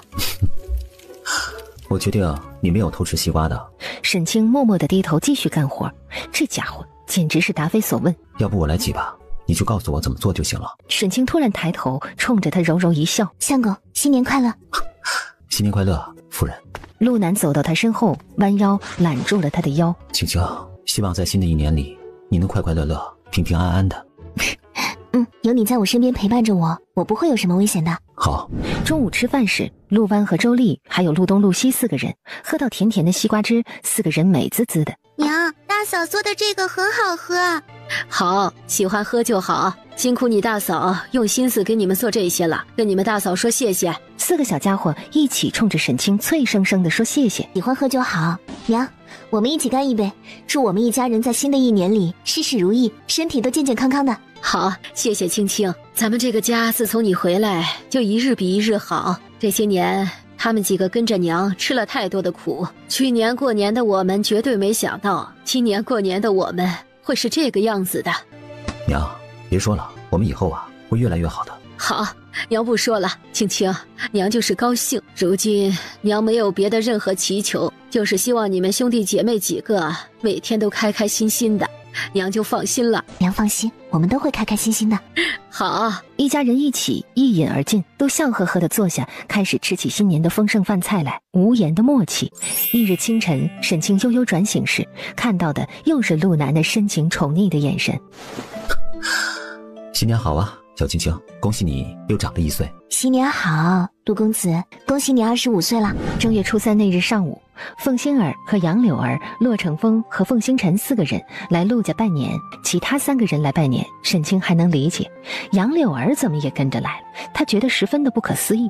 当杨柳儿找机会跟陆北去单独说话时，他好像明白了些什么。杨姑娘，你找我有事吗？有事儿。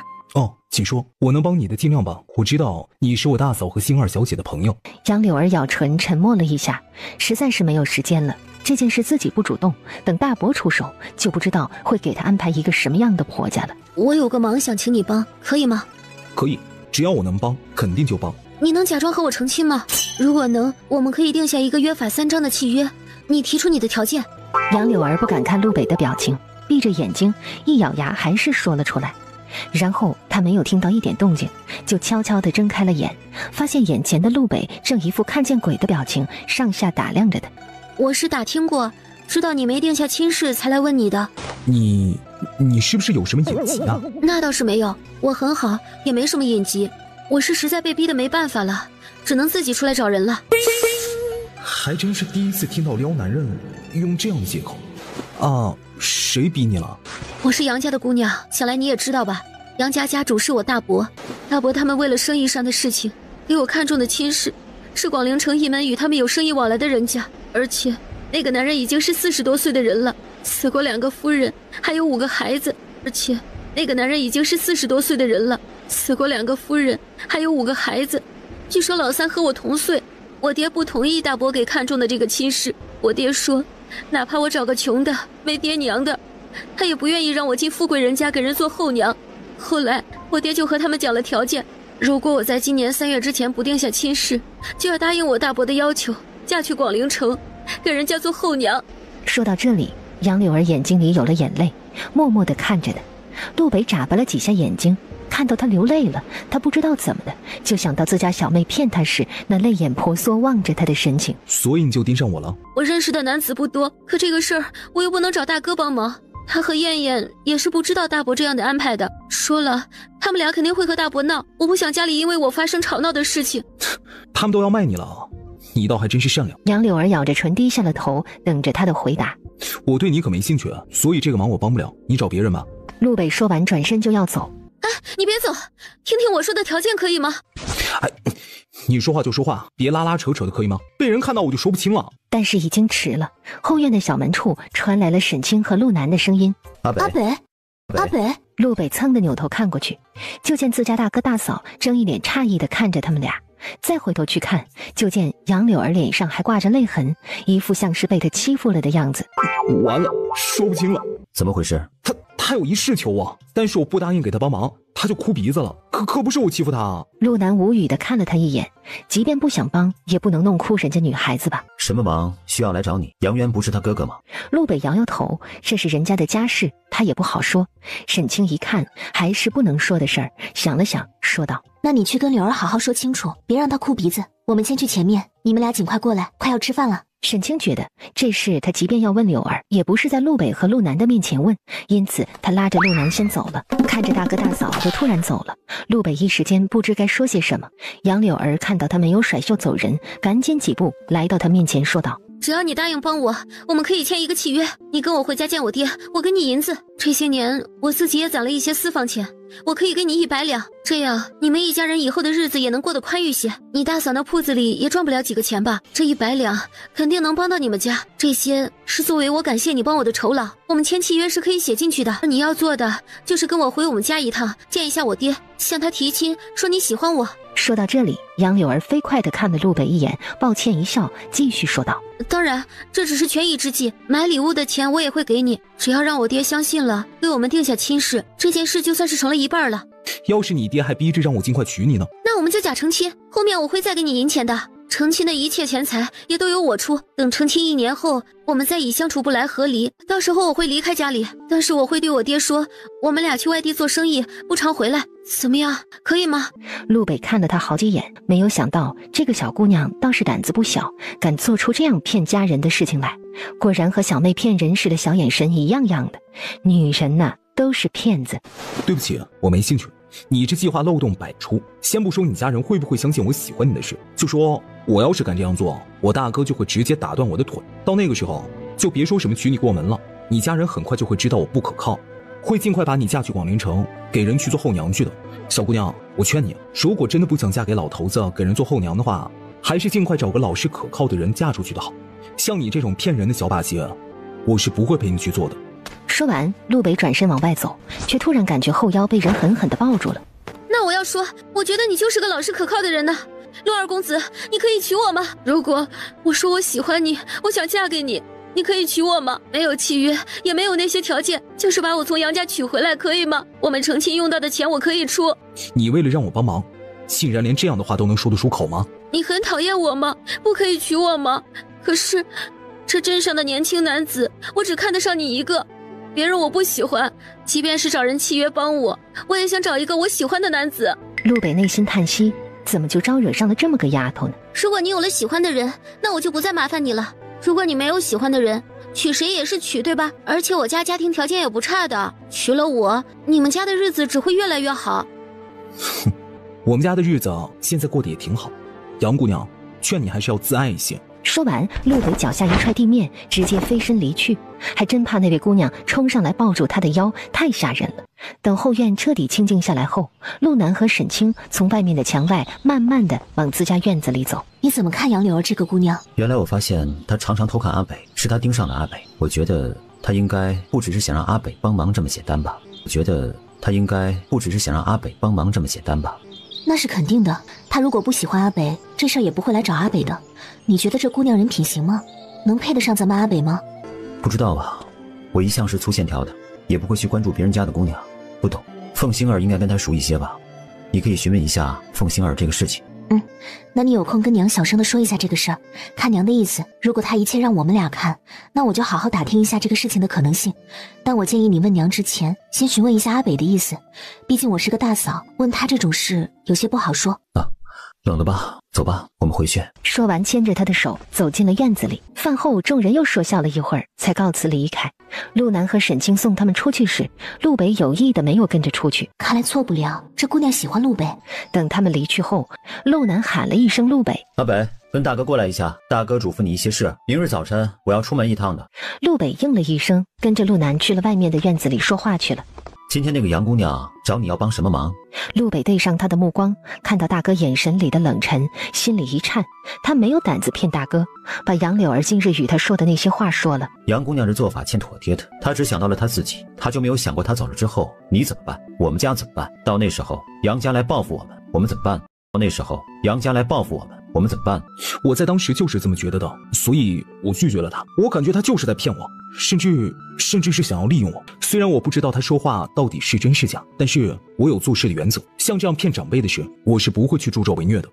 你能有这个认知的话就很好了。我们虽然如今呢不再是从前将门帅府，但是我们身体里面的骨血还是陆氏的骨血。我们可以不娶媳妇儿，但绝对不能用这样的事情来欺骗长辈的。这件事如果被娘知道的话，会如何伤心呢？如果被对方的爹知道，又会是多么的失望。阿北，这一次你做得很好。我就是被妹妹给骗怕了，本来我是很信任她的，她却哭唧唧的在我的眼前骗我。我看到她在我面前哭，我就觉得她的眼神就跟我妹妹坑我的时候就一样的。噗嗤一声，陆南没忍住，笑了一声之后又赶紧忍住，但是肩膀还是微不可见的抖动了几下。陆北默默地转开了头。那你喜欢什么样的姑娘？今年呢，咱们新房盖起来的时候，东边那一处，我和你大嫂决定留给你娶媳妇用的。你大嫂说了，今年年底之前呢，你把媳妇娶回来，也好有个人在家里陪着娘，你也能安心做事。今年就得娶吗？今年就得娶吗？尽量吧，别像大哥似的拖这么晚。我都25了，孩子才要出生，别人家25岁的爹呀，孩子都能跟着一起练武了。还记得我们小时候吗？那就娶吧。那你总得告诉我你喜欢什么样的姑娘吧？我和你大嫂总不能随便给你选一个吧？万一遇到与你性格不合的，以后害你一辈子。娶个你喜欢的呢，好歹对方是有点缺点，你也能够包容的。见陆北沉思着，陆南轻笑。原本你大嫂还让我问问你呢，看你对杨姑娘的感觉呢？如果你也看中了她的话，她这个事儿我们倒是可以光明正大的去提亲的。虽然我觉得她确实是骗了我，但是我也觉得她有些可怜。如果真的被嫁去广陵城给那个老头子，我估计她应该是会活不下去的。这么说的话，其实你也不讨厌她吧？如果她不遇上这个事儿，我觉得她倒是一个温温柔柔善良的小姑娘。娘跟我说过，村子里可是有好几个姑娘都是看中了你，只等我们家盖起新房的时候就想说这门亲事呢。你心里边是怎么想？村里的姑娘可有你看中的？陆北一愣，正要摇头，眼前不由得想起了罗大夫的那个小女儿罗梅来。他带着周胜、周丽过去找罗大夫给他们俩配药时，罗梅看到他时脸色就发红的样子，不由得他脑中把罗梅跟杨柳儿比较了一番，他觉得还是罗梅善良又懂事。是谁？我们先打听一下，看看合适不合适。人家也没说喜欢我的话，就是每次见到我他就会脸红，我觉得他是不是喜欢我？陆北也头大，他是一个粗线条的人，真的很少把心思用在这些事情上。是罗大夫的小女儿罗梅。大哥是怎么知道的？娘跟我说的，她说罗大夫有一次啊试探着问过他，不过他们一口答应，说我们的亲事呢要我们自己点头。罗大夫都问过娘了吗？怪不得每次见到他总觉得他的眼神里像是有话要说的样子。既然你心有所属的话，那这杨家的事情我们就不沾了，让凤星儿告诉他哥，再让凤星辰提点一下杨渊，那他到底是他堂妹，他应该知道那个事情该怎么处理的。我也是这么想的。虽然我帮不上他，但是他从小就没有娘，被大伯母养大，又拿安晴这样对他，他也确实是稍微可怜了一些。好了，这件事你就别管了，既然不喜欢他的话，以后躲着他一些就是了。好，大哥。有大哥大嫂的感觉就是好。陆南拍拍他的肩膀，回自己屋内去了。陆北默默地靠在假山上，抬头望着天空发呆，脑子里一会儿是罗梅望着自己那脸红的样子，一会儿又是杨柳儿哭得可怜兮兮的脸，脑子里一会儿是罗梅望着自己那脸红的样子，一会儿又是杨柳儿哭得可怜兮兮的脸。人长大到底为什么要娶媳妇儿啊？在以前不想这些的时候，那多痛快啊！突然，大门上传来了敲门的声音。是谁？还有这么多拜年的人？按说下午应该是不拜年的吧？他走到门边，正要开门，突然一顿，不会是那个女人又转回来了吧？陆北多了个心眼儿，一个飞身上了院子里的大树上，向门外看去。3个大男人，只要不是那个女人，他就不怕了。他真是怕死了那个女人再扑上来抱的。轻轻落到地上。你找谁？对面之人打量了他几眼，突然眼前一亮。啊，你是陆占年吗？你是顾大哥啊？是我，可算找到你家了。顾廷云认出了陆北，松了一口气。你们是怎么找到这儿来的？陆北随即想到自家如今的情况，不知道他们找上门来是好事还是坏事。嗨，上次见了你大哥，告诉我的是村子里的地址，结果呢，我去拜年，你家没人，问了人才知道你们家在镇子上过年了，只能找到卢家去打听。他们知道我们是战亲的朋友，这才告诉我们的。陆北听完松了一口气，把他们3个人请进来，带着往里走。陆南上次去了青云寨见到顾廷云的事情，回来并没有告诉陆北和周氏他们，只告诉了沈清。毕竟顾家出事的消息告诉他娘又会难过。顾廷云，你怎么找到这里的？顾廷云看到的就像看到了亲人似的，顿时委屈了，一把抱住了他。这什么情况？顾大哥见到大哥就像见到亲人似的。放开！老大，好饿，有饭吗？这几天一直都在赶路呢，都快饿死了。陆南无奈看向了陆北。阿北，你去厨房呢，给他们热一下饭菜，先让他们填填肚子。陆北应了一声，赶紧去了。当看到周氏时，顾廷云赶紧上前行礼。晚辈廷云见过陆伯母。周氏一愣，阿南，这是你顾伯伯家的老大？是伯母。周氏点头，下意识地看了陆南一眼。陆南抿唇，哪知道这小子会直接冲来，他就没有跟娘说顾家的事情。娘，您去休息吧，我跟他说事情。那你们坐，娘去给你们泡茶。廷云，你爹娘他们都好吧？顾廷云一顿，诧异地看向陆南。我没有想到你会来的，你家的事我没有跟我娘说的，不想让她再因为经常的事情而伤心的。顾廷云了然，点了点头。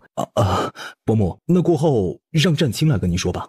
周氏一愣，他心里突然有些发沉，觉得是不是顾家也出了什么事儿？顾家这小子此时不应该在军营里吗？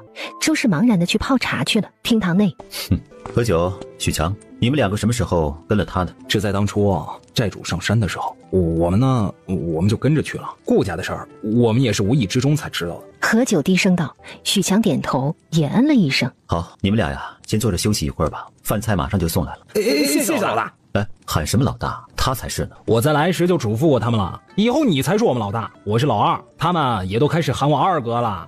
等吃饱喝足之后，顾廷云总算是活过来了。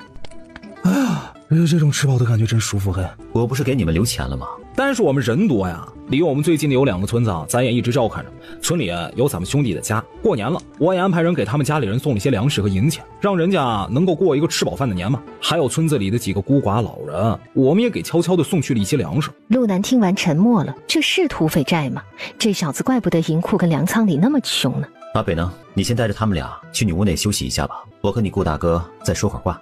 陆北点头，招呼一下何九和许强下去了。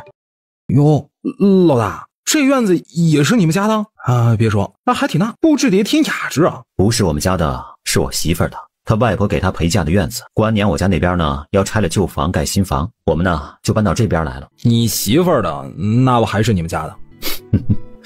那不一样的，这是青青的嫁妆，不是当成我们家的私产。哎，对了，大嫂呢？我去拜见一下大嫂。稍晚一些的吧，她忙了一上午一中午，有些累了，再休息。哦，那行。你想过你们今后的打算吗？不知道，我这不是来问你了吗？我是真不知道该如何让大家吃饱饭了。抢劫杀人的事儿我也做不来啊。你真的想尊我为你们的老大吗？不然呢？我们都叫你老大了，我1号牌都给了你了，那是你不要，你扔回来的。顾廷云白了他一眼，又从怀中摸出了那块1号牌来，在手中把玩着。陆南伸手，能给我吧，以后我来安排你们。谁知顾廷云又塞回了自己的怀里，笑嘻嘻地看着他。不给你了，那我要给大嫂，这是给大嫂的见面礼。算了，他做他们的老大，媳妇做他的老大，一样的。随你吧，既然你们在山上吃饭都成问题，就别在山上了，我给你们安排些事情。哎，行，我们都听你的。顾廷云正色，脸色严肃起来。你是骑马来的吗？走，我带你去个地方。哎，好嘞。不过我的马送到镇上那家车马行休养去了啊，2天的时间啊，我们一直都在赶路。那就直接用轻功吧，顺便比一下。陆南挑眉，哎，好。顾廷云被他一句话就挑起了血性。曾经在军营里，他们俩是经常比武的。哎，你先等一下，我回去看看我媳妇儿睡醒没有，跟她说一声。去吧。真是羡慕的，有媳妇可以宠。过了一会儿，陆南过来，走吧，先带你去见见青青，她醒了。顾廷云一听，眼前一亮，噌的一下站起来，心里有些激动。要见大嫂了，不知道能拿住这小子的女子到底是个什么样啊？青青，可以进来了吗？进来吧。顾廷云进来看了沈清一眼，赶紧低头进行拱手礼。顾廷云拜见大嫂。没想到老大喜欢的竟然是这样的姑娘，清秀小巧，一眼看上去有些可爱。顾公子客气了，请坐。顾廷云站直身子，看了陆南一眼，眼神询问：我表现的还行吗？坐吧。青青，你也坐，小心累着。顾公子来的还挺及时的，本来阿南说明天要去你们那边的。顾廷云诧异地看向陆南，担心你们在山上饿肚子，准备把你们带回来，给你们安排事情。就是你刚才说要带我去看看的那儿啊？青青在镇子外面有一座山，山下是荒地，我们把山下的荒地也买下来了，准备建一个农庄，种一些蔬菜。本来是打算从周围的村子里雇人的，突然想起你那边的30多个人，不是说没事干吗？没饭吃嘛。我和青青呢就商量了一下，打算叫你们过来帮我们。你们来帮我们建庄子，以后庄子呢也需要有人看的。如果你们觉得这样的日子还行的话，以后呢你们就住在那里，住着帮我们看庄子。如果有做生意资质的兄弟们，我们也可以挑选出来带在身边做生意。总之呢，只要是他们勤劳的话，让大家过上好日子，吃饱肚子，每天有事儿干，那就没有问题。青青，大概就是这个意思吧。只要顾公子和你的兄弟们能吃苦耐劳，我们不会亏待大家的。顾廷云说完十分的激动，伸手从怀里掏出那块1号牌来，双手递向了沈清。请大嫂笑纳，这是廷云给您的见面礼。沈清诧异看了一眼那个牌子，什么东西啊？他看向陆南，拿着吧，可以号令他们所有人的令牌。沈清接过翻过去看一眼，1号牌。顾廷云见到夫妻俩接了，松了一口气。听闻大嫂管家致富一把手，而我们兄弟30多个在山上日子过得缺衣少食，经常饿肚子。在以后，我们就尊老大跟大嫂为领头人，我们都听你们的安排。刚才老大说的这些事儿，你们就不用跟我们商量，只要直接下令，我一定就带着他们照做。我们没别的要求，只要能够吃饱饭，有衣服穿就成。就都不想娶个媳妇儿，好好过日子？当然想，但是现在我们自己还无处安置，房无一间，地无一垄，如何娶媳妇儿啊？挺好，只要你们好好做事，什么都会有的。阿南，那你带着他去看看吧。如果有青云寨这么多人来的话，那我们的农庄里我就得重新安排一下房子布局了，好再让兄弟们以后也能一人有一个家。我重新做一下计划。你别太劳累了，注意身子，累了就休息。放心吧，没事的。陆南点头，站起来带着顾廷云走了。大嫂的身子很不好吗？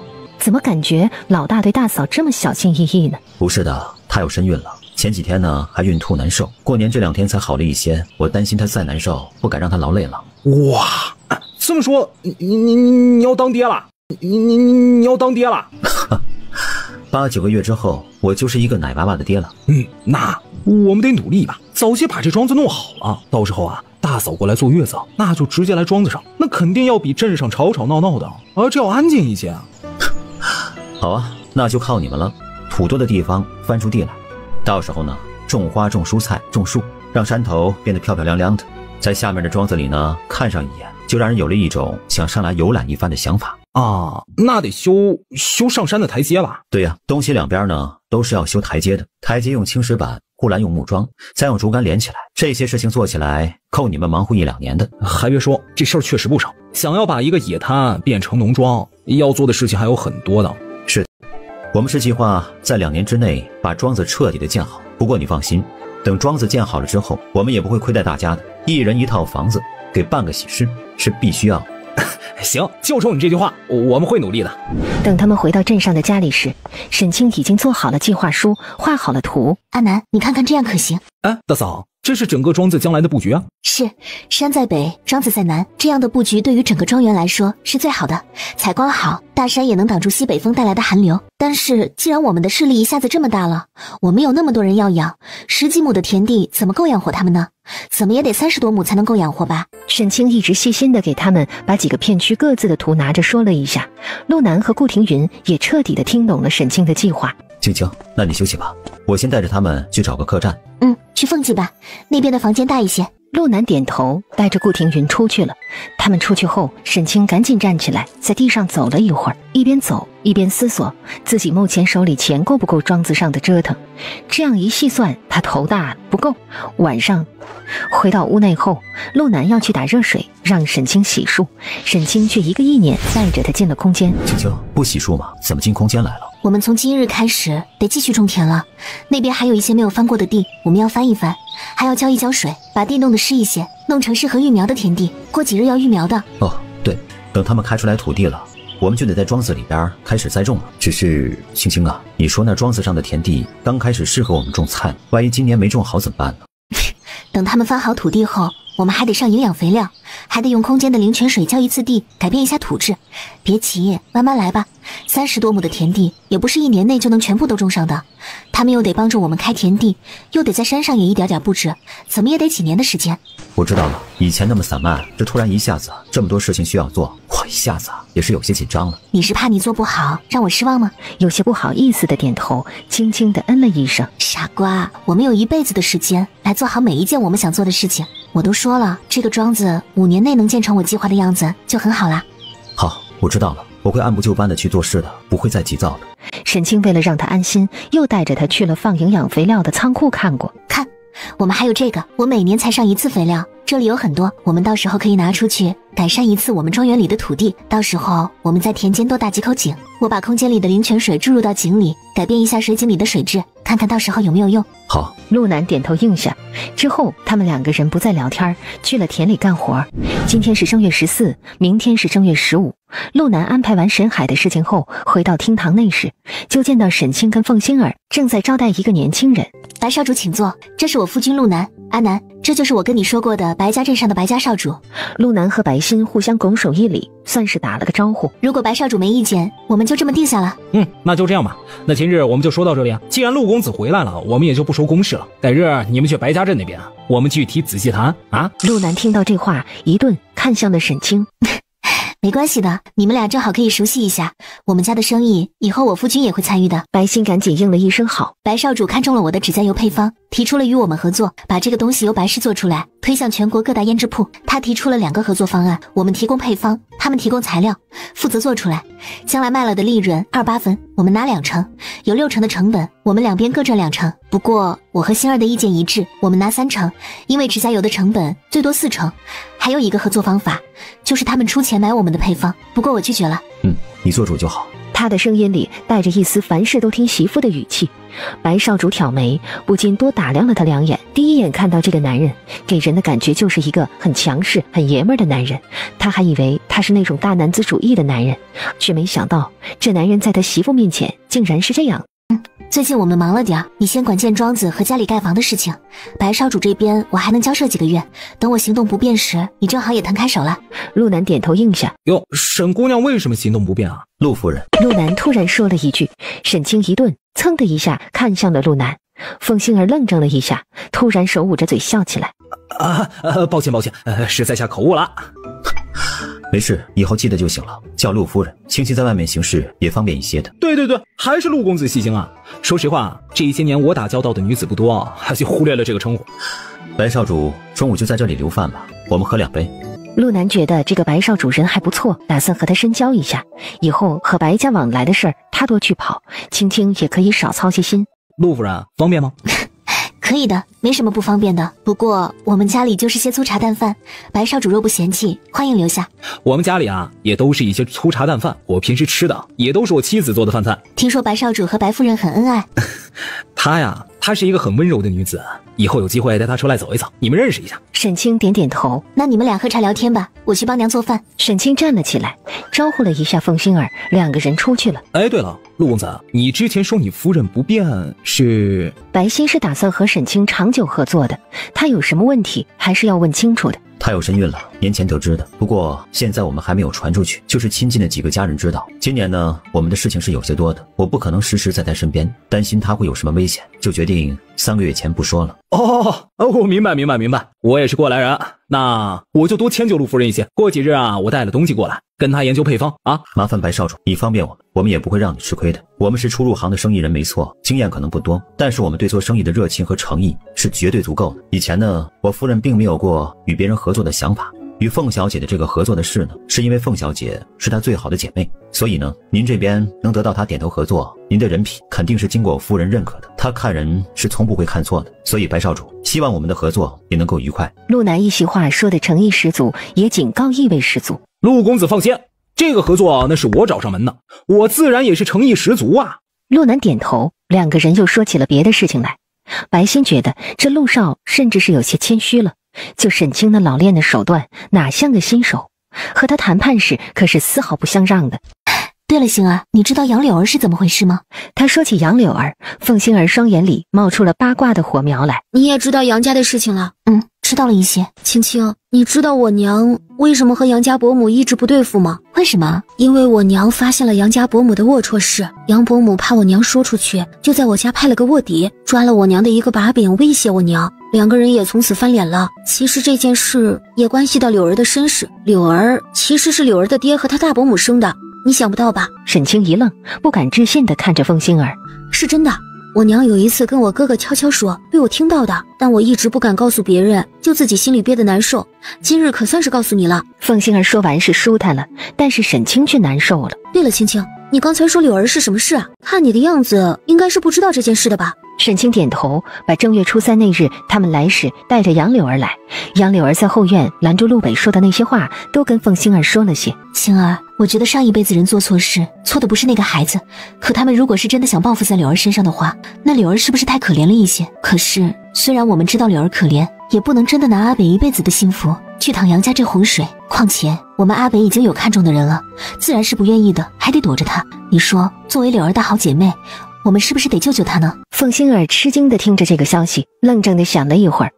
我知道了，青青，我们还真得帮帮柳儿。她大伯大伯母虽然在外的名声是对她很好，而且在杨渊和杨艳面前也表现得对这个侄女很好，但是背后你想也能想到，杨柳儿的存在在那个家里，哪一个人看到她不会膈应呢？据说当年她娘是死于心疾，我爹娘猜测她娘应该是知道真相后被气死的，而这些年杨二叔一直没再娶，估计也是有特殊的原因。至于这个特殊的原因是怎么个特殊，凤星儿和沈清对视了一眼，两个人有一种都突然间懂了的感觉。那我们要怎么帮？我原本是想着让你悄悄跟凤大哥说一下，看看他能不能提醒一下杨渊，看看他能不能帮帮柳儿。但现在柳儿是这么个身份，加上你娘还知道人家的秘密的话，我觉得凤大哥大概是不能牵扯到这件事里去了。你现在是孕妇，好好休息，这件事我来处理，放心，我们兄妹俩不会牵扯进去，你等着看杨家的好戏吧。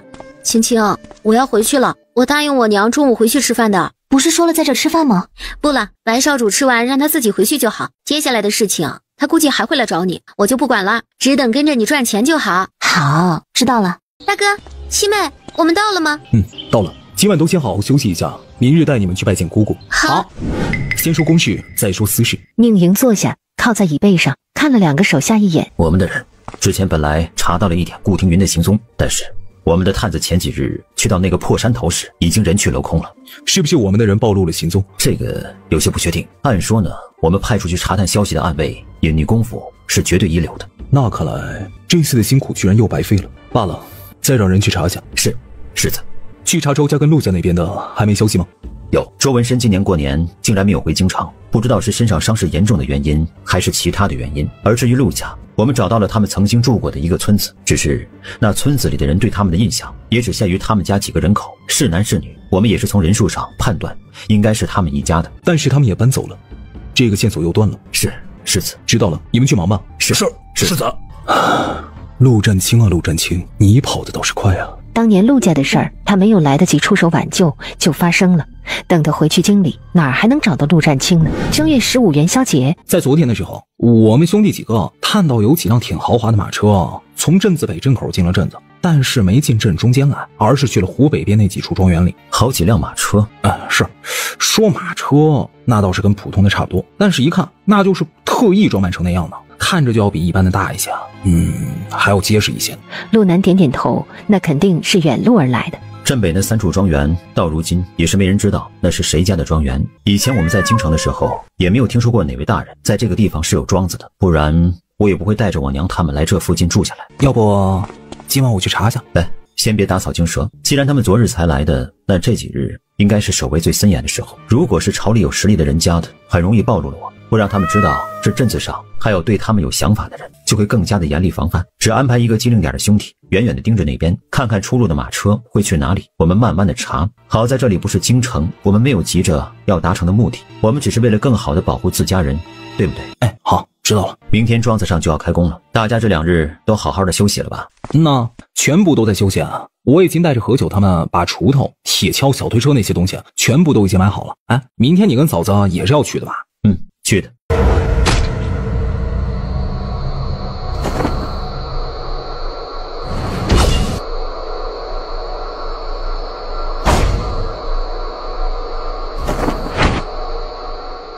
是自己人就快去追，有个姑娘被坏人给带走了。宁莹一听，黑暗中只看到这是一个少年。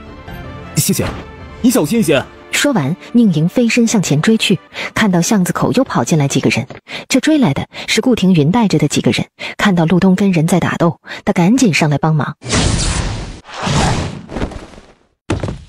说，你们到底是谁？你们绑走的姑娘又是谁？哎呀，三弟弟啊，你这样是逼供不出来的啊！看看哥的。说着话，脚上一个用力，就听咔嚓一声，那人的小腿顿时骨折了。啊！顾大哥好狠啊！而顾庭云却不搭理那惨叫的男人了，转头问陆东：“怎么回事？你怎么突然往这边来了？”我刚才陪娘在那边看花灯的时候，隐约听到后背有人喊了我一声，但是我一回头，我又没有发现人。后来一转头，就远远的看到好像是有个姑娘被人捂着嘴给拖走了。我觉得会不会是大嫂在镇上那些朋友们呢？他们经常去我们红妆店里买一些胭脂水粉，跟我也是认识的。人呢？用不用我们去看看？不用了，我们回来了。他们身后，宁莹扶着宁七走来。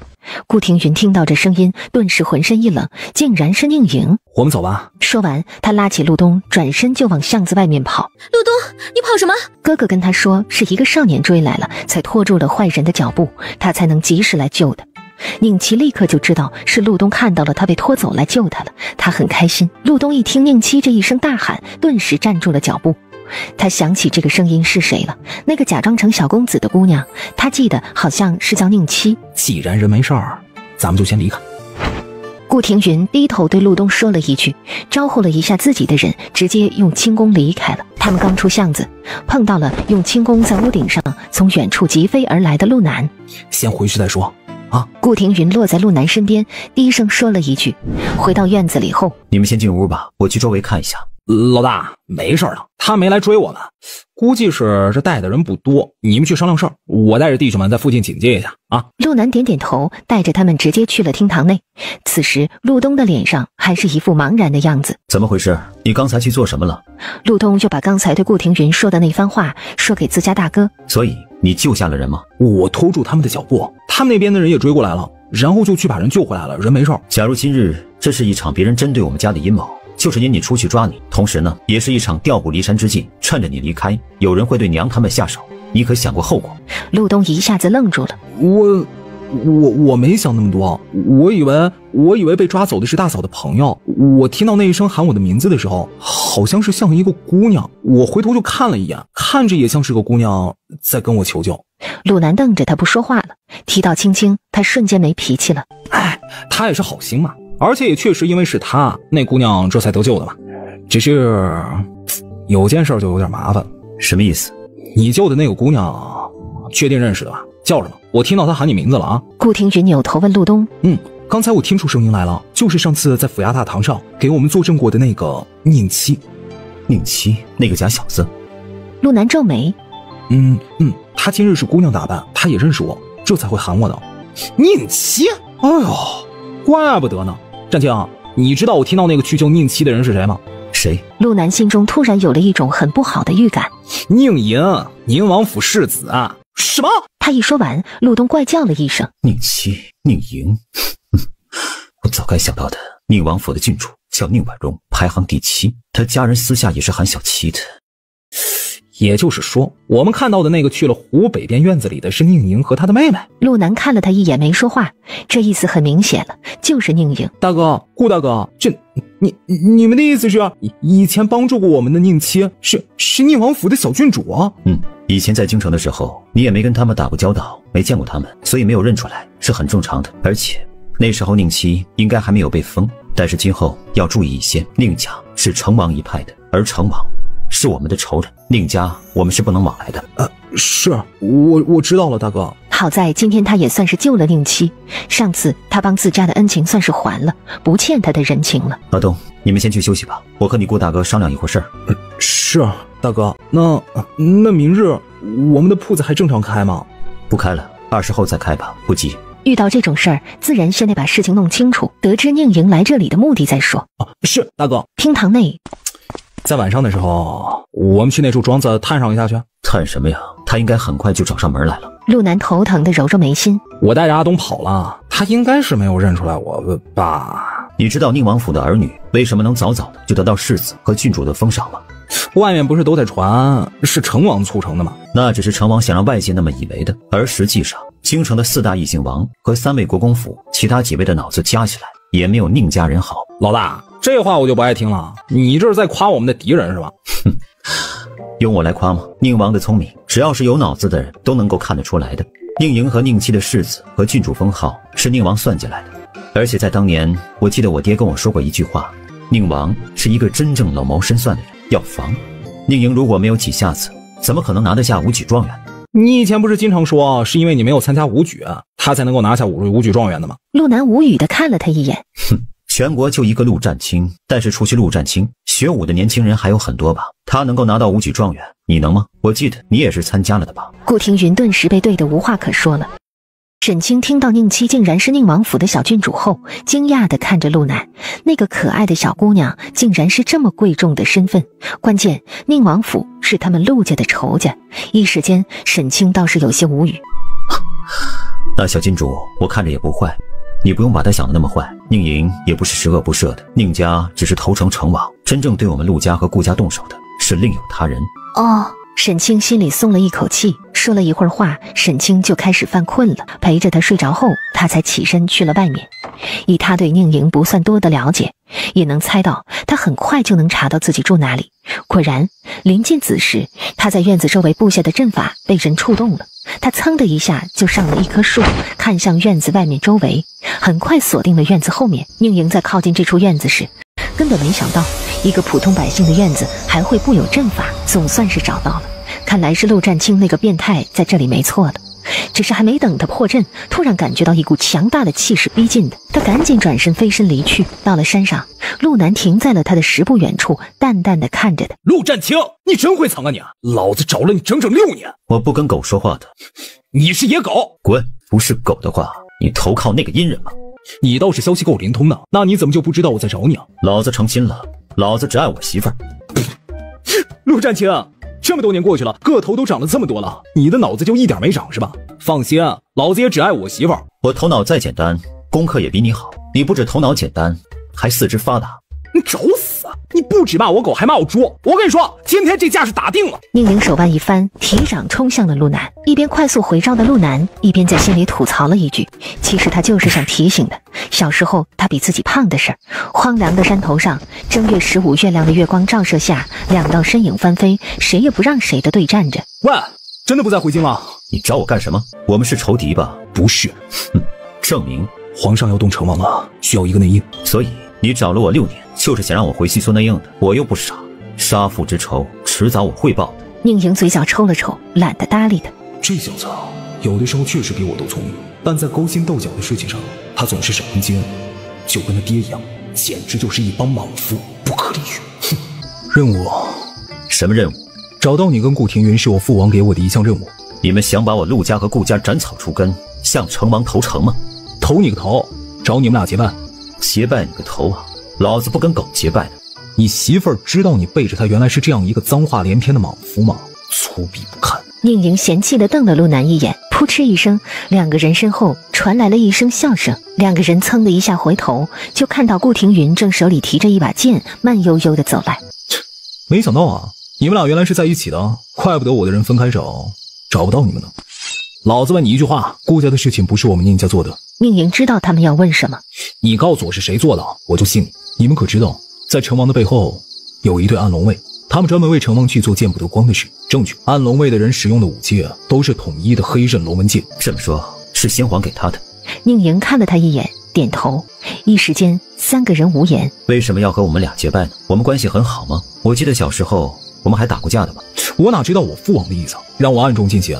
哼，当我们俩好骗吗？如果成王的人找到我们的话，我就剁了。话落，和顾廷云转身走了。宁莹看着两个人的背影，有些羡慕。陆战清和顾廷云的人品是他父王都夸过的好人品，他父王只让他找到他们俩，和他们结拜，保证他们不会死。父王认为这两个人是最合适做他左膀右臂的人。正月16，幸福山庄开始动工。娘，我告诉你个秘密，你想不想知道？什么秘密啊？有人喜欢二哥。真的？谁家姑娘啊？周氏看到陆东又不说了，伸手拧住了他的耳朵。臭小子，逗你娘玩呢！说是谁？娘，陆东赶紧从老娘手中拯救自己的耳朵。说不说？陆班和周丽两个人捂着嘴靠在一起，看着娘制服三哥，偷笑着。妹妹们，救救三哥呀！是杨柳儿姐姐，是罗大夫的小女儿。兄妹俩说完话，一下子空气凝固了。怎么回事？你们俩说的不是一个人呢？兄妹俩也惊到了，赶紧对视了一眼。罗梅姐姐。兄妹俩说完再次对视，都露出了嫌弃的表情来，太没有默契了。阿北，到底怎么回事啊？阿北，到底怎么回事啊？陆北耳根子都红了。娘，你别听他们胡说，别人喜不喜欢我怎么能知道啊？对，说的有道理。那你喜欢谁？你总知道吧？你妹妹和你弟弟说的这两个人，你喜欢哪个呢？娘，外面冷。臭小子，别给我转移话题。你要是不说，我就问你大嫂去，她肯定知道怎么回事。周氏哼了一声，不问他了。这小子直肠子，但是嘴巴很牢靠，他不想说的话死都不会说。他们中午回家吃饭时，沈清要去帮忙，被周氏赶了出来，说让他回去休息。沈清无奈的笑笑，也就回屋休息去了。陆南送他回屋，安置他睡下后，他就去帮周氏做饭去了。阿南，青青每日看着不精神，要不你去看看哪里有卖牛乳的，每天去买几斤回来给青青喝一些吧。我觉得她是不是营养跟不上啊？行，我下午呢去询问一下。娘，每个女子怀孕初期都是这样的吗？陆南看着沈清说正事时很精神，一旦事情说完，他就会有一种昏昏欲睡的感觉。他心里担心，也不是每个人都是这样。娘那时候也只有怀你时是这样，怀他们几个时是很精神的。陆南默默地做着手里的事儿，被娘说的他更担心了。就在这时，凤馨儿和洛成风也来了。陆南眼前一亮，真是不错，想他就来了。青青，我来了。沈清已经坐起来，失笑地看着他，又看了洛成风一眼，两个人看上去很开心的样子，看来是被凤家二老接纳了洛成风了。青青，你过来，先让成风给你把脉看看。沈清点点头，下了地，过来榻上。良久，洛成风总算是放开了沈清的手腕。老陆，多给嫂子吃一点带营养的东西。陆南心下一沉，怎么回事啊？青青最近总是发困，早晨起来呢，吃完早餐不久之后就又有些困了。对于孕妇来说，这是正常的现象，但是有的人会，有的人不会，有时候缺了营养也是会这样的。陆少主，可是我觉得按我每天吃入的东西，应该是不缺营养的呀。不，你缺了。你现在就是一个人吃东西，给3个人或者4个人提供正常的营养。什么3个人4个人的？青青和肚子里的孩子不就是2个人吗？什么意思？你是真的很厉害，嫂子肚子里不止1个孩子，至于是2个还是3个，我现在确定不了，只能从脉象上来看，确定不是1个孩子就是了。什么时候能确定是几个呢？等到怀孕4个月之后，肚子大起来，孩子在有了意识以后，我就能探查清楚究竟是几个了。啊，青青，你好厉害，一下子怀了3个。这根本就不是好消息。不说青青怀孕期间辛苦，就是生的时候也是生死劫难呢。他可是听说过，生1个孩子也有孕妇会丢掉性命，别说这2个或者3个了。成风，那怎么办？青青会不会有危险？没事儿，既然怀上了，还能半路拿出来不成？那我就只能努力锻炼身体，让自己的身体素质更好一些，多吃带营养的东西，给孩子们吸收营养。放心吧，没事的，没事的。来，多坐。阿南，去泡茶。沈清抓了一下陆南的手，安慰他。相信我，没事的，别自己吓自己。我下午就给自己安排一个营养食谱出来。陆南低头看着他冲着自己笑的温柔，心里柔软一片，轻轻地嗯了一声。你们俩的事情怎么样了？我跟我爹娘说了，我爹娘没打骂我，也没说别的，只让我昨日带他回去一起过了个元宵节。我爹娘对他也很好。凤家的伯父伯母对我很好，还询问了一下我家的情况。恭喜你们。那你们接下来准备怎么办？要回去你家那边说一下这个事吗？是要回去说的。凤家伯父伯母说他们18日内日去广陵城，我跟星儿跟他们一起去。去了那边以后，我会回去说一下这事。我想今年成亲。这话骆成风是对着凤星儿说的，凤星儿被他一句话说的又红脸了。恭喜恭喜！那你们成亲之后也尽快要孩子，以后我们的孩子也可以继续一起玩，还做朋友。嫂子，你们今日没开门，这周围开了铺子的人们啊，都快被你们的顾客给烦死了。怎么回事？可能是想去买胭脂水粉的，结果你没开门，人们就去左邻右舍去问，还有人跑到我那儿去问啊，估计知道我是认识的。问什么时候开门？对啊。那就明日开吧。不行，说好20就是20的。这几日呢，你好好的在家里边休息。沈清无奈一笑。好吧。凤星儿和骆成风又陪着他们说了一会儿，嘱咐了沈清一些注意事项后才离开了。晚上临睡前，陆南出去了一下，一会儿回来，手里端着个大碗。什么东西啊？青青，来把牛乳喝了再睡吧。你这哪里来的？我出去问了好多人的，才问到这个镇上有一家卖牛乳的，娘下午告诉我的，说呀得让你喝这个。那我喝了。沈清也没有客气，端起来喝了。喝完后他还打了嗝，陆南被逗笑了。要是觉得有些不舒服的话，在地上走走再睡。我们去空间吧，我在空间里走一走。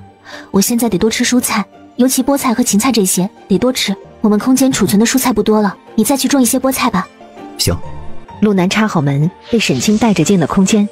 沈清给他找出来菠菜的种子，陆南去种菠菜，沈清就在地边上溜达。突然他发现草莓地里有一颗红色的草莓，他走过去蹲下，仔细地看了一下，露出了笑容来，竟然好几颗已经红了。他挑了几颗摘下来，去洗了一下，尝了尝。真甜。怎么了，青青？闭眼，张嘴。陆南看着他一脸坏笑的样子，突然浑身一热。莫非青青要……想到那个可能，他配合着闭上眼，等着他香甜温热的唇贴上自己的，谁知却突然感觉到嘴里被塞进去一个东西。陆南一愣，睁开眼茫然地看着沈清。不是要亲自己吗？什么？咬碎，尝尝是什么味道？甜的，还稍微有点酸。什么东西？草莓，这几颗熟了，被我摘了，好吃吧？好吃。这也算是水果吗？还是算蔬菜呢？你多吃一些的。是水果。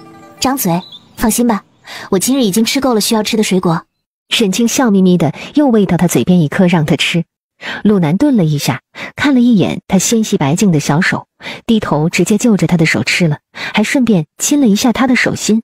亲完，一脸痞笑的看了沈清一眼。沈清无语的望着他。别聊骚，最后难受的是你自己。陆南默默的不敢撩逗他了，撩起了火，最后难受的可不是自己吗？青青，我问过程风的，他说3个月之后我们是可以的。陆大公子，我发现你一个秘密。什么秘密？陆南疑惑的看他，诧异的问道。你只要在空间里就会很骚气，怎么回事啊？难道是因为你觉得在这里没有外人会看到，放得开？难道我在外面的时候没有这样过吗？他低头狠狠地在他唇上偷了个香，才一本正经地回答。闷骚男，走吧，回去洗漱吧，你一身的泥。陆南应了一声，两个人回到了屋内。我们今晚在这里睡吗？我想让我们的孩子从胚胎起就多吸收一些灵力。胚胎？幼胎吗？两个人都躺下之后，陆南的大手放在沈清的腹部，轻轻地抚摸着。直到此时静下心来，他在想青青这肚子里可能是2个或者3个孩子，都觉得有些玄幻，有些不真实。青青，想到你肚子大起来的样子，我突然间就有些害怕了。突然轻声说了一句：别怕，车到山前必有路，该怎么样就怎么样，我们尽我们的全力做到最好，结果就只能看命运了。青青，我不信命的，我只信你。你记住一句话，只要你在，我就在。胡扯什么呢？我们都会好好的，别这样。你这心理阴影这么大，不会是小时候看到别人生孩子丢掉过性命吧？沈清感觉到他的紧绷，突然想起一种可能性。谁知陆南点了点头。舅舅，在现在这个舅母之前呢，还有一个夫人来着，只是成亲后就有了身孕，结果生孩子的时候是一尸两命。我记得舅舅难过了2年才振作起来，那时候舅舅还在京里做事，没来广陵城呢。怪不得呢。那时候你几岁？4岁吧。在那一日，我跟娘本来是欢欢喜喜的回去，等着见小弟弟小妹妹呢，结果就看到了一盆一盆的血水端了出去，最后是噩耗。那时候娘还只有我一个，还没有怀上阿北呢。沈清听着沉默了。是啊，在这个时代生孩子真的是一个生死劫难。后来我才听娘说，舅母肚子里不是1个，而是2个孩子。一下子沈清也是浑身一僵，怪不得今日听到她怀的可能是多胎，婆婆和陆南的反应都那么大，脸色都不好看。别担心，我是不一样的，你忘记了吗？我有空间呀，空间里的灵气对于我的身体来说有很多的好处。以后我多吃空间里种出来的蔬菜，多在这里睡觉，就是生的时候也不会有问题的。现在心里好受了一点吗？睡吧，往日这时候啊，你都睡着了，对不起，是我让你操心了。陆南亲亲他的额头，让他睡觉。沈清嗯了一声，往他怀里钻了钻，闭上眼睡觉。陆南这一夜却是难以入眠。那日沈清睡好了，人很精神，想着去卢家看看外公外婆和舅舅舅母他们。青青，你还不知道吧？杨家出事儿了啊！出了什么事儿？他以为是杨柳儿的事儿。就杨家分家的一个儿子，不知道惹了什么人，被人大卸八块扔回了院子里，直接把那个当娘的也给吓死了。那个当爹的报了案，据说昨日一天镇城都在忙他家的事呢。大卸八块？那杨家的小子是做什么的？得罪了什么人吗？说起来，杨家那个小子也是个不走正道的，腿被人打残，走起路来一瘸一拐，后来书也没能读，就在镇子上瞎混。这一次他死了，镇城也怀疑是不是柳家报复杨家才这样做的。这不，镇上这些个与杨家柳家交好的商人们都被叫去府衙问话去了。所以舅舅和表哥这2日就是在忙这事儿。是啊，虽然那杨家的小子是个二流子，坏了一些，但是被大卸八块这么惨绝的死法，这镇子上已经很多年没出现过了。所以这一次的事情好像也有些复杂了。确实死得挺惨的。那杨家主家那边是什么态度？杨家家主就住在府衙了，让镇城一定要破这个案子。我觉得这个事情怕是难办了，对方杀了人还敢明目张胆地把尸体扔回去，应该是给杨家警告，而不是怕被查出来。沈清想了想，也觉得是这么个理儿。不会是宁莹下的手吧？莫非这个杨家的瘸子就是那会儿掳走了宁家小郡主的二溜子们的老大？这么一想，倒是解释得通了。看来这小子确实在意他这个妹妹，下手够狠。回到家后，阿南，那件事儿是那位宁世子做的吧？我猜的话应该是他，不然这镇子上的人谁能做出那种心狠手辣的事情来？你忘记了吗？15之前咱们可是租了几个院子，安置了30多个土匪在镇子上住下呢。你说万一有人把这脏水往顾庭云他们身上泼，你要如何应对？顾庭云他们是分批进镇子的，以前他们在青云寨的事也不可能会有人知道。我知道你的意思了，我嘱咐顾庭云一下，让他安排那些人的嘴巴紧一些，别把自己是青云寨来的事情给说出去。如果这个火最终烧到顾庭云他们的身上，那么这事儿就肯定是宁莹做的了。他若是敢对我们出手，我也必定会叫他后悔。毕竟他的妹妹是我们陆东救下的。如果宁莹敢不仁，就别怪他不义。我也就是这么多想一下，我也不希望看到那样的结局。毕竟我对那个宁亲印象还不错，不想传出去他被二流子掳走过的流言。这种事情想来对京中那些贵女们来说也是致命的吧，尤其宁妻还是个郡主。那是肯定的。如果这样的事情传出去的话，那么宁妻在京城那些王权贵胄的面前就失去了清白，想要嫁进哪家做当家主母是不可能的了，甚至嫁嫡子都是难的。京城那些虚伪的东西联姻时呢，最看重的除了他们身后娘家的身份之外，就是女子的清白和名声的。沈清点点头，这一点能想象得到。陆占清，我突然间觉得你能娶到我，还真的是撞了大运了。那是我们陆家的祖坟冒青烟了。扑哧一声，沈清忍不住笑出声来。虽然他不知道自己那句话的真正含义，但是他这小心翼翼接话的样子逗笑了沈清。镇北湖北边的青宁庄，哥哥，你找我？坐吧，还害怕吗？不怕了，我今日想去找沈姐姐染指甲，她的铺子却没开门。陆占清的媳妇儿没去开铺子呀？那就明天派人过去看一下吧。等确定他们开了门以后，你再过去。是，谢谢哥哥关心。对了哥，我问你个事儿。说。那个辜负破不了案子的那几个人，是不是哥哥为我报仇做的？宁莹没有点头，也没有摇头，只笑笑。小七可以什么都不用管，只管每天开开心心的就好。哥哥喜欢看着小七每天开心快乐的样子。宁七看着哥哥的神色，知道他已经问到了他的底线边缘，只能转移话题，说起了别的事。等宁七离开宁莹的院子后，脸色沉了下来，转身走向宁婉瑜的院子。他已经知道了，这次对他下手的就是宁婉瑜。主子，在武小姐的院子里抓到了一个男人。宁莹正在写字的手一抖，爷，过来看一下，这个人是谁的人？眨眼间，屋内出现了一个黑衣人。成王的人。宁莹冷哼一声，宁婉瑜竟然私底下跟成王勾结了。看样子是他，应该不只是他，他还没有那么大的胆子。还有他的姨娘，和他姨娘背后的娘家。宁莹冷笑了一声，野心倒是不小。那我就不能让他回到京城了，路上找个机会把他收拾了吧。成王派人来这里见他，肯定是给他安排了任务。是，少主。这个人带出去处理了，给他换身衣服，易容一下扔到府衙去，留个字条，就说是杀杨鬼子的凶手。影嘴角抽了一下，是，少主。晚饭时，明日我们回京。这么快，哥哥，我还没见到沈姐姐，我还没见到陆东，我还没说感谢呢。你很喜欢那个陆夫人？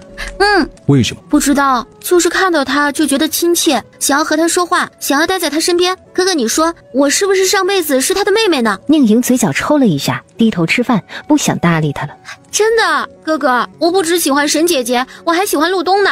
她可聪明了，又长得很好看，她的眼睛很干净，比京城那些公子哥们的眼神都干净纯洁。那就等他们开铺之后，哥哥陪你去看他们一次，然后再离开。谢谢哥哥。青青，阿北定下亲事了吗？还没呢，我婆婆说等房子盖起来，也该给阿北说个亲事了。只是我们家才来村子里1年多，根基很浅，不知道好不好说亲事。罗大夫张张嘴要说什么，又没好意思说，一双眼睛就求救般的看向老太太。这不就正好嘛，给阿北和罗梅牵个红线，他们呐也算是知根知底儿。罗大夫也认识阿北，你婆婆也认识罗家人，总比从外面找个不知根底的人家结了亲，让孩子们过得不开心。罗大夫，你看呐，不知道你能不能看得上我们阿北呢？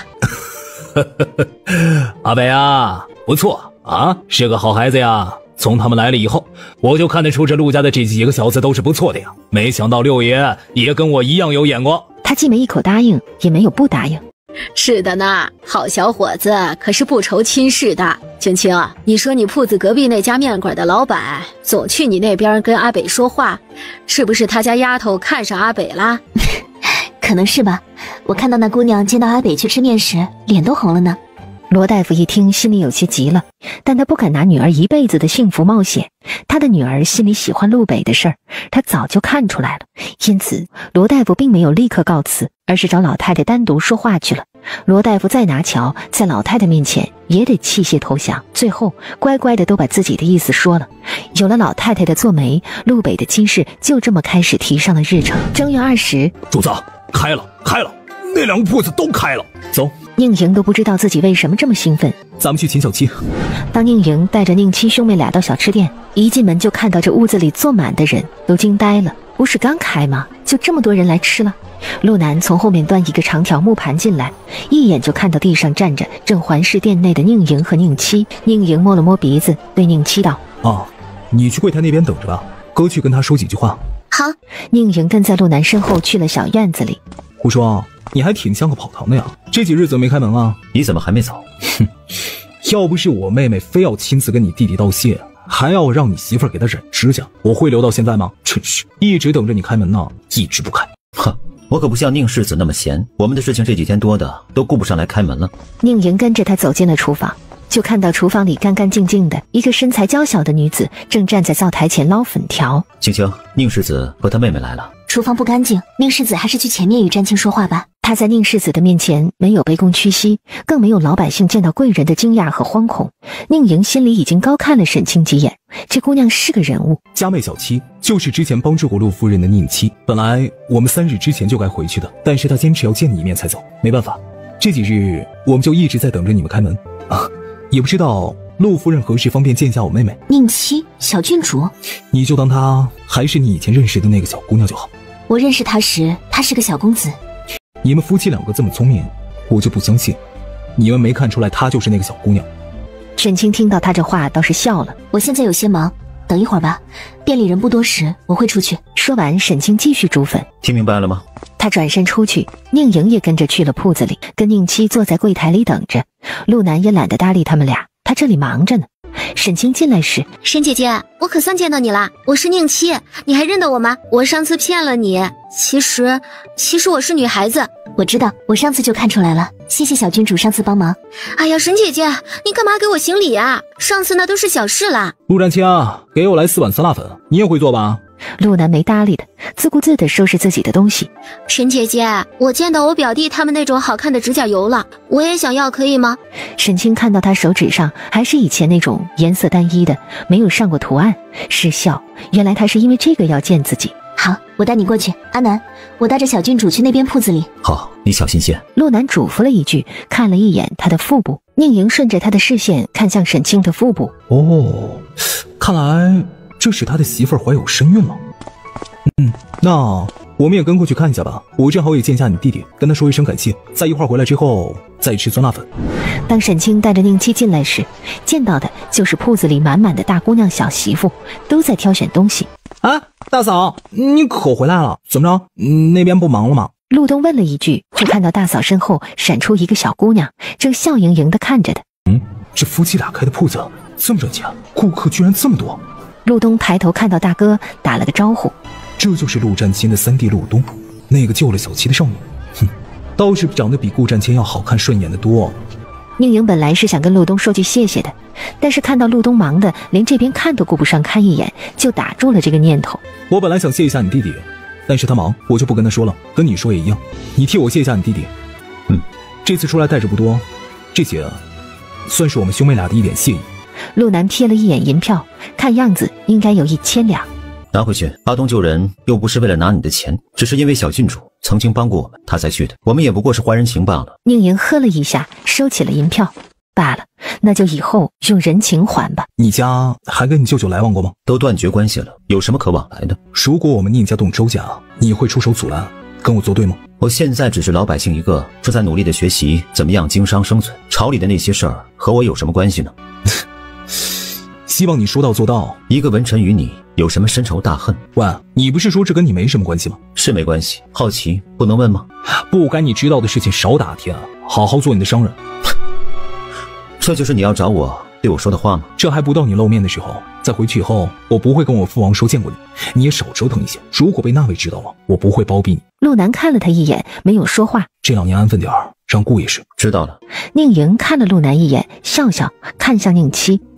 小七，这回开心了吗？宁七看着自己漂亮的指甲，开心点头。开心了，谢谢哥哥。走吧走吧，回去收拾一下，我们要出发了。好吧，沈姐姐，谢谢你，指甲油我带走了。你们路上小心，周郡主和世子一路顺风。陆夫人，这指甲油就当是你送给我妹妹的临别礼物了。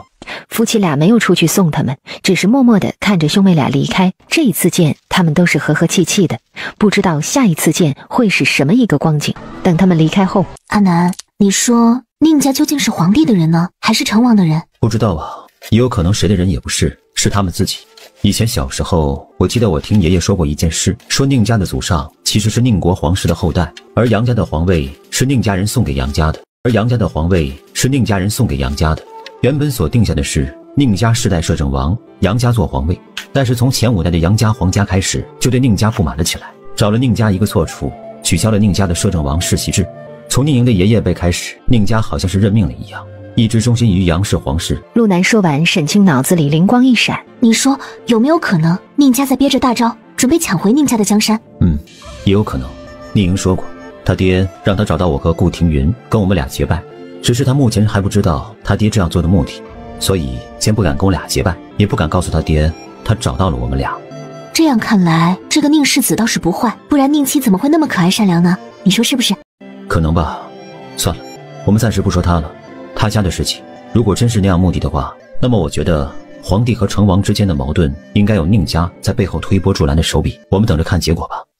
不对，青青，我想起了宁莹的话，宁家可能想要除掉外公和舅舅。他是故意告诉你的？不知道啊，但是目前这种情况，我也不敢跟舅舅那边去联系，要怎么告诉舅舅，要避着点宁家的锋芒，别把周家搭进去呢？要不你去一趟？我不离开你身边了，你现在肚子慢慢的要开始大起来了，你这里我不放心的。舅舅和外公在朝堂上浸淫多年，想来有些事他们是能够看明白的。皇上既然把我们摘出来，很有可能皇上也是会怕我们会坏事的。陆南说完，深深叹息了一声。2月2那日，大嫂邀请罗姑娘今日去他们陆家。回镇子的马车上，陆北跟罗梅相对而坐，陆南在外面赶马车。陆北的嘴角微微弯了一下，发现罗梅也正脸红红的偷看着自己。怎么了？没事。以后我们要常见面的，你要习惯我，总不能每次见到我就脸红吧？听到自家弟弟还挺会和未婚妻说话的，他嘴角勾了一下，还不错。随他胡思乱想了一会儿的陆南也漏听了一段车里2个人的互动。他再仔细听，竟然发现马车里传来了一声低吟和抽泣声。陆南一头黑线，不会吧？陆北这小子这么没有分寸，在这马车上就敢胡来。何况他们还没有过定，没有下聘书，这姑娘其实还不算是他的媳妇，他就敢直接下手了，自己肯定没教他这样夺人清白的事儿，可做不得。阿北，怎么了？没事，刚才颠簸的时候，梅梅的头不小心磕在了车厢上。你扶着点儿，这段路是有些颠簸的。主要不是他媳妇坐在马车内，他赶车时也就没有注意那些小坑。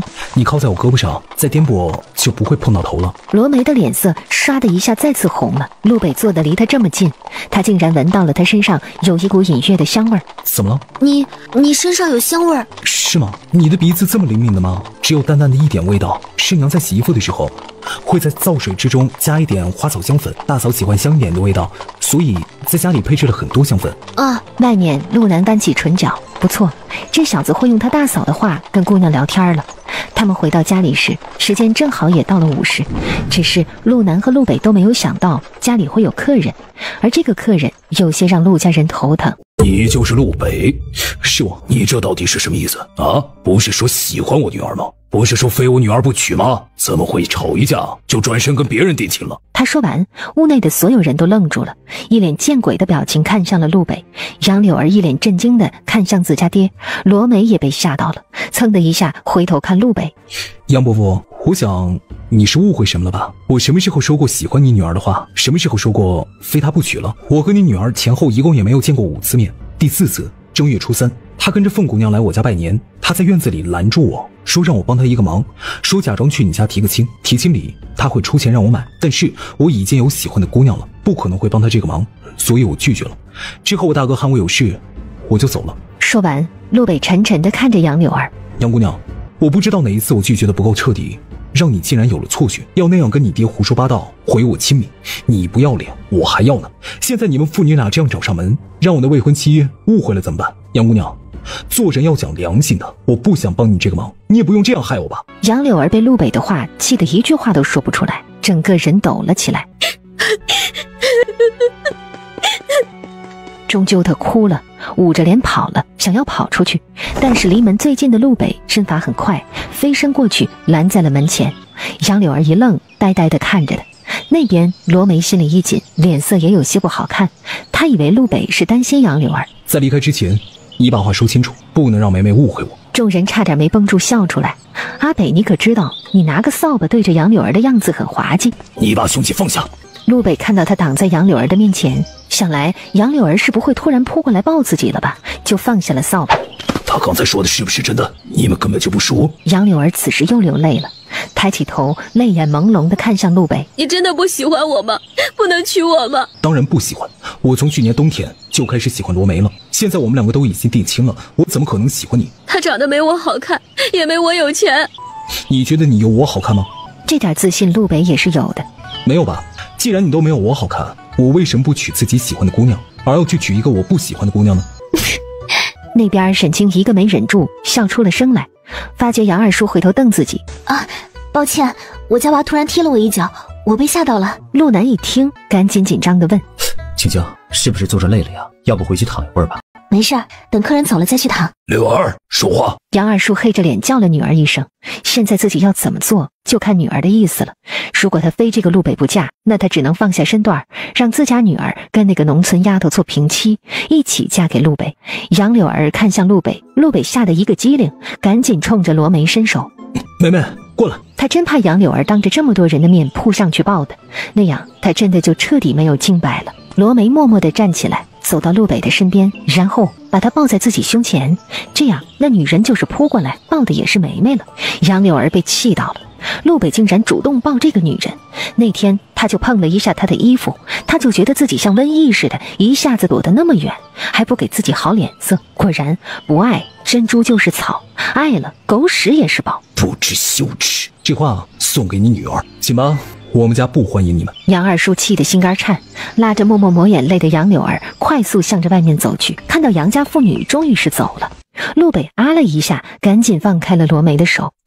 对不起，梅梅，刚才对我冒犯，事权从即，我是真怕那个女人突然扑过来碰我一下，让我负责。罗梅看到她紧张的耳朵都红了的样子，扑哧一声笑了一下。没关系，不过你真的不喜欢他，喜欢我啊？就那个……陆北这回俊脸顿时也红了，他可不好意思当着全家人的面说喜欢他这样的话。娘，我们去做饭吧，5时了。好，走走走，我正在准备着，来人了。青青，想吃草莓吗？我已经攒了一筐子了，我给你去洗一些吧。不想吃了，明日白天吃吧，今日的水果吃够了。沈清摇摇头，他有些困了。啊，怎么了？陆南吓得脸都变色了。不会是要生了吧？可这月份还不到生的时候吧？沈清呆呆地低头看着自己的腹部，陆南顿时松了一口气。是又动了。阿南，他们不是在动，好像是在打架一样，感觉一会儿左边一拳，一会儿右边又是一拳。沈清喃喃地说着，赶紧躺在了躺椅上。陆南赶紧蹲在他的身边，一双眸子黑黝黝的，紧紧地盯着沈清的肚子。就见本来还圆鼓鼓的肚子上，突然鼓起了一个红枣大小的小包来，持续了几息的时间，又慢慢地落下去，接下来就没动静了。好像不动了。别盖住嘛，让我多看一会儿。你会冷吗？空间里的气候四季如春，怎么会冷呢？沈清拉着他的手，把他的手放在自己的肚子上，牵引着他慢慢地摸着。你轻轻地摸一下，看看能感觉到摸到的是孩子的哪里不？现在是5个多月，按说他们已经长成型了，你可以摸出来是小手手或者是小脚脚。陆南摸了一会儿，无奈摇了摇头。摸不出来，只是有些地方感觉是发硬的，有的地方是软一些的。可能硬一些的地方是孩子的后背或者屁屁紧贴着肚皮了。陆南再轻轻地应了一声，继续用手掌在沈清肚子上来回轻轻地摩挲着。突然他感觉到一个手掌被轻轻地顶了一下。青青，我的手被顶了一下。看来是咱们的孩子在给你回应，他们听到你的声音了。据说父亲的声音对于还未出生的孩子影响很大，以后你多在我身边说话，让孩子熟悉你的声音。等他们出生后，如果环境陌生让他们害怕了，一直哭闹，这时候父亲抱着孩子给他说话，他就会安静下来，因为这个声音他们听了好久，很熟悉。说完他就一直笑着注视着他，希望他能有机会看到他哄自家小哭包的场景，不知道他会不会手忙脚乱。陆南郑重点头。好，那我每天晚上就在你身边多说话。2个人就这样做了大概1炷香的时间，直到肚子里的孩子再没给回应，陆南才轻轻地帮着沈清扣好衣服。沈姐姐，我来投奔你了，你要收留我。宁七冲过去想要抱沈清。你是谁？表哥，我是你的表弟周二啊。表哥的表弟不是我吗？沈清疑惑地打量着宁七，他有些怀疑这个少年是宁七。我们家哪有叫周二的呀？看到他此时的小表情，沈清确定是他了。你怎么来的？你跟谁来的？你哥？陆南看向沈清，沈清拉他低头，低声在他耳边低语了一句。听到是宁七，陆南手一抖，他打算一会儿先去洗个手，不然怕媳妇不让牵手了。你一个人出来的？皇帝要给我指婚，我就逃了，我才不要他的指婚呢。那你哥知道你离家出走吗？谁也不知道，不过我给我父王母妃留了信，不知道他们几天能看到。反正皇帝没受贿成命前，我是不会回去的。那你为什么要来我这里？沈清头疼了，这是个大麻烦呢。为什么来自己这儿？他们只想安安静静的做个小老百姓。我不敢去哥哥那里，那里肯定有很多人。除了哥哥，我唯一能想到会收留我的人就是沈姐姐。沈姐姐，我就这个样子，没人认出我来的。你就说我是周家小表弟，来投奔你们的，收留我几个月吧，好吗？求你了。沈清和陆南对视了一眼，无语。姐夫，收留我吧，我哥哥都告诉我你家的事了，我一直还帮着保密着呢。哥哥跟我说你是他最信任的朋友，姐夫，求求你了。陆南一听这一声姐夫，顿时说不出拒绝的话了。那你一直要做男孩子的打扮吗？就先这样，不然我怕我姑姑那边也会知道。沈姐姐，我就乖乖的跟着你做生意，不给你出去闯祸。那你就不能在这里住，我送你去庄子上吧，去那里种田种花去，可以吗？行，可以经常见到沈姐姐吗？可以，我会经常过去那边住一住。好，那我去那边。谢谢姐姐，谢谢姐夫。应该喊什么？表哥表嫂。那就叫你周岩吧。嘿嘿，好，谢谢表哥。顾庭云看着宁妻无奈摇头，他和陆南已经猜到了京城会因为这个丫头的离家出走而混乱起来的，甚至局面可能会变。宁家正在等这样的一个机会呢，只是怎么都没想到这丫头会跑到他们这里来。赵夫人，你要按照我说的配合我用力，不能用蛮力，也不能把劲儿用在喊声上。屋内传来了稳婆焦急的声音。怎么办呀？大嫂要生了，大哥还没回来。下一刻，就见周氏面前出现了一个风尘仆仆的身影。娘，怎么样了？青青在里面生孩子，进去都一下午了，喊了一下午。陆南噌的一下看向产房门口，就想冲进去，周氏拦都没拦住。骆成风看到他回来了，松了一口气。嫂子没救了，但是宫口还没开全，孩子出不来，我们正在想办法。我给青青输送内力，你们想办法。陆南说完，蹲在床边，抓住了沈清的手，低声喊青青。沈清知道他回来了，可是他此时正疼得要崩溃了，浑身没劲儿，脑子竟然有了一阵阵的昏眩，他有了一种已经力竭的感觉。青青，别怕，我和你一起用力。成风说，只需要最后用力一下，你就可以把我们的孩子给生出来了。说这话的同时，他手上的内力源源不断地输入沈清的四肢百骸，顿时沈清感觉到浑身有了力气。你回来了。实在不行的话，就剪开一些，最后再缝上几针。剪什么？稳婆从来没有听说过这种，何况怎么缝呢？我来说，你们来做。骆成风转过身，青青，忍着一些，只要你能平安的话，其他的都是小事儿，可以吗？沈清低低地应了一声好。来自现代的他自然也是知道侧切的，生孩子生不出来时就需要切开切口。在稳婆按着骆成风的说法去剪肉时，心里只有一个想法，只要孩子们能平安出来，他再疼点都可以。现在我在上面帮着推，你探进去接孩子，记住手上用力的时候一定要注意，别把孩子捏坏或者伤到孩子的眼睛，听见了吗？好，这个我做过，有经验，陆大夫放心。陆南不敢看那边，就眼里含着泪，不断地给沈清输送着内力，护着他的心脉，给他力量。当孩子哇的一声哭声传来，陆南眼里的泪水终于还是落了下来。沈清身下此时血水越来越多，外面的热水不断地送进来，血水一桶一桶地往外送。外面守着院子里和院子外的大小人看着那些血水都哭了，默默地抹眼泪。这场面他们一辈子都忘不了。生出来了，第一个孩子4斤6两，男孩，有11克生。恭喜，先抱回屋内去吧，先不能给喂东西，尽量让孩子哭几声，观察孩子的尿或者出便。一个稳婆抱着打包好的第一个孩子出来了，屋内稳婆还在继续接生第二个。他们接生了一辈子，遇到这样怀2个孩子的真的不多。恭喜，第2个孩子也是个男孩，3斤8两，有12克生，抱回去吧。青青怎么样啊？还清醒着的吧？谁知就在这时，听到里边传来了一声惊呼：骆公子，不好！少夫人肚子里边好像还有一个孩子。继续接生。这个时候夫人已经没有力气了，全部都得靠我们。此时的沈清已经疲惫地闭上眼，昏昏欲睡了。一听这话，沈清又睁开了眼，不敢置信地和陆南对视上。3个，竟然怀了3个，可惜他想要用力，却没有一点力气。好在已经生出了2个，产道也松弛了很多，第3个孩子也终于跟着胎医一起被稳婆接出来。3个孩子，2个胎医。稳婆说了一句，骆成风点头记下。稳婆们在帮着沈清处理后续时，手还是颤抖的。恭喜恭喜，真是大喜呀！还有一个，第3个孩子4斤2两，是个千金，有13克生。当稳婆又抱出来一个孩子时，院子里等着沈清出来的人们都惊呆了。3个，青青竟然一口气生了3个，他们活了一辈子了，也没有听说过谁家能一下子生3个。产房内，沈清已经昏迷过去了。骆大夫，这切口的位置血一直流，根本就止不住啊！骆成风心里一沉，他最怕的就是这种情况。我来缝伤口，你们退后。他低头前看了陆南一眼，陆南此时脸色苍白，眼里都是泪水。尽快缝好，不能让青青再出血了。骆成风点头。骆成风一边缝切口，一边撒止血药粉。好在等他缝好时，再没有血水渗出来。骆成风跟3个稳婆都松了一口气。好了，你们帮着夫人换身干净的衣服，佳美用上月经带，让陆南把她先抱回去那边，我得给她继续施针。我来帮她换吧，你们先过去，帮着看看3个孩子吧。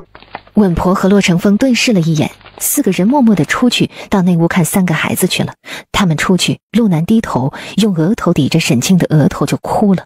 这样的经历太吓人了，这样的时候有这么一次就够了，他再也不让她生孩子了。青青，谢谢你，余生的话我们再也不生了。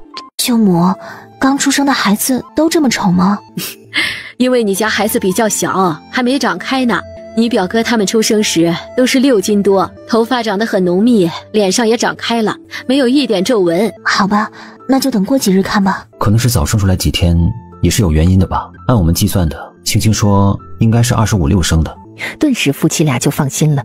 陆南给骆成风的感谢礼是沈清弄出来的那1缸灵泉水和5株绿姑娘。当骆成风拿到这些东西时，整个人都惊呆了。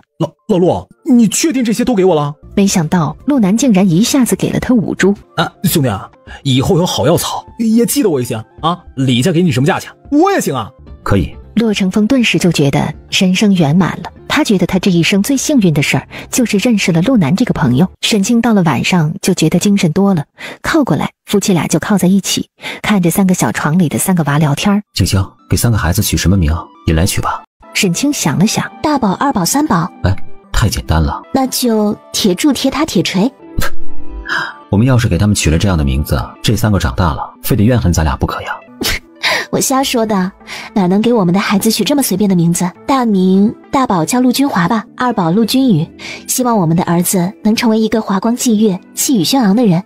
3宝，我们的女儿就叫陆君怡吧，我很喜欢这个怡字，怡本身就是一个代表着快乐的字，怡越野，怡然自得，神色怡然。我希望我们的女儿将来能活成一个潇洒率性、开心长大、怡然而生的人，而不是要去背负一些什么责任，或者需要为了谁去做他不喜欢的事情。你觉得行吗？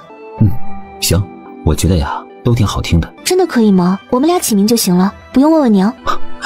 不用了，娘说呀让你给宝宝取名字，说你怀着他们这么久太辛苦了，生的时候又经历了那样的痛苦，宝宝们的名字就让你取。那就用这3个吧，我还挺喜欢这3个名字的。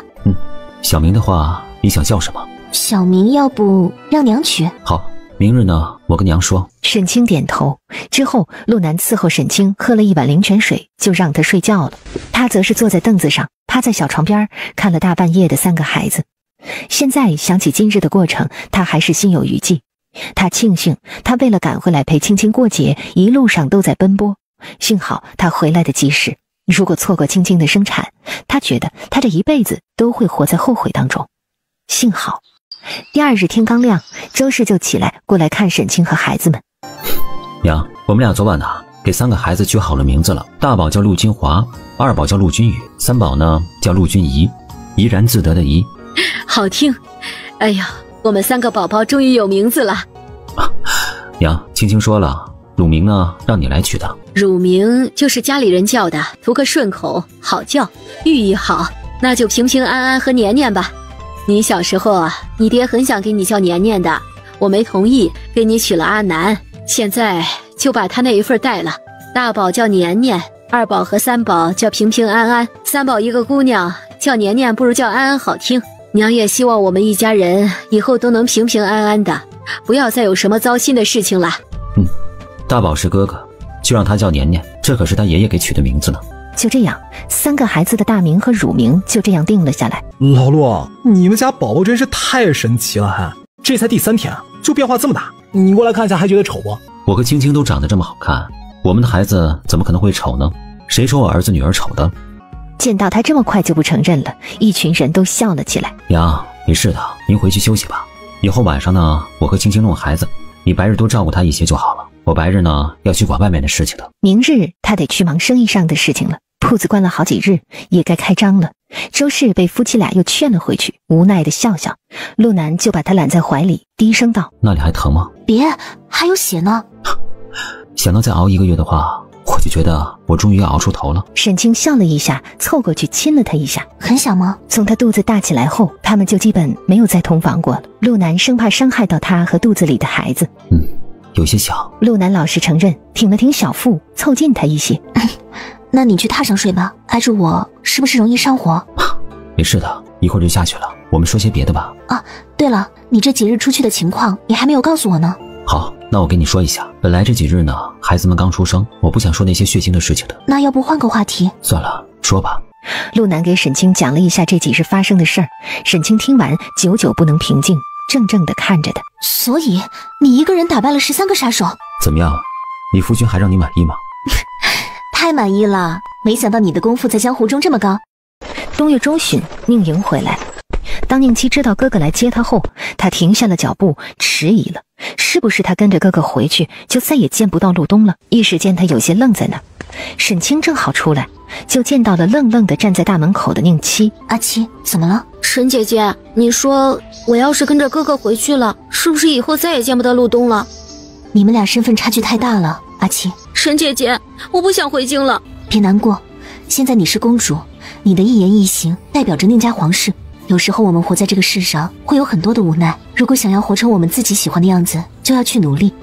乖，别难过，先去见你哥哥吧。你父皇母后都想你了。谢谢沈姐姐。沈清默默地看着他的背影，心里叹息，希望自己的话没有让他误会什么。陆兄，这次多谢了。陆南点点头。我想在下午的时候，在我姑姑那边举办一个仪式，陆兄跟顾兄过去一下吧。宁莹又对陆南和顾庭云说道。陆南和顾庭云对视了一眼，疑惑地看着他。结拜啊，之前咱们说好的，你们俩不会是想反悔吧？顾庭云皱眉，现在还有这个必要吗？我和庭云之后的打算，你应该知道的。我们俩是不打算再上战场。我跟你们结拜，也不是让你们将来上战场，我只是想给你们一个身份，保护你们俩。毕竟陆家和顾家真的不能再出事了。这是你父皇的意思吗？这也是我的意思。我能交心的朋友不多，你们俩也算是2个。行，老大都答应了，我自然也答应。以后我们3个如果结拜了的话，我就不是老大了，他才是老大，我是老2，你是老3。老3那就老3呗。宁七听到哥哥要跟陆大哥、顾大哥结拜，心里很是欢喜，这样就说明他们以后会常来常往。明天就要走了，他想晚上和陆东见一面，说说话。毕竟明日他离开时，陆东肯定已经去上工了。晚饭后，陆东送妹妹们回娘那边的院子，宁七也溜了出来，跟着他们一起走。弯弯，我明天就要走了，你会不会想我？会。阿七姐姐以后还会回来看我们吗？宁七沉默了一会儿，说道：我尽量努力去争取可以回来看你们。好啊，无论你什么时候回来，幸福庄园都欢迎你。宁七笑了，点头应了一声好。等陆万丽进屋后，他转身向外走，宁七默默跟上。陆东，我明天要走了。陆东淡淡看他一眼。你刚才就说了。刚才是跟弯弯说的，现在是跟你说的。陆东顿了一下。那祝你们一路平安。你就没有别的想说的？陆东沉默，他哽咽着问道：我要走了，你真的没有什么话想对我说吗？陆东摇了摇头。你不想留我吗？你留我呀，我可以跟哥哥说我想留下来，不想回去的。陆东默默地看着他，拳头微微捏了一下，又松开手。你是皇上的嫡公主，身份尊贵，从小出生于宁王府锦衣玉食之中长大，你该过的是荣华富贵的生活，而不是在这里。这里不该是你长久留下来的地方。种菜、爬山、浇菜，只不过是一时新鲜。如果一辈子都做这些的话，你不见得会喜欢的。宁七看着陆东冷淡的侧脸，忘记了落泪。可是要是没有你，那些生活我也不喜欢了，没有意义。陆东，我喜欢你，你求我哥哥让我留下来好不好？宁七抓着陆东的胳膊，摇着祈求着。陆东低头看了一眼他抓着自己胳膊的手，内心叹息：别傻了，我们是不可能的，我们也不合适。走吧，我送你回去，晚上好好休息，在明日还要早些起来赶路呢。宁七就默默地看着他，脑子里都是他刚才的话。他说他们不可能，他说他们不合适。宁七眼里都是水雾，就在原地默默地看着陆东。暗处，陆南和宁莹对视了一眼，各自撇开了头。需要我送你回去吗？不需要的话，我就回去学习了。宁七用衣袖擦了一下眼泪，快速地转身往自己住的那排楼的方向走去。陆东慢慢地跟在他后面，就与他隔着3步的距离，不远不近地跟着，直到把宁七送到他的屋内才离开。楼房顶上，陆南和宁莹相对而坐，顾庭云在一边静静地坐着。听说这是按照你媳妇儿的意思盖的。你媳妇儿比你会享受生活呀，怪不得我妹妹这么喜欢呢。陆南淡淡的没说话，这次我们家的事，小七的事，谢了。陆南想起刚才告白失败哭唧唧的小姑娘，张张嘴还真不知该说什么。宁莹也没有提起。宁莹，你父皇是不是让你近几年继位啊？对，大概应该是明年吧。那就祝你早日继位吧。宁莹沉默了一会儿。你们俩想经商的话，放开手脚干，有事情就到京城去找我去。未来几年，我可能会在农场上多给一些政策，想靠这个把百姓的生活提一提。真的吗？真的。所以啊，你要努力了。就陆家目前这些生意，确实还不够看。放心吧，本来今年要开始努力的，结果青青怀孕了，我们肯定是先要顾着青青的，明年等着吧。宁莹点头，放心了。时光匆匆，很快3年的时间一晃而过。阿南，我发现阿东这次回来好像沉默了许多，他是不是在京城遇到了什么事？不知道啊，我们俩有时候好几天也见不到一面，具体他在京城做什么了，会见什么人，我并没有干预。怎么了？阿东和以前不一样吗？他觉得他是不是太粗心了，竟然没有发现弟弟有什么问题。突然他脑子里闪过他在京城时和宁莹私下见面时宁莹说过的一件事。他说小七明年可能会跟相府公子大婚了，当时宁莹也只是提了一嘴，陆南点了点头，没在意，也没放在心上。但是今日被沈清这样问起，陆南有些不确定了。难道他和宁七暗中见面了？要不我明日问问老三吧。别问了，如果是他也不会告诉你的。别忘了，你们兄弟4个里最腹黑的就是阿东，他除了对我这个大嫂会说实心话，你觉得你能问出他隐藏在内心深处的秘密？那怎么办？我来。好，那就辛苦青青了。3日后是正月15元宵节，陆东和钱恒溜达着问他：想去哪里啊？小爷今日舍命陪着陆三少，要不要去翠清阁玩一玩？据说你还是个厨呢，嘿，小爷带着你去享受一下那销魂的滋味啊！陆东冷冷淡淡地瞥了他一眼：你回去吧，我自己随便走一走。你还挺纯情的。不会是为了哪个姑娘还在找清白吧？放心，我们男人没有那玩意儿，想怎么玩怎么玩。没兴趣。不是吧，兄弟，你都19了，过年可就20了，你跟我说没有兴趣？你他娘的不会是不行吧？要不你亲自试试三爷我行不行？我靠，原来你是好这一口，可怕！小姨我不陪你了。嘴碎的男人，他下次也不会约他一起逛街了。顾走。他原本就是心里有些烦躁，想出来走走。走着走着，他一转头就看到宁七正和一个年轻公子慢慢的从对面梅林里往这边来。当对上宁七不敢置信和震惊的眼神时，他下意识的看了他身边的男子一眼，一个斯文儒雅的年轻公子，想来应该就是他的那个未婚夫相府公子了吧。他愣怔了一下，快速转身，却不想宁七却突然急忙大喊了一声：你再敢躲我，我死给你看！别走，给我一炷香的时间，可以吗？陆东看向他，还扯着江玉公的袖子。宁七噌的一下踹开江玉公的胳膊，像是甩开什么脏东西一样嫌弃。他现在是我的挡箭牌，我想出来得约着他，我们先找个地方说说话，行吗？好。他们去了偏僻街道上的一家茶楼里，要了一个雅间。陆东也不知道自己怎么就会答应他们俩。3个人落座时，宁七巴巴地坐到陆东的身边。小公主，先回去正面坐去，你这样被人看到的话，会坏你的名节的。我会怕名节那种东西吗？可是想想，看了陆东一眼，他还是心不甘情不愿地坐回了主位。毕竟他有身份在那儿，如果真被人看到说出去，可能会给陆家惹祸。你想好的？你什么时候让位？你看看我头上现在是不是有点绿呢？那我头上岂不是更绿？陆东默默地看着宁七，听着他们俩的对话，他心里那钝痛的憋闷突然间就消失无踪了。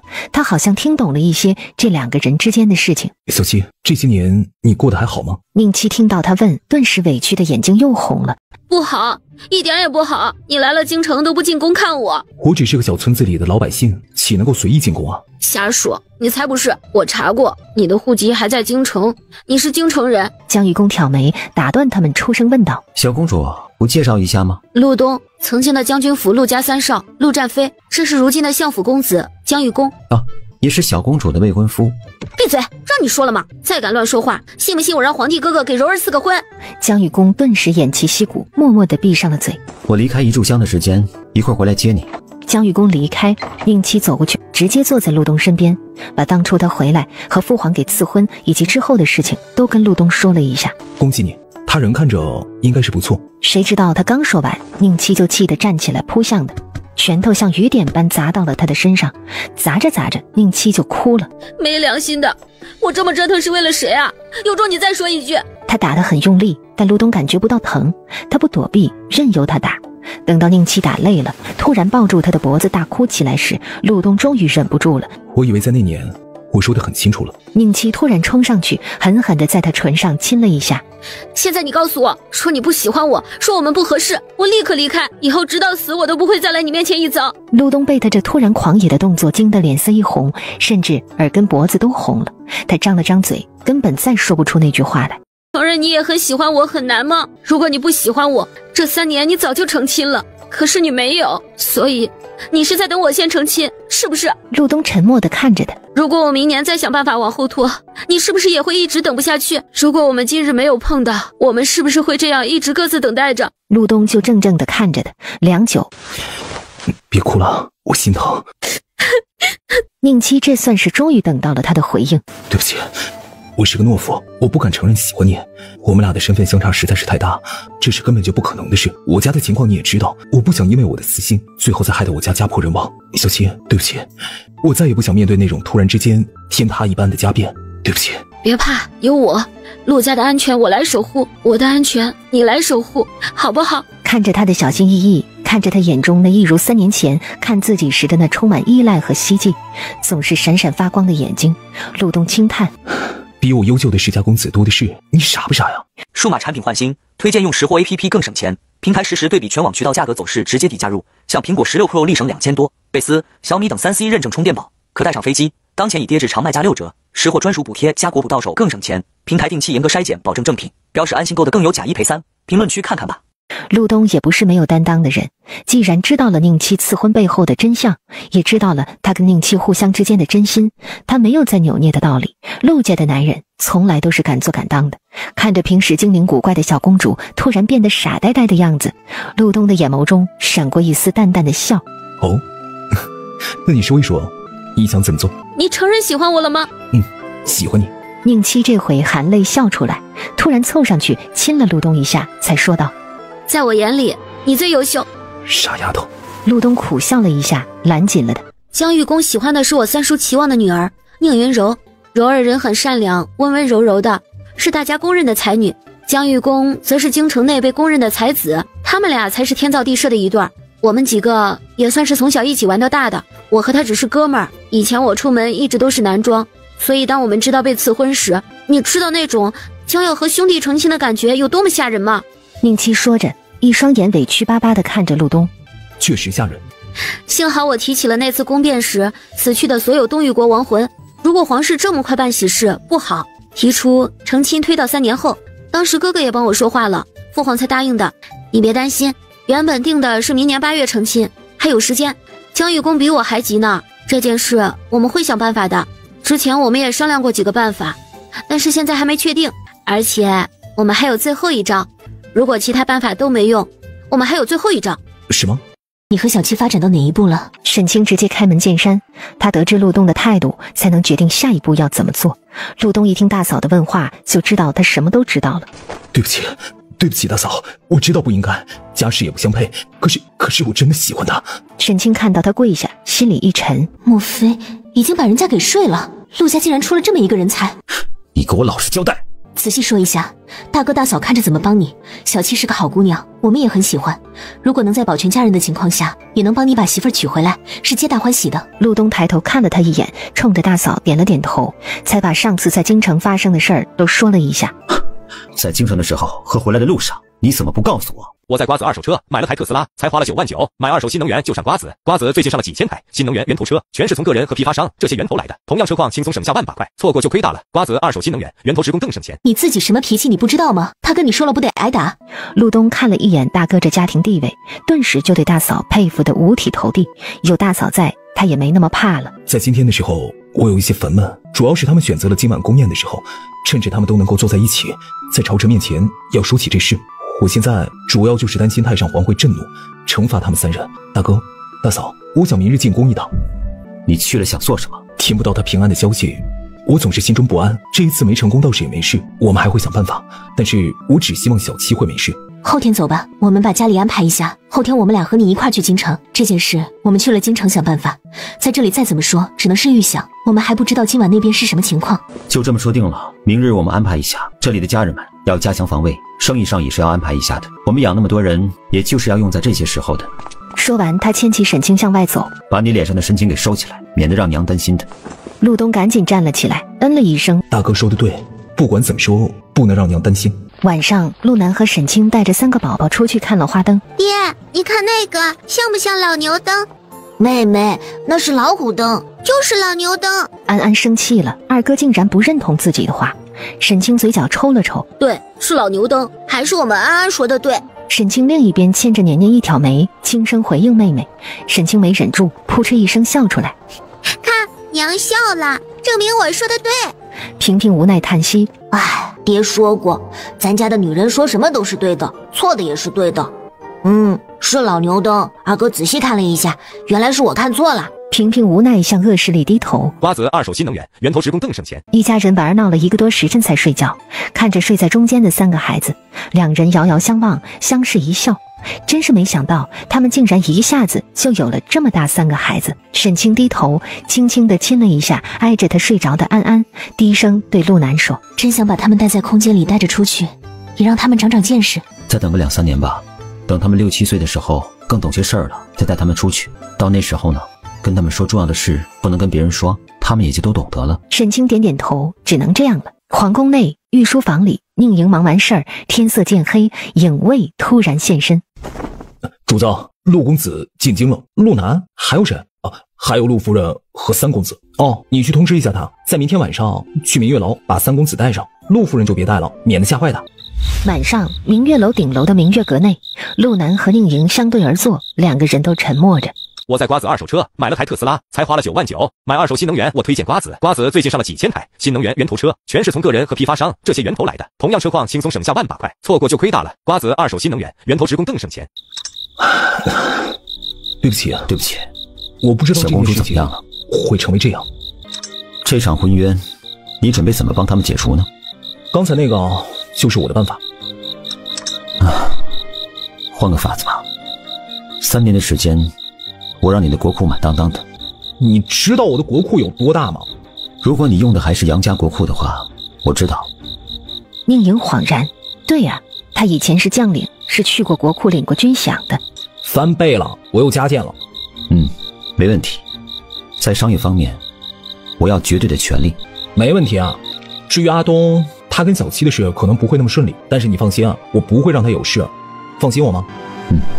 只要留着1条命就好，其余的你看着办吧。放心吧，她未来也是我妹夫，不看别的，我也得看我妹妹的面子。在她心里，我这个哥哥也许都不如她的人重要。宁莹酸溜溜地说了一句，她从小呵护到大的妹妹，真的是想想就心酸。陆南聪明的没说话。晚上陆南回去跟沈清说了一下宁莹的谈话内容。那走吧，我们俩再去空间撒辣椒籽去，得育苗了。明日你出去近郊找块田地，得多种些辣椒起来，特别是小米椒和黄灯笼、红灯笼，我们得多种些。将来这些我们可以做辣椒，卖往别的爱吃辣椒的国家。我觉得我们既然接下了这个活儿，就要想办法带动东域国的商业，这个需要从各行各业一起发力才行。而且我们现在已经走出了做以辣走天下的这一步，所以我们自己的产业先要搞起来。瓜子二手新能源，源头直供更省钱。不过地的话，我觉得我们可以不用自己去种的。既然是要帮他充实国库，这赚的钱就得分宁莹一些。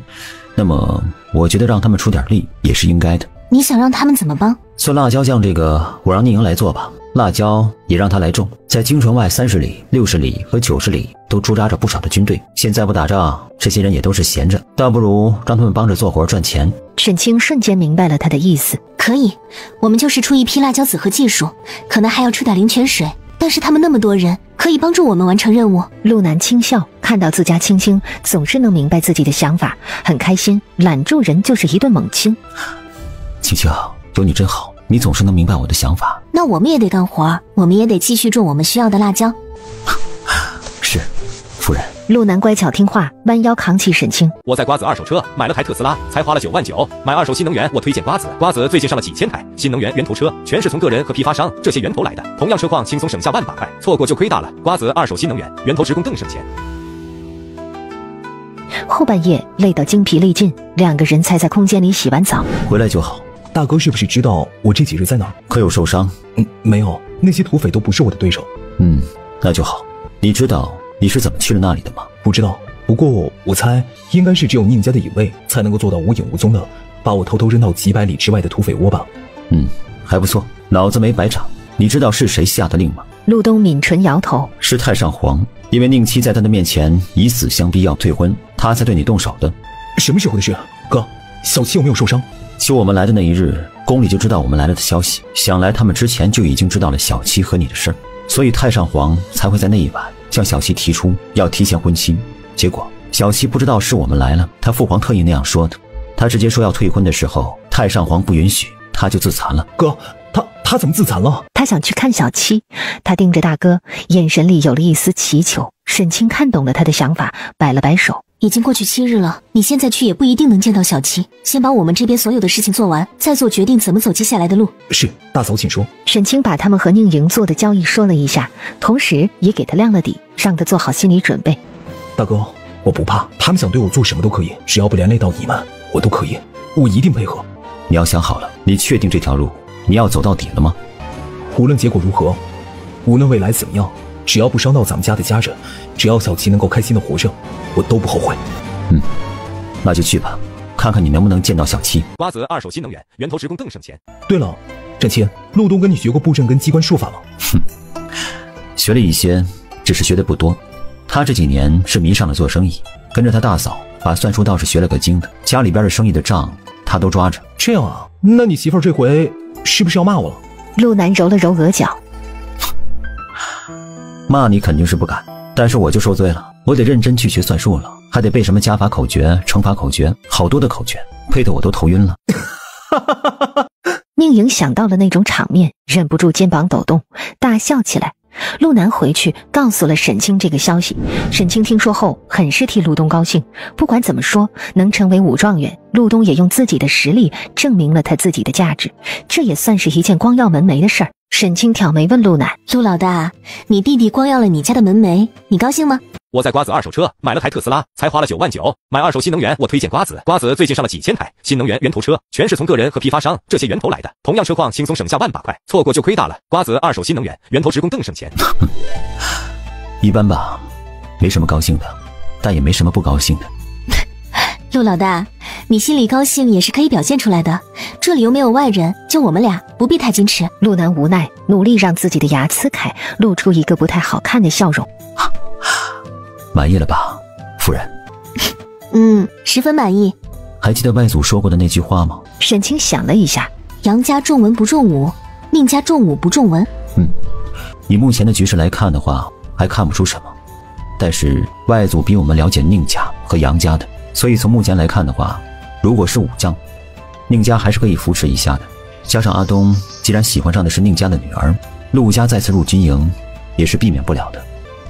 你说的对，这是目前最好的安排了，只是以后生意上就只能靠你了。对账册这些，阿北肯定是不行的。我也试着教过他算术，但是他说看到那些数字就头晕。陆南牵起他的手，轻笑。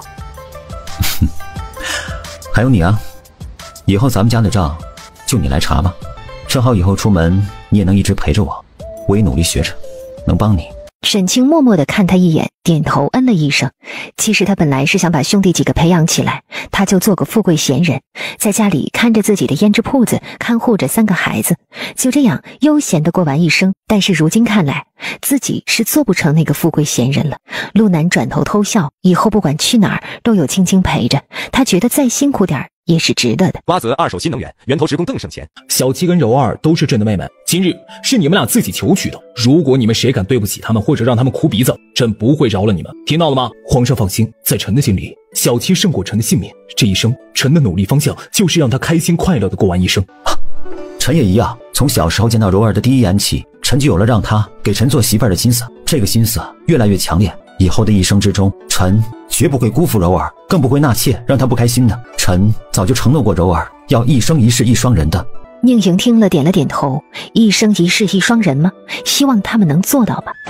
陆东和江玉公出了御书房，见到外面等着的两个人，两人一起跑过来，就快速的把爱人拥在了怀里。小七，陆东抱着小七，低低的呼唤了一句。我在瓜子二手车买了台特斯拉，才花了9万9。买二手新能源，我推荐瓜子。瓜子最近上了几千台新能源源头车，全是从个人和批发商这些源头来的，同样车况轻松省下万把块，错过就亏大了。瓜子二手新能源源头职工更省钱。臭小子，你竟然背着我跑去手无举擂台！你要是出事了，那我该怎么办？宁七抱着他就哭了，气得拳头使劲的打他的后背。陆东低头快速的亲了他一下，伸手给他擦眼泪。乖，不哭了，不哭了。我知道我自己可以才去的，我们俩的事总不能只让你去努力，而我什么都不做吧。万一遇到对你下死手的呢？3年前的守擂者就是死在擂台上的。难道小七不相信为夫的能力吗？我可是大哥亲自教出来的，我厉害着呢。乖，不哭了啊，走，咱们去你寝宫。宁七的寝殿内，两个人拥抱着温存了一会儿，一解相思之后，就坐在桌边说着话。小七，在公宴之后跟我一起出宫一趟，去见一下大哥大嫂，他们一直都很担心你的。好，我应该早早的去看沈姐姐的，可是皇兄和父皇都不许我出宫。他们是为了你好，可是我担心你，怕你遇到什么事。父皇和皇兄有时候很不讲道理的。傻丫头，别瞎说，你是他们养大的女儿，我们又是这种情况，他们肯定是要为了保护你，不管他们对我做了什么，他们都是为了保护你。你放心吧，以后为夫跟你一起孝敬他们。什么为夫？咱们还没成亲呢。宁七被陆东几句话说得脸上一红，嗔怪地看了他一眼。陆东亲昵地伸手摸了摸他的头，这样害羞的宁七有些可爱呢。走吧，我们去喊了他们俩，去给太上皇跟太后磕个头，希望他们今日成全我们。好吧。瓜子二手新能源源头职工更省钱。阿东的心愿成了。是的，娘，虽然遭遇了一些波折，但是最终皇上和太上皇亲自给小七退了那一门亲事，给他们赐了婚。具体的我慢慢说给你们听吧。陆南冲着沈清笑笑，你先去小庆庄看孩子们吧，我跟娘他们说一下情况，一会儿去接你们。沈清应下，跟长辈们告辞，过去看3个孩子去了。陆南把事情给娘和舅舅舅母、外公外婆说了一下，他们听完也松了一口气。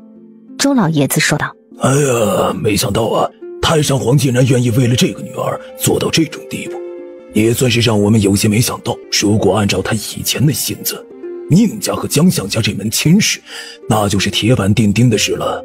周文生呵呵一笑，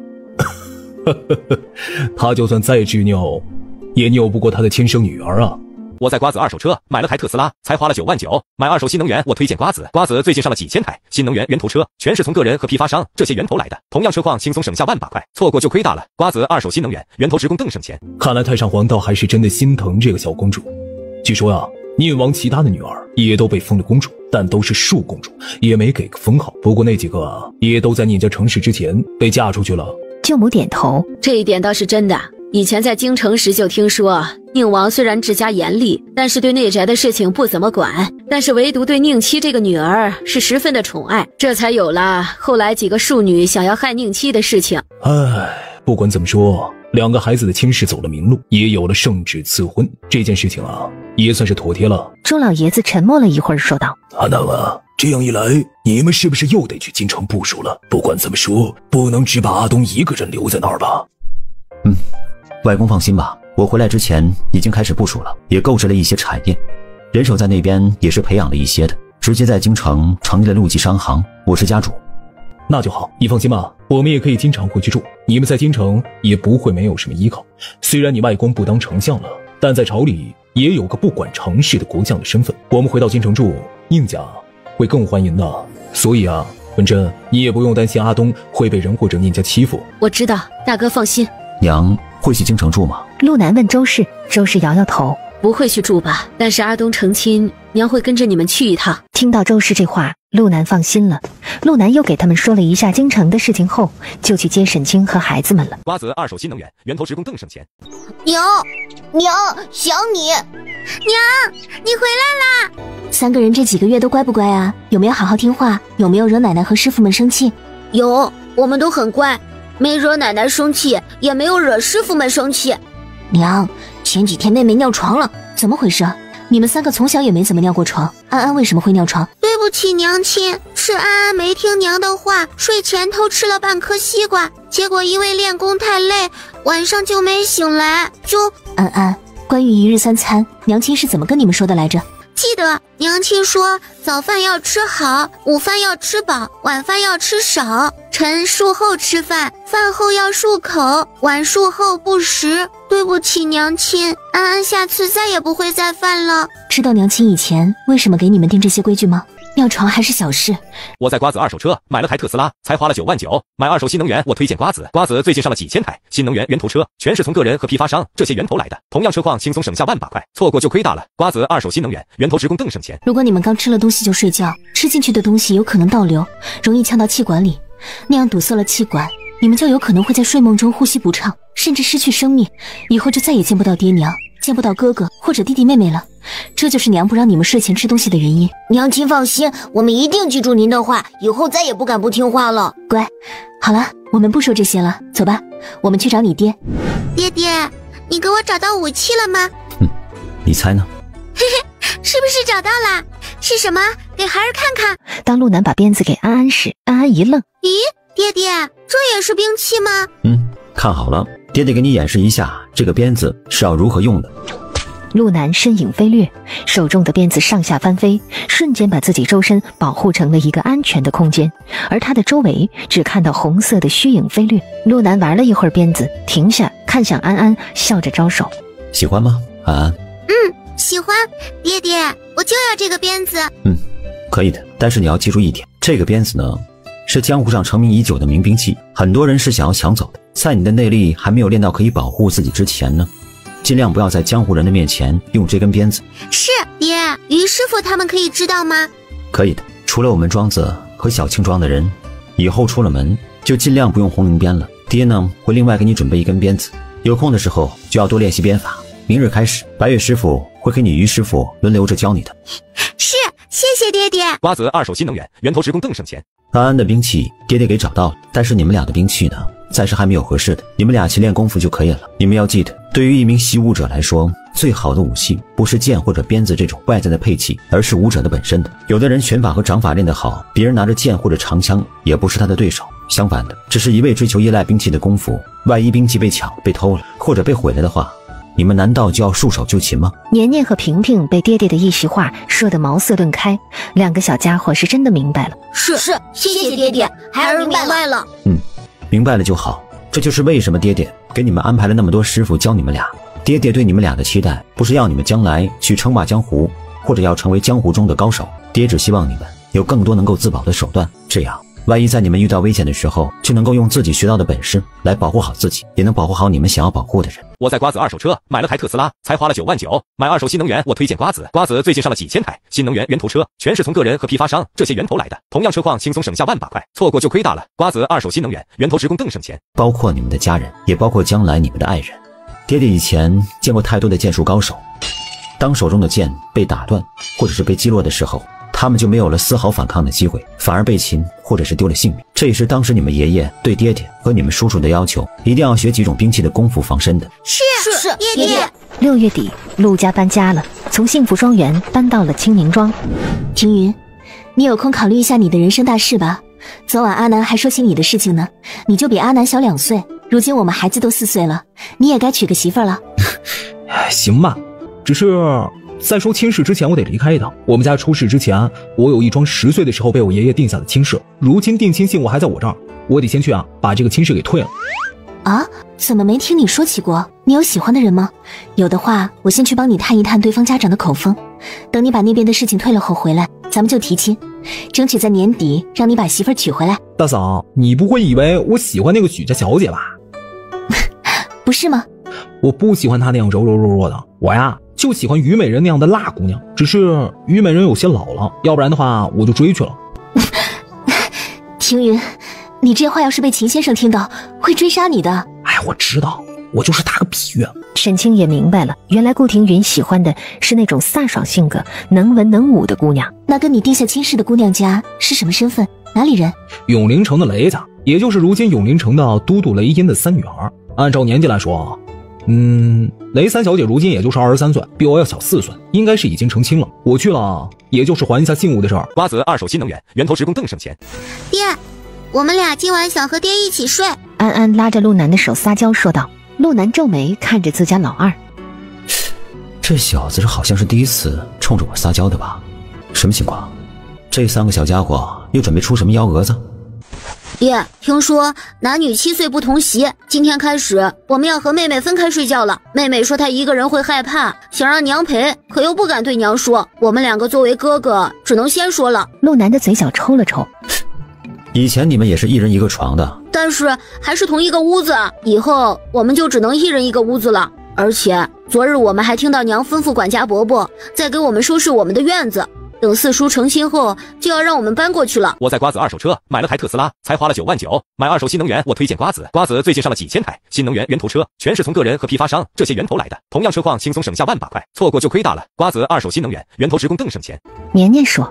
所以在我们搬到自己的院子之前，我们俩决定和爹爹一起睡觉，让娘陪妹妹睡觉。说完，兄弟俩眨巴着眼睛看着陆南，眼睛里满是期待。陆南想拒绝，但不知该怎么拒绝。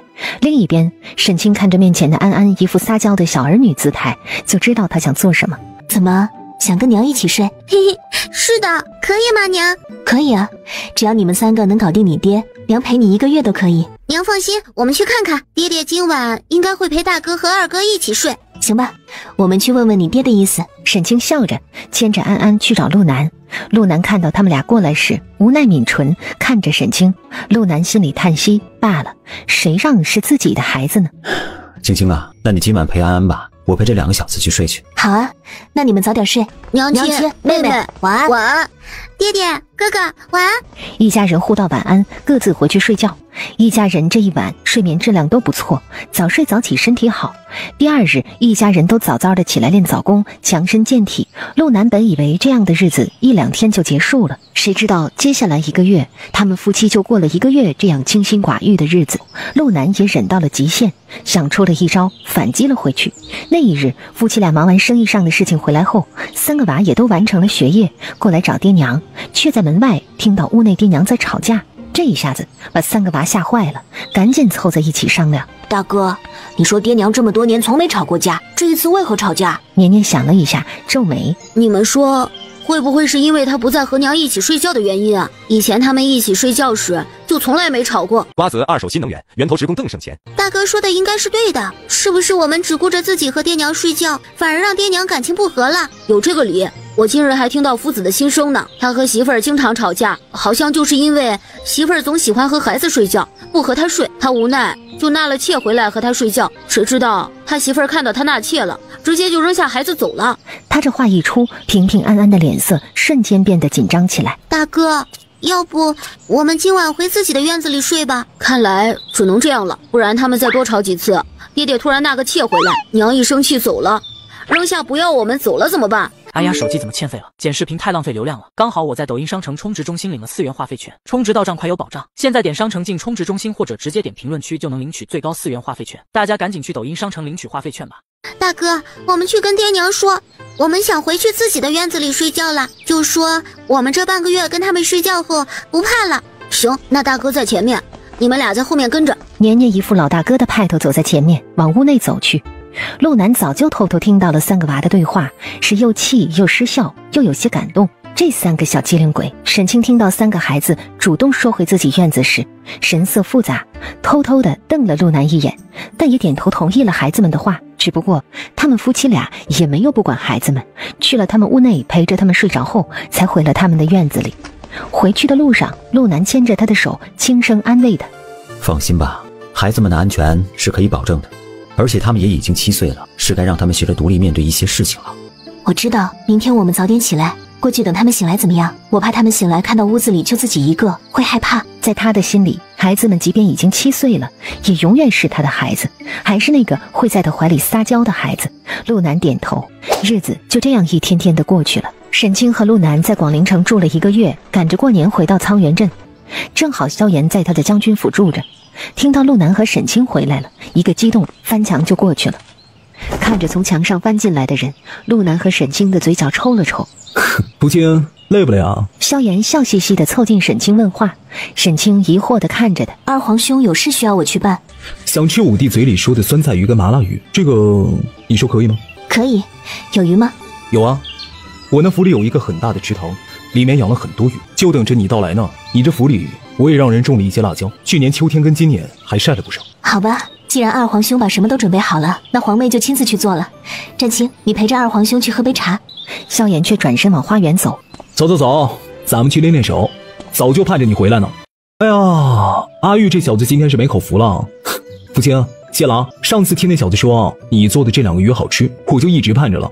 沈清听到他提到萧玉，笑了一下。五弟来过你这边？3个多月之前来过，他辞了自己手里的官职，跟父皇说要出去游历一番，就离开了京城，来我这里住了几日就走了。具体去了哪儿，我也不知道。沈清听完和陆南对视了一眼，还真有些头大，希望没遇上。不过我可不是在3个月前才听他说起你做的这些菜好吃的，是在前年新年的时候，我去京城过新年，五弟他们说的。哦，五弟不是在朝里做事很稳妥的吗？怎么突然出去游历了？嗨，还不是因为选妃的事情。老四去年成亲了，就只剩下了老五。他呀，年纪也到了，父皇母后想要为他选妃。哎呀，但是他说这京城里的姑娘没有一个他喜欢的，他要出去好好的游历一番。这么精彩的视频，当然要换一个高清的设备来看才更爽。如果你也考虑换设备，今年的天猫双11国补抢先购现货开卖，数码产品全是干货价，国补多重补贴低至5折，还可以领双11国补抢先购950元大额消费券。10月15日晚8点正式开始，有换新手机、电脑、大家电的计划，我推荐天猫双11。如果碰到了喜欢的，他就带回来；没有遇到，就回来由父皇赐婚。萧炎说完低头吃饭，没有看到沈清和陆南一言难尽的表情，他们俩已经不只是难受了，他们觉得这事儿8、9不离10是错不开了。算了，随缘吧。姻缘这种事不是谁想阻拦就能阻拦得了的，是月老早就注定好的。陆南点头轻轻嗯了一声，低头吃饭，青青亲手做的，不能多便宜了萧炎。他也吃起来，不再想弯弯的事儿，一切看缘分吧。放心吧，五弟是父皇母后最小的儿子，他们自然也希望他能够过得开心，所以才会纵容他出去游历。而且他自己也不是那种眼光太差的人。沈清看了他一眼，默默点头。一家人见面后，陆湾给周氏介绍了一下萧玉，也说了他的身份。他看着自家娘是有些忐忑的，周氏也被女儿这一手给整懵了。他看看陆湾，再看看萧玉，脸上的笑容渐渐消失，眉头渐渐皱起，面上染上了一丝不敢置信。弯弯怎么会遇到南翼国的五皇子？感觉到大家都不说话，陆湾默默地垂下眼眸，跪在了周氏的面前。娘，对不起，是女儿不孝，让您为难了。伯母，这事不怪弯弯，在我跟他说明我的身份的时候，弯弯就说过了，这事是不可能的事。可是我的心里已经住进了他的身影，我就再也放不下他了，所以我就厚着脸皮跟了回来。我虽然是南翼国的王子，但是在东域国，我只是一个普通人，是一个喜欢弯弯的男人。如果您不舍得弯弯离开您身边，没关系，我回去跟我父皇他们交代一下，以后我陪着弯弯一直伺候在您身边也是可以的。眨眼间，3胞胎15岁了。安安，今日起你就是个大人了。既然你喜爱医术，爹娘赐你表字仙草吧，简简单单，希望你能像每一株仙草那般治好每一个生了病的人。在场的人们听了，扑哧一声笑了。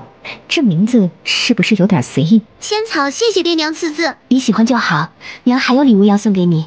说着，沈清接过身后侍卫抱着的一个木盒子，递给了安安。娘把娘名下的所有资产都送给你做成年礼，希望你以后能开开心心的过完这一生。啊，你没听错，不过你也得知道，娘的红妆和首饰阁都是和你心儿姨合作的，所以以后你就得和你阿姨家的依依一起管理你们名下的产业了。我们不再过问，你和依依如今不也是好朋友吗？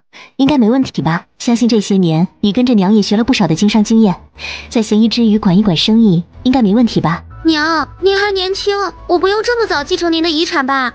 陆南嘴角一抽，仙草，遗产是人死后才能叫遗产的。爹娘也太过分了吧？现在是一个词的问题吗？沈清和陆南对视了一眼，一起看向了一边，呆呆地看着这一幕的年年和萍萍兄弟俩。怎么了？娘就那么点资产给你妹妹，你们也要跟妹妹分？兄弟俩一个机灵，赶紧摆手。不是，娘给妹妹什么都可以。陆南欣慰地点头。这就对了，你妹妹永远是你们的妹妹，记得以后要多关照妹妹。是爹娘，今天你们也成年了，那这路几长行，爹娘就交给你们兄弟俩了，好好的干，别辜负了爹娘想了一晚上才帮你们取的好名字。另外呢，通知你们一下，爹娘明日要出门一趟，归期不定，你们兄妹3个要互相照顾，也记得要照顾好你们的祖母。